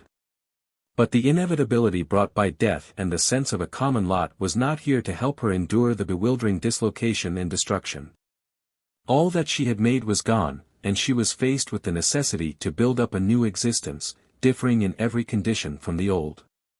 Even peace was denied her. She could not think for herself, for every half-spoken thought was taken out of her lips and developed by her mother. She suffered domination, but found it a sorry substitute for her old independence. She could not be a child again. Only her own children were left, and from them, also, a new mind was demanded. But they were going on with their lives, her life had stopped, and none at present guessed the psychological significance of this sudden hiatus in Marjorie's existence. She felt ill when she returned from London with her father, and having participated in her triumph, slowly sickened at the aspect of the future now presented and the convulsion created by dropping from a full life into an empty one. Her old physical weakness increased. A change was urged upon her by the village doctor, who had always attended her, and she went to stay with her uncle, Lawrence Pilleblanc, at Plymouth. But associations caused her to suffer so acutely here, that it was clear nothing could be gained by present sojourn in her uncle's house. She came back to Brent, and then fell the first shadow of implicit antagonisms between herself and her mother. For Judith contrived that Marjorie should not see her children alone upon their constant visits, while she sought opportunity to do so. Mrs. Huxham indeed felt little need to insist upon the condition, for she had no reason to doubt of her daughter's attitude. It was only a measure of precaution, and she had instilled the need for silence upon all of them. At present she detected no premonition of mental weakness in Marjorie and did not anticipate it. But her daughter's health was bad, she ate too little, shirked exercise and remained melancholy, listless and indifferent. Judith held her state easy to understand, and had enough imagination to grant that it must be some time before Marjorie would regain nerve, courage and peace of mind. But that the woman, now idle and incapacitated, was looking back and dwelling in the past, Mrs. Huxham, though she might have granted, would not have regarded as likely. The past could offer no healing draught for Marjorie. She found easy present occupation, therefore, drew her daughter into the shop sometimes and contrived short errands for her. Then Barlow pointed out that to use Marjorie as though she were a child again was not seemly. To her father, Jacob's wife talked in a way she would not have spoken before her mother. Indeed, her rare moments of animation belonged to him, and he was glad to let her speak of the past and forget the future in so doing. She had aged and had grown indifferent to her appearance, but the old, good days could still charm her into forgetfulness, though from the pleasant memories, return to her new life always brought reaction. Her vitality grew less as her instinctive desire for a different environment increased. It was now understood that Jacob Bulstone's name should not be spoken, and his children were directed neither to mention their father, when they came to the post office, nor convey any information concerning their mother to Red House. Jacob accepted this arrangement, while Marjorie was also constrained to do so, since she did not see her children alone. John Henry abstained from Red House after his parents parted, but he saw his mother weekly and, of course, declared himself upon her side. "And so is everyone else," he told his grandmother. "And I feel shame for the first time in my life, shame to know I'm my father's son." This attitude he openly confessed, and it was not hidden from Bulstone. In Barlow Huxham's presence Marjorie sometimes allowed herself to speak of her husband. He flinched on the first occasion, but suffered it afterwards, perceiving that she won some twilight satisfaction from analyzing the reason for her misfortune. The new house rose rapidly, and his daughter often accompanied the postmaster to see progress on summer evenings, when the day's work had ended and the laborers were gone. At such times she indicated to him a little of the chaos of her present days and their lack of everything that had made life worthy to be lived. "I was often sorry for myself," she said on one occasion, while they had sat to rest on a pile of red tiles for the new roof. "Sorry I was.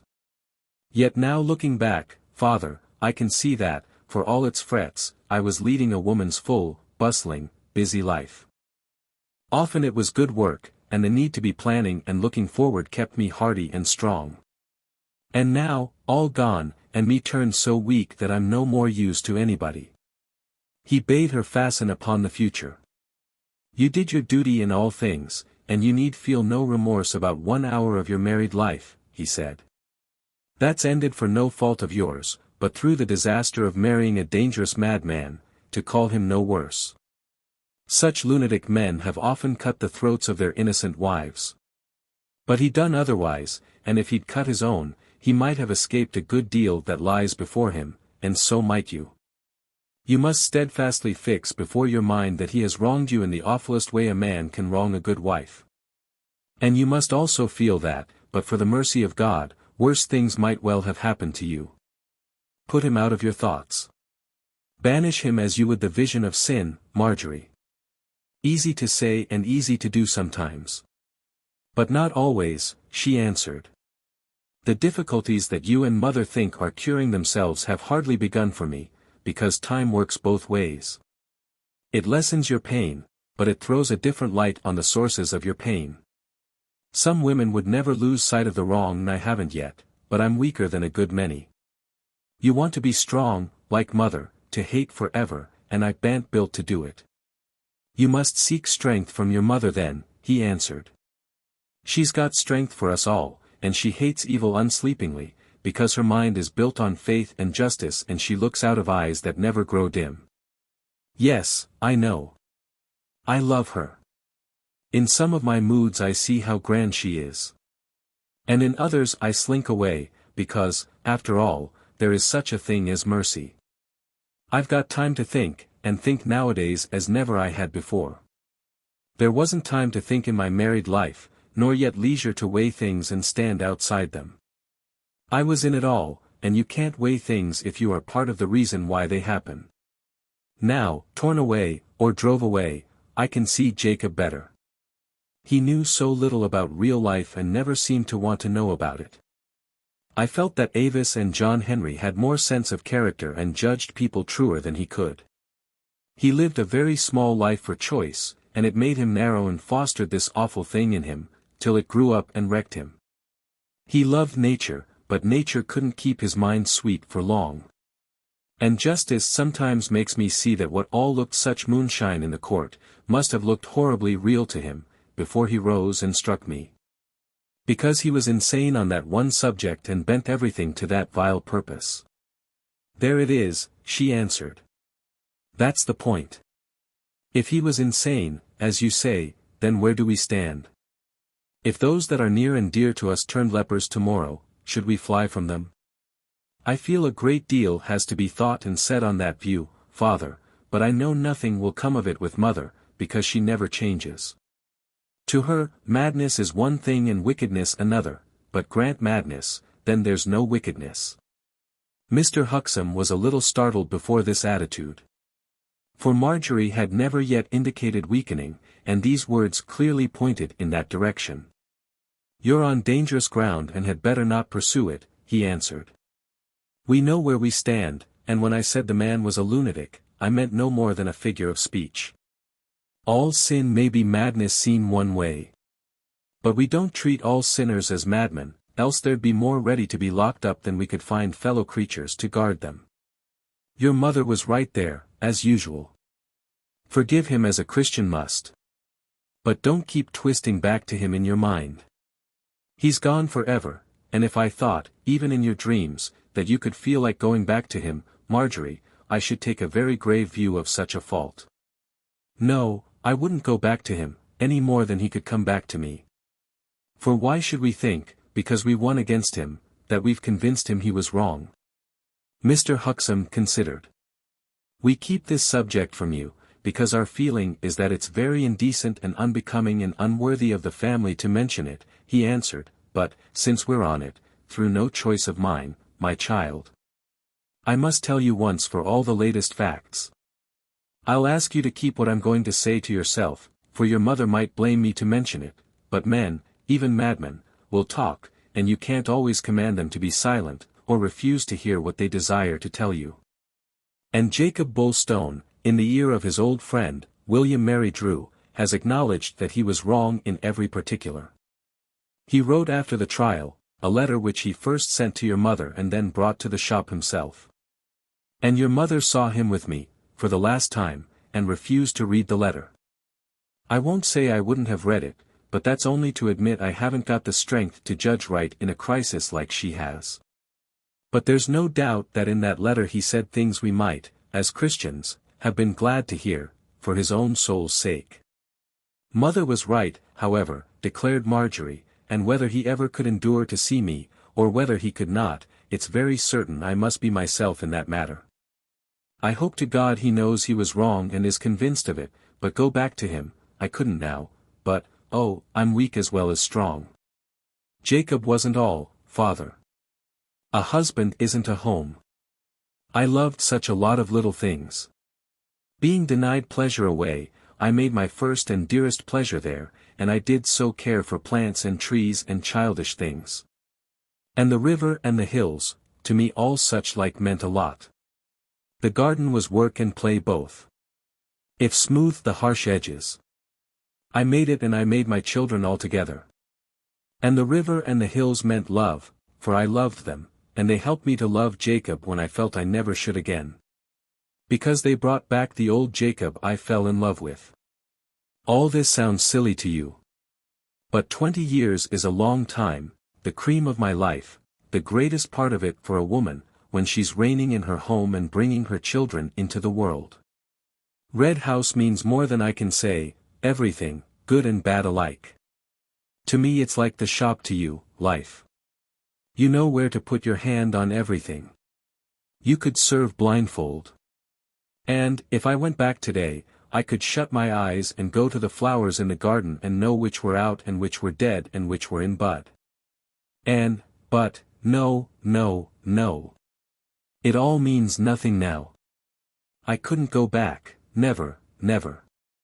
He soothed her, but felt considerable alarm himself before these confidences. For if Marjorie entertained such thoughts now, removed from her wrongs by only a few months, how might she regard the situation in a year, or 2 years? That she should even assert that she could not go back, argued most unexpected weakness in Mr. Huxham's opinion, for when a woman was at the trouble to say she would not do a thing, that generally signified the action was by no means ruled out for her. The stupendous thought of an ultimate condemnation made him giddy, not before the spectacle of a forgiving Marjorie, but at the vision of Mrs. Huxham and the everlasting. He alluded to the latter. The Lord thy God is a jealous God, remember that, my child, when any shadow of regret for the past steals into your mind. It's time you braced yourself, Marjorie. I think you might begin working here in the new garden. But she shook her head. Not yet, she said. I'm not strong enough in mind or body yet. Flowers would hurt too much, father. I'm going to love your new house, and I'm going to live in it along with you, but flowers won't die. There's some flowers never can die for me, though they withered away a good few years ago. I shall always see them and smell them and hear the honey bees humming in them. But there are some I'll never touch no more. She was worn out after this conversation, and Barlow hesitated long upon the propriety of discussing the matter with Judith, but he postponed any warning in that quarter. Marjorie had some return of her nervous weakness and was very silent for many days, while both parents exercised patience and Mrs. Huxham began to consider the desirability of definite steps. For her daughter's health and the doctor's anxiety pointed to the need of distraction and change. Judith busied herself to learn Marjorie's view, but could win no expression or desire from her respecting her future. Then she went to Plymouth to consult her brother, Lawrence. It occurred to her that his niece might perhaps make her permanent abode with the old man and find a sphere of usefulness in ministering to him. Thus it fell out that, for once, Marjorie did win opportunity for a long conversation with a child. And it happened to be the one child who regarded no ground as forbidden, and rejoiced at the chance to say things with which her young heart was full. Anna came and brought a large can full of the famous goat's milk. Nor had her grandfather the heart to prevent her from carrying it to her mother, though his conscience reproached him afterwards. To Marjorie came Anna and brightened at the unexpected freedom, while her mother drank at the child's command and shut her eyes that the familiar flavor of the milk might bring 1,000 pictures to her mind. The visions began happily. Then they ended in darkness, on a February day, when seeking the goats, she had met with her husband hidden on the hill. For thus it was with all her memories, they were prone to break off in a sorrow. Every train of thought ran into grief, and stopped there, and she told herself that this must be surely so, since life itself had now run into grief and stopped. She knew well enough, at the bottom of her heart, that she could never begin again and start a new existence. Some women might have been strong enough to do so. Pride might have driven many to build up a new fabric. Some, out of natural energy, physical strength and fullness of life, might have survived, but she could not. Nothing that waited for her would be of a zest to make life worth living. And yet she spoke the truth when she told her father that she would not return to Red House. That she firmly believed, nor could she conceive of any circumstance to change the determination. Anna struck a new note on the occasion of this visit, and she was very frank and clear about it. There's always a terrible lot in me I can't say afore grandmother, she declared. And I don't know whether it's right, or whether it's wicked, mother, but I'm never going to stop loving father, and I won't pretend different. Nobody knows how wicked he's been better than poor father does, and his sins properly choke him when he's along with me sometimes. Anne. Don't you talk about father, Anna. That's forbid and you know it. We've all forgiven each other and you'll understand better some day. But he doesn't understand you've forgiven him. Nobody's told him you have. But I shall, now you've said it. And I'm just going to be 15-year-old and I do understand. Father thought you'd done something wicked and that was wicked of him, because he ought to have known very well you couldn't do nothing wicked. But he thought you had so cruel certain, that it all had to be tried by a judge. And then father found out he'd thought wrong, and now his hair be turning grey about it and he can't lift up his head from looking at the ground. And if he knew how to show more sorrow than he does show, he would, I know he would. Leave him, Anna. But be sure to tell him I've forgiven him. And say I'm going to drink the milk. And now talk about something different. I bid you, Anna. Very well, then, dear mother, said the girl. Peter be going to the veterinary surgeon to Exeter for 6 months soon now, to learn all about the sicknesses that come over dogs, and then father says he'll know everything there is to the dogs, and more than he does himself. Though that Peter never will. And Avis, Robert's terrible set on marrying her, and he's coming to ax father if he may do so this very night. But that's a secret hidden from father. And father. The child could not keep her father off her tongue. Tell me about the dogs and the river and the garden, said Marjorie. Anna collected her thoughts. The dogs are very well indeed and a lot of new puppies, and the Lord of Red House be the father of them. And Peter says their paws promised them to be grand dogs. And Mr. Middleweek, the new man since Mr. Gill went, is very different from him. He never whines and never says the work's killing him, nor cusses the goats, nor anything like that. And Peter says he's very clever with the dogs, but won't come to no good in the next world, because he haven't found God. But Peter says that what Mr. Middleweek does about the next world is his own business, and he won't quarrel with him as long as he does so clever what he's got to do in this world. Peter's a lot with the dogs now, asked Marjorie, and her daughter answered that he was. And the river's lovelier than ever this year, she ran on, especially the little island we call Mother's Island, where Avis found that white bluebell. And it came up again this year. And your own garden, Mother, is a proper show of flowers. And the roots you planted in the fall have come up, all but 1 or 2. And the red peony seemed to know you wasn't going to be there and he haven't took the trouble to flower at all this year. She ran on and Marjorie listened, saying very little but smiling once or twice.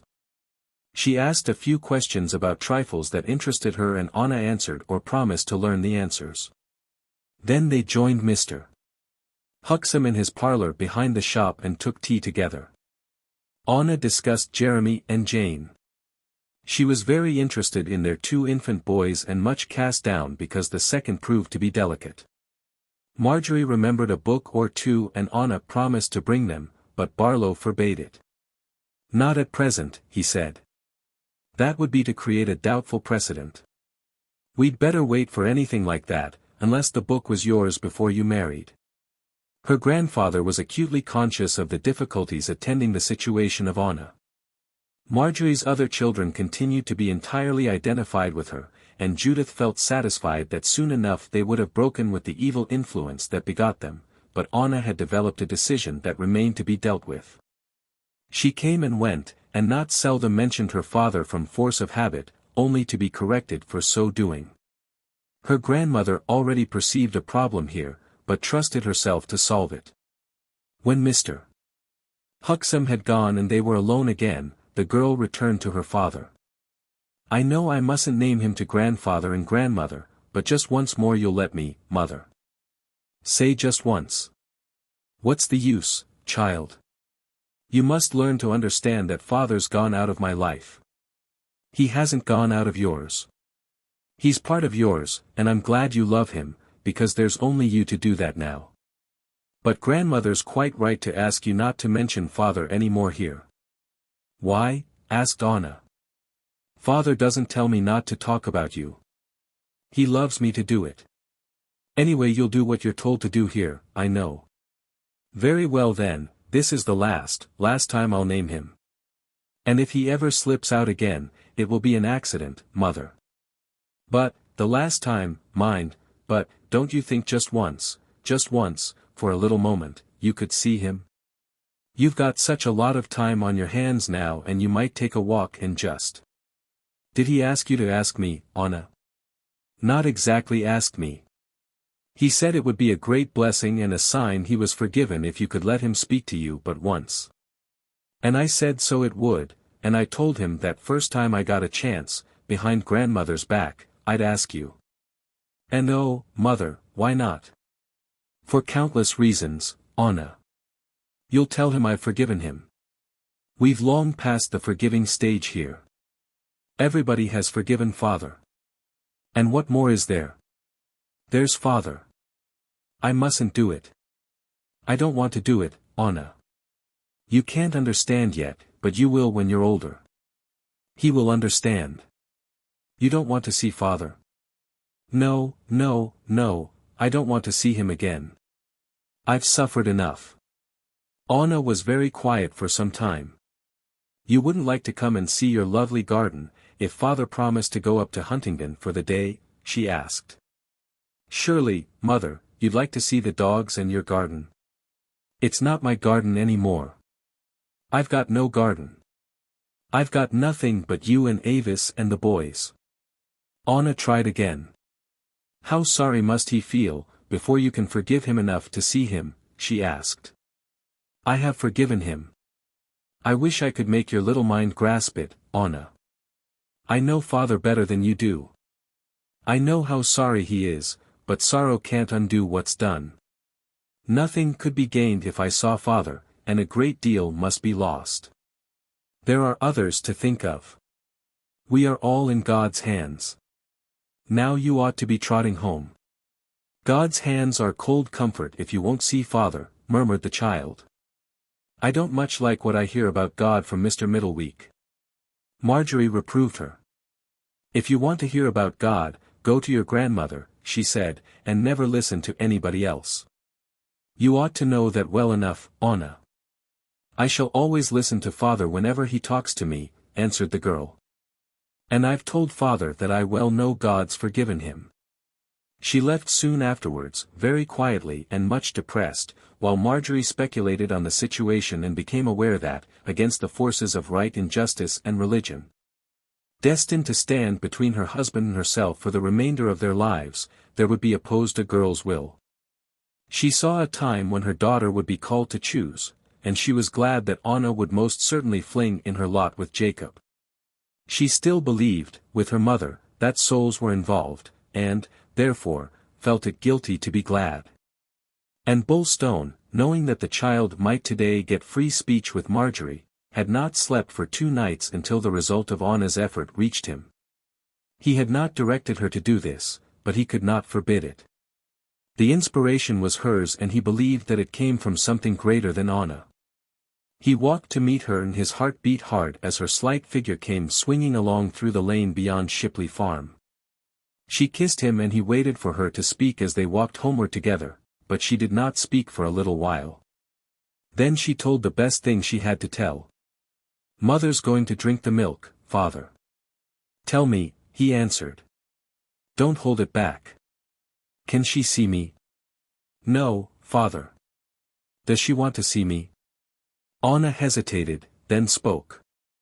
No, father. Then they walked together quite silently until something happened to distract their thoughts. A quick step overtook them beside the river and Robert Elvin, his day's work done, saluted them. Thought I might get over for a bite of supper, Mr. Bulstone, because I was very wishful to have a word or two. And welcome, Bob. How's things? All right, all very right I believe. I'd like for you to see the mangolds. The rain have fetched them up proper and the guano be doing wonders. So it is at Bulstone John Henry tells me. That night after the evening meal, Bob approached his future father-in-law on the great theme and begged to marry Avis within the year. Robert was a little independent, so his listener thought. My mother sees nothing against it and Avis is willing, he said, so I hope it may happen by your leave, Mr. Bulstone. Jacob, Morbid now in the presence of other people, detected, or imagined that he detected, a changed note in all who accosted him. And often he did do so, for a great weight of censure had rolled in upon him since his error, and many derived a sense of personal right doing and right thinking when they said the obvious things concerning him. But the significance of what he had done did not oppress the younger generation, since they had no experience of life to weigh its implications. Robert was too busy about his own affairs to trouble concerning the misfortunes of other folk. He had no intention to be anything but respectful. "If Avis is agreeable, as you say, then so it shall be, Bob," promised Jacob. Indeed, the idea had already dwelt in his mind for other reasons than the happiness of young Elvin. In the ceaseless examination of all paths, in the pursuit of every faint thread which might lead to the heart of his hopes, Bullstone had not neglected the matter of his daughter's marriage. For there, if only for a moment in time, he might possibly hope to meet on common ground with the mother of Avis. He told himself that humanity would pardon a natural and seemly meeting on the occasion of a child's marriage. None could protest at that, and while he knew, and smarted to know, that many held his desire, to receive back his wronged wife, as only another offense. While, indeed, brutally faced in certain unexpected quarters with harsh censure, when he had confided, as he thought, in sympathetic ears. And while consequently driven to lock his hopes out of sight, since they were held shameless, yet in the matter of Avis, he did see an opportunity against which it would be hard to take exception. The girl must marry from her father's home. Was it too much to hope that her mother would see a way to come under his roof on the occasion, if only for an hour? By night the possibility seemed to take substance, by day, when his mind was clearer, it faded. And tonight, though he spoke amiably to Robert and promised the wedding should take place after the harvest, he felt less sanguine than usual. He had expected this interview and desired it. He had fancied it would cheer him and bring some hope, but now that it had come, the light was quenched in anticipation by what he had just heard from Anna. Yet he struck a cheerful note, and it was not Jacob but Avis who viewed the matter differently, and brought him back to the fact that the past was not to be missed even in this matter. Robert called her when he heard that they might wed, and she came into the kitchen, where her father sat, and thanked him. Jacob declared his good pleasure. "And we'll do it in style, I promise you," he said with ill-feigned ardor. "You shall have a good send-off, and a good honeymoon, too, before you start life in double harness. And after our marriage, you're going to settle Ole on me, aren't you, father?" asked Avis. "I don't ask for inquisitiveness, but only so as we shall know how we stand." "Yes, I am." That was a promise. "And I'll add this, that I shall waive the rent as soon as ever I see my way clear." "Not from the start, however?" asked Bob. "Not from the start, no. Circumstances have called upon me for a good deal of money lately and, however, the future's yours. Whatever else they haven't got, the young have always the future." Avis looked uncomfortable, feeling that the present was the time to speak concerning details. She was sorry for herself and suffered a disappointment which to one of her nature did not lack for edge. She had dreamed of a very fine wedding indeed, but had been told by her grandmother that any such hope would have to be abandoned. The fact she now declared, and her regret lent unconscious tartness to her speech. "I can't have a gay wedding, father, and no doubt you know why." "You wouldn't have a gay wedding with a death in the house, and what's happened is a long way worse than that." She repeated a speech that she had heard from her grandmother on the same subject, and Jacob stared, but did not answer. "That's the worst of a thing like what you've done, father. It don't stop where it belongs, and my wedding's got to suffer with everything else." Her father flushed, but he restrained himself and she stung on. "You was always such a man for peace, and now you'll soon have it, that's something." Then Robert spoke. The ill temper of Avis was a surprise to him. "Have done," he said. "I don't want to hear you lecture your father." He spoke rather sternly and Jacob answered him. "Better stand up for her, not me, Bob. You'll soon know which side your bread's buttered with my fine Avis. The wedding shall be as she pleases." Then he left them and they went out into the twilight together, Avis a little alarmed.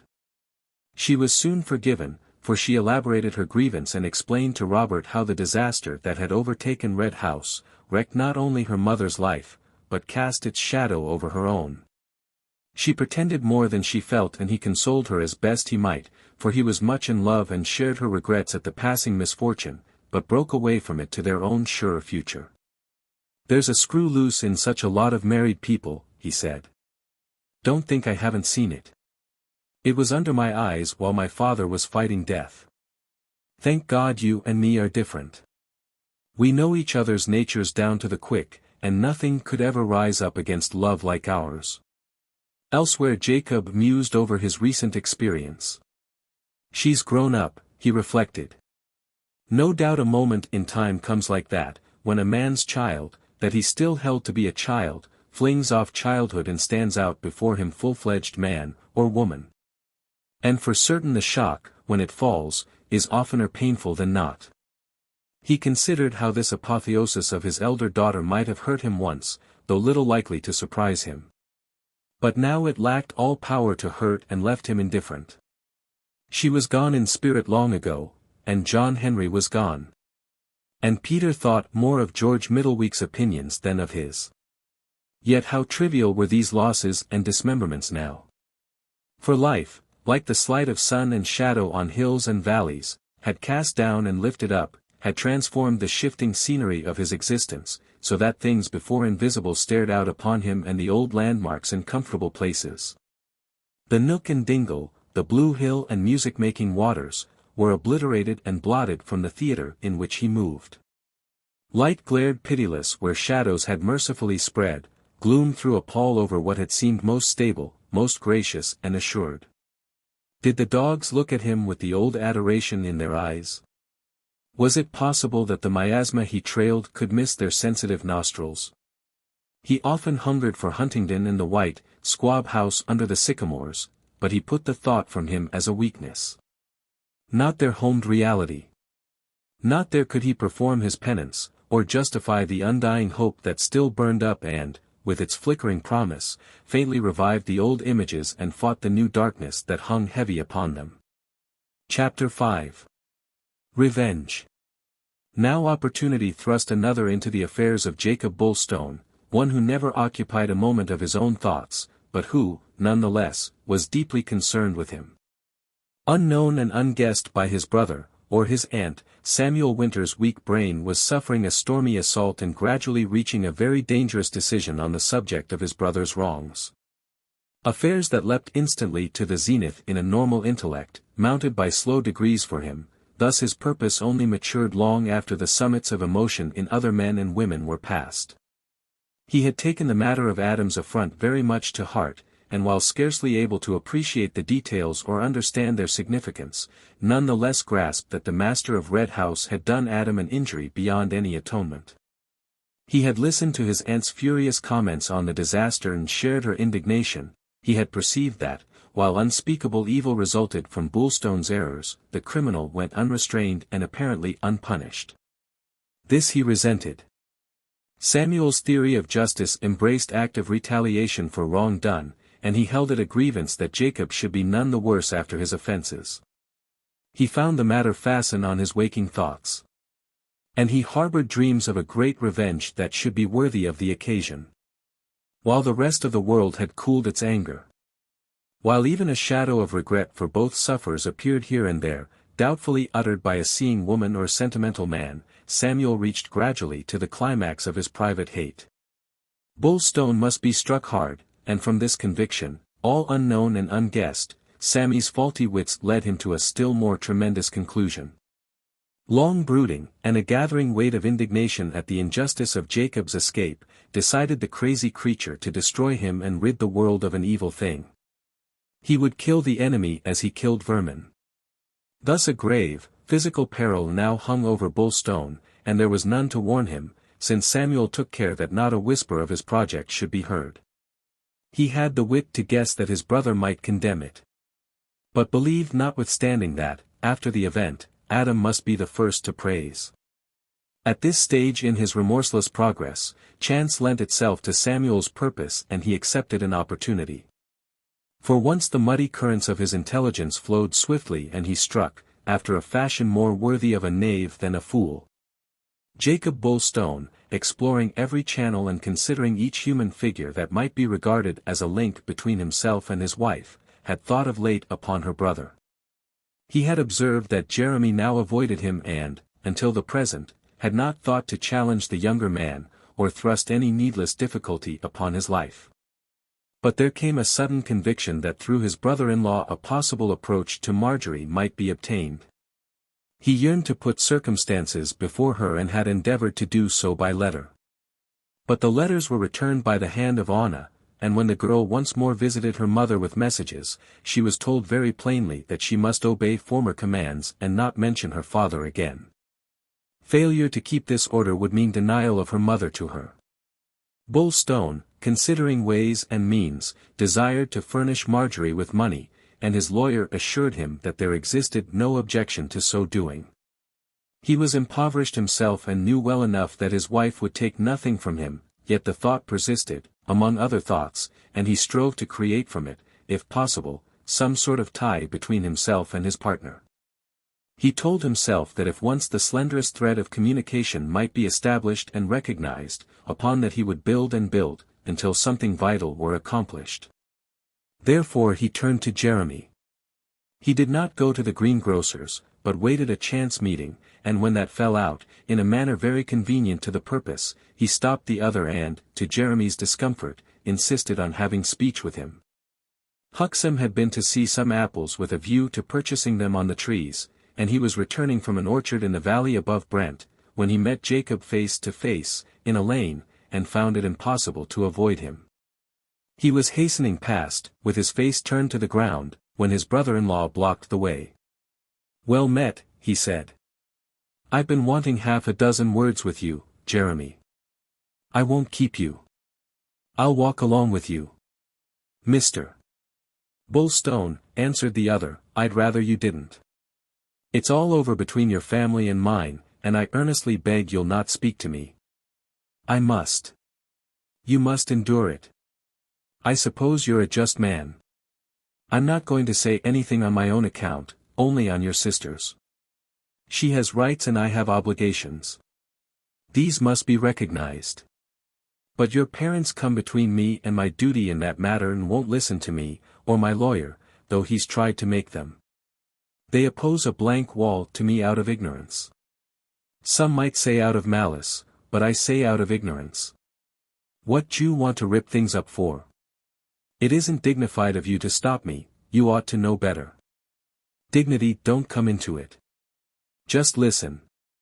I've been a good friend to you anyway. You're not going to deny that. Then treat me as an unfortunate man who comes to you quite reasonably and properly, things being as they are. There's much that must be said, and propositions must be heard, and it may be in your power to help Marjorie to see another opinion than her mother's, not my opinion, but the law's opinion. You understand money and you know what a husband owes his wife, whether he's wronged her or not. I admit everything, I acknowledge everything and none can make me out worse than I am, but I'm human. I want to do what's right, and no Christian ought to deny me the power to do what's right. Everything I've got is my wife's if she will take it. She's living on her father and mother now. They won't even suffer her to have her clothes. It's no business of mine, said Jeremy. All the same, I see what you mean. If I get a chance, I'll speak to her. I'm cruel sorry about all this. It's become a matter of religion in my mother's mind, or else things might be possible I dare say. No religion denies a man the right to do his duty, whatever he's been. I'll mention it and see how she looks at it. Not that you can expect any of us to trouble about you, or your duty either.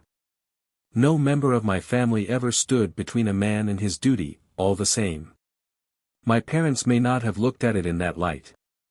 Money's money every time. If I don't know that, who should? It is her money and her children's after her. The other considered. Strictly between ourselves, he said, I may tell you I don't see quite eye to eye with my mother in this affair. Men take a larger view than women and, of course, there's two sides to every question. My parents are getting on and, in the course of nature, well, as far as Marjorie's concerned she's provided for, but I am not. You've got to be worldly wise with a wife and family and, in a word, nothing is yet settled about me and Jane. My mother's been far too upset by these disasters to think about us. But the time has come when we've got to be thought about. Yes, I'll talk to Marjorie. She may not look at it exactly like mother. Jane says that Marjorie doesn't. I don't know. I seldom see her. Anne, well, they talk of going into their villa residence at the end of the year, and nothing settled about the business. To forgive is human after all. There's somebody coming. You'd better turn here, afore they see who it is. I'll keep it in mind. I'll get speech with her next time she comes to see us, and try to find if she feels anything in particular. On the general question, not only money, the general question of a possible reconciliation. Thank you gratefully. Jeremy quickened his pace, and Jacob stopped and turned back. He guessed that the other had become thus amenable through some private inspiration bearing on his own welfare, but the motive mattered not. He had said great things, words beyond measure heartening to Jacob. For, if Marjorie did not echo her mother, if Jane had actually recorded that important fact, then hope surely existed. That being so, let him but break down one of the barriers, and the rest might presently fall. He believed that much might come of this meeting, if Jeremy kept his promise, and for a time the thought exalted him. In this mood he passed Samuel Winter returning home with Turk.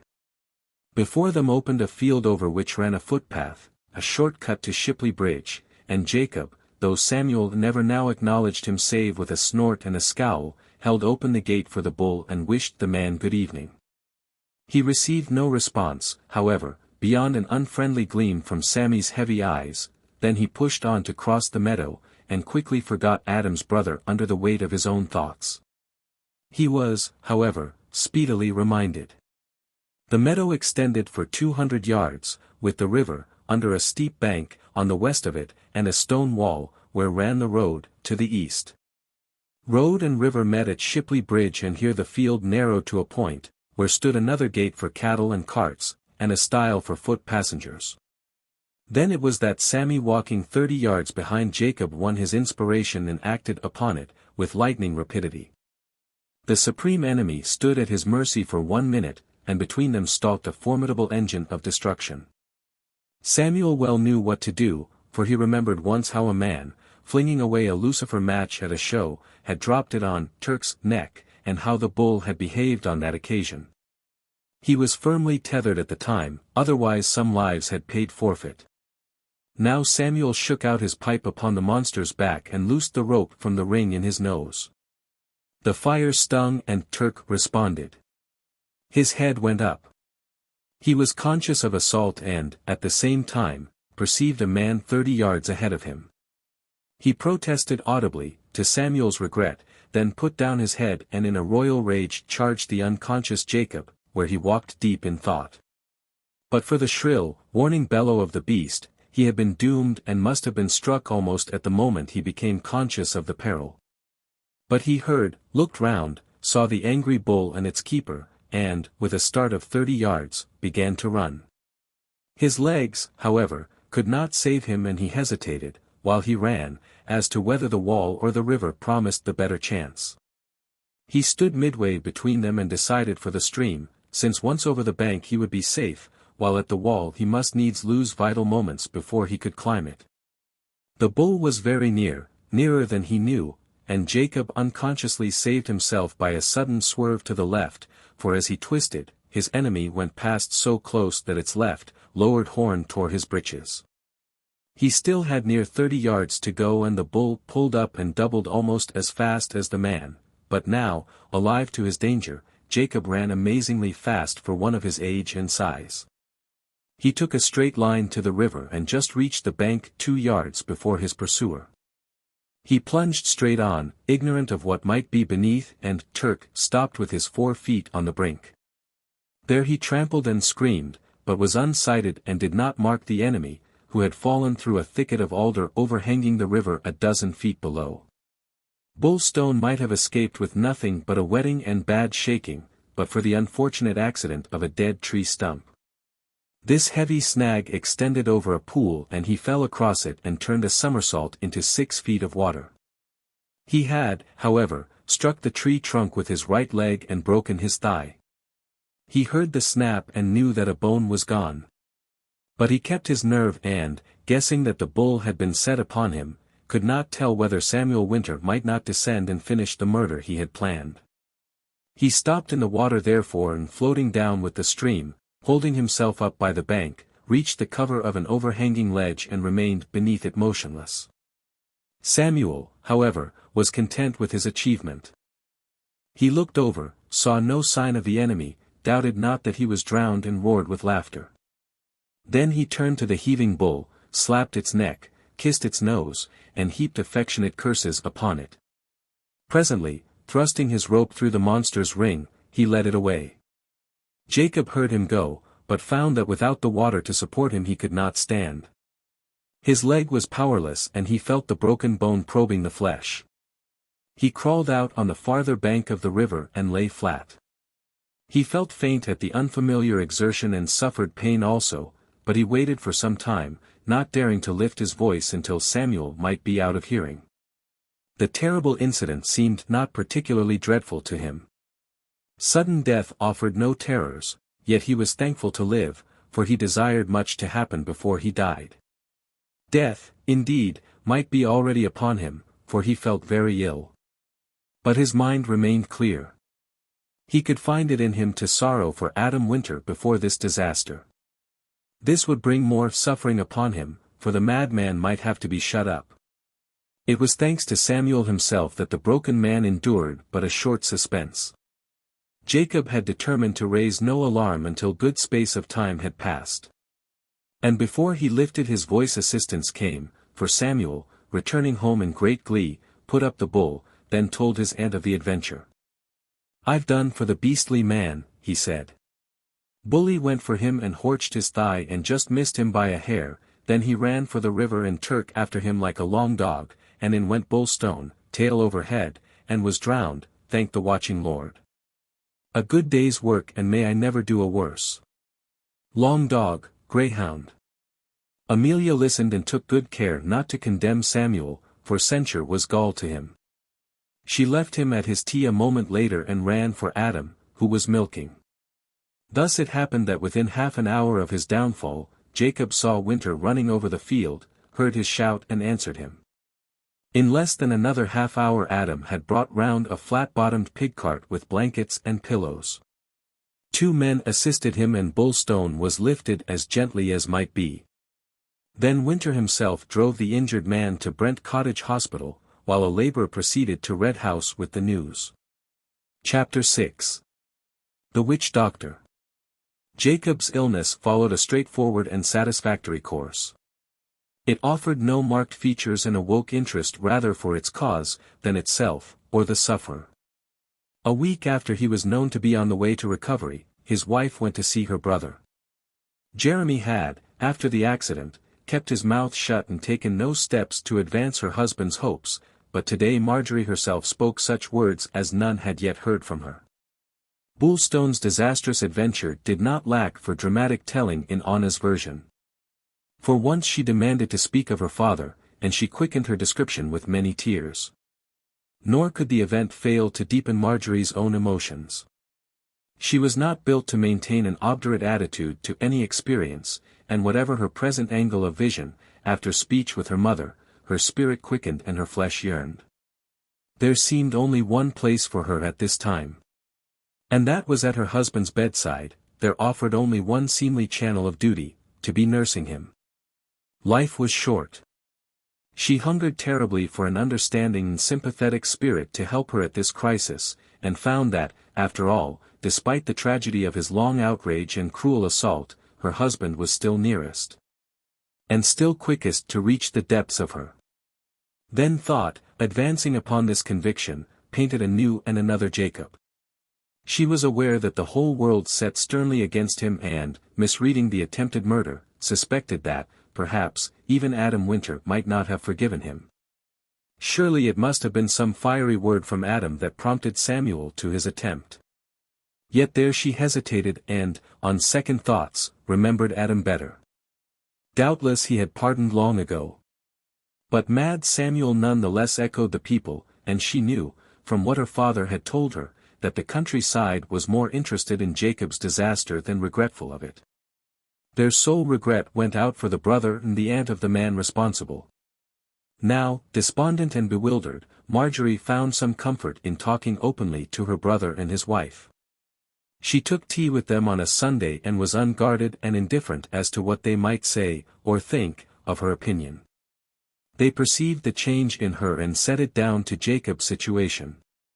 But though that had largely served to stimulate Marjorie and offer a point for argument with her parents, it did not account for the radical and growing operations of her soul. The inevitable had happened, and with all its sorrows and trials, she yet wanted back her life as it was, sanctified to her by custom. She yearned for the home that she had made, and her spirit could rise to no other. She was changed, weakened a little mentally, as well as much physically, by her experiences, more frightened of life and less desirous to face it. Now she longed only for quiet, to be secluded and hidden away, forgotten and left alone. She did not dread solitude, silence, peace any more. She desired them before all things and wearied inexpressibly of the noise of the street, the bustle of business and the din of activity round about her. Among the many facts learned with increasing certainty, was the assurance that she would soon sicken and die, cooped here under the eyes of her parents, an object of pity for her father, of triumph for Judith. These convictions she voiced to Jane, and whimsically lamented that situation which all just persons supposed she was most thankful to have escaped forever. "Time blots out the bad and leaves the good still to remind you," she said. "You may not believe it, but it is so. I always remember the happy things and slip the unhappy. It's not only things that happen, but people that made them happen. Get far enough away from people, and you find the parts in them you hate grow dimmer and the parts you like grow brighter. That's why the natural feeling is to speak kindly of the dead. We generally feel kindly to them. At least I do." "It's true," declared Jane. "When anybody's dead, part of them always rises up again on people's tongues, and we don't speak well of them who are dead only because they are dead and can't defend themselves, but because time, as you say, Marjorie, keeps the good and lets the bad go. I can say it to you and Jeremy, though I wouldn't to anybody else. Take your own mother. I always feel ever so much kinder to her when I escape from hearing her, or seeing her for a week or so." "You oughtn't to say that, Jane," declared her husband. "It's a very doubtful speech." "Not it," she answered. "No use pretending. You don't see your mother like the rest of the world, because she don't see you like the rest of the world. And Marjorie's right. If she don't know, who should? Ask yourself, Jane. You're married and have got plenty of sense to see things. Suppose Jeremy and you was parted for some great, terrible deed done by him, a bee in Jeremy's bonnet, for which he was sorry enough. And suppose, with time, you hadn't only forgiven him, as a Christian, but really and truly, as a wife and a woman. And suppose everything that had made your life, and that you'd made of your life, was taken away, and you were left stranded. What would it be to you?" "Hell," said Jane frankly. "There's no other word for it." "And what would you do, Jeremy, if that had happened to you?" continued his sister. "Would you feel that, for her soul's sake, Jane must never come back to you?" "I'm glad to say no such thing could happen to me, and it's idle worrying to think what you'd do if a thing happened that can't happen," answered the man. "And now you're here, it will be good for you to get away from your own vexations for a bit and lend a hand with mine. And first I may tell you that I've seen your husband that was." "Seen him? Oh, Jeremy. Keep it dark. I didn't seek him. He cornered me and would talk. Don't think I yielded about it. Not at all. I was firm as a rock with him, because, of course, mother's dead right in that matter, but there it is. Jacob Bullstone was very wishful indeed to get into touch with you, and seemed to think he had a right. But I hit out from the shoulder fearlessly, and he heard my honest opinion of him and so on. However, I'm a man of the world notwithstanding, and nobody knows how difficult the world is better than I do. So up to a certain point and, well within my conscience, I may do as I'm done by in the matter. Marjorie regarded him with parted lips. He wants to see me. I was the last to have speech with him before he was smashed, and there's no doubt he had a near squeak of his life. I remember Amelia Winter telling me years ago, when I was a huckster, that in the case of Samuel Winter, as a young child, it was a great question whether he'd turn out amazingly clever, or weak in his head. Unfortunately he proved one of the Lord's own, and now, since this business, Adam feels it a difficult question whether Sammy didn't ought to be put away. Why I tell you this is because I'm coming to the point, and that is our mother's fine rule of life that nothing happens by chance. Go on, said Marjorie. Well, granted nothing happens by chance, then we've got the satisfaction of knowing we are doing heaven's will from morning till night. Therefore, if you help me in a vital matter and I help you in a vital matter, we're both doing heaven's will. And whatever came of it, Mother would be the first to confess it was so. Lord, Jeremy, cried Jane. D'you mean to say? I mustn't come into it, explained Jeremy. I don't say I'll lift a hand. But I do say that, if it was established that Jane and I go to the post office when the old people retire, I should feel a great deal clearer in my mind and kinder to the world at large. It is high time I had a bit of light on that subject, and I'm a good deal puzzled the light hasn't shone. I've been hoping a long time to hear we was to go in, and so I feel that you might find good and useful work ready to your hand in that matter, Marjorie. And one good turn deserves another. That's well within a clear conscience. A good turn, yes, declared Jane doubtfully. It would be a good turn if I decide to help Marjorie, because we must all do as the Lord intends, and therefore it couldn't be a bad one, explained the casuist. In a word, if Marjorie impressed upon Mother that the right and proper thing was to trust the business and the post office to us, that might determine the point. As a matter of fact I'm uneasy. Father's been into Plymouth more than once of late and, of course, they're looking ahead. They always do. They are, answered Marjorie, and I'll tell you something.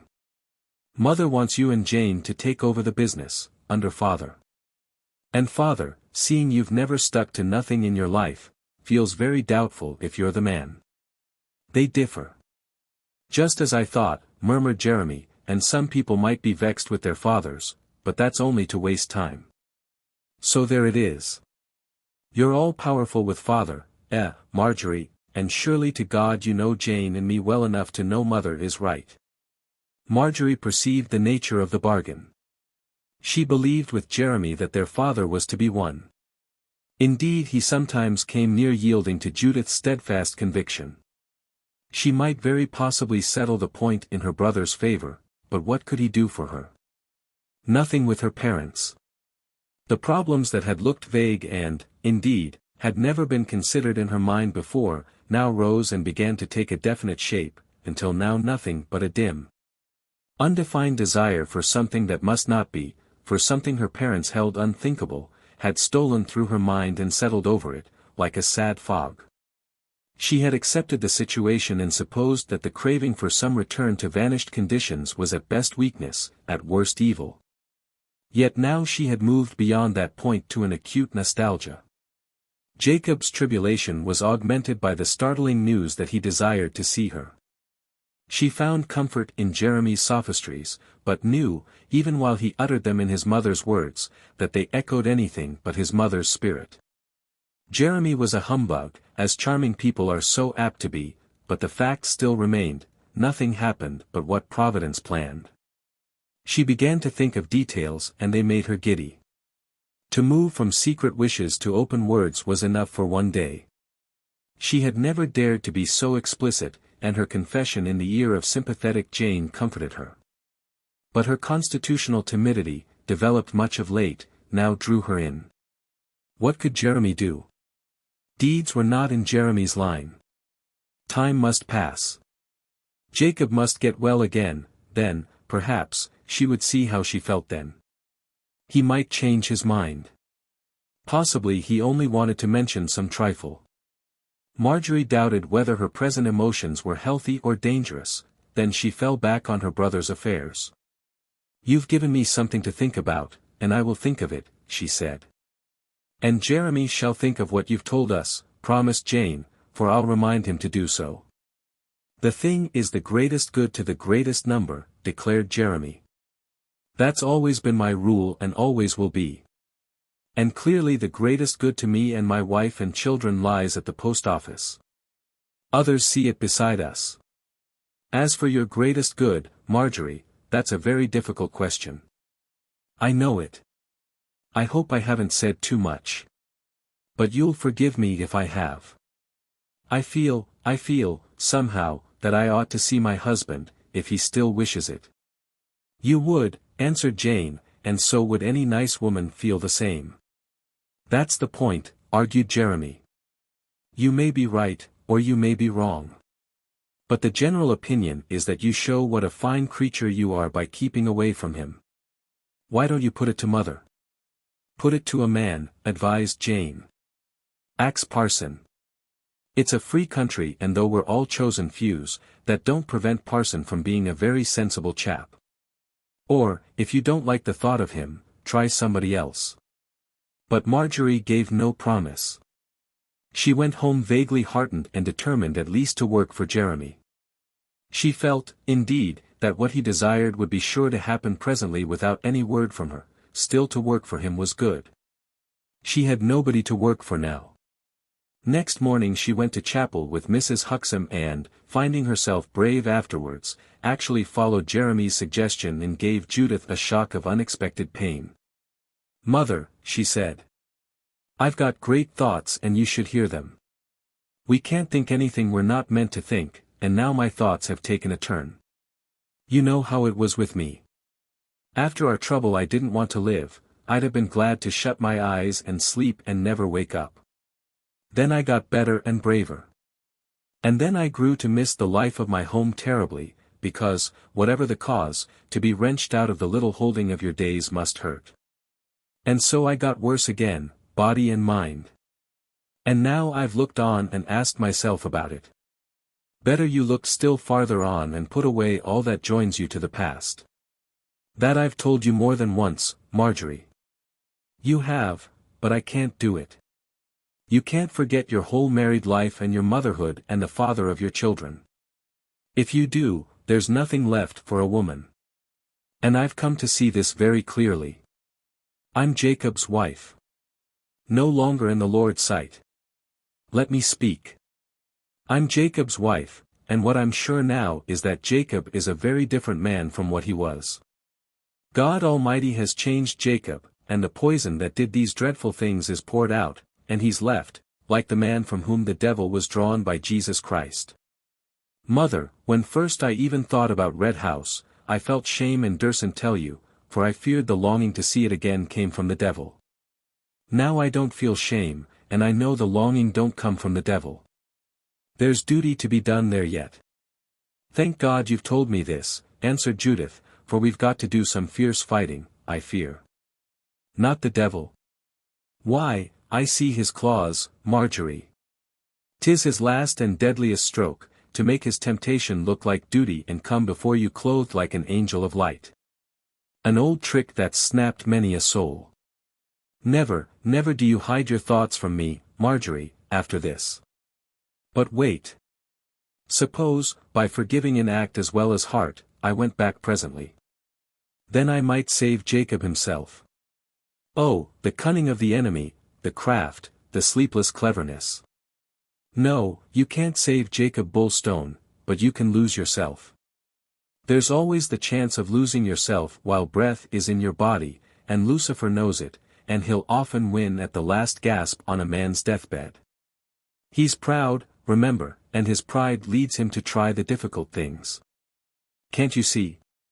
How is it so few can see the net he weaves, while the lotion of the gospel's at everybody's hand to wash their eyes clear if they would? He's vain as a peacock and likes to do the difficult things and catch the souls in sight of heaven's gates. I know, I read him, not many women have conned over his ways like I have. And now he's saying Jacob Bulstone is mine, a gift from his youth up, and there's no cleverness in keeping your own, but the woman he's cast down is not mine. And your soul would be worth the winning. And what's cleverer than to make you think you can save your doomed husband's soul when, to try, would be to lose your own? You'd best to pray on your knees about this and call loudly on your Savior. I'm a lot put about to hear of such dreadful thoughts. They've crept in through the chinks in the armor of salvation, Marjorie, and you must look to it this instant moment. There's a human side, mother. The man has been called to face death. He lies there in hospital N. And where did he fling you to lie? Where was hospital for the ills you have suffered and the death you have died?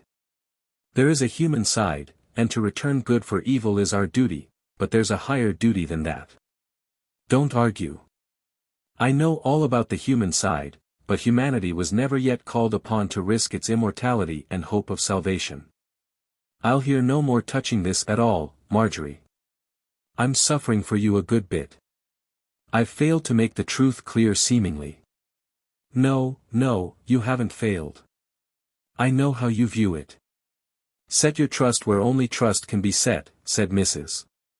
Huxham, and trust your God, like a little child, to show you, in his good time, how your future life's got to go.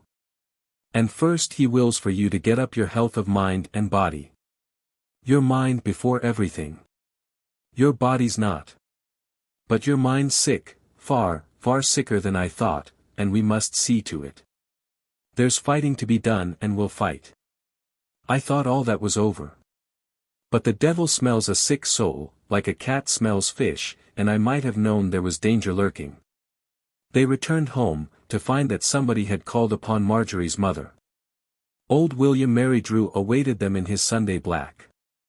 Marjorie he welcomed kindly, though she responded in doubt, but Mrs. Huxham, who knew the ancient man for her son-in-law's friend, showed open suspicion and seemed little inclined to grant the speech he begged. I've no quarrel with you, she said, and I very well remember your godly daughter, for Mercy Marydrew had the light, but the better the day the better the deed, ventured Billy. Don't stand against me till you've heard me. I don't come from Mr. Bulstone. I'm here on my own, for a friendly tell, and I hope you'll respect my age and give ear to what I'd like to say. Mr. Huxham, who had been talking to William until his wife's return, supported the proposition. Hear him, Judy, he said. Nobody's ever heard nothing from William that he shouldn't hear, but on the contrary, much that was well worth hearing. Wisdom like his, when it's mellow and not turned sour, as wisdom will with some old folk, be all to the good. We'll go into the kitchen and see after dinner and leave you to it. He departed with Marjorie, and Mrs. Huxham took off her black thread gloves and blew her nose. Speak then, she said, and take the easy chair. I'm not one to deny respect and attention to any religious-minded man, but I warn you that there are some things don't admit of dragging up. You understand. William plunged at once into the great matter of his visit. Single-handed I come, he said, and I wish I was cleverer and better skilled to bend speech to my purpose, but you must allow for that. In a word, there's a general feeling in a good few minds that Jacob Bulstone is indecent and blameworthy to want his wife to go back to him. While, against that, in a good few other, well-meaning minds, women as well as men, there's a feeling it might be a very decent thing to happen, and wouldn't hasten the end of the world anyway. And I, for one, inclined to think the same. The end of the world's not our business, said Judith, but the souls of ourselves and our children and grandchildren are our business. You strike in on ground where I've just been treading, and I'm very sorry to hear you can say what you have said. Whether it's indecent and blameworthy for Jacob Bulstone to want his wife don't matter at all. What those doomed to eternal death want, or don't want, is not. But we've got to think of the living, and we've got to save the souls that are still open to be saved. Certainly. And who, under God, has the right to damn woman, or child, or man, or mouse, my dear? I saw Bulstone in hospital yesterday, and seeing and hearing him, it came over me like a flame of fire to have a word with you, because well I know you are the turning point, the angel of life, or death I might say, to these two. Everything depends upon you seemingly, or so he reckons. You hold their future lives in your hand. That's a lot to say, but not too much. And I should much like to hear your point of view on this high subject. Bulstone, I must tell you, have suffered a very great deal, and his eyes are open to his lunatic act. He was just as mad every bit as Sammy Winter, who set the bull on him to mangle him. Just as mad, my dear, but with a far worse sort of madness. And yet a madness that can be cured, which Sammy's can't in this world. And afore the God we both obey, I tell you that Jacob is cured. His sufferings have been all you could wish, and his broken thigh, and so on, was nothing in comparison. He's gone through tortures that make his broken bones no worse than a cut finger, and I want you to understand that he's long ways different from what he was, Mrs. Huxham, and an object for good Christian forgiveness all round. And now you tell me what you think about it. Judith looked, almost with pity, at the ancient prattler. It seemed to her that such people as Mr. Merrydrew could hardly have more souls to save, or lose, than a bird on a bough. They were apparently innocent and went through the world, like unconscious creatures, doing neither harm nor good. But Billy suddenly appeared in harmful guise. It was as though an amiable, domestic animal had showed its teeth, threatened attack and became a danger. Your touching subject's a thought too deep for your intellects, Mr. Merrydrew, if you'll excuse me for saying so, she began. Don't say that. I venture to think. You think, but I know. I know that no man or woman can interfere between Jacob Bulstone and his Maker, or undo what's done. For once even the doubtful sense of the world at large sees it. A child could see it. My daughter has come to the gate of salvation by a bitter road, like many do. She's faced great sufferings and escaped awful perils, but she's through the gate. It's fast home behind her, and she ain't going to open it again to her death, be sure of that. He dares to want to see her, and you say he's changed. But, after you've done some things, it's too late to change. He's lost. Why? Because, like a lot of this generation, he's listened to false teachers and thought the powers of evil were growing weak. To hear some people, you'd think the devil was no more than a scarecrow set up to frighten the world into the paths of goodness.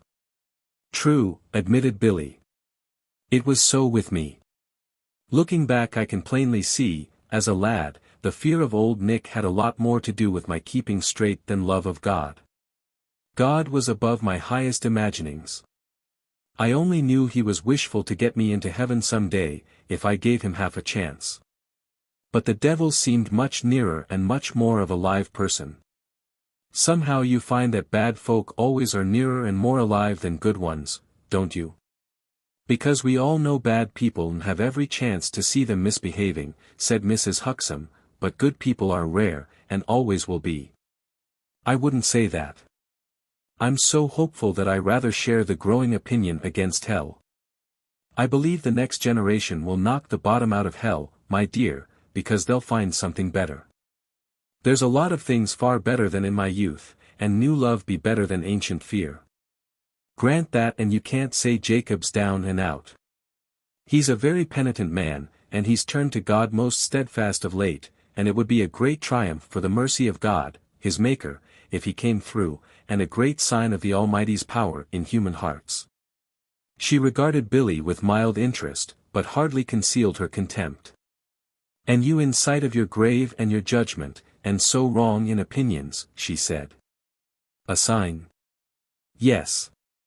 This generation seeks after a sign no doubt. And that's an impious thing to do at any time. And I dare say the day is not very far off when it will get the sign it deserves. Do you know what you're doing, you perilous old man?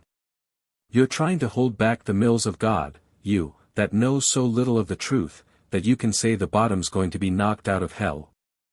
I didn't ought to listen, I reckon, for from your own mouth you've told me you are with the fallen ones, and I never thought the Father of Mercy Merrydrew had missed salvation.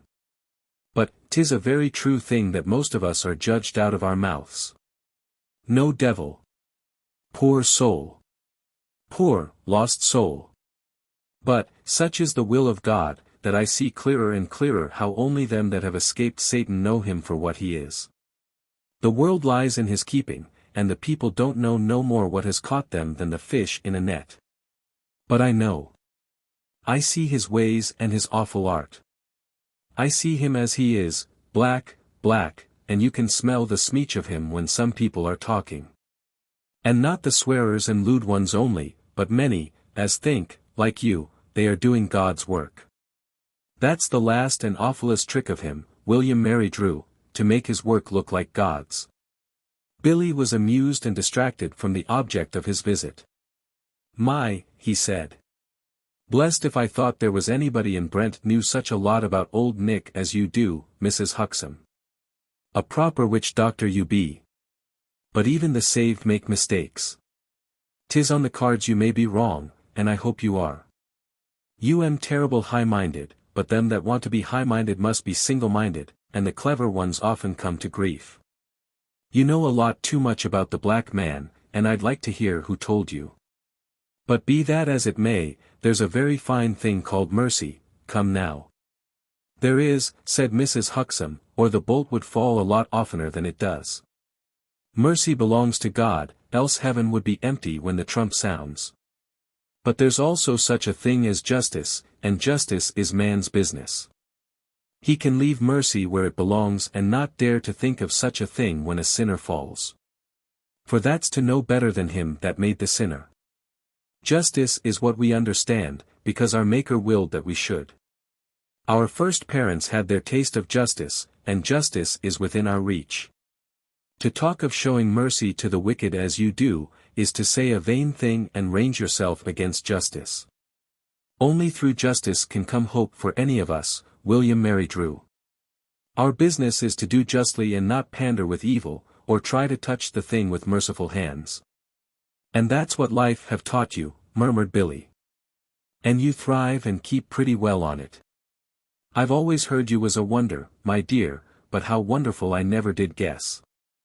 Now tell me, is Adam Winter, who be of the chosen few, in the right to forgive the man that did him so much harm, or in the wrong?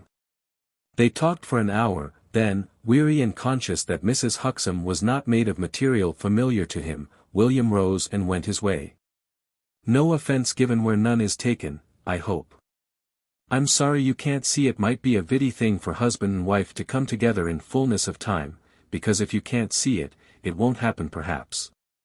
But turn over the thought, like the good woman you are, and if the Lord should say that mercy ain't beyond human power, after all, well, listen. You needn't tell me to listen, Mr. Mary Drew. I'm sorry for your blindness and I'm sorry for your deafness, but I see clear and I hear clear still. Good day then. No doubt it takes all sorts to make a world. Yes, answered she, but only one sort to make a heaven. He laughed genially. Then I hope they won't knock the bottom out of hell, after all, else where should us of the common staple go? Must spend eternity somewhere. Scratch a sinner and the devil always peeps out, thought Mrs. Huxham as William departed. Chapter 7. At Jacob's bedside. A week later William visited Jacob in hospital. He was nearing recovery, but now knew that he might be lame for the rest of his life. The sufferer felt indifferent. But he cherished minor grievances and grumbled to his friend. Only Anna ever comes to see me. Would you believe that? Not once has John Henry visited me, and only once, Avis, and her marriage, that I've agreed to, and the farm that I've given her and all, he said. Young lovers be selfish toads, explained William, think nothing of it. I believe Avis will prove a better daughter after marriage than before. She's the sort will get sweeter with ripeness. For John Henry there's no excuse. I'll talk to him some day and open his eyes. But the great truth is that their amazing grandmother be more to your children than their own parents. A mystery, Jacob, but the ways of blood are always a mystery. The dead will come to live in their havage and pass on the good and bad qualities alike. 'Tis a pity Providence don't look to it that only the good be handed down, because then the breed of men and women would be a lot better by now than they are. But all qualities are part and parcel, and even goodness often takes narrowness and coldness of heart along with it. Havage, offspring. Marjorie's heart was never cold. But her mother's, Jacob. I may tell you now that I carried out a little plot in that quarter and went to see Mrs. Huxham on a Sabbath. I had in my mind that at my great age and with my well-known good character, I might influence her. Because in a few other directions I've talked round high-minded people and showed them that, as things are, naught could be hopefuller than for you and your wife to come together again. You meant well as you always do, Billy. An Old Testament fashion of woman is your mother-in-law. The faith that would move mountains. It's a good thing that she hasn't got much power, for she'd use it in a very uncomfortable fashion if she had. A great, mournful wonder in the land. She's like a slow bush, Jacob, the older she grows, the sharper her thorns and the poorer her fruit. I came away with my tail between my legs, I assure you. I was dust in the wind afore her. She'll never change. Never. Wild horses wouldn't make her change. Hell comforts her, same as heaven comforts us, and there's no fear the fires would go out if she had the stoking. The littleness of her, cried Jacob. Can't she see that all this talk is nothing to tortured flesh and blood? Her power lies in the weakness and ignorance of other people. Hear this, William, my wife would see me and listen to me, if her mother allowed it. And when I know that, to Anna she whispered it, in a weak moment, still Anna heard, and when I know that, what's hell or heaven to me? They must be nothing, anyway, to a man who has done what I've done, to a man who has brought such sorrow on the earth as I have. What is eternity to one who's wasted all his time? The things I might have done, the happiness I might have given, the good I might have wrought. Instead, I break the heart of the best, truest woman ever a man had for wife. What can alter that? Can eternity alter it? Can heaven make it better, or hell make it worse? Nothing can change it but what happens here, before it's too late. And Judith Huxham is going to confound all, just that one, old woman, poisoned by religion, as much as I was poisoned by jealousy. A very great thought, Jacob, admitted Mr. Mary Drew. We be in the hand of principalities and powers, and mystery hides our way, look where we will. But we must trust. Everything is on the move, and the Lord can touch the hardest heart. Hearts are nothing, William. The head governs the world, and great, blind forces govern the head. Blind forces, driving on, driving over us, like the wheel over the mole by night. And despite our wits and our power of planning and looking ahead and counting the cost, we can't withstand them. They run over us all. We can't withstand M, but the God who made M can, answered William. Be patient still and trust the turn of the lane. You be paying the wages of your sin, Jacob, you be paying M very steady and regular, and I hope that a time will come when you'll be held to have paid in full. We never know how much, or how little our Maker calls us to pay for our mistakes. You may have very near rubbed off the score by God's mercy, for he's well known for a very generous creditor and never axes any man to pay beyond his powers. He chattered on and, from time to time, patted Jacob's big hand, that lay on the counterpane of his bed. The sick man thanked him presently, and then there came Peter, to see his father on business. He asked after Jacob's health and expressed satisfaction to know that he was making progress. Having received necessary instructions, he went his way and William praised him. There's more humanity in Peter than there is in my eldest, admitted Peter's father. He grew calmer before Billy left him and promised to keep his soul in patience. First thing you've got to do is to get well and up on your legs again against the wedding, urged William. I hope much from it, answered Jacob. I'm planning to beg Barlow Huxham to see me on the subject. That's reasonable, eh? Very reasonable indeed. He's one with a good deal of sense to him. In fact, the man as have lived all his life with your mother-in-law must have qualities out of the common, declared William. But he haven't neighbored with that amazing character all these years for nothing. How much of his soul he calls his own, you may know better than me. 'Tis a case of Aaron's rod swallowing the lesser, and he won't gainsay Mrs. Huxham in anything, I'm afraid.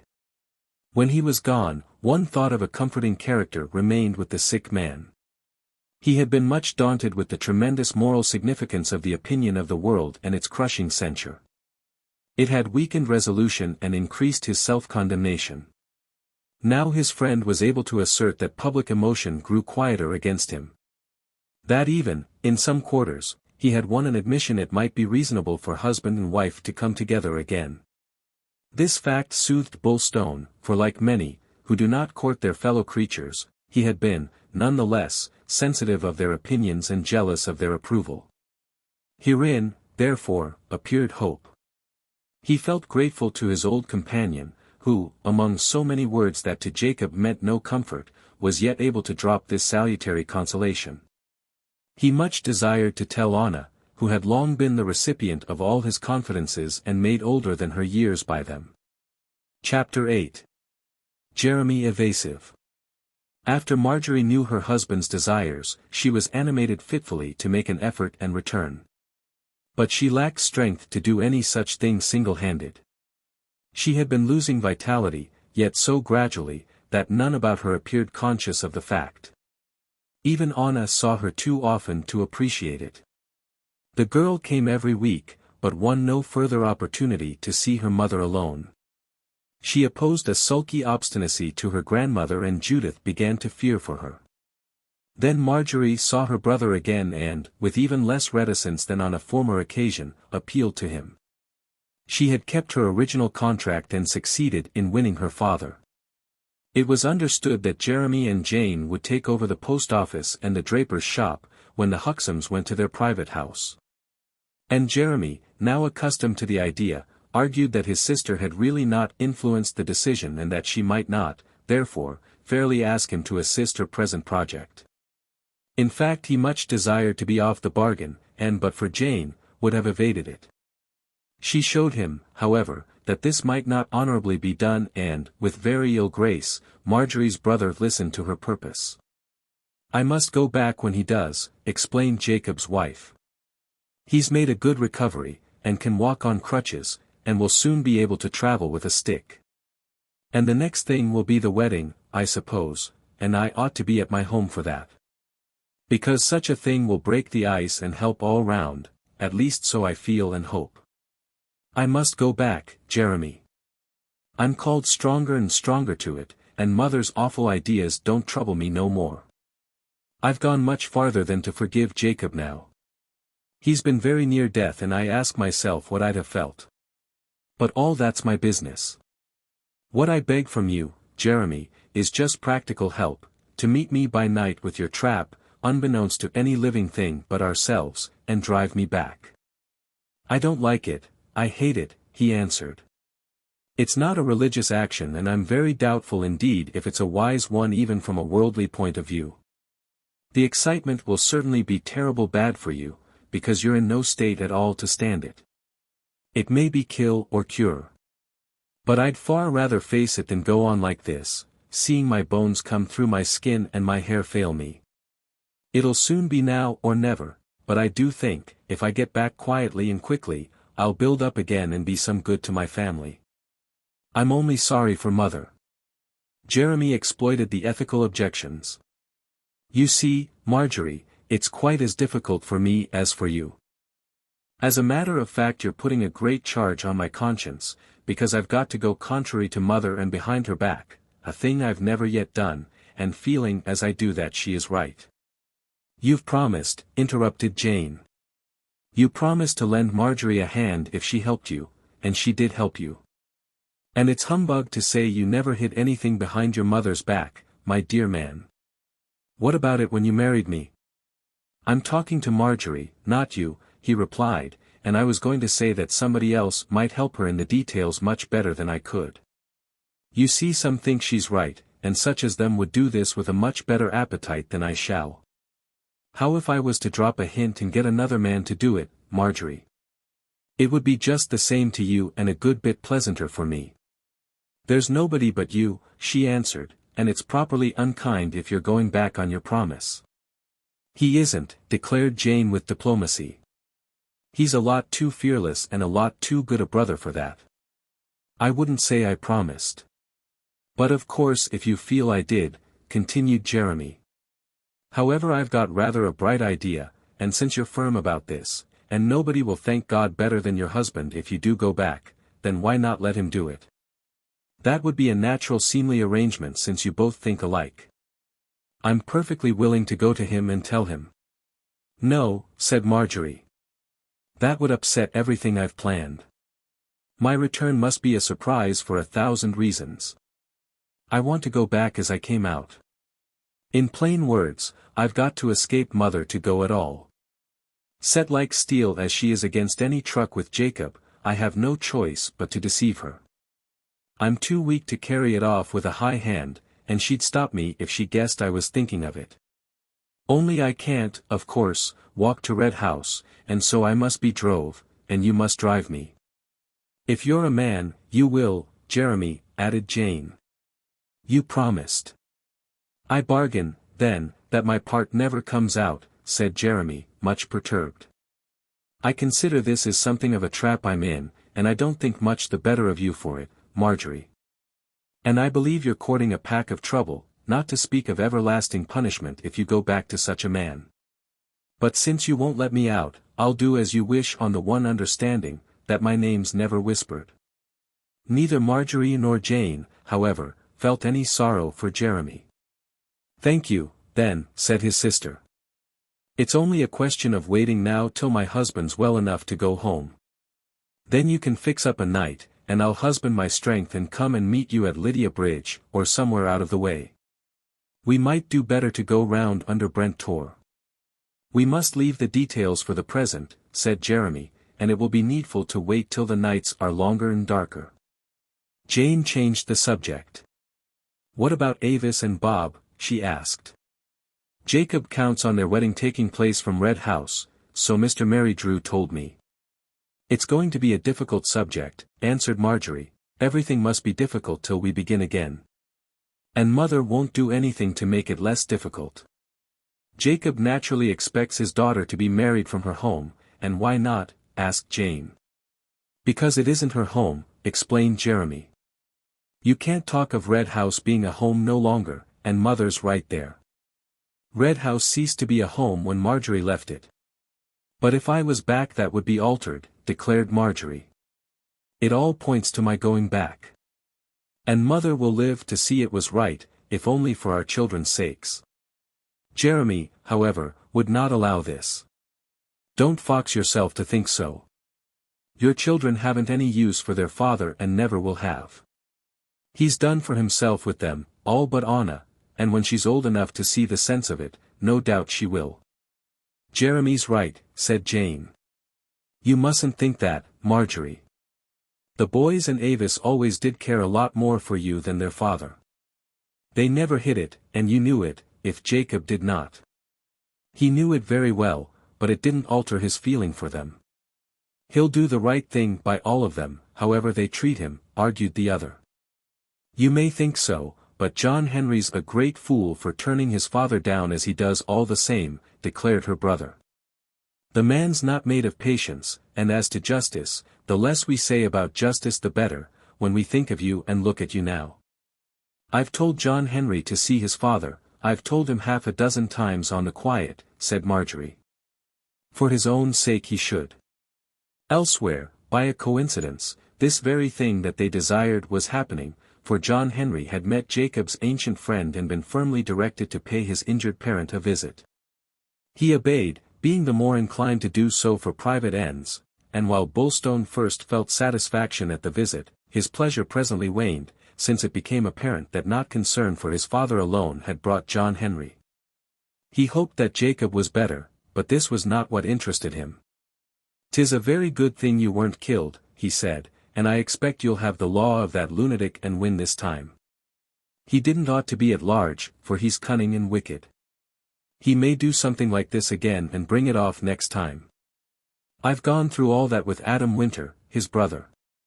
You needn't trouble on that score. It's all part and parcel of other things, and there's no fear that Samuel would assault anybody but me. I've told his brother that I won't take any step in the matter, or have him put away.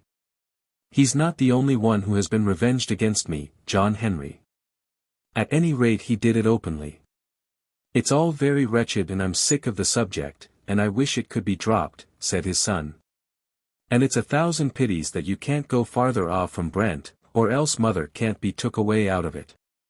There's a talk of her going to Uncle Lawrence, and it would be a blessing if she did, for she's growing to a thread paper and getting as weak as a rabbit. Of course you can't go, I suppose, but she might, and they ought to take her. Your mother's thin. So Anna says. It's a great grief to me. No business of mine anyway. But you must look after yourself nowadays, for there's nobody else to trouble about you, and I think I've a right to ask a few things, father. Certainly. Ask what you please, John Henry. Very well then. And first I'm very glad you've made such a good recovery, and I'd have come sooner but for the mountains of work. I hope you won't take it amiss, or think I'm pushing, or anything like that. But, with you, none of us ever know exactly where we're standing, because you do such unexpected things. I've always been a good son, I believe, quite so good a son as Avis is daughter, anyhow. And you've given her Oli, so I feel it's only fair, me being your eldest son, if I ask for Bullstone. Oli's my wedding gift to Avis. She's going to be married and going to live at Oli, as you know. Therefore it was a very good time to let her have it. You're not of age. I soon shall be, and the eldest ought to have Bullstone. Why in such a hurry? I haven't gone yet. Plenty of time. You let Avis have Oli. Fight against your mean greed, answered his father. Even your grandmother won't approve lust for this world's goods. Go on with your work, learn your business and trust me for the future. Remember that I've got to think of others besides you. I've taken over Huntingdon for myself, because a time will come some day, when I'm old, that I may decree to live there, for the air and peace. And then, no doubt, you'll have Bullstone, and Peter will own the business at Red House. But there's Anna too. And I'm not past work yet. If you could give me a written, signed promise for Bullstone, I'd know where I stood. Give, give, give. And are you never to give? Are my children to receive always and return nothing, no duty, no love, no respect even? Have you ever thought what you owe to those who brought you into the world? I owe no man anything, answered John Henry without emotion. And I never will. It's always the fashion, seemingly, for parents to make a fuss about what their children ought to do, and expect them to fall down and worship them. Why should I, just because you married and had a good time with mother? And, seeing what life is, I don't know that anybody need feel under any very great gratitude for being alive. It was all in the day's work that I was born. You didn't choose me, and a child don't owe a parent any thanks whatever for coming into the world.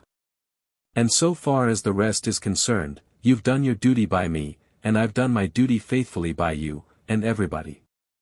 I've never given any trouble, never got into a scrape, always been straight and hard-working. And I deserve Bullstone and ought to have it. What does your mother say? She's understood that the eldest son had it. But I can't talk of her to you, of course.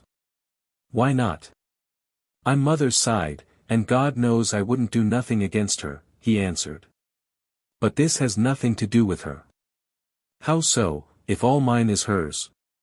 She wouldn't take anything of yours, father, and never will. You talk as if naught had happened. You seem to forget. But you can't expect none of us to forget, while we see her every week. It's been a fearful thing, cruel for your children and everybody. It will never be forgot by mortal man I should think, and you can't expect any of us to be exactly the same again. We're honest and we've got our feelings and we've been through a lot. I'm sure you owe us something. And if you're not going to let me have Bullstone, you ought not to let Peter have the business. I'm your eldest son, Anne. Learn what your mother thinks and come to me again, directed his father. All I have is hers, and it was always her wish, when first Avis got engaged, that she should take Oli for her portion. If she'd like for you to have Bullstone while I live, it can be. After your mother's self, there's only Anna to think about. John Henry cheered up and promised to do as he was directed. I'm properly certain mother would say I ought to have it, he declared. I expect she would, and her word's my law. You'll be of age in less than a year, so things may happen as you would wish. But I don't transfer till the present lease has run out. It wouldn't do for you to own the farm on which you're being taught your business. I know my business. I know full as much as Bob Elvin, if not more. I've got larger ideas than him. I dare say you have, and now you'd best be gone. And you can see me again when you've heard your mother. John Henry departed and Jacob considered him. In the past he had much resented similar applications on smaller subjects. The young man never lost anything for the sake of asking, but now this large request left him unmoved. He meant to leave Bullstone to his son, and had no real objection to handing it over in his own lifetime. For the moment this incident offered hopes of a message from his wife. There might chance some thread in John Henry's demands to serve for the business of drawing Marjorie and himself together again. He was ever on the lookout for such threads. Chapter 9. Jacob comes home. The mother of Marjorie believed, with Augustine, that persecution is the only solicitude the virtuous have any right to show a sinner. She held that where the least doubt of salvation might still be said to lie, it was better to torment than ignore, since this form of attention will sometimes torture the wrongdoer into grief for his wickedness. And so open the door to repentance and salvation.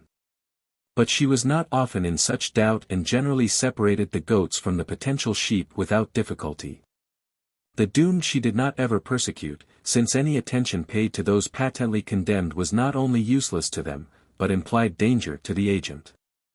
Of such, without the pale, was Jacob Bullstone, and now a situation had been reached where one thing must certainly have happened, save for the attitude of Judith Huxham towards him.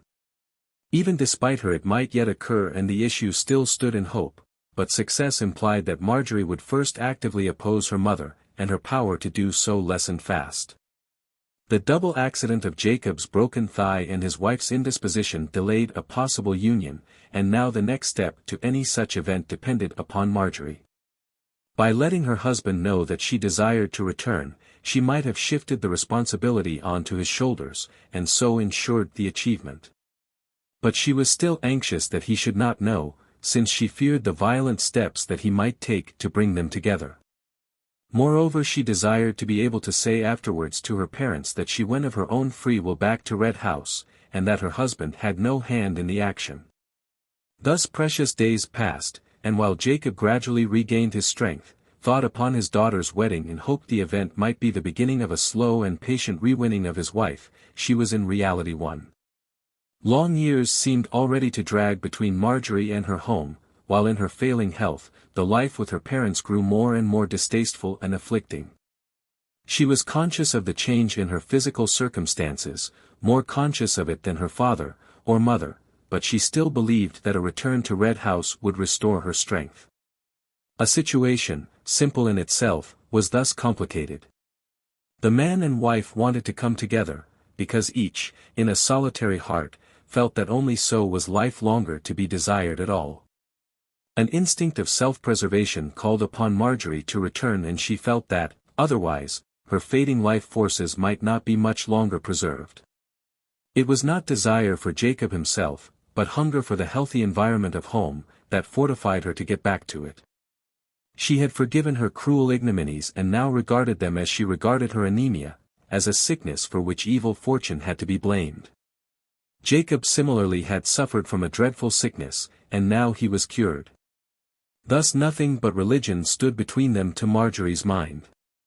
She could pity Jacob in some moods, and see nothing wrong in her desire to return to him, while, in others, she still doubted, so far as he was concerned, but did not doubt for herself. Then the conviction increased that she must go back to Red House if she were ever to recover, and when she heard, through Anna and her own brother, that Jacob actually desired her to return, the last doubt vanished. Bulstone's attitude resembled hers in intense desire, but he was ignorant of her dangerous health and postulated a gradual ordeal, an ordeal mercifully to end in her complete forgiveness and her subsequent return. Peace might yet await them. But he was now broken into a patience he had not known, a patience willing to leave the future in his wife's hands. But there stood between them and any such consummation the figure of Marjorie's mother, assured that her daughter's husband was lost. That he was a man who could represent nothing but danger to the community of the faithful, a man condemned to the consequences of his unequaled sin, one who, since wickedness is both contagious and infectious, must be avoided absolutely. To approach such a man or seek communion with him was to challenge a pestilence. And when, therefore, Judith had heard her child, in a mood of melting, say that a wife's place was beside her sick husband, she took alarm and girded herself to repel the danger. Indeed, Marjorie became her chief care. She neglected lesser obligations and she devoted much time to planning her child's welfare. Upon the news of Bulstone's accident, she had hoped he would not recover and, for a time, suspected that Providence had chosen this way to put Marjorie out of danger. But now Jacob was well again and about to return home. Avis clamored for her delayed nuptials, and Marjorie held that she might, on such an occasion, be present, both in church, and afterwards, at Red House, if only for a little while. Her mother firmly withstood the suggestion, and by her strenuous opposition convinced Jacob's wife of one thing, that only through the road of secret flight would she ever return to her husband's home. She knew now that Judith held it a choice between heaven and hell. She realized that if she returned to Jacob, her parents would regard her as eternally lost. The thought had shaken her at first, but she found, on examining it, that her attitude to religion was modified before reality. None had influenced her to this, for those whom she met were of her mother's opinion, and opportunity did not offer to learn the views of other people, but life and its present crying needs began to change her outlook. She contrasted the things she had been called to suffer and the unspeakable torments shed upon her husband out of his own weakness, with the established convention of a loving, sleepless and watchful God, who desires mercy better than sacrifice, and is all-powerful to establish that happiness on earth the craving for which he implants in his creatures. She was no longer concerned for her soul, while her personal griefs served to show her mother's convictions in a new light. Thus, as her hold on existence grew more frail, she recoiled with increased revulsion from the dogmas of the chosen few. Mrs. Huxham had defeated her own object, as religious mothers are apt to do, and by drowning the wounded Marjorie in the billows of a melancholy and merciless faith, was indirectly responsible for creating a new vision, wherein failing nature still offered Marjorie some measure of promise. The very escape in spirit comforted her and she was more cheerful for a time, but she did not get stronger, save mentally, and her license of mind alarmed Mrs. Huxham, who read these symptoms in her own light. She felt that her daughter's unrest and doubt were the visible sign of an inward temptation, wholly to be expected at this crucial juncture in her affairs. And while obeying the doctor in matters of food and medicine, Judith believed that the vital encounter must be fought on other ground. She was not as yet frightened for her child's life, but only concerned for her soul. She determined, once for all, that Marjorie should not go to the wedding of Avis. She now tried to wrest this matter away from Jacob, and even considered whether the ceremony might be arranged and hastened, while he was in hospital. But Barlow Huxham would not support her in this. He pointed out that to take such a step, which was possible enough, seeing that Avis and young Elvin were amenable to Judith, would be unwise and likely to create a measure of sympathy with Bulstone. For the postmaster had as yet by no means bated in his bitterness. He did not desire any weakening of public sentiment against his son-in-law. That such a weakening existed already caused him some astonishment. But his attitude promised presently to respond to a stimulus that would not have touched Judith, for a measure of humanity, from which Mrs. Huxham's sterner outlook escaped, leavened Barlow's opinions. Thus at the crucial moment it stood, and then a first step was taken. On a day in November, Jacob Bulstone came home, and Avis and Anna and Peter met his carriage at the outer gates of Red House. All, for different reasons, were glad that he should be back again, and Anna chronicled each little incident of his return, hoping that opportunity would occur to tell her mother about it. She hid her young heart, which throbbed painfully to see her father so lame. But he told them that was a smaller matter, which would mend yet, and, at worst, not prevent him from presently riding again. Peter did not rest until his father had been to the kennels, where Jacob was glad to be. He gave his son praise, admired 2 new litters of puppies and spoke with George Middleweek. George had matter for entertainment, or so it seemed to himself. "Old Barton Gill was poking about here yesterday week," he said. "He told me he expected to find everything wrong and that he wasn't disappointed. He thought the puppies were a terrible poor lot and better in the river than out of it. And he said the kennels didn't look so smart, by a very long way, as in his time. He took a very grave view of everything, and at last he reached a point when I said that, old though he was, I should feel called to break his neck if ever I catched him here again." "He's a ghost from the past, George," answered the master. "Yes. And there's a few things less useful to busy men than ghosts from the past, especially weak and silly souls like Gill," answered Mr. Middleweek. "He's a ghost easily laid, however, and I don't reckon he'll be back along in a hurry. 'Tis amazing how silly the wisdom of most old men looks, even in the light of middle-aged knowledge."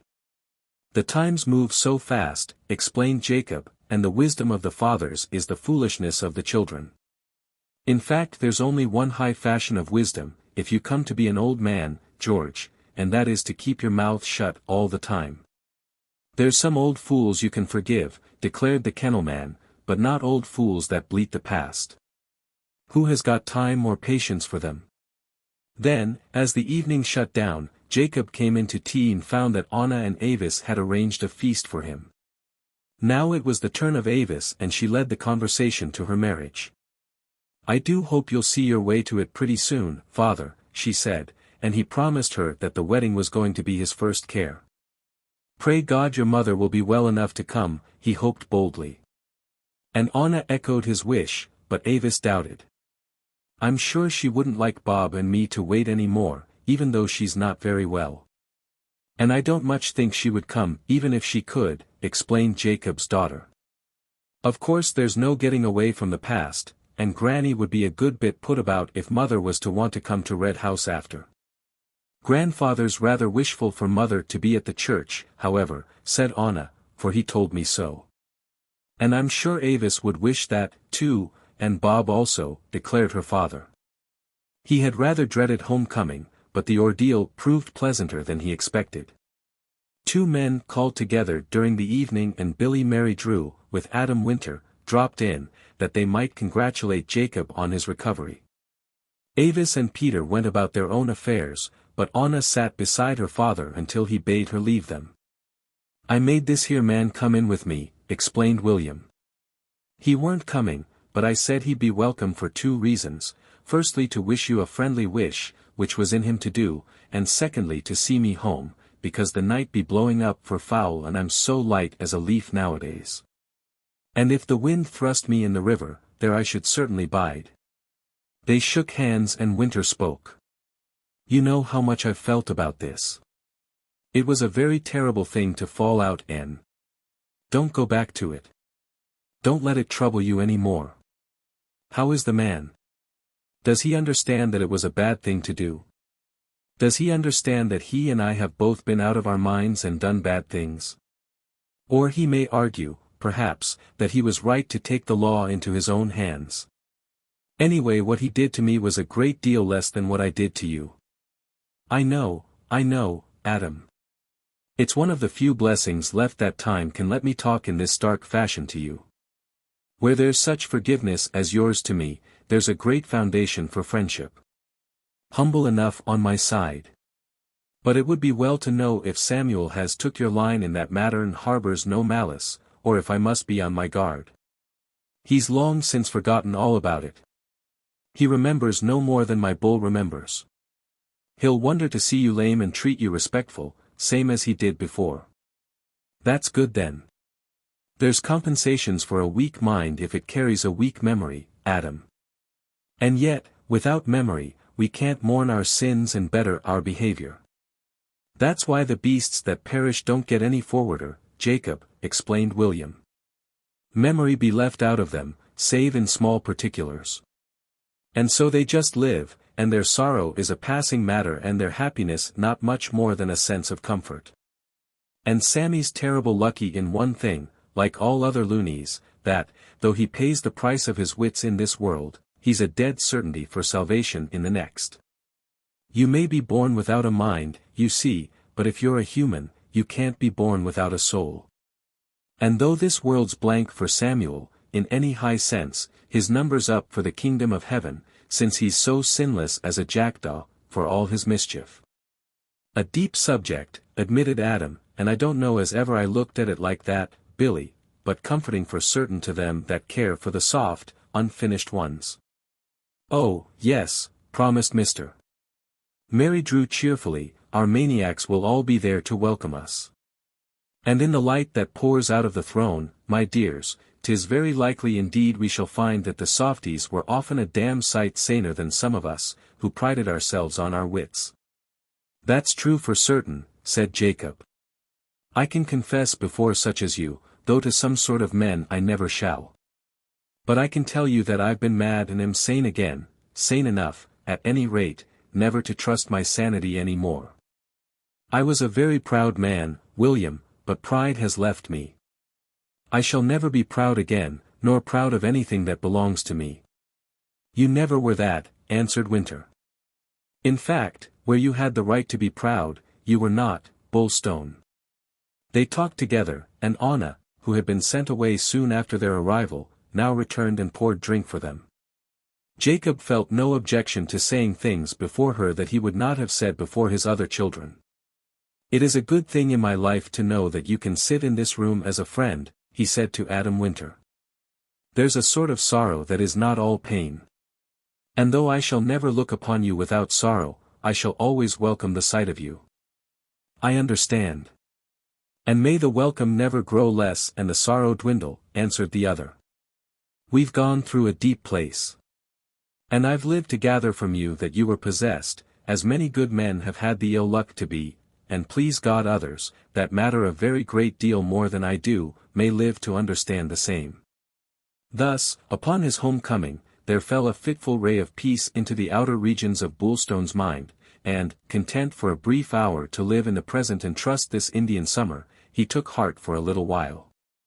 He thanked them for their visit and declared, presently, that his physical wounds had been a good thing. To go short on your leg is a trifle, if it helps you to go longer in your heart, and take wider views and rise up into patience, he said. I'm the wickedest of men, and yet I have got good friends who are wishful for my betterment.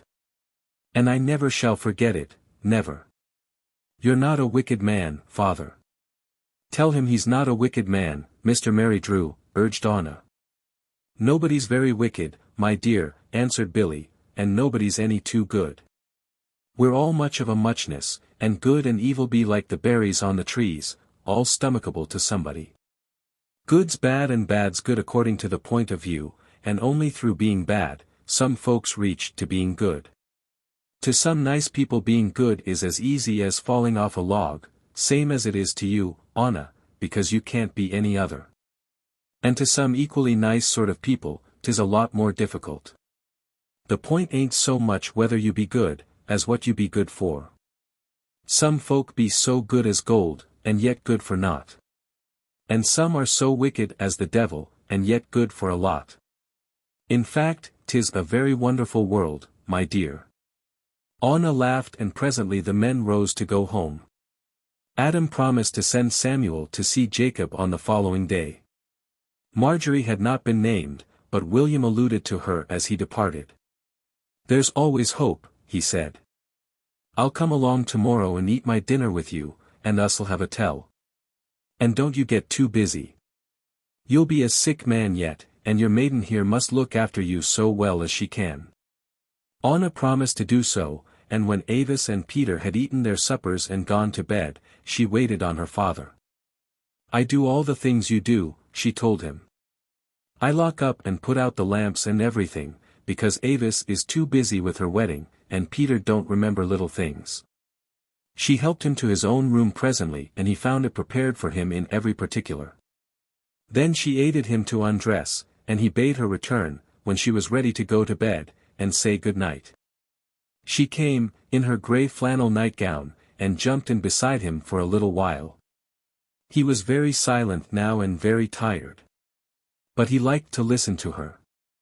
It seemed as though the years had rolled away and Marjorie, young again, was lying beside him. The very inflection of Anna's voice was hers. And while she talked, the girl was thinking of her mother, too, for she knew what was in Jacob's mind. Go now, he said, for her presence became too poignant. Good night, my dinky treasure, and God bless you. She kissed him. And I hope, oh, how I hope Mother will soon be here beside you, Father dear. He squeezed her hand. Doubt the candle and go on hoping, my pretty bird. Then she slipped away and the man lay awake for many hours before the circumstance of his homecoming. Its goodness was precious, but the loneliness and doubt tormented him. Chapter 10. Flight. Marjorie fluctuated, and on her feeblest days the desire to return home became most intense. For her own sake she longed to be back at Red House, for his sake she wanted to be with Jacob. Her emotions towards him eluded her, but when she knew definitely from Anna that his only dream on earth was to see her again beside him, pity woke a faint ghost of the old love. Red House itself drew her, for she felt that if the remainder of her life was to be spent as a sick woman, she could be a more useful one and a happier one in her home than with her parents. Though they assured her daily that their home was hers, and dwelt much on the delight of the villa residence, soon to receive them and Marjorie. She could win no pleasure from the thought, and her weakened mind shrank more and more from the robust opinions of her mother and her father's forced cheerfulness. They were incapable of understanding all that she felt, and now indeed she lacked physical courage to attempt further explanation. In any case she would be opposed. Therefore, with plenty of leisure for thought, she matured her secret plans. They were foolish plans, for though the idea of telling Anna frankly that she longed to come home and leaving the rest to Jacob had more than once tempted her, this obvious course she feared as being likely to create greater difficulties of ultimate reconciliation with her parents. So she gave neither Anna nor Avis any hint of the action proposed, but arranged with Jeremy, on the understanding that no word concerning his part in the plot should be whispered. That assured, with ill grace he promised to meet her on a night in November, one fortnight before the day now fixed for the wedding. Thus Marjorie planned her return home and hoped that the wedding of Avis and Robert Elvin would serve its turn to distract attention and smooth affairs afterwards. In sanguine moments she even trusted time to conciliate her parents. That her father would some day forgive her she knew, and that her mother must logically pardon in the obedience to her own faith, she hoped. For Marjorie fell back wholeheartedly upon the belief that she was prompted and driven home again at Heaven's command. She found much consolation and support in the belief that Providence willed her return. For her, as for many, faith was only fatality writ in a more comfortable word.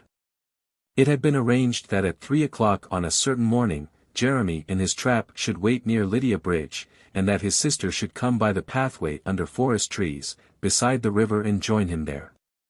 Marjorie conserved her strength for this supreme effort and, for 2 days before it came, lived in a trance. But she was alert enough to take more food than usual and preserve a cheerful attitude. Her only doubt centered in the extent of her physical strength, and now on the eve of her departure, as that winter day closed in under a cold and frosty sky, she wished, too late, that she had asked Jane to meet her close at hand, and pilot her through the night to Jeremy. She knew that she could safely leave the house, for her parents always slept well and would not be awakened by any sound that she might make.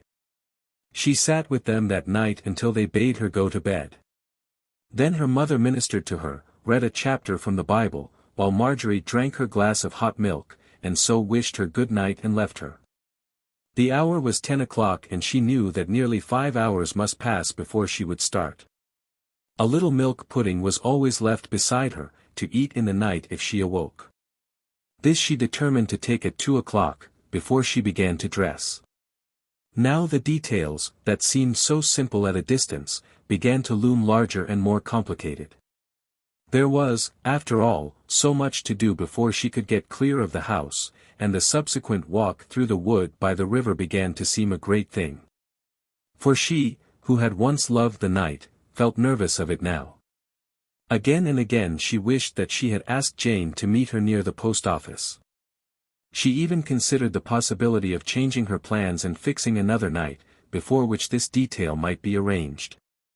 But Jeremy would be at Lydia Bridge by 3 o'clock, and if she failed him, he could not be counted upon for a second attempt. Her mind ran forward.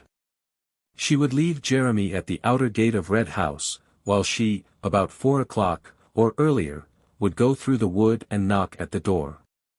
There was a bell, too, but if she could rouse Jacob without wakening any other, that must be best. His room looked over the porch. If she were strong enough, she would throw small stones and waken him. She pictured him looking out and seeing her. He would certainly know who it was by starlight and hasten to let her in. The peat fire never went out at this season, and he would bring her to it and draw it up. He would not say much. He would be like a man fearful to wake from a dream, but she would speak. He must never know who had brought her home, he would not be jealous about that, indeed he could not fail to guess. After all, it would be very like Jeremy to confess in secret, for the sake of Jacob's applause and possible reward. Her husband would take her up to her room, then, and leave her to go to sleep, while he dressed and began the day. And presently her children would come to see her, while the familiar sounds would be in her ears, the song of the river, the bleating of the goats and the barking of the dogs. Puppies would tumble into her lap again, new puppies that she had never seen, and old dogs she remembered would be there to remember her. She would be very still and rest all day. And then painful things must happen, for Avis, or Peter, must go swiftly in the morning to tell them at Brent and allay their alarm. She started out of this dream, for already she seemed lying in her own bed at home. But she was not there yet. Thinking wearied her. A clock struck midnight. She was back again in thought at Red House presently. It seemed already hastening to meet her, instead of withdrawing far away under the stars and waiting for her to come to it. Her mind wandered over little homely things and indulged in little homely wonders. How was Jacob's linen? Anna mended for him now. And her own shards and husks, Anna had told her that nothing of them was touched.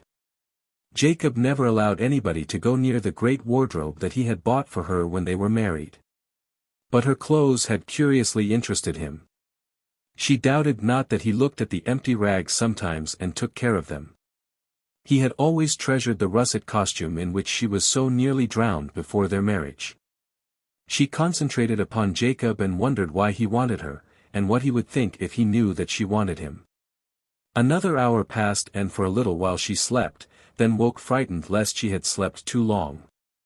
Elsewhere a scene of unusual vivacity was taking place which bore directly upon Marjorie's affairs. And while she reflected and dreamed, her parents entered upon a lively argument ere they slumbered. Barlow had taken his lozenge and was about to sleep when his wife addressed him and touched a matter already much in his mind. "I'm a long way short of comfortable about Marjorie," she began, and he declared the same uneasiness. That he should echo her doubt interested Judith, but on questioning him she found that his fears were not concerned with her daughter's soul. Her bodily state it was that agitated him. "Dr. Briggs told me only today she was going back rather than forward. She wants a good shake-up in his opinion, and a very serious thing is this, that she's not anxious to get well seemingly. Doctor held that was a grave symptom, she's not set on building up her strength, and she doubts if she'll ever do it, unless something happens to throw her mind out of itself." "Something will happen soon," said Mrs. Huxham. "There'll be the excitement of changing houses." "It isn't that sort of excitement, Judy. We're too apt to forget that Marjorie was always a bit delicate. After the awful shock, and before she'd got over that, she was snatched away from her regular life and thrown into ours, which is quite different in every way. Quite right and necessary, but we can't realize all that meant, or all she had to go through, I expect. We only knew that she'd escaped from the evil to come. But there was another side to her home life which no doubt she's dreadfully missed and which we didn't know. In fact, she's confessed it often. And now she's got anemia, and that's dangerous in itself. I'm troubled about something a good bit more dangerous than anemia, answered Judith. The dust we're made of only holds together as long as our Maker wants to cage our souls on earth. Then he cracks it and lets the soul out. And that happens at the moment he wills and not a moment sooner. Marjorie is like a swallow in September, restless, restless. You can see it in her eyes, not resigned and not interested in the villa residence, but thinking far too much of self. The devil's at her, Barlow. It's nature, not the devil. And you must put the body first for the minute, because the state of the soul often depends upon it. In a word, I'm not at all sure if Lawyer Dawes wasn't right. He told me flat out, that if he could make it happen, he'd get Marjorie and her husband friends again. And he said that was more likely to improve her health, and save her life even than anything that can overtake her. He's seen a good bit of Jacob Bullstone and he assures me he's a changed man. And what did you say? Reprove the vain fool, I should hope. Save her life. Doesn't Dawes know that, he who loses his life for my sake shall save it? Did you tell him that? Did you remind him that the only life that matters to a Christian is the eternal life? I did not, confessed Barlow, because, in the case of Lawyer Dawes, that would have been vain conversation. And I may remind you the specialist that Dr. Briggs had down to see Marjorie from Plymouth said something to the same purpose. He's known for a very clever man indeed, with many good and amazing cures to his credit, and he understands his business, be sure.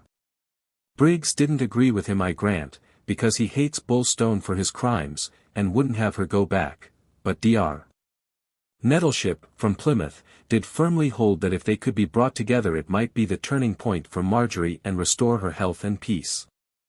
And, what's more, I wouldn't be so very much astonished if Marjorie herself was agreeable. Mrs. Huxham sat up wide awake. You properly shock me, she answered, and I'm very sorry that I've heard you utter these loose thoughts. For they show a weakness that I never guessed was so near home. And now you say she's that way inclined herself, and don't that show I'm right, that her spirit is in danger? It's too true that she's in moods sometimes, when she thinks of that man in a very improper manner. I've surprised her in them, and we know Satan finds plenty of evil thought for idle minds. But let it be understood once for all that they are evil and open the way to deadly danger. And never let me hear you say again that it might be well for her to go back to Red House, because if I do, I'll change my lifelong feeling to you, Barlow. Don't say nothing you'll repent, begged Barlow, you've taken this in far too fierce a spirit. We only want to consider all possible plans for making Marjorie well in body first. We have not to consider anything of the sort, answered Judith. Her body matters not a brass button against her soul, and if, in her bodily weakness, the devil sees an opportunity, then 'tis for us to hinder him, not help him. You're very near as bad as old Mary Drew and other people I've heard on the subject. Don't you see what becomes of your daughter's soul, if she goes back to that doomed sinner even in thought? You've astonished me a good bit by your earthy blindness tonight, for I thought you were long past any such weakness. Sometimes my heart sinks when I look at life and see, even among my nearest, such dangers opening under their feet. But you, I certainly did always count that you were safe. Barlow in his turn was hurt. So did I, he said, and with tolerable sound reason, and it's a source of great pain to me that you can doubt it. You mustn't imagine, Judy, that I'm taking any fatal attitude. I'm very well satisfied that Marjorie can look after her soul. Surely you've taught her how to do that? And I'm also tolerably certain I can look after mine. You mustn't get into the way of thinking you're the only creature on God's earth who be out of danger. I'm talking of our daughter's body for the minute, not her soul, and if the Plymouth doctor says a certain thing, a man of great knowledge too, and you have reason to believe that Marjorie may have some ideas in the same direction, then I say it's well within reason, and religion also, to turn it over before you turn it down. And I say that you lie, answered Mrs. Huxham firmly. As to reason, I don't know and don't want to know. I hate the word. I know where reason will bring most humans, despite their Saviour's blood poured in a river for them. And I will speak for religion and our child's eternity and only that, and I tell you that any such horror as her going back to her old life would shut the door of heaven against her for evermore. And that you know as well as I do.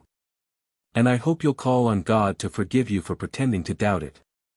And I hope God will forgive you, else you'll soon be in pretty sad trouble yourself. Mr. Huxham did not immediately reply, but the adamant conviction with which Judith spoke impressed him.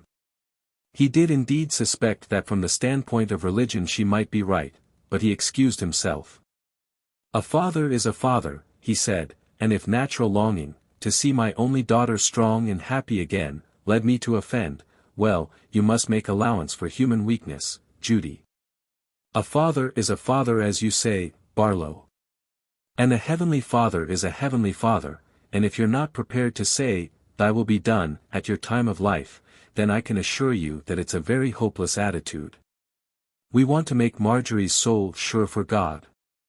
We want to know that when we're saved through the veil, our children, the souls we have been allowed to bring on earth, will follow us to our eternal home, or go in front, as in the case of our Thomas. The order of going is God's business, but the road is ours, and having the light, what shall be said of the human parent that would let a child stray on the wrong road if he could prevent it? You're playing with everlasting fire for your only daughter, that's what you're doing tonight.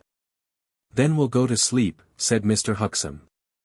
I quite understand she's in higher hands, and I also grant the duty to the soul is higher than the duty to the body. We'll see her together tomorrow, and tackle the subject, and try to find the right road for Marjorie, where body and soul both will be looked after. But his wife would not let him go to sleep.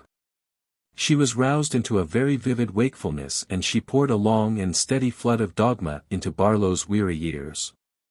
His answers became fewer and she talked him into unconsciousness at last, but she did not sleep herself.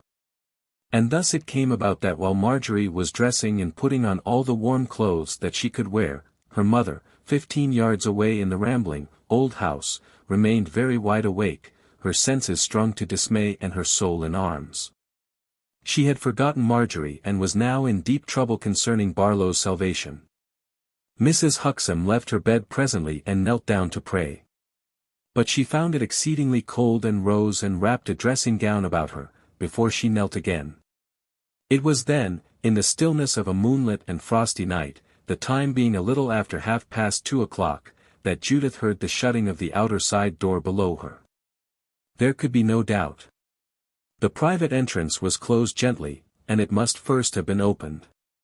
Barlow slept and the room was dark save for the square of light where a white blind hid the window. She drew on her shoes, put the nearest garment, a flannel petticoat, over her head and left the room. She wasted no time in seeking for Marjorie, but descended at once, reached the door, found it unlocked, opened it and went into the street. The cold struck her like a blow and she gasped unconsciously. 30 yards away, a woman moved in the moonlight and Judith knew that it was her daughter. She followed instantly and ran to overtake her. Hearing footsteps, Marjorie turned and, in a moment, her mother was beside her. "Thank God," was all Mrs. Huxham said, while the younger nearly felt, then strove to hurry on. Go back, mother," she implored. "You're wise, you understand. It must be so. God has brought me to see it. Not happens but by the will of God.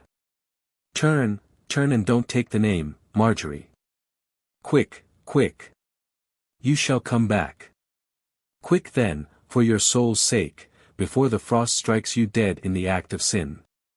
The will of God, yes, His will, to send me to save you, to head you off from death. The will of the devil you'd set out to do, and I've come between by the mercy of our sleepless father. Come back to me, come back to righteousness, Marjorie, come back and praise your Maker who sent a faithful mother to save you." She used physical force while she talked. Their breath rose in the air, the old woman's high-pitched voice echoed in the silent street. Judith dragged at Marjorie, while she, numbly conscious of the great cold, found herself not strong enough to shake her mother off. Mrs. Huxham held on and prayed aloud, with a vigor that mastered the wife of Jacob, until Marjorie felt her will perishing and her limbs refusing to resist. One last effort was made. "Think before you hail me back," she said. "Oh, mother, think. It's either going home, or dying, I know it." "Home? Where's your home? Don't you understand yet? Have you drunk poison unbeknownst to us? Brace your body to do your soul's work, Marjorie. There's only one home for the spirits of the just made perfect. Trust your mother, who's wearied your Maker's ear for you ever since you were born. Trust me, I say. Am I nothing? Don't you want heaven, if only for my sake? Well, I know you do. Praise God for his blessings and set your foot firm on the only way. That's right, that's right. Lean on me and praise your Maker. Oh, child, you poor, strayed sheep, did you think to go through this icy night all that way to hell? But you'd have fallen frozen in your sin, and then the loving Lord's self couldn't have saved you. But you're safe now, safe, Marjorie. The angels are singing over the sinner that was saved. We should hear them if our ears weren't stopped with earth. That's my brave child, with her hand in God's and the powers of darkness routed. Off they go. You can almost see them, and the children of light guide you home."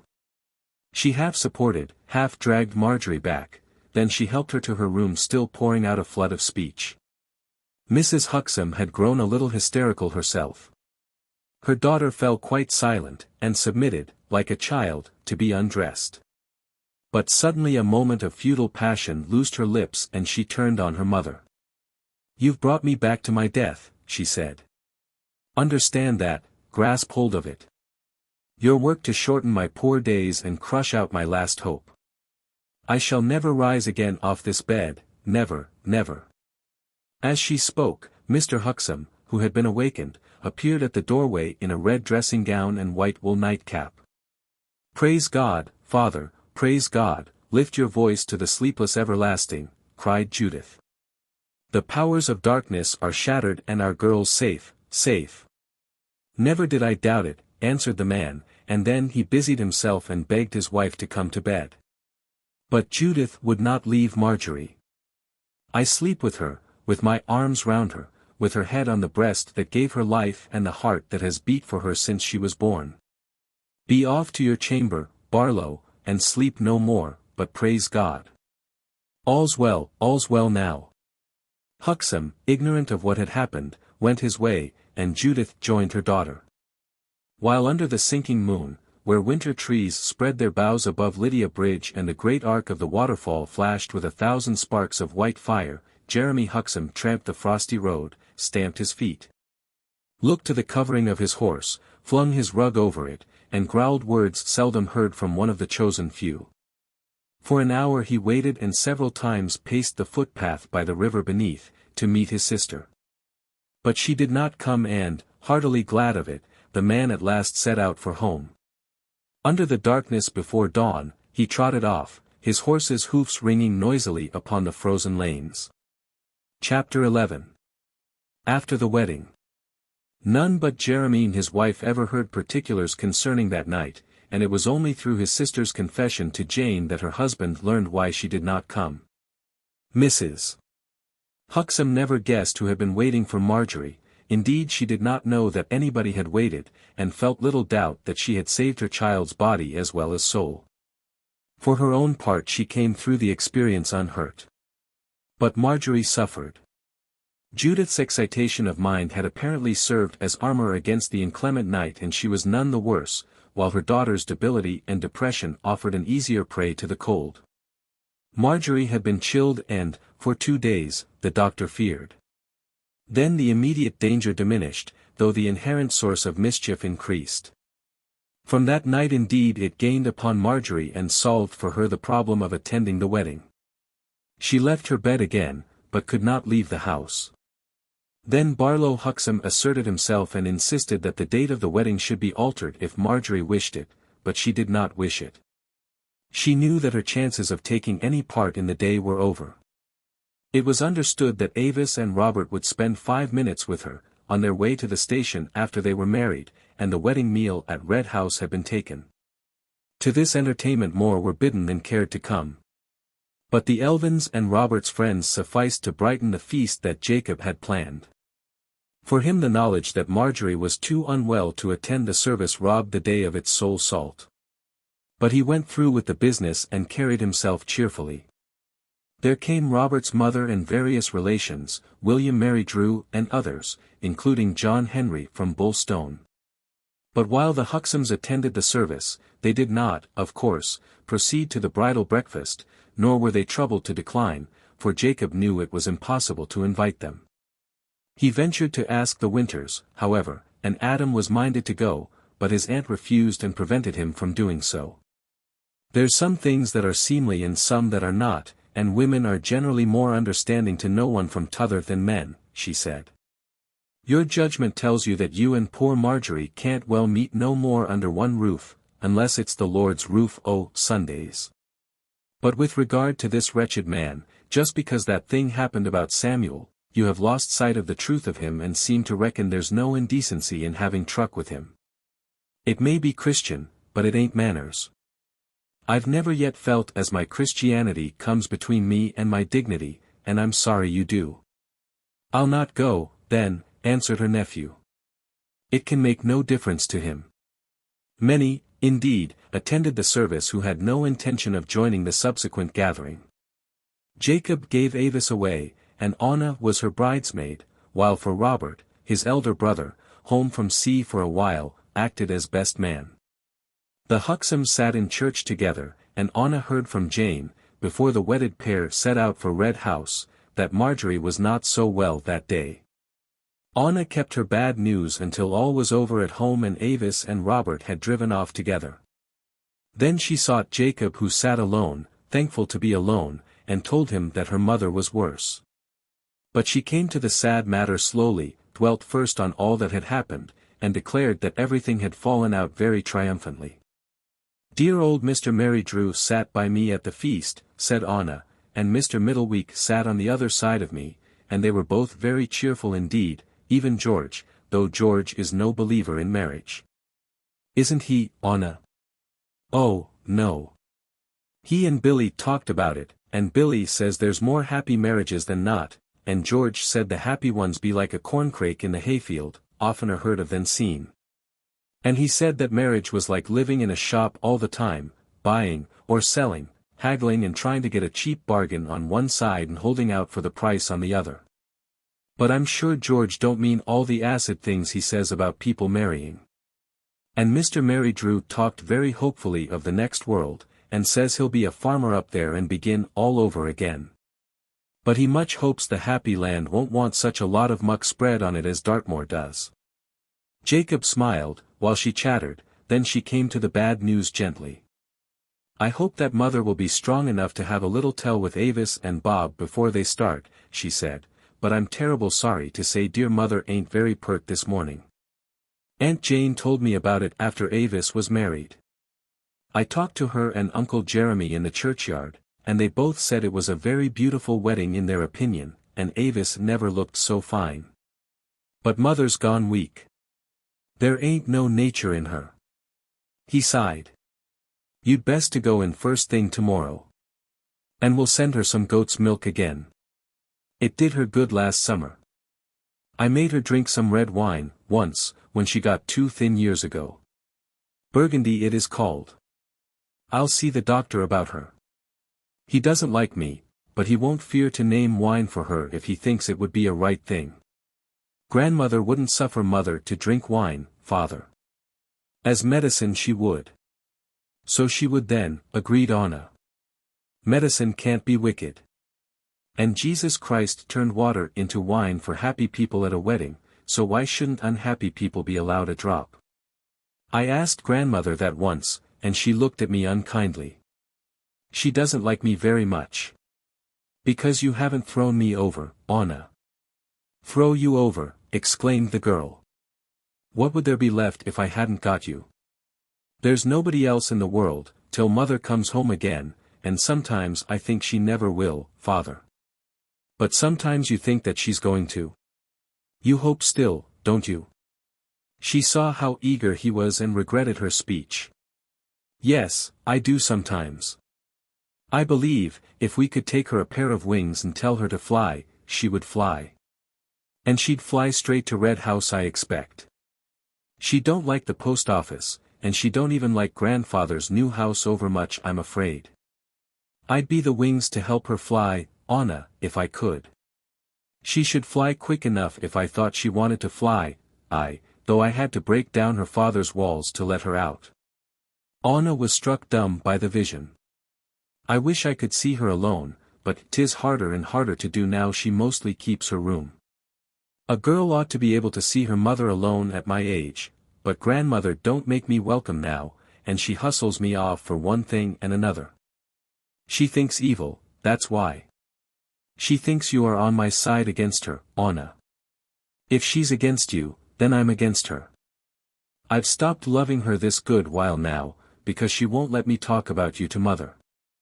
And I can see in mother's eyes that she's wishful to hear. And it's cruel I can't tell her about things. Jacob considered and weighed the gravity of the situation. There was still no link between himself and his wife but such as Anna could furnish. And as Bulstone reflected, Avis and her husband came before Marjorie at the post office.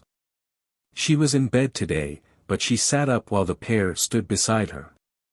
They were going to Exeter for a week of honeymoon, and Avis promised to see the cathedral and listen to an anthem. There's no chosen few in Exeter, so far as grandmother knows, said Robert's bride. But she thinks there will be no harm if we worship in the cathedral Sunday. And we're going to the museum also. Now tell me about the wedding. Did Bob speak out brave and clear, Avis? Yes, he did then, so loud that one or two in the church tittered, so Anna told us after. And I spoke out loud too. And grandfather and father signed the book in the vestry, and pretty near everybody waited to see me and Robert march out. And there was a lot of rice flung at me in the churchyard by old Billy Mary Drew, but grandmother said he did not. I do hope you'll soon be better, said Robert. Mother's very wishful for you to come up to Oley in the springtime. She's dearly like for you to come, Mrs. Bulstone. And so would I like it, and perhaps I will, Bob, answered Marjorie. Tell me more. Who was in the church? Miss Winter and Mr. Winter, began young Elvin, but Avis stopped him. Hush, Robert, she said. No call to hush, Avis. I'm very glad they was there, declared Marjorie. They didn't come to Red House after, of course, continued Avis, but a rally of neighbors did, and Bob's mother and his sailor brother sat by father, and Mr. Rupert Elvin, Bob's great-uncle, proposed the health of the bride. And Mr. Bulstone gave us a proper banquet. I never saw such a spread and never shall again, I'm sure, vowed Robert. Father was pretty cheerful, I hope? Asked Marjorie, and Avis looked uncomfortable. Robert answered. He was, because it was kept from him and all of us that you weren't very well today. And he told me that he'd hoped you might be there. But no doubt the reason against was your poor state, Mrs. Bulstone. Hush, Robert, said Avis. You must call me mother now, Bob, replied Marjorie. You've got two mothers now, and so has Avis. And very gay and proud, I'm sure, said Robert. And I'll send you a bit of good foreign fruit from Exeter, mother, to cheer you up. Don't you waste your money, Bob. You know Oley's mine, now, mother, asked Avis. I do, and very good news, and I hope you thanked your father for it. Very few young people get such a fine start in life. A very good father to you, my dear. Avis did not answer, but Robert felt constrained to do so. So I tell her, and I hope Mr. Bulstone won't never have cause to be sorry.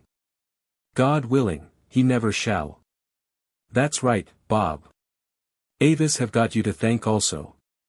And John Henry feels that, if I have Oley, he ought to have Bulstone, added Avis. All in good time, I expect. Father will do fair and right by every one. They talked a little longer, then Mrs. Huxham appeared. "'Tis time you was away," she said. "Your grandfather and I and a few more are just walking down to see the train off, and the carriage is waiting for you and the luggage is at the station. So be off in 5 minutes. You'll be all right, Marjorie. I shan't be gone very long." She departed, and soon afterwards Avis and Robert bade the invalid good-bye. She kissed them, then heard laughter and cheerful words below, looked out the window and saw the carriage with 2 grey horses drive off. There was a white satin bow on the coachman's whip. She crept back to bed again and her heart throbbed. She had grown weaker, and she cried now, not at the emotion of the moment, but before the whole spectacle of her shattered life and maimed existence. In her present state she had ceased even to lament the failure of her last effort to return home. Now she felt that was no great matter. She was enfeebled, indifferent, and had lost the will to live. But there grew in her one desire, a great wish to see her husband again and bid him farewell. None would help her on her side. But if he received a direct message from her, it was certain that Jacob would come. She could no longer concentrate her mind for more than a few minutes at a time, and was sleeping when her mother returned to her. Chapter 12. A problem for Anna. Jacob Bulstone now did a thing he had not yet, and sought Dr. Briggs, the medical man who was attending his wife. The physician had been Marjorie's doctor of old and knew her well. He allowed himself great latitude of language at the time of the separation, and he entertained violent dislike of Jacob. Bulstone waited on him and, without concealing his aversion, the thin, grey-whiskered practitioner snapped his evil tidings. "There is no reason, I imagine, why you should be kept in ignorance. Your wife, so to call her, is exceedingly ill, and the natural weakness, which I was able to combat pretty effectually of old, has now gone much further." "She's taking iron, I hope?" inquired Jacob, and the other regarded him with aversion. "Need you ask? The iron has entered into her soul, not the iron I gave, however. You'll say I'm not professional and so forth. Perhaps you don't want to know the reasons for this collapse, only the extent of it. Perhaps you do know the reasons. At any rate I can repeat to you, as I have a dozen times to her parents, that the old tendency to anemia, owing to certain obscure defects of the nourishing system and so forth, have, under her fearful mental trials, become chronic and are now developing the gravest symptoms. A few weeks ago she suffered from a sharp chill during the recent harsh weather. It threatened immediate danger, but I got her through that. You cannot, however, minister to a mind diseased. Perhaps the one that gave the poison might best find the antidote, said Bulstone humbly, and the doctor looked at him with some bitterness. There's no antidote for this poison, he answered. And do you feel any reason to doubt that the spring will see a change for the better? Seasons have nothing to do with it. She is little likely to see another spring. The constitution has broken and the will-power has gone. She feels no desire to go on living, and I cannot create that desire in her. Nor can any of her family. Have they tried? Naturally. You do not imagine they want her to die. With anemia a patient gets ups and downs, which flatter hope, or increase fear. But we are far past these stages of the ailment. Her vitality ebbs with increasing quickness, and I cannot stem the tide. Do you not feel that a second opinion might be desirable? I have taken a second opinion. Mr. Nettleship, of Plymouth, saw her several weeks ago. I was not told of that. Possibly not. He came one evening and took even a more serious view of the case than I did. The event has proved he was correct. He has devoted special study to the disease. Nothing can be done, then, Dr. Briggs? Nothing that is not being done. They parted, and it was upon the same night, an occasion that found Jacob sleepless and in mental torment, that there broke upon him a great, unknown fact. Through Anna it came, 3 days after the wedding. But Anna herself had passed through a mighty ordeal and suffered much tribulation in her young mind, before she could bring herself finally to reveal the truth to her father. Long she fought, until at last, lying sleepless and worn out, she determined to tell Jacob what she knew. She rose, went to him then and there, found him awake and spoke. It had happened thus. On the morning after the wedding of Avis, at Jacob's will, Anna set out immediately after breakfast for the post office, to learn how her mother might be. On the way she was passed by Adam Winter, driving some pigs to the railway station, and he stopped and offered her a lift. Thus the duration of her journey was shortened and her heart was a little lifted by the man's cheerful words. As others, who had known her mother of old, Adam saw Marjorie again in Anna, the slim, quick shape, the eager eyes, the steadfast cheerfulness. And Anna's devotion to her desolate father touched some hearts vaguely. The rest of the children had slipped away from him and loosened bonds never very tight, but she remained and still strove with youthful obstinacy to build up the broken walls of her home. Her life was largely spent in going backwards and forwards, and she seemed conscious of the significance of her task, for a sort of gravity now belonged to her. Her young face was molded into a solemn expression and care clouded her eyes. She told Adam that her mother was worse. Else I'm sure she'd have made a brave try to get to church yesterday, to see Avis married. I'm sure she would, he answered, but no doubt her thoughts were there and you'll be able to tell her what a fine send-off they had, a good flash of sunshine and all. Father's taking it hard, and I'm going as quick as I may, in hopes to hear she's better. And I hope you will hear it. You'll be able to tell her what a good wedding it was, everything just perfect if she'd only been there. How does your father's leg go on? Very clever, he says. The pin bone was broke. And he's quite forgiven Sammy, because he knows that he never would have done it, if he'd been like other people, Mr. Winter. I'm very sure of that, Anna. Tell your father I'll come in and smoke a pipe along with him some night pretty soon. He didn't ought to be on his leg too much just yet, I reckon, a heavy man like him. At the station Anna alighted and arrived at the post office an hour earlier than usual. The accident proved fruitful, for her grandmother, while expecting the girl, had no reason to suppose she would appear for some time. Judith was occupied in the post office and Barlow had gone over to his son. Thus Anna slipped up to her mother's room quite unobserved. She was delighted, but Marjorie's appearance cast her down. Oh, dear, mother, you're as white as a dog's tooth, she said. Marjorie, however, flushed a little to see her. Come close, my pretty. I've slept ill, I'll be better presently. I've always got a headache now and I can't let down my food very clever. I've brought some of the goat's milk, fresh this morning. You're early today. Started early and got here ever so quick, because Mr. Winter was bringing in pigs and gave me a lift. Grandmother doesn't know I've come yet. Nobody does. Talk low then. She won't be up for half an hour, if she thinks I'm alone. Have you had a good breakfast? Ever so good. How's father after the wedding?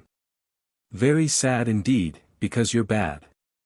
Oh, mother, he'd have given all he's got in the world if he could have come this morning instead of me. He'd like to come. You well know it. If you'd lift your little finger, he'd come. Marjorie smiled. When I could lift my little finger, I didn't. Now I can't, perhaps. But if he knew you even wanted to. How's his leg, Anna? Better and better. But Mr. Winter says he mustn't use it too much, because he's a heavy man.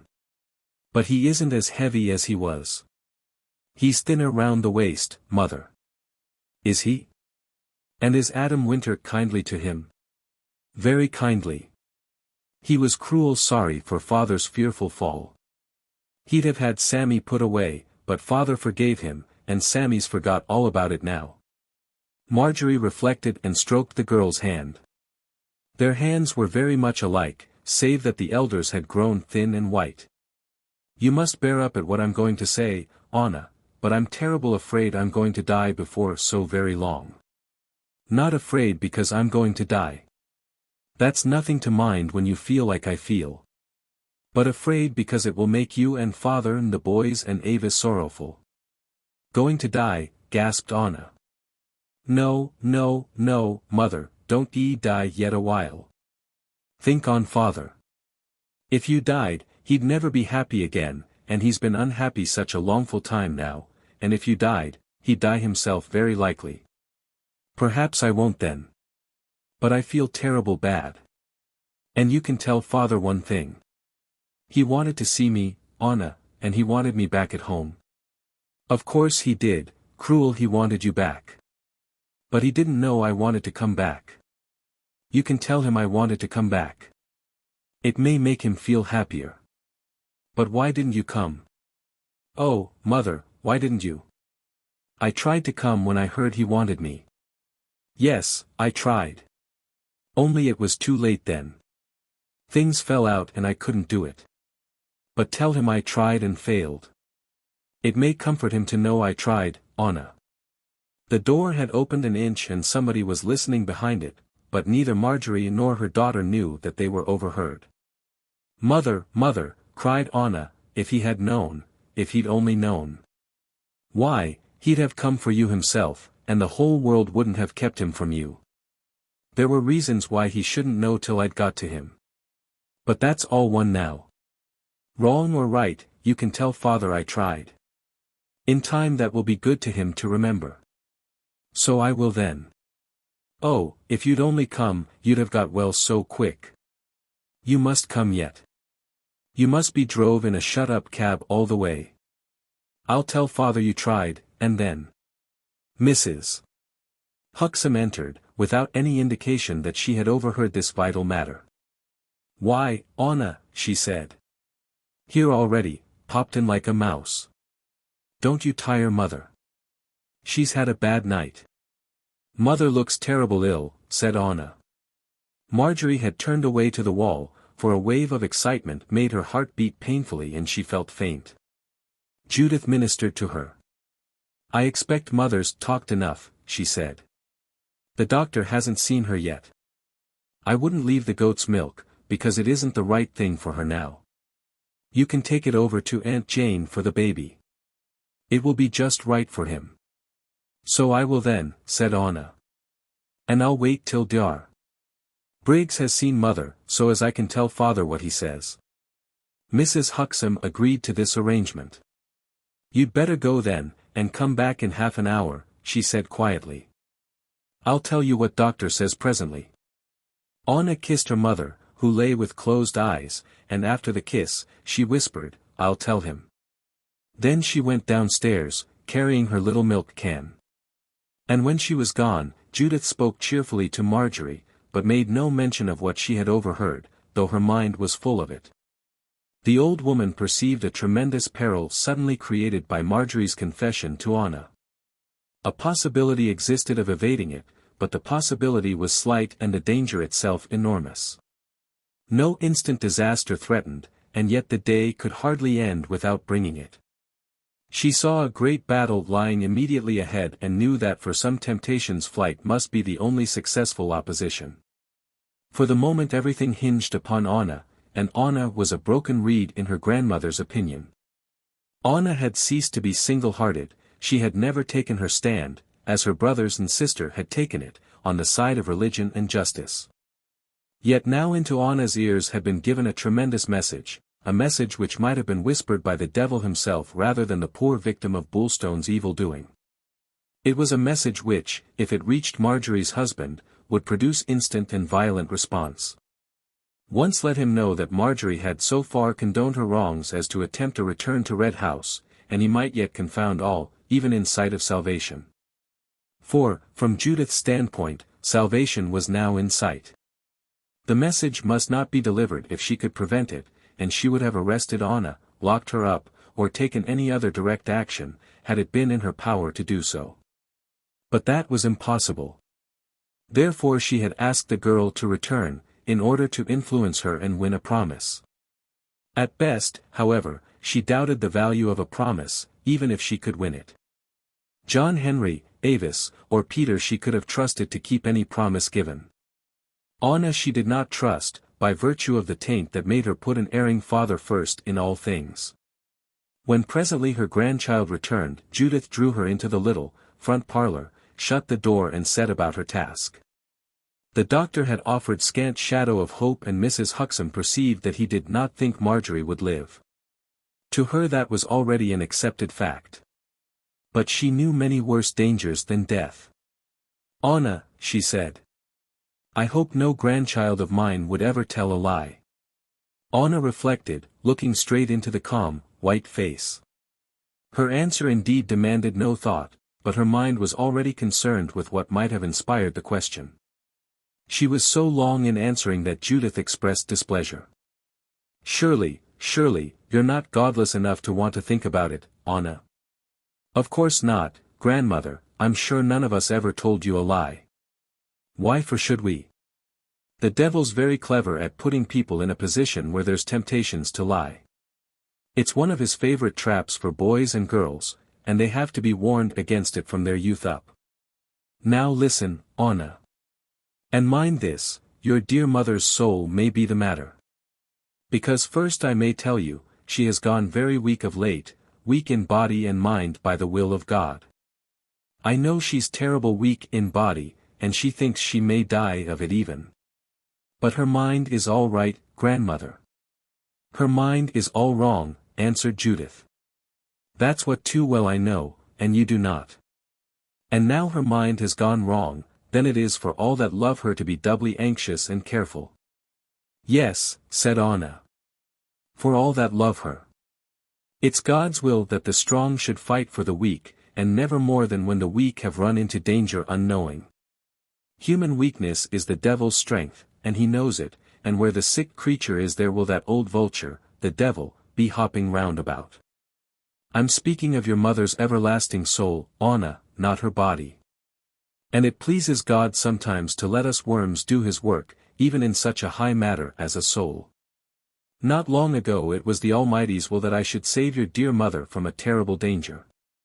It was my blessing and pride and joy to come between my child and the devil, in all his fearful power and might, and a greater joy for a human parent God couldn't offer. That's done, the battle was won, and your mother knows what I did for her. But while there's life in man, there's hope in the devil, and he's not done with mother yet." Anna was indignant. "The devil never had anything to do with dear mother," she said. "Nobody ever gave God less trouble than mother. She's good, and who don't know it? Listen, and don't talk to me in that tone of voice. Just now, before you left her, it pleased the Lord that I should overhear what she was saying to you. I heard her tell you that she tried to go to Red House, didn't she?" "Yes, grandmother. That was the devil, Anna, sleepless to catch your mother's soul, and the will to go was only less terrible than the deed. The deed was prevented. But now I've heard a very dreadful thing, because the will to do wrong destroy the soul, just as well as the deed itself. And for that matter, Jesus Christ says one's as bad as the other." She stopped to study the girl's face, but Anna only looked very sulky. "And now," continued Mrs. Huxham, you, her youngest child, have the blessed power to help your mother. And God's waiting and listening up in heaven, to see if you will help her." "I don't understand that." "You will in a minute. You were told, not by your dear mother, Anna, but by the evil one, who's often allowed to speak through our human lips, that she wanted to go back to Red House and couldn't, and she told you to tell your father that." "So she did. And so I shall," answered Anna firmly. "So you must not, that's why I was sent to overhear the fatal words and save you from repeating them to your father. I promised to, because mother thought it would make father happier. And so it will, Granny, oh, it will do that when he knows. You promised, because you knew not why you promised, or who you promised. But you are not going to keep your promise, because to keep it would be threatening new danger to your mother's soul. A soul's never safe till it's out of the body, Anna. Always remember that. Many and many a soul has been lost on a deathbed, where the devils grabbed them at the last moment. How would it hurt dear mother's soul to know that father was a little happier, Granny? It hurts your mother's soul to think on your father at all. I'm not your father's judge, and nothing that your mother, or anybody else, can do will alter the wages of such sins as his. And the way you act about your father is a very great sorrow to all of us, for you've been taught to know far better. But what matters now is that for your mother's sake, your dying mother's sake, Anna, he must not know what she said. Your mother's soul it may mean, for God wills that a soul shall hang on a thread above the bottomless pit sometimes, and such a little thing as a child's hand may push it down. Therefore the man must never know that your mother wanted to see him. Why not? Asked Anna. How will it be bad for dear mother's soul that she's made poor father a little bit happier? Hasn't he had enough to bear? You ask why.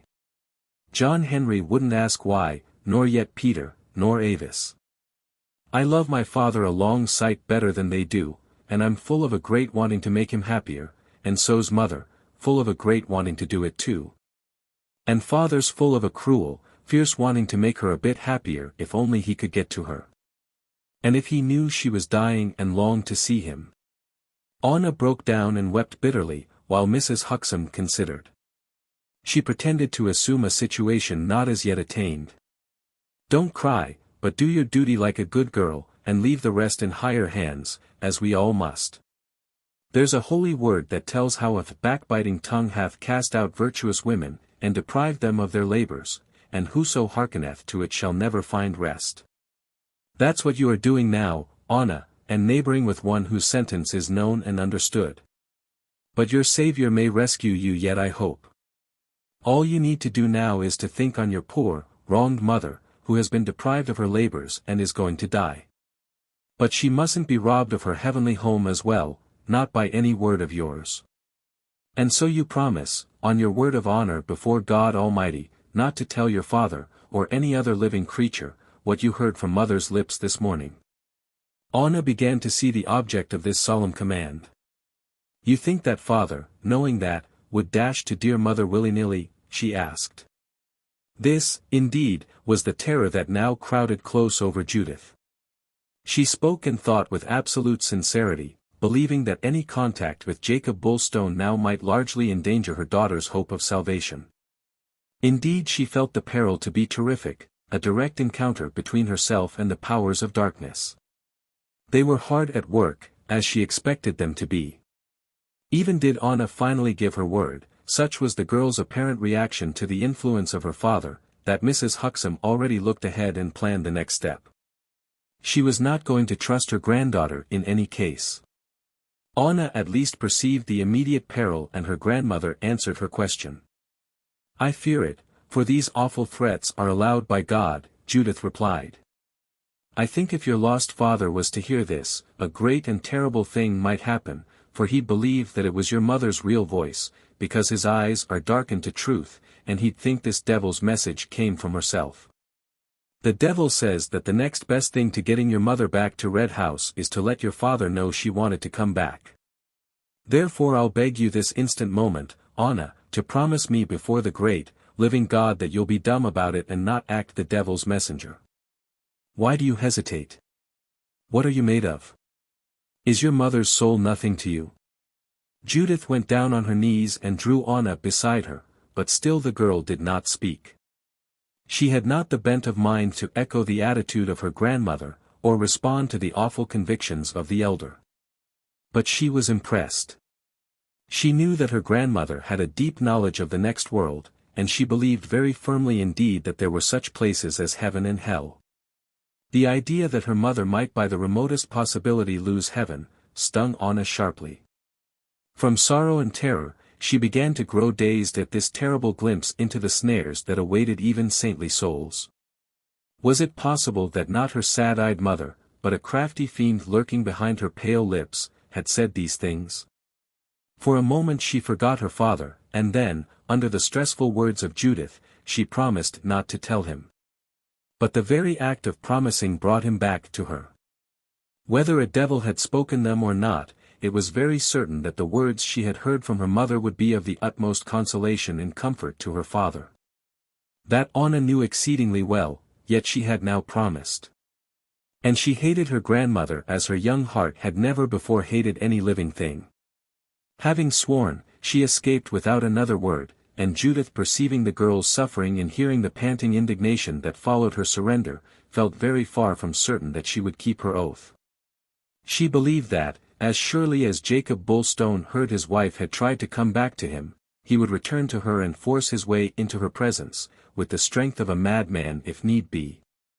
And she knew that between that inevitable sequel, with its possible consequences for Marjorie, there stood only the exceeding frail barrier of a wayward grandchild's promise.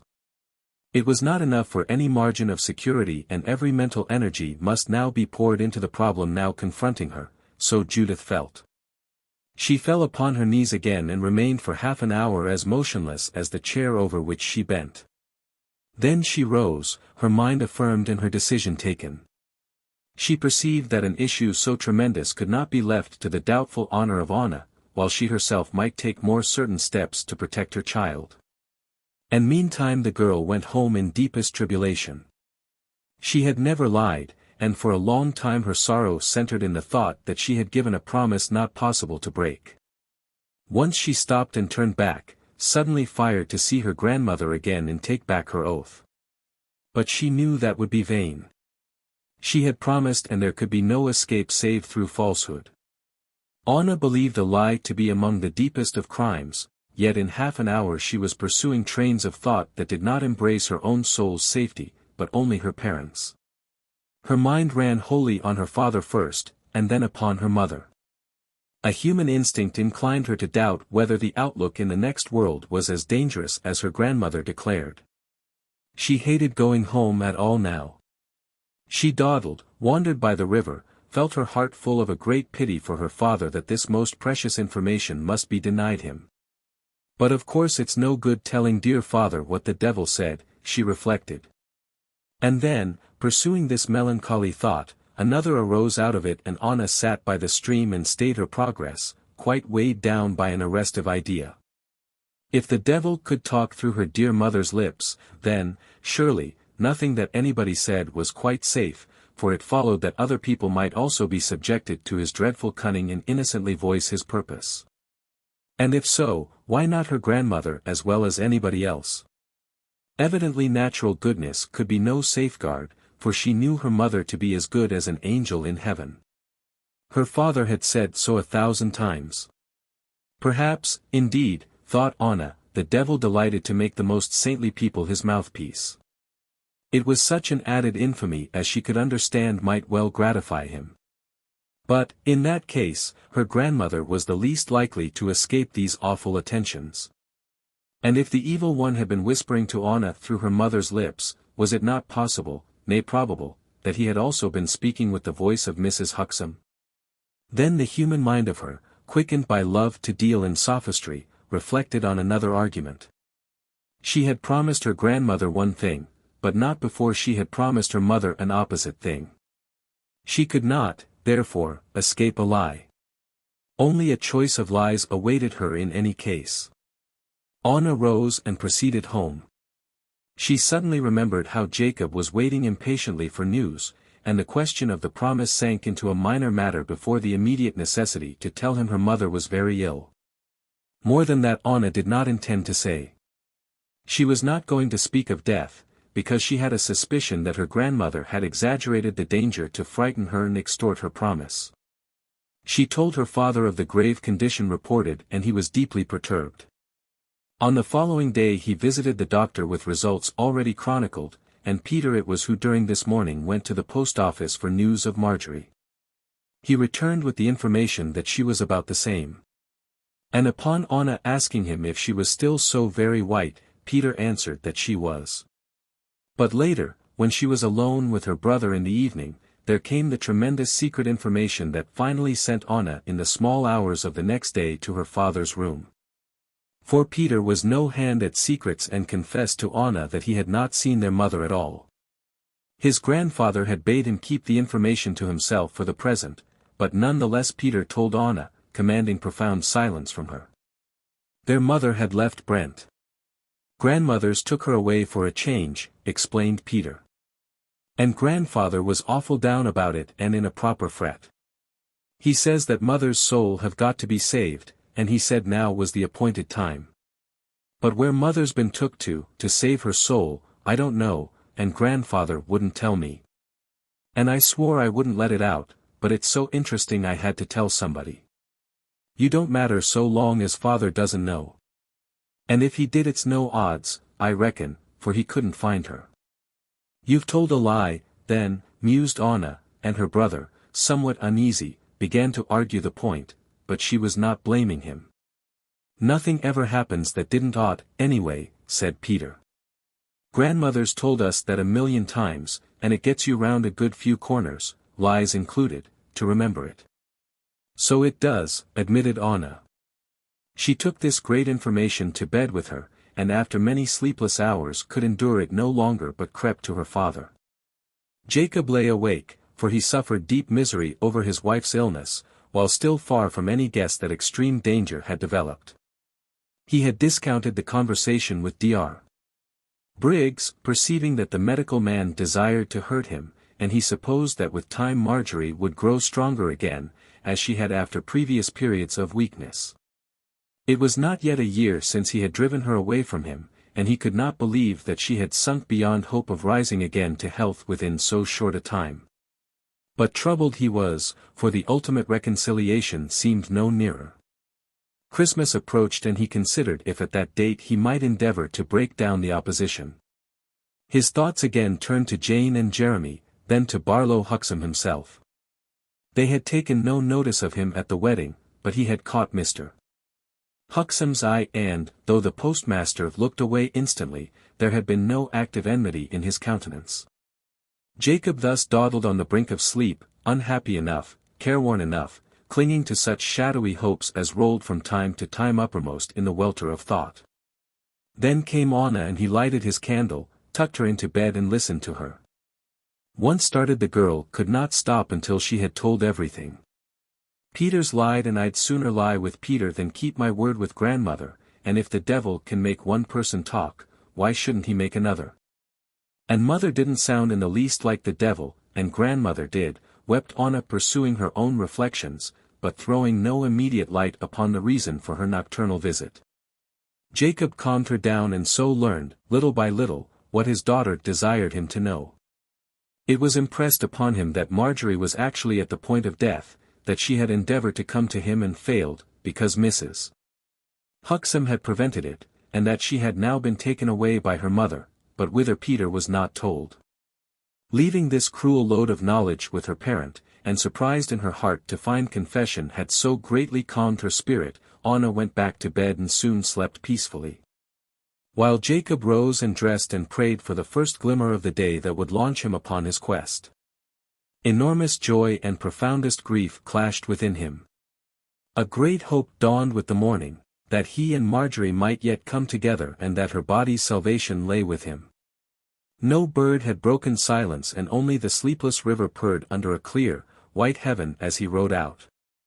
Above him the morning star shone, like a nail of gold on a field of ivory, and lifting his heart to the hills round about him, Jacob found his mood calm, patient, inexorably determined.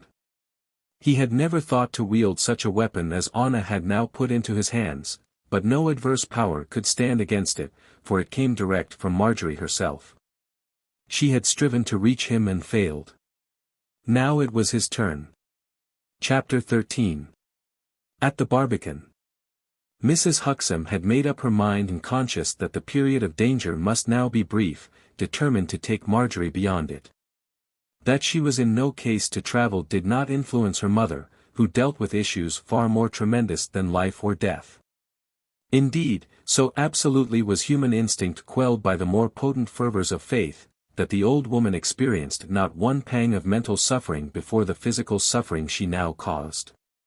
Salvation only lay by way of flight, for Anna could not be trusted. She explained to Barlow what she was about to do, bade him get a closed carriage as quickly as possible, herself sent a telegram to Lawrence Pilleblanc at Plymouth. And within an hour had dressed Marjorie and set off upon the long and secret drive to her brother's home. The sick woman protested, but she had no strength to oppose. Judith took food with her and at Plympton stopped and made Marjorie drink a hot cup of tea. To her daughter's repeated questions as to why this had been done, Mrs. Huxham promised a future answer. She concealed her purpose during the journey and, before they had reached the house on the Barbican, Marjorie was past questions. She sank into a great silence, which was never again broken, and she appeared to be nearly unconscious when they arrived. Mr. Palaiblanc, full of wonder and pity, himself picked her up and carried her to the room she always occupied when visiting him. Then, when she was settled in and a doctor sent for, Judith explained to her brother. "Thank God we're in sight of victory," she said with exulting eyes. "Marjorie's dying, by the blessing of her Maker, but the devil have had a hard tussle for her. With her last remaining strength he forced her to try and get back to Jacob Bulstone. And she'd have been found dead with her sins upon her, but for me. I saved her, and now we've only got to block the man for a little longer. Then she'll escape forever. It's been a fight, Lawrence. I've shortened my life for Marjorie. Perhaps I've shortened hers, but that's a small thing. A dumbness has come upon her. The Lord has sealed her lips for safety." "Dying," he said. "D'you mean to tell me my pretty bird's really dying?" "Quickly, I do hope and pray. Bringing her here will hasten it. You see, so long as the man didn't know she wanted to go back, he was powerless, but once it gets to him that she did want to, then well I know he'll be on us like Apollyon. The evil one used her. I heard him speak to her child, through her lips, and the child, Anna, looked a lie though she promised not to give the message. I couldn't trust her, but it's no odds now, not even if Bulstone does hear it, for Barlow will withstand him. And if he came here, so would I," said Mr. Palaiblanc. "Better the poor dear goes down to her grave this minute than listen to any word from that villain." His sister gave details and presently a doctor came, heard particulars of Marjorie's physical state, and expressed dismay that she had been taken upon a journey. But Mrs. Huxham did not trouble herself to regret his strictures, and that he should think her an ignorant woman was no grief to her. He could do nothing, but directed how best to relieve the patient and desired to send in a nurse. This, however, Judith refused to permit. "I'll nurse her," she said. "I'm her mother." The physician called again at a later hour, but Marjorie, though a trifle stronger, was only semi-conscious. He warned them that she could hardly survive the night, but promised to return in the morning. The sick woman slept heavily and seemed no worse when day broke. This fact Judith telegraphed to Barlow. And he had repeated it when his grandson arrived from Red House for news. But during that day Marjorie began to sink, and she had passed far into the shadow on the following morning, when Jacob at dawn rode to his father-in-law. For he had saddled a horse, being unable to trust his leg to walk to Brent. He trembled with anger to think that she had wanted him, and sought him, and been denied, but against his indignation there rose one satisfaction. That she was well enough to travel reconciled him in some measure to the fact that she had done so. Her state, he reflected, must be better than was reported if she could make even a brief journey. He felt tolerably sure that she had gone to her uncle at Plymouth and, ignorant of the truth, wondered why his mother-in-law thus attempted an impossible thing. For to keep him from Marjorie, now that he knew that she wanted to come back to him, was impossible. No power existed competent legally to stand between them now. And when presently he arrived at the post office after daybreak, while a winter sun glinted over the edge of the earth, he asserted this fact to Barlow Huxham. The postmaster was already up, waiting with anxiety for news by letter or telegram from Plymouth. For while Judith had inspired him with her own fervor and won his entire support 2 days before, now, alone, faced with the dreary ordeal of waiting for tragic news and stricken by the knowledge that he would never see Marjorie again, Mr. Huxham had fallen into a nervous and melancholy agitation. He was not much astonished to see Jacob. Indeed, he greeted him without emotion, called a boy to hold the rider's horse and bade him enter. "Barlow Huxham," said Bulstone. "One word is as good as 1,000 in this matter. I hear that some time ago my wife wanted to come back to her home, and to me. She was withstood, and that's contrary to law as you, well know. She's ill, very ill so doctor says, and she has been taken away against her own wish. You're an honorable Christian and I've wronged you and yours, and have confessed it and suffered as few are called to suffer. But now that my wife wants me, and actually tried to come to me, I ask you, man to man, to tell me where her mother has taken her. Not for regard of myself do I ask it, but for Marjorie's sake. Be merciful in this matter, as you'd ask for mercy if you stood where I stand.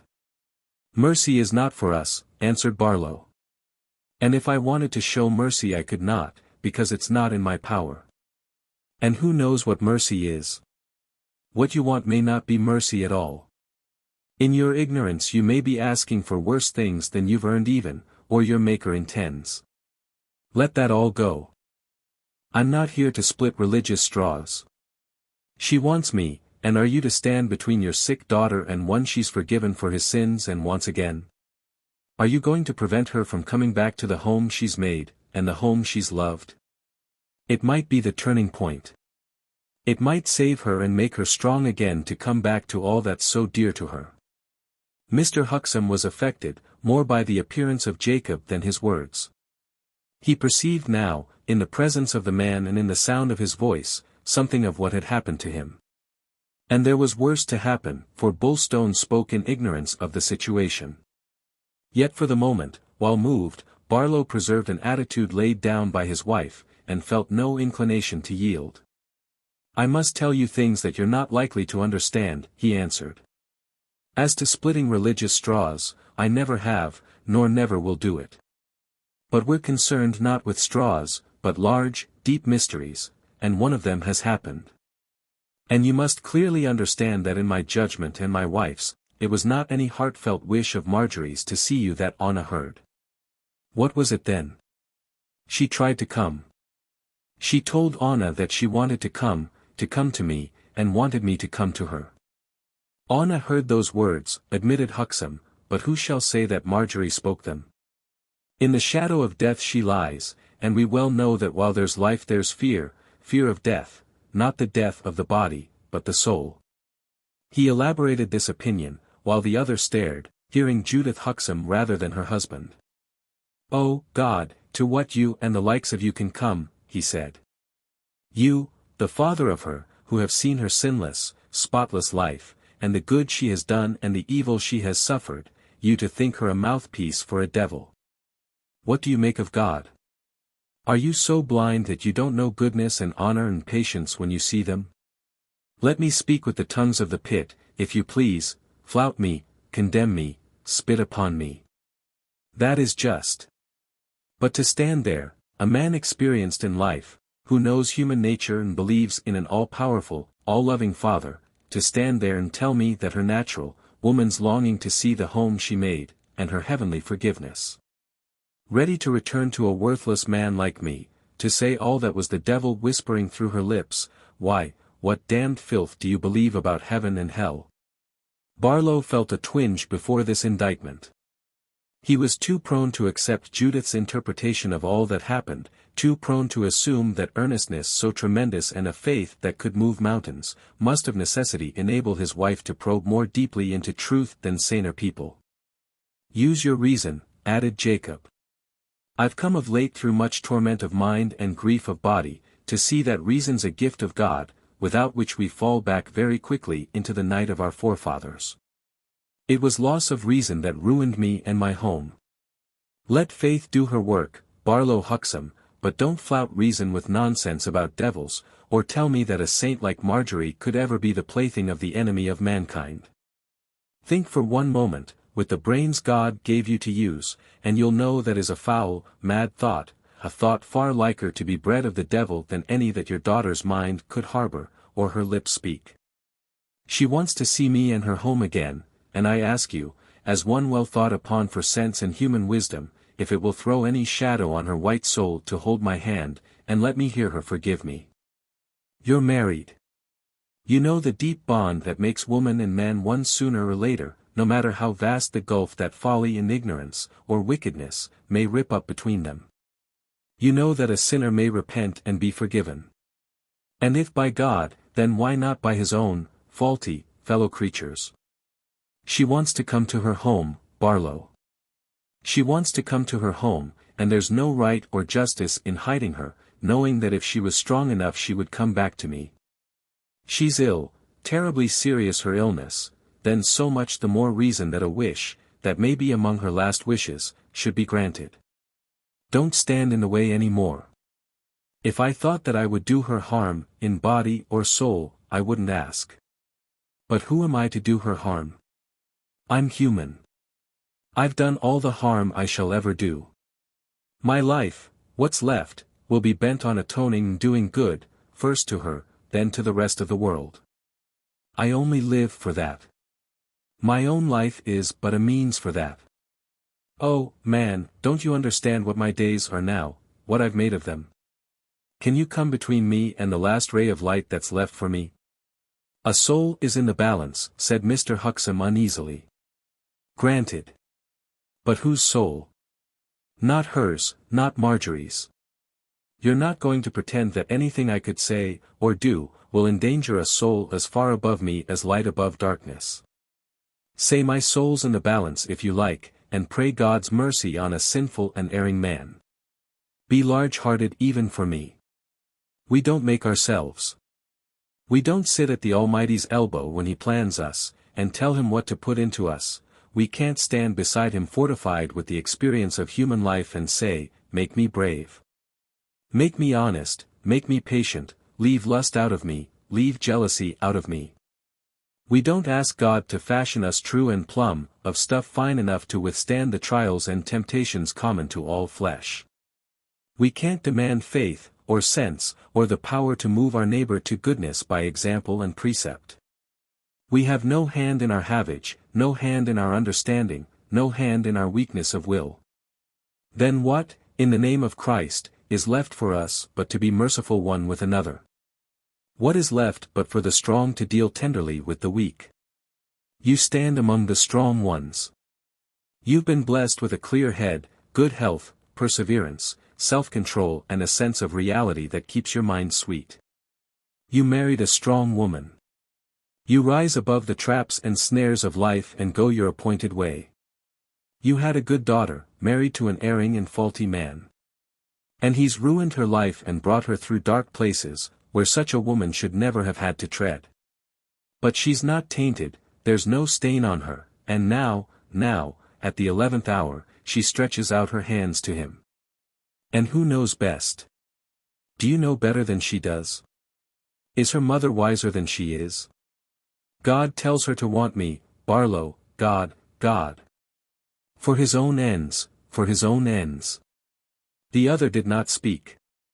This appeal, coming on his own knowledge that his daughter was dying, distressed him much. But it was still the face staring into his, a face written closely over with intense pain, a face haggard and a head growing grey, that caused him more misery than Jacob's words. Barlow began to cry, where he was sitting, with his hand on his forehead by a table, and the tears fell down. Bulstone said no more for some time.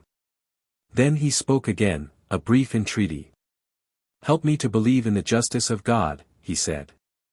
Don't take my last hope.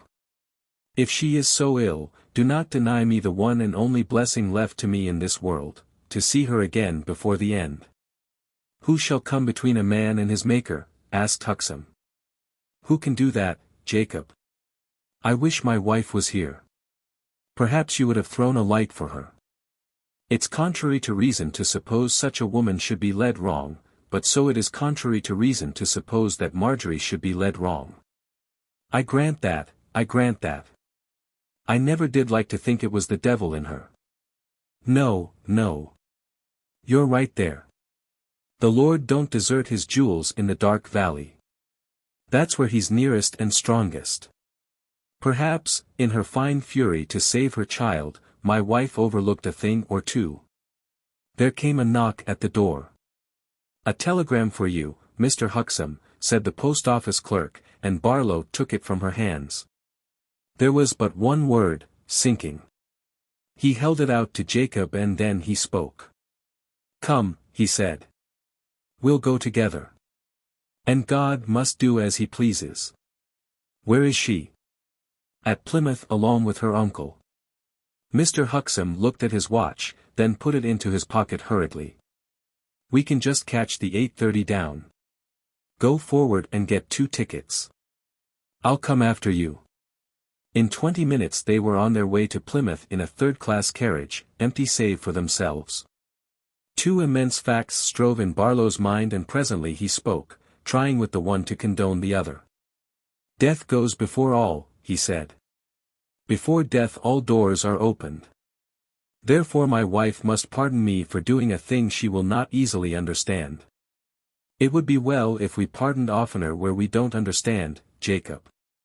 The other was staring from the window and hardly heard. What is that to me? See you to that yourself, he answered. The slow train seemed bent on torturing both men by its delay. It stopped to pick up a cattle truck and a horsebox at Ivybridge. It dawdled again outside Plymouth. Nearly an hour had passed before they reached Millbay and took a cab. You must prepare for the worst, for I think she's gone, said Barlow. I feel terrible certain that it is so, Jacob. And if that has happened, I beg and pray you'll make no great upstore about it. The younger shook his head. You cannot know she's gone. We may be in time.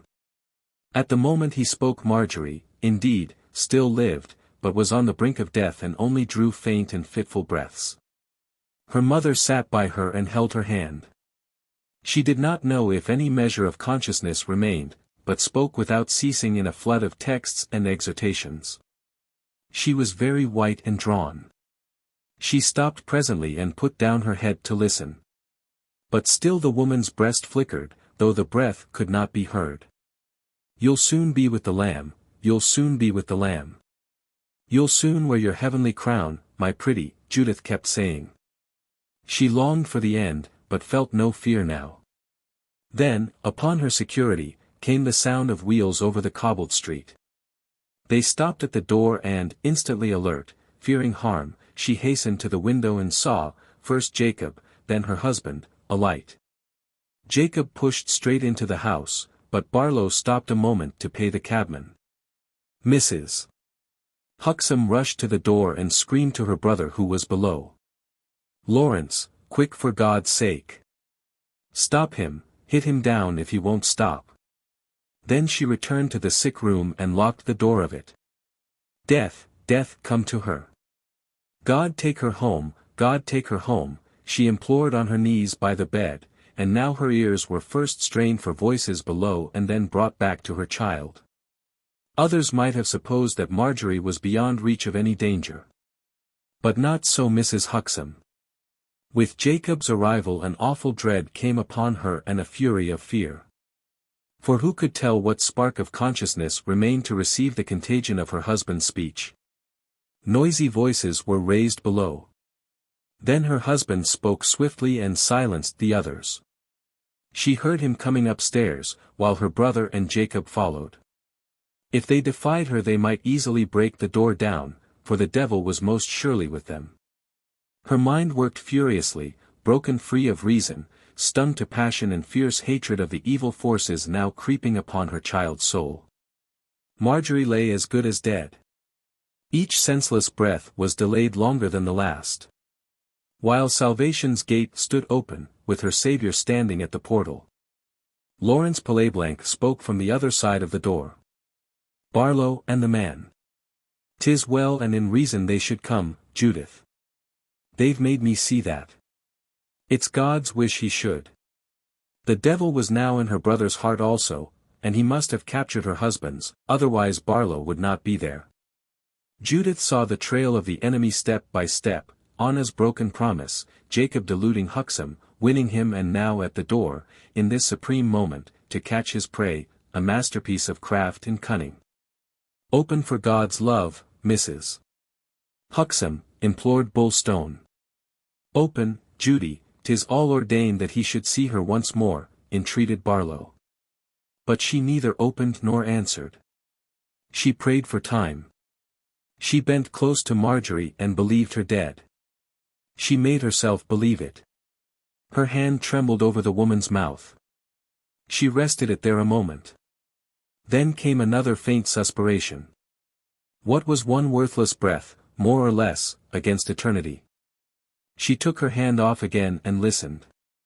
Now Lawrence Pauleblanc sternly bade his sister open the door, but still she refused, answering nothing. Then she heard that they were breaking it down. She went back quickly to the bed, while blows fell slowly from some heavy object with which the men were battering. In 2 minutes the door crashed open, and Jacob, followed by the others, entered. They saw Mrs. Huxham standing before them with a great light blazing in her eyes and her features distorted. She appeared to be insane. To God be the praise! To God be the praise! To God be the praise, she shrieked. Then she flung up her arms. The flame went out of her countenance and she fell forward and fainted.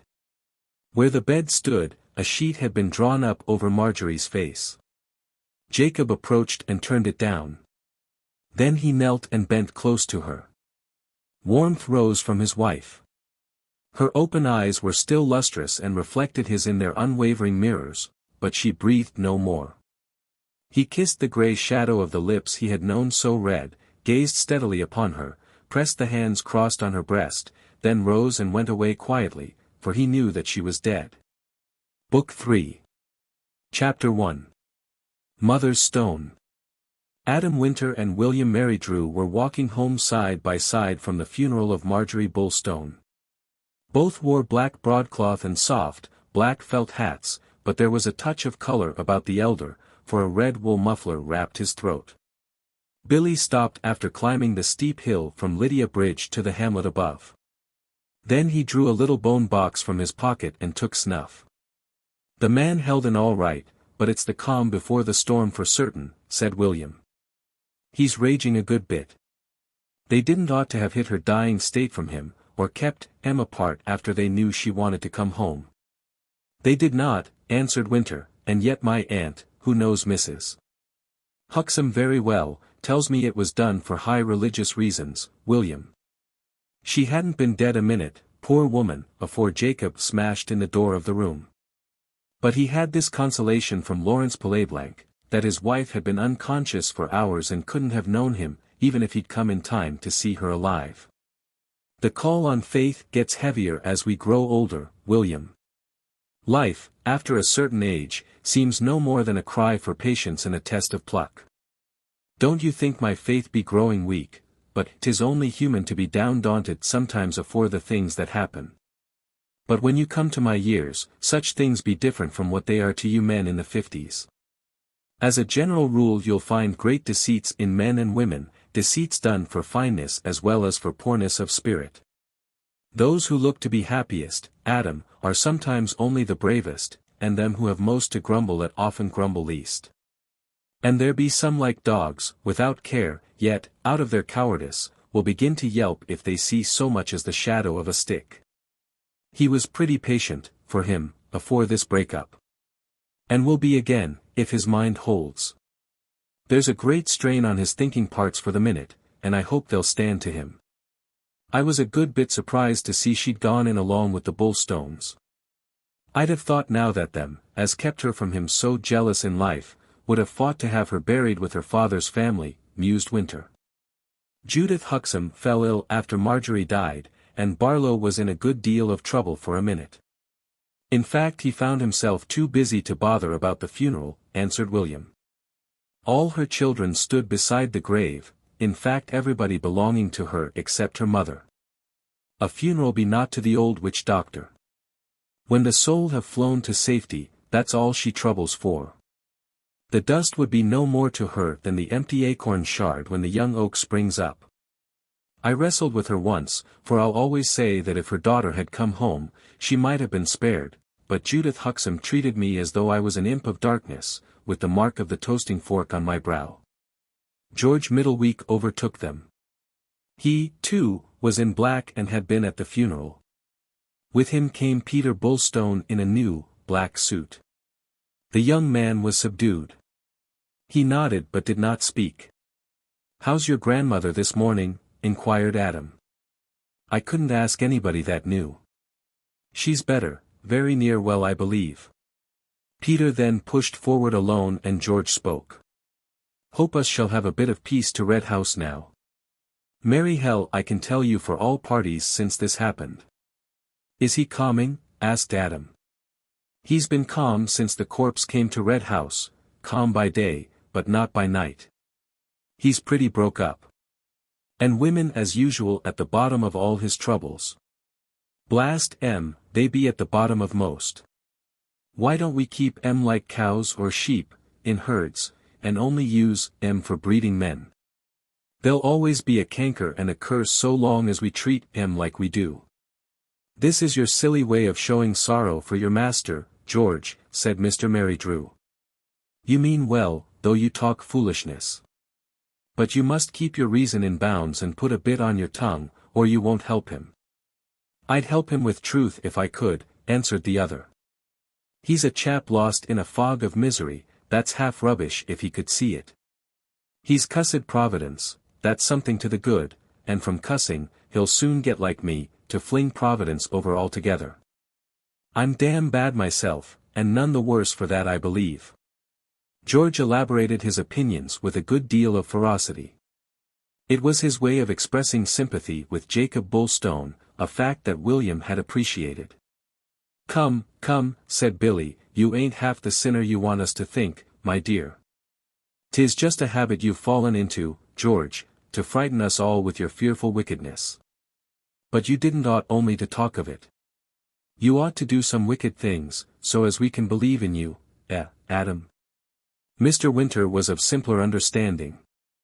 If he don't believe in Providence, he's about wicked enough, answered the farmer. A mourning coach conveying Jacob and Anna drove past the pedestrians. Bulstone had stopped to see the earth return to his wife's grave, and Barlow Huxham had stopped with him. Anna sat beside her father and held his hand. She did not attempt to speak. He had leaned back in the carriage and shut his eyes.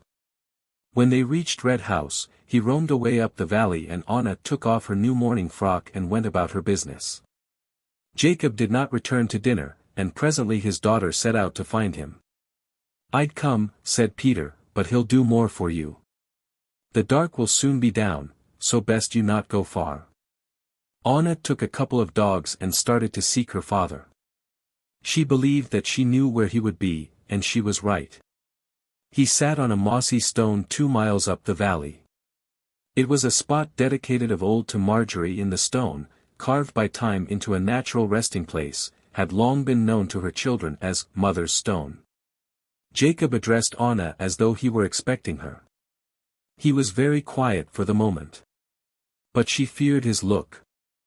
His hat was off and his hair was rough, for he had been running his hands through it. A great thought, to put this stone on her grave, he said. Here she sat 1,000 times, and it belongs to her. It's her stone, Anna. You can't give the dead much. And yet to give her a stone, her eye denied bread. Don't say that, dear father. Perhaps it would be a beautiful thing if the stone were set up to her. Just as it is, mind. No tinkering it, just as it is, because she rested here. But that's all one. She shall have her stone, if parson lets me put it up, and her name shall be cut upon it. I'm sure he'll let you, father. But no cross. She's borne her cross in life. The cross I put on her, the cross she broke down and died under. I'll bear her cross now, and if men was to come and say, Jacob Bulstone, we be going to crucify you on your wife's cross, I should thank God and glory in it. Don't you talk wild like that. Come home. It's getting dark and offering for rain. I'm so glad about the stone. Mother will like that, and you mustn't think she's dead, father. We'll meet again, in the earth. I'll lie next to her, as close as graves are allowed. I'll get to her bone, ashes to her ashes, dust to her dust some day. She comforted him to the best of her powers and he rose and took his hat from her and put it on. It was dark before they returned, and then he lighted a lamp and went to his own room. There they heard him busy with the drawers of the big wardrobe he had bought for Marjorie. George Middleweek advised that he should be left alone. Anna called him to supper and he came quietly and appeared to be more calm and controlled. But he spoke of feeling very weary and began to talk concerning Huntingdon. He declared his determination to leave Red House as soon as possible and henceforth live at the Warrens. His children listened and Peter was secretly fired with great hopes that his father might keep his word. Already he saw himself master of the dogs. Chapter 11. Driving in the ponies.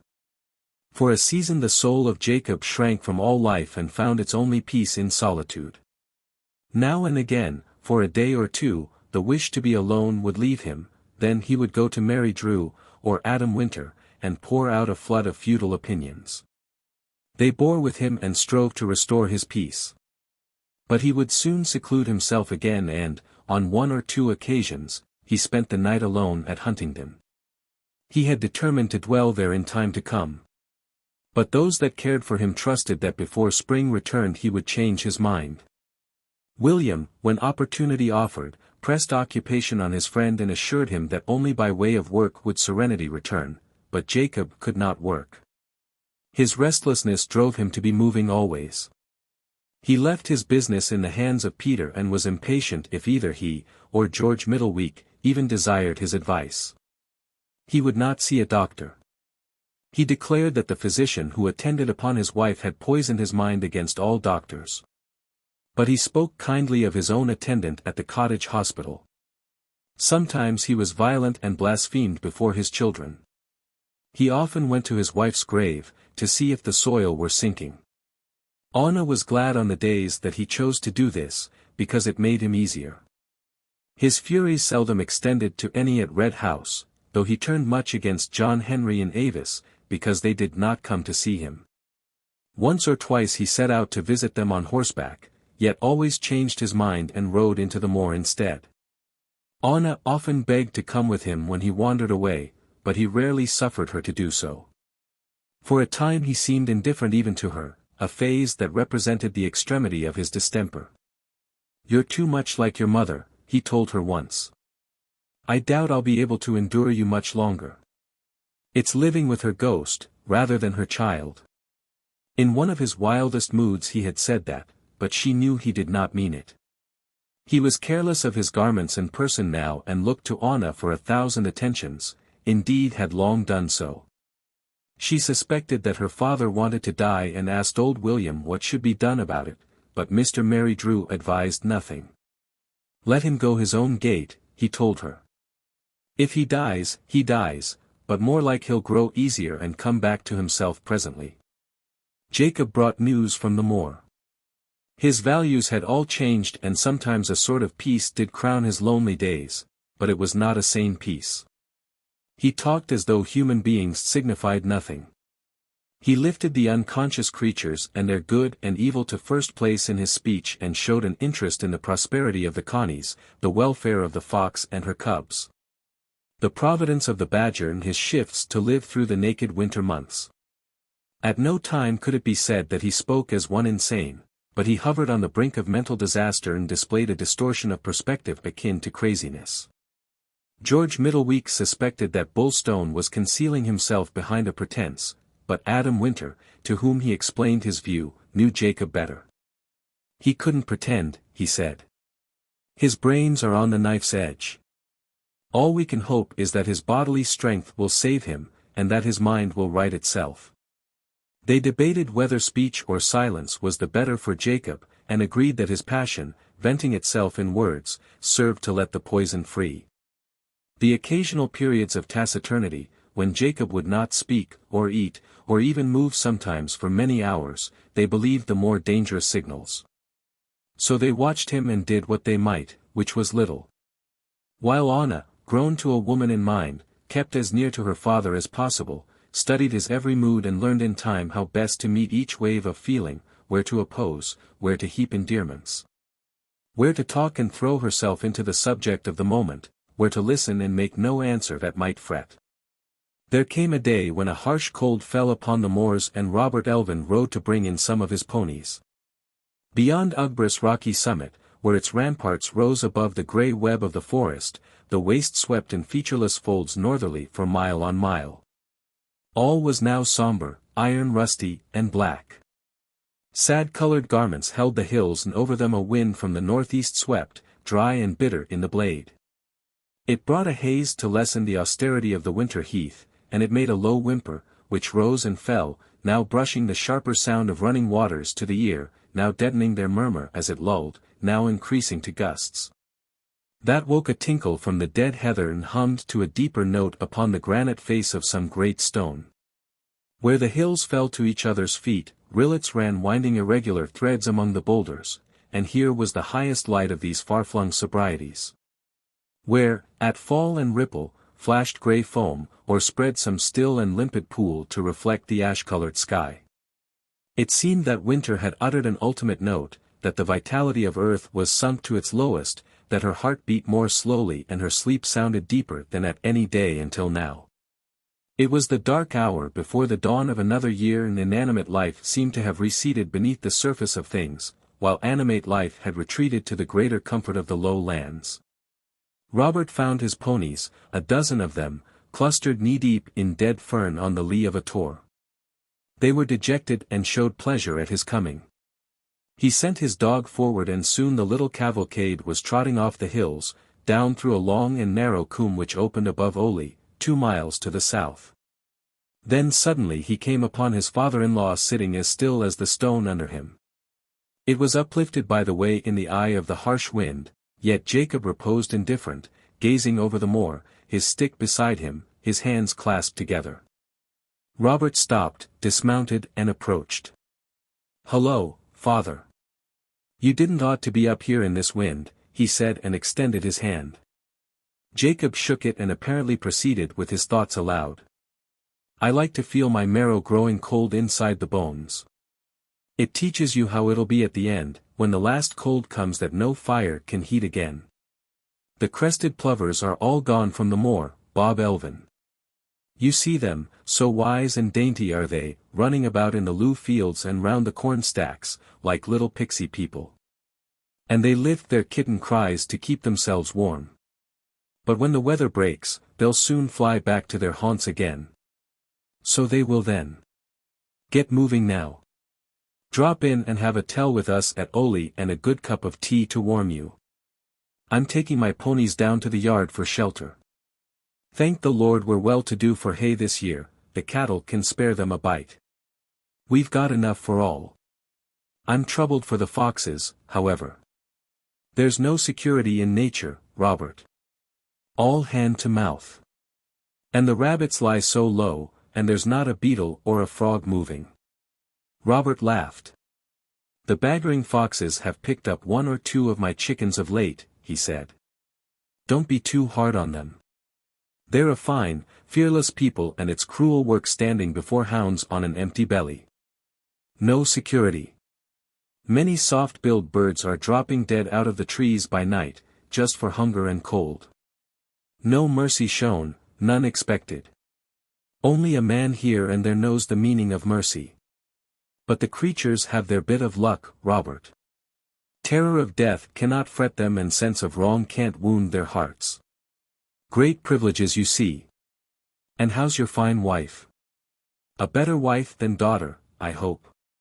Don't say that, father. Our thoughts are often along with you. Avis and me would be terrible glad to comfort you if we could. Judith Huxham, my children's grandmother, once said that I should call upon the hills to cover me. She said right. I have. But they refuse. A very respectable thing to worship the Lord, Bob Elvin, only take heed to stop at that. Don't try and follow him, or do what he tells you, else you'll be locked up, or get into the workhouse. Worship at a distance. There may be better bread than is made of wheat, but human nature can't digest it, can't digest the teaching of Christ. It's no good.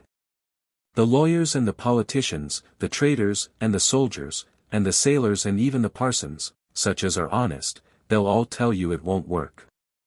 Come on, father, don't sit here no more.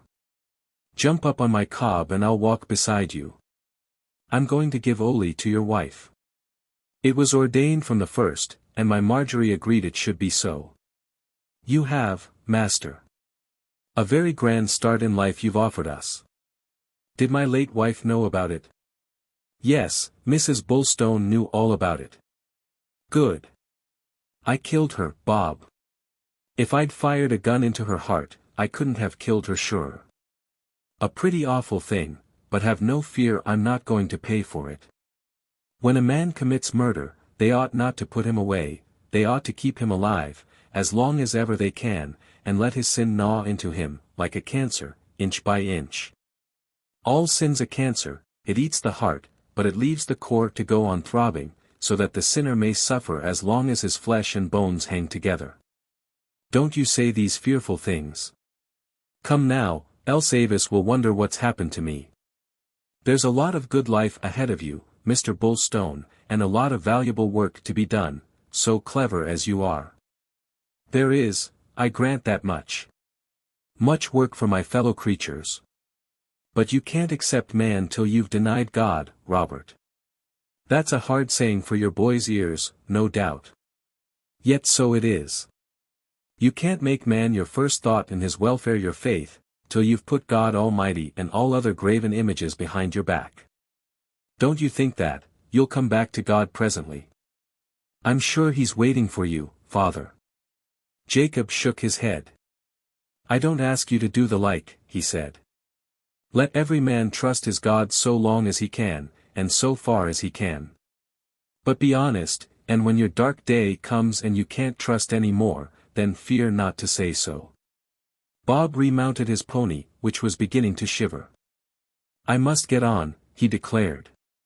And I pray you'll come down and drink a dish of tea before you start for home. Do now, Father. Jacob appeared to have forgotten him. But then he turned to him again. Small creatures fall light, remember.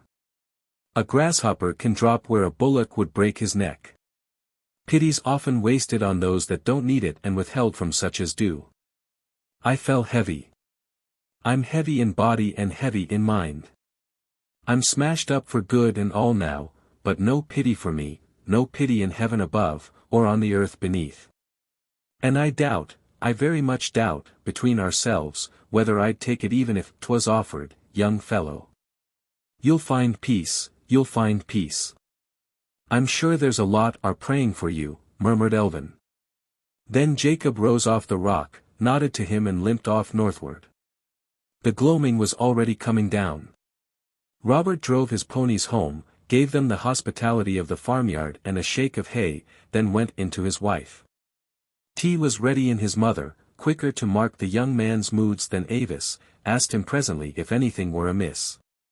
Don't tell me the cold have got into you, Bob, she said. No, mother, he answered, but a wished thing happened. Poor Mr. Bulstone, up over, sitting like a lone hawk on a rock. He wouldn't come for a drop of tea, though I begged him, and he's going mad terrible fast by the look of it. He'll kill himself before much longer, declared Avis. And he'll kill Anna too, she's fretting to fiddlestrings about him. A very good thing if poor father was to die, I reckon. For what's the use of living like him, a scourge to himself and nuisance to everybody else? He's suffered such a lot that it's shaken his mind, answered Bob. But no doubt, in good hands, he could be coaxed round again.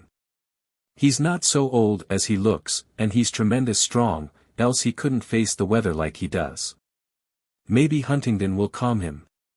A spot surely to tame man or beast, said the elder Mrs. Elvin, but yet, on the other hand, it might overthrow all. I'm very sorry for Anna, 'tis far too much to put upon a young creature.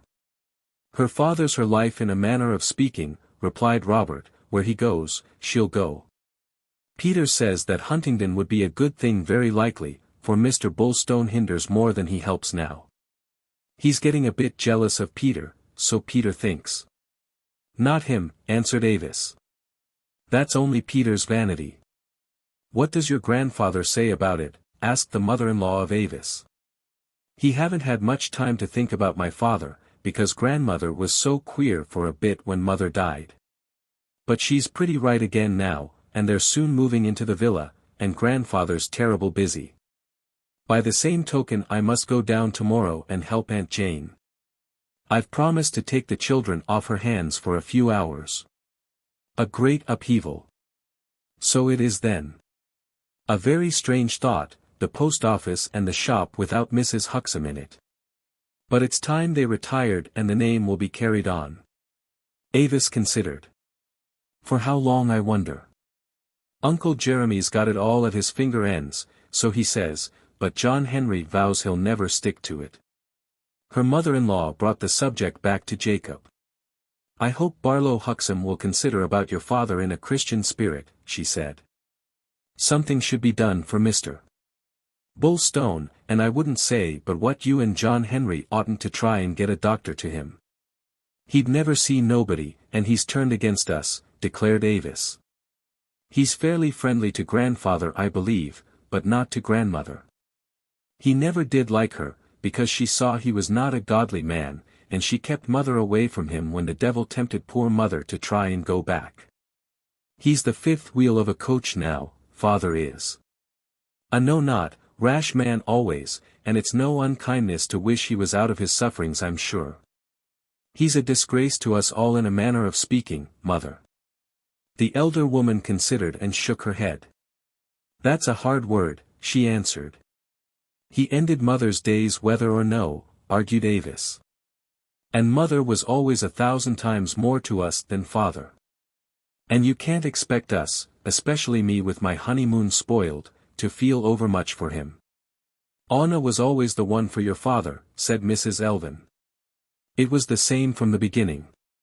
Because she was so like mother, answered Avis. Mother must have been the daps of Anna, when she was young. But why Anna always clung to father and put him before everybody, none of us ever did know. Grandmother's done with her, because she's a liar. They are too different in their natures to get on very well, I expect, said Robert. Come out and look at the ponies afore it's dark, Avis. They were still lovers and only happy in each other's company. Chapter 3. The Pilgrim Fathers. None could explain the malady that overtook Judith Huxham after the death of her daughter.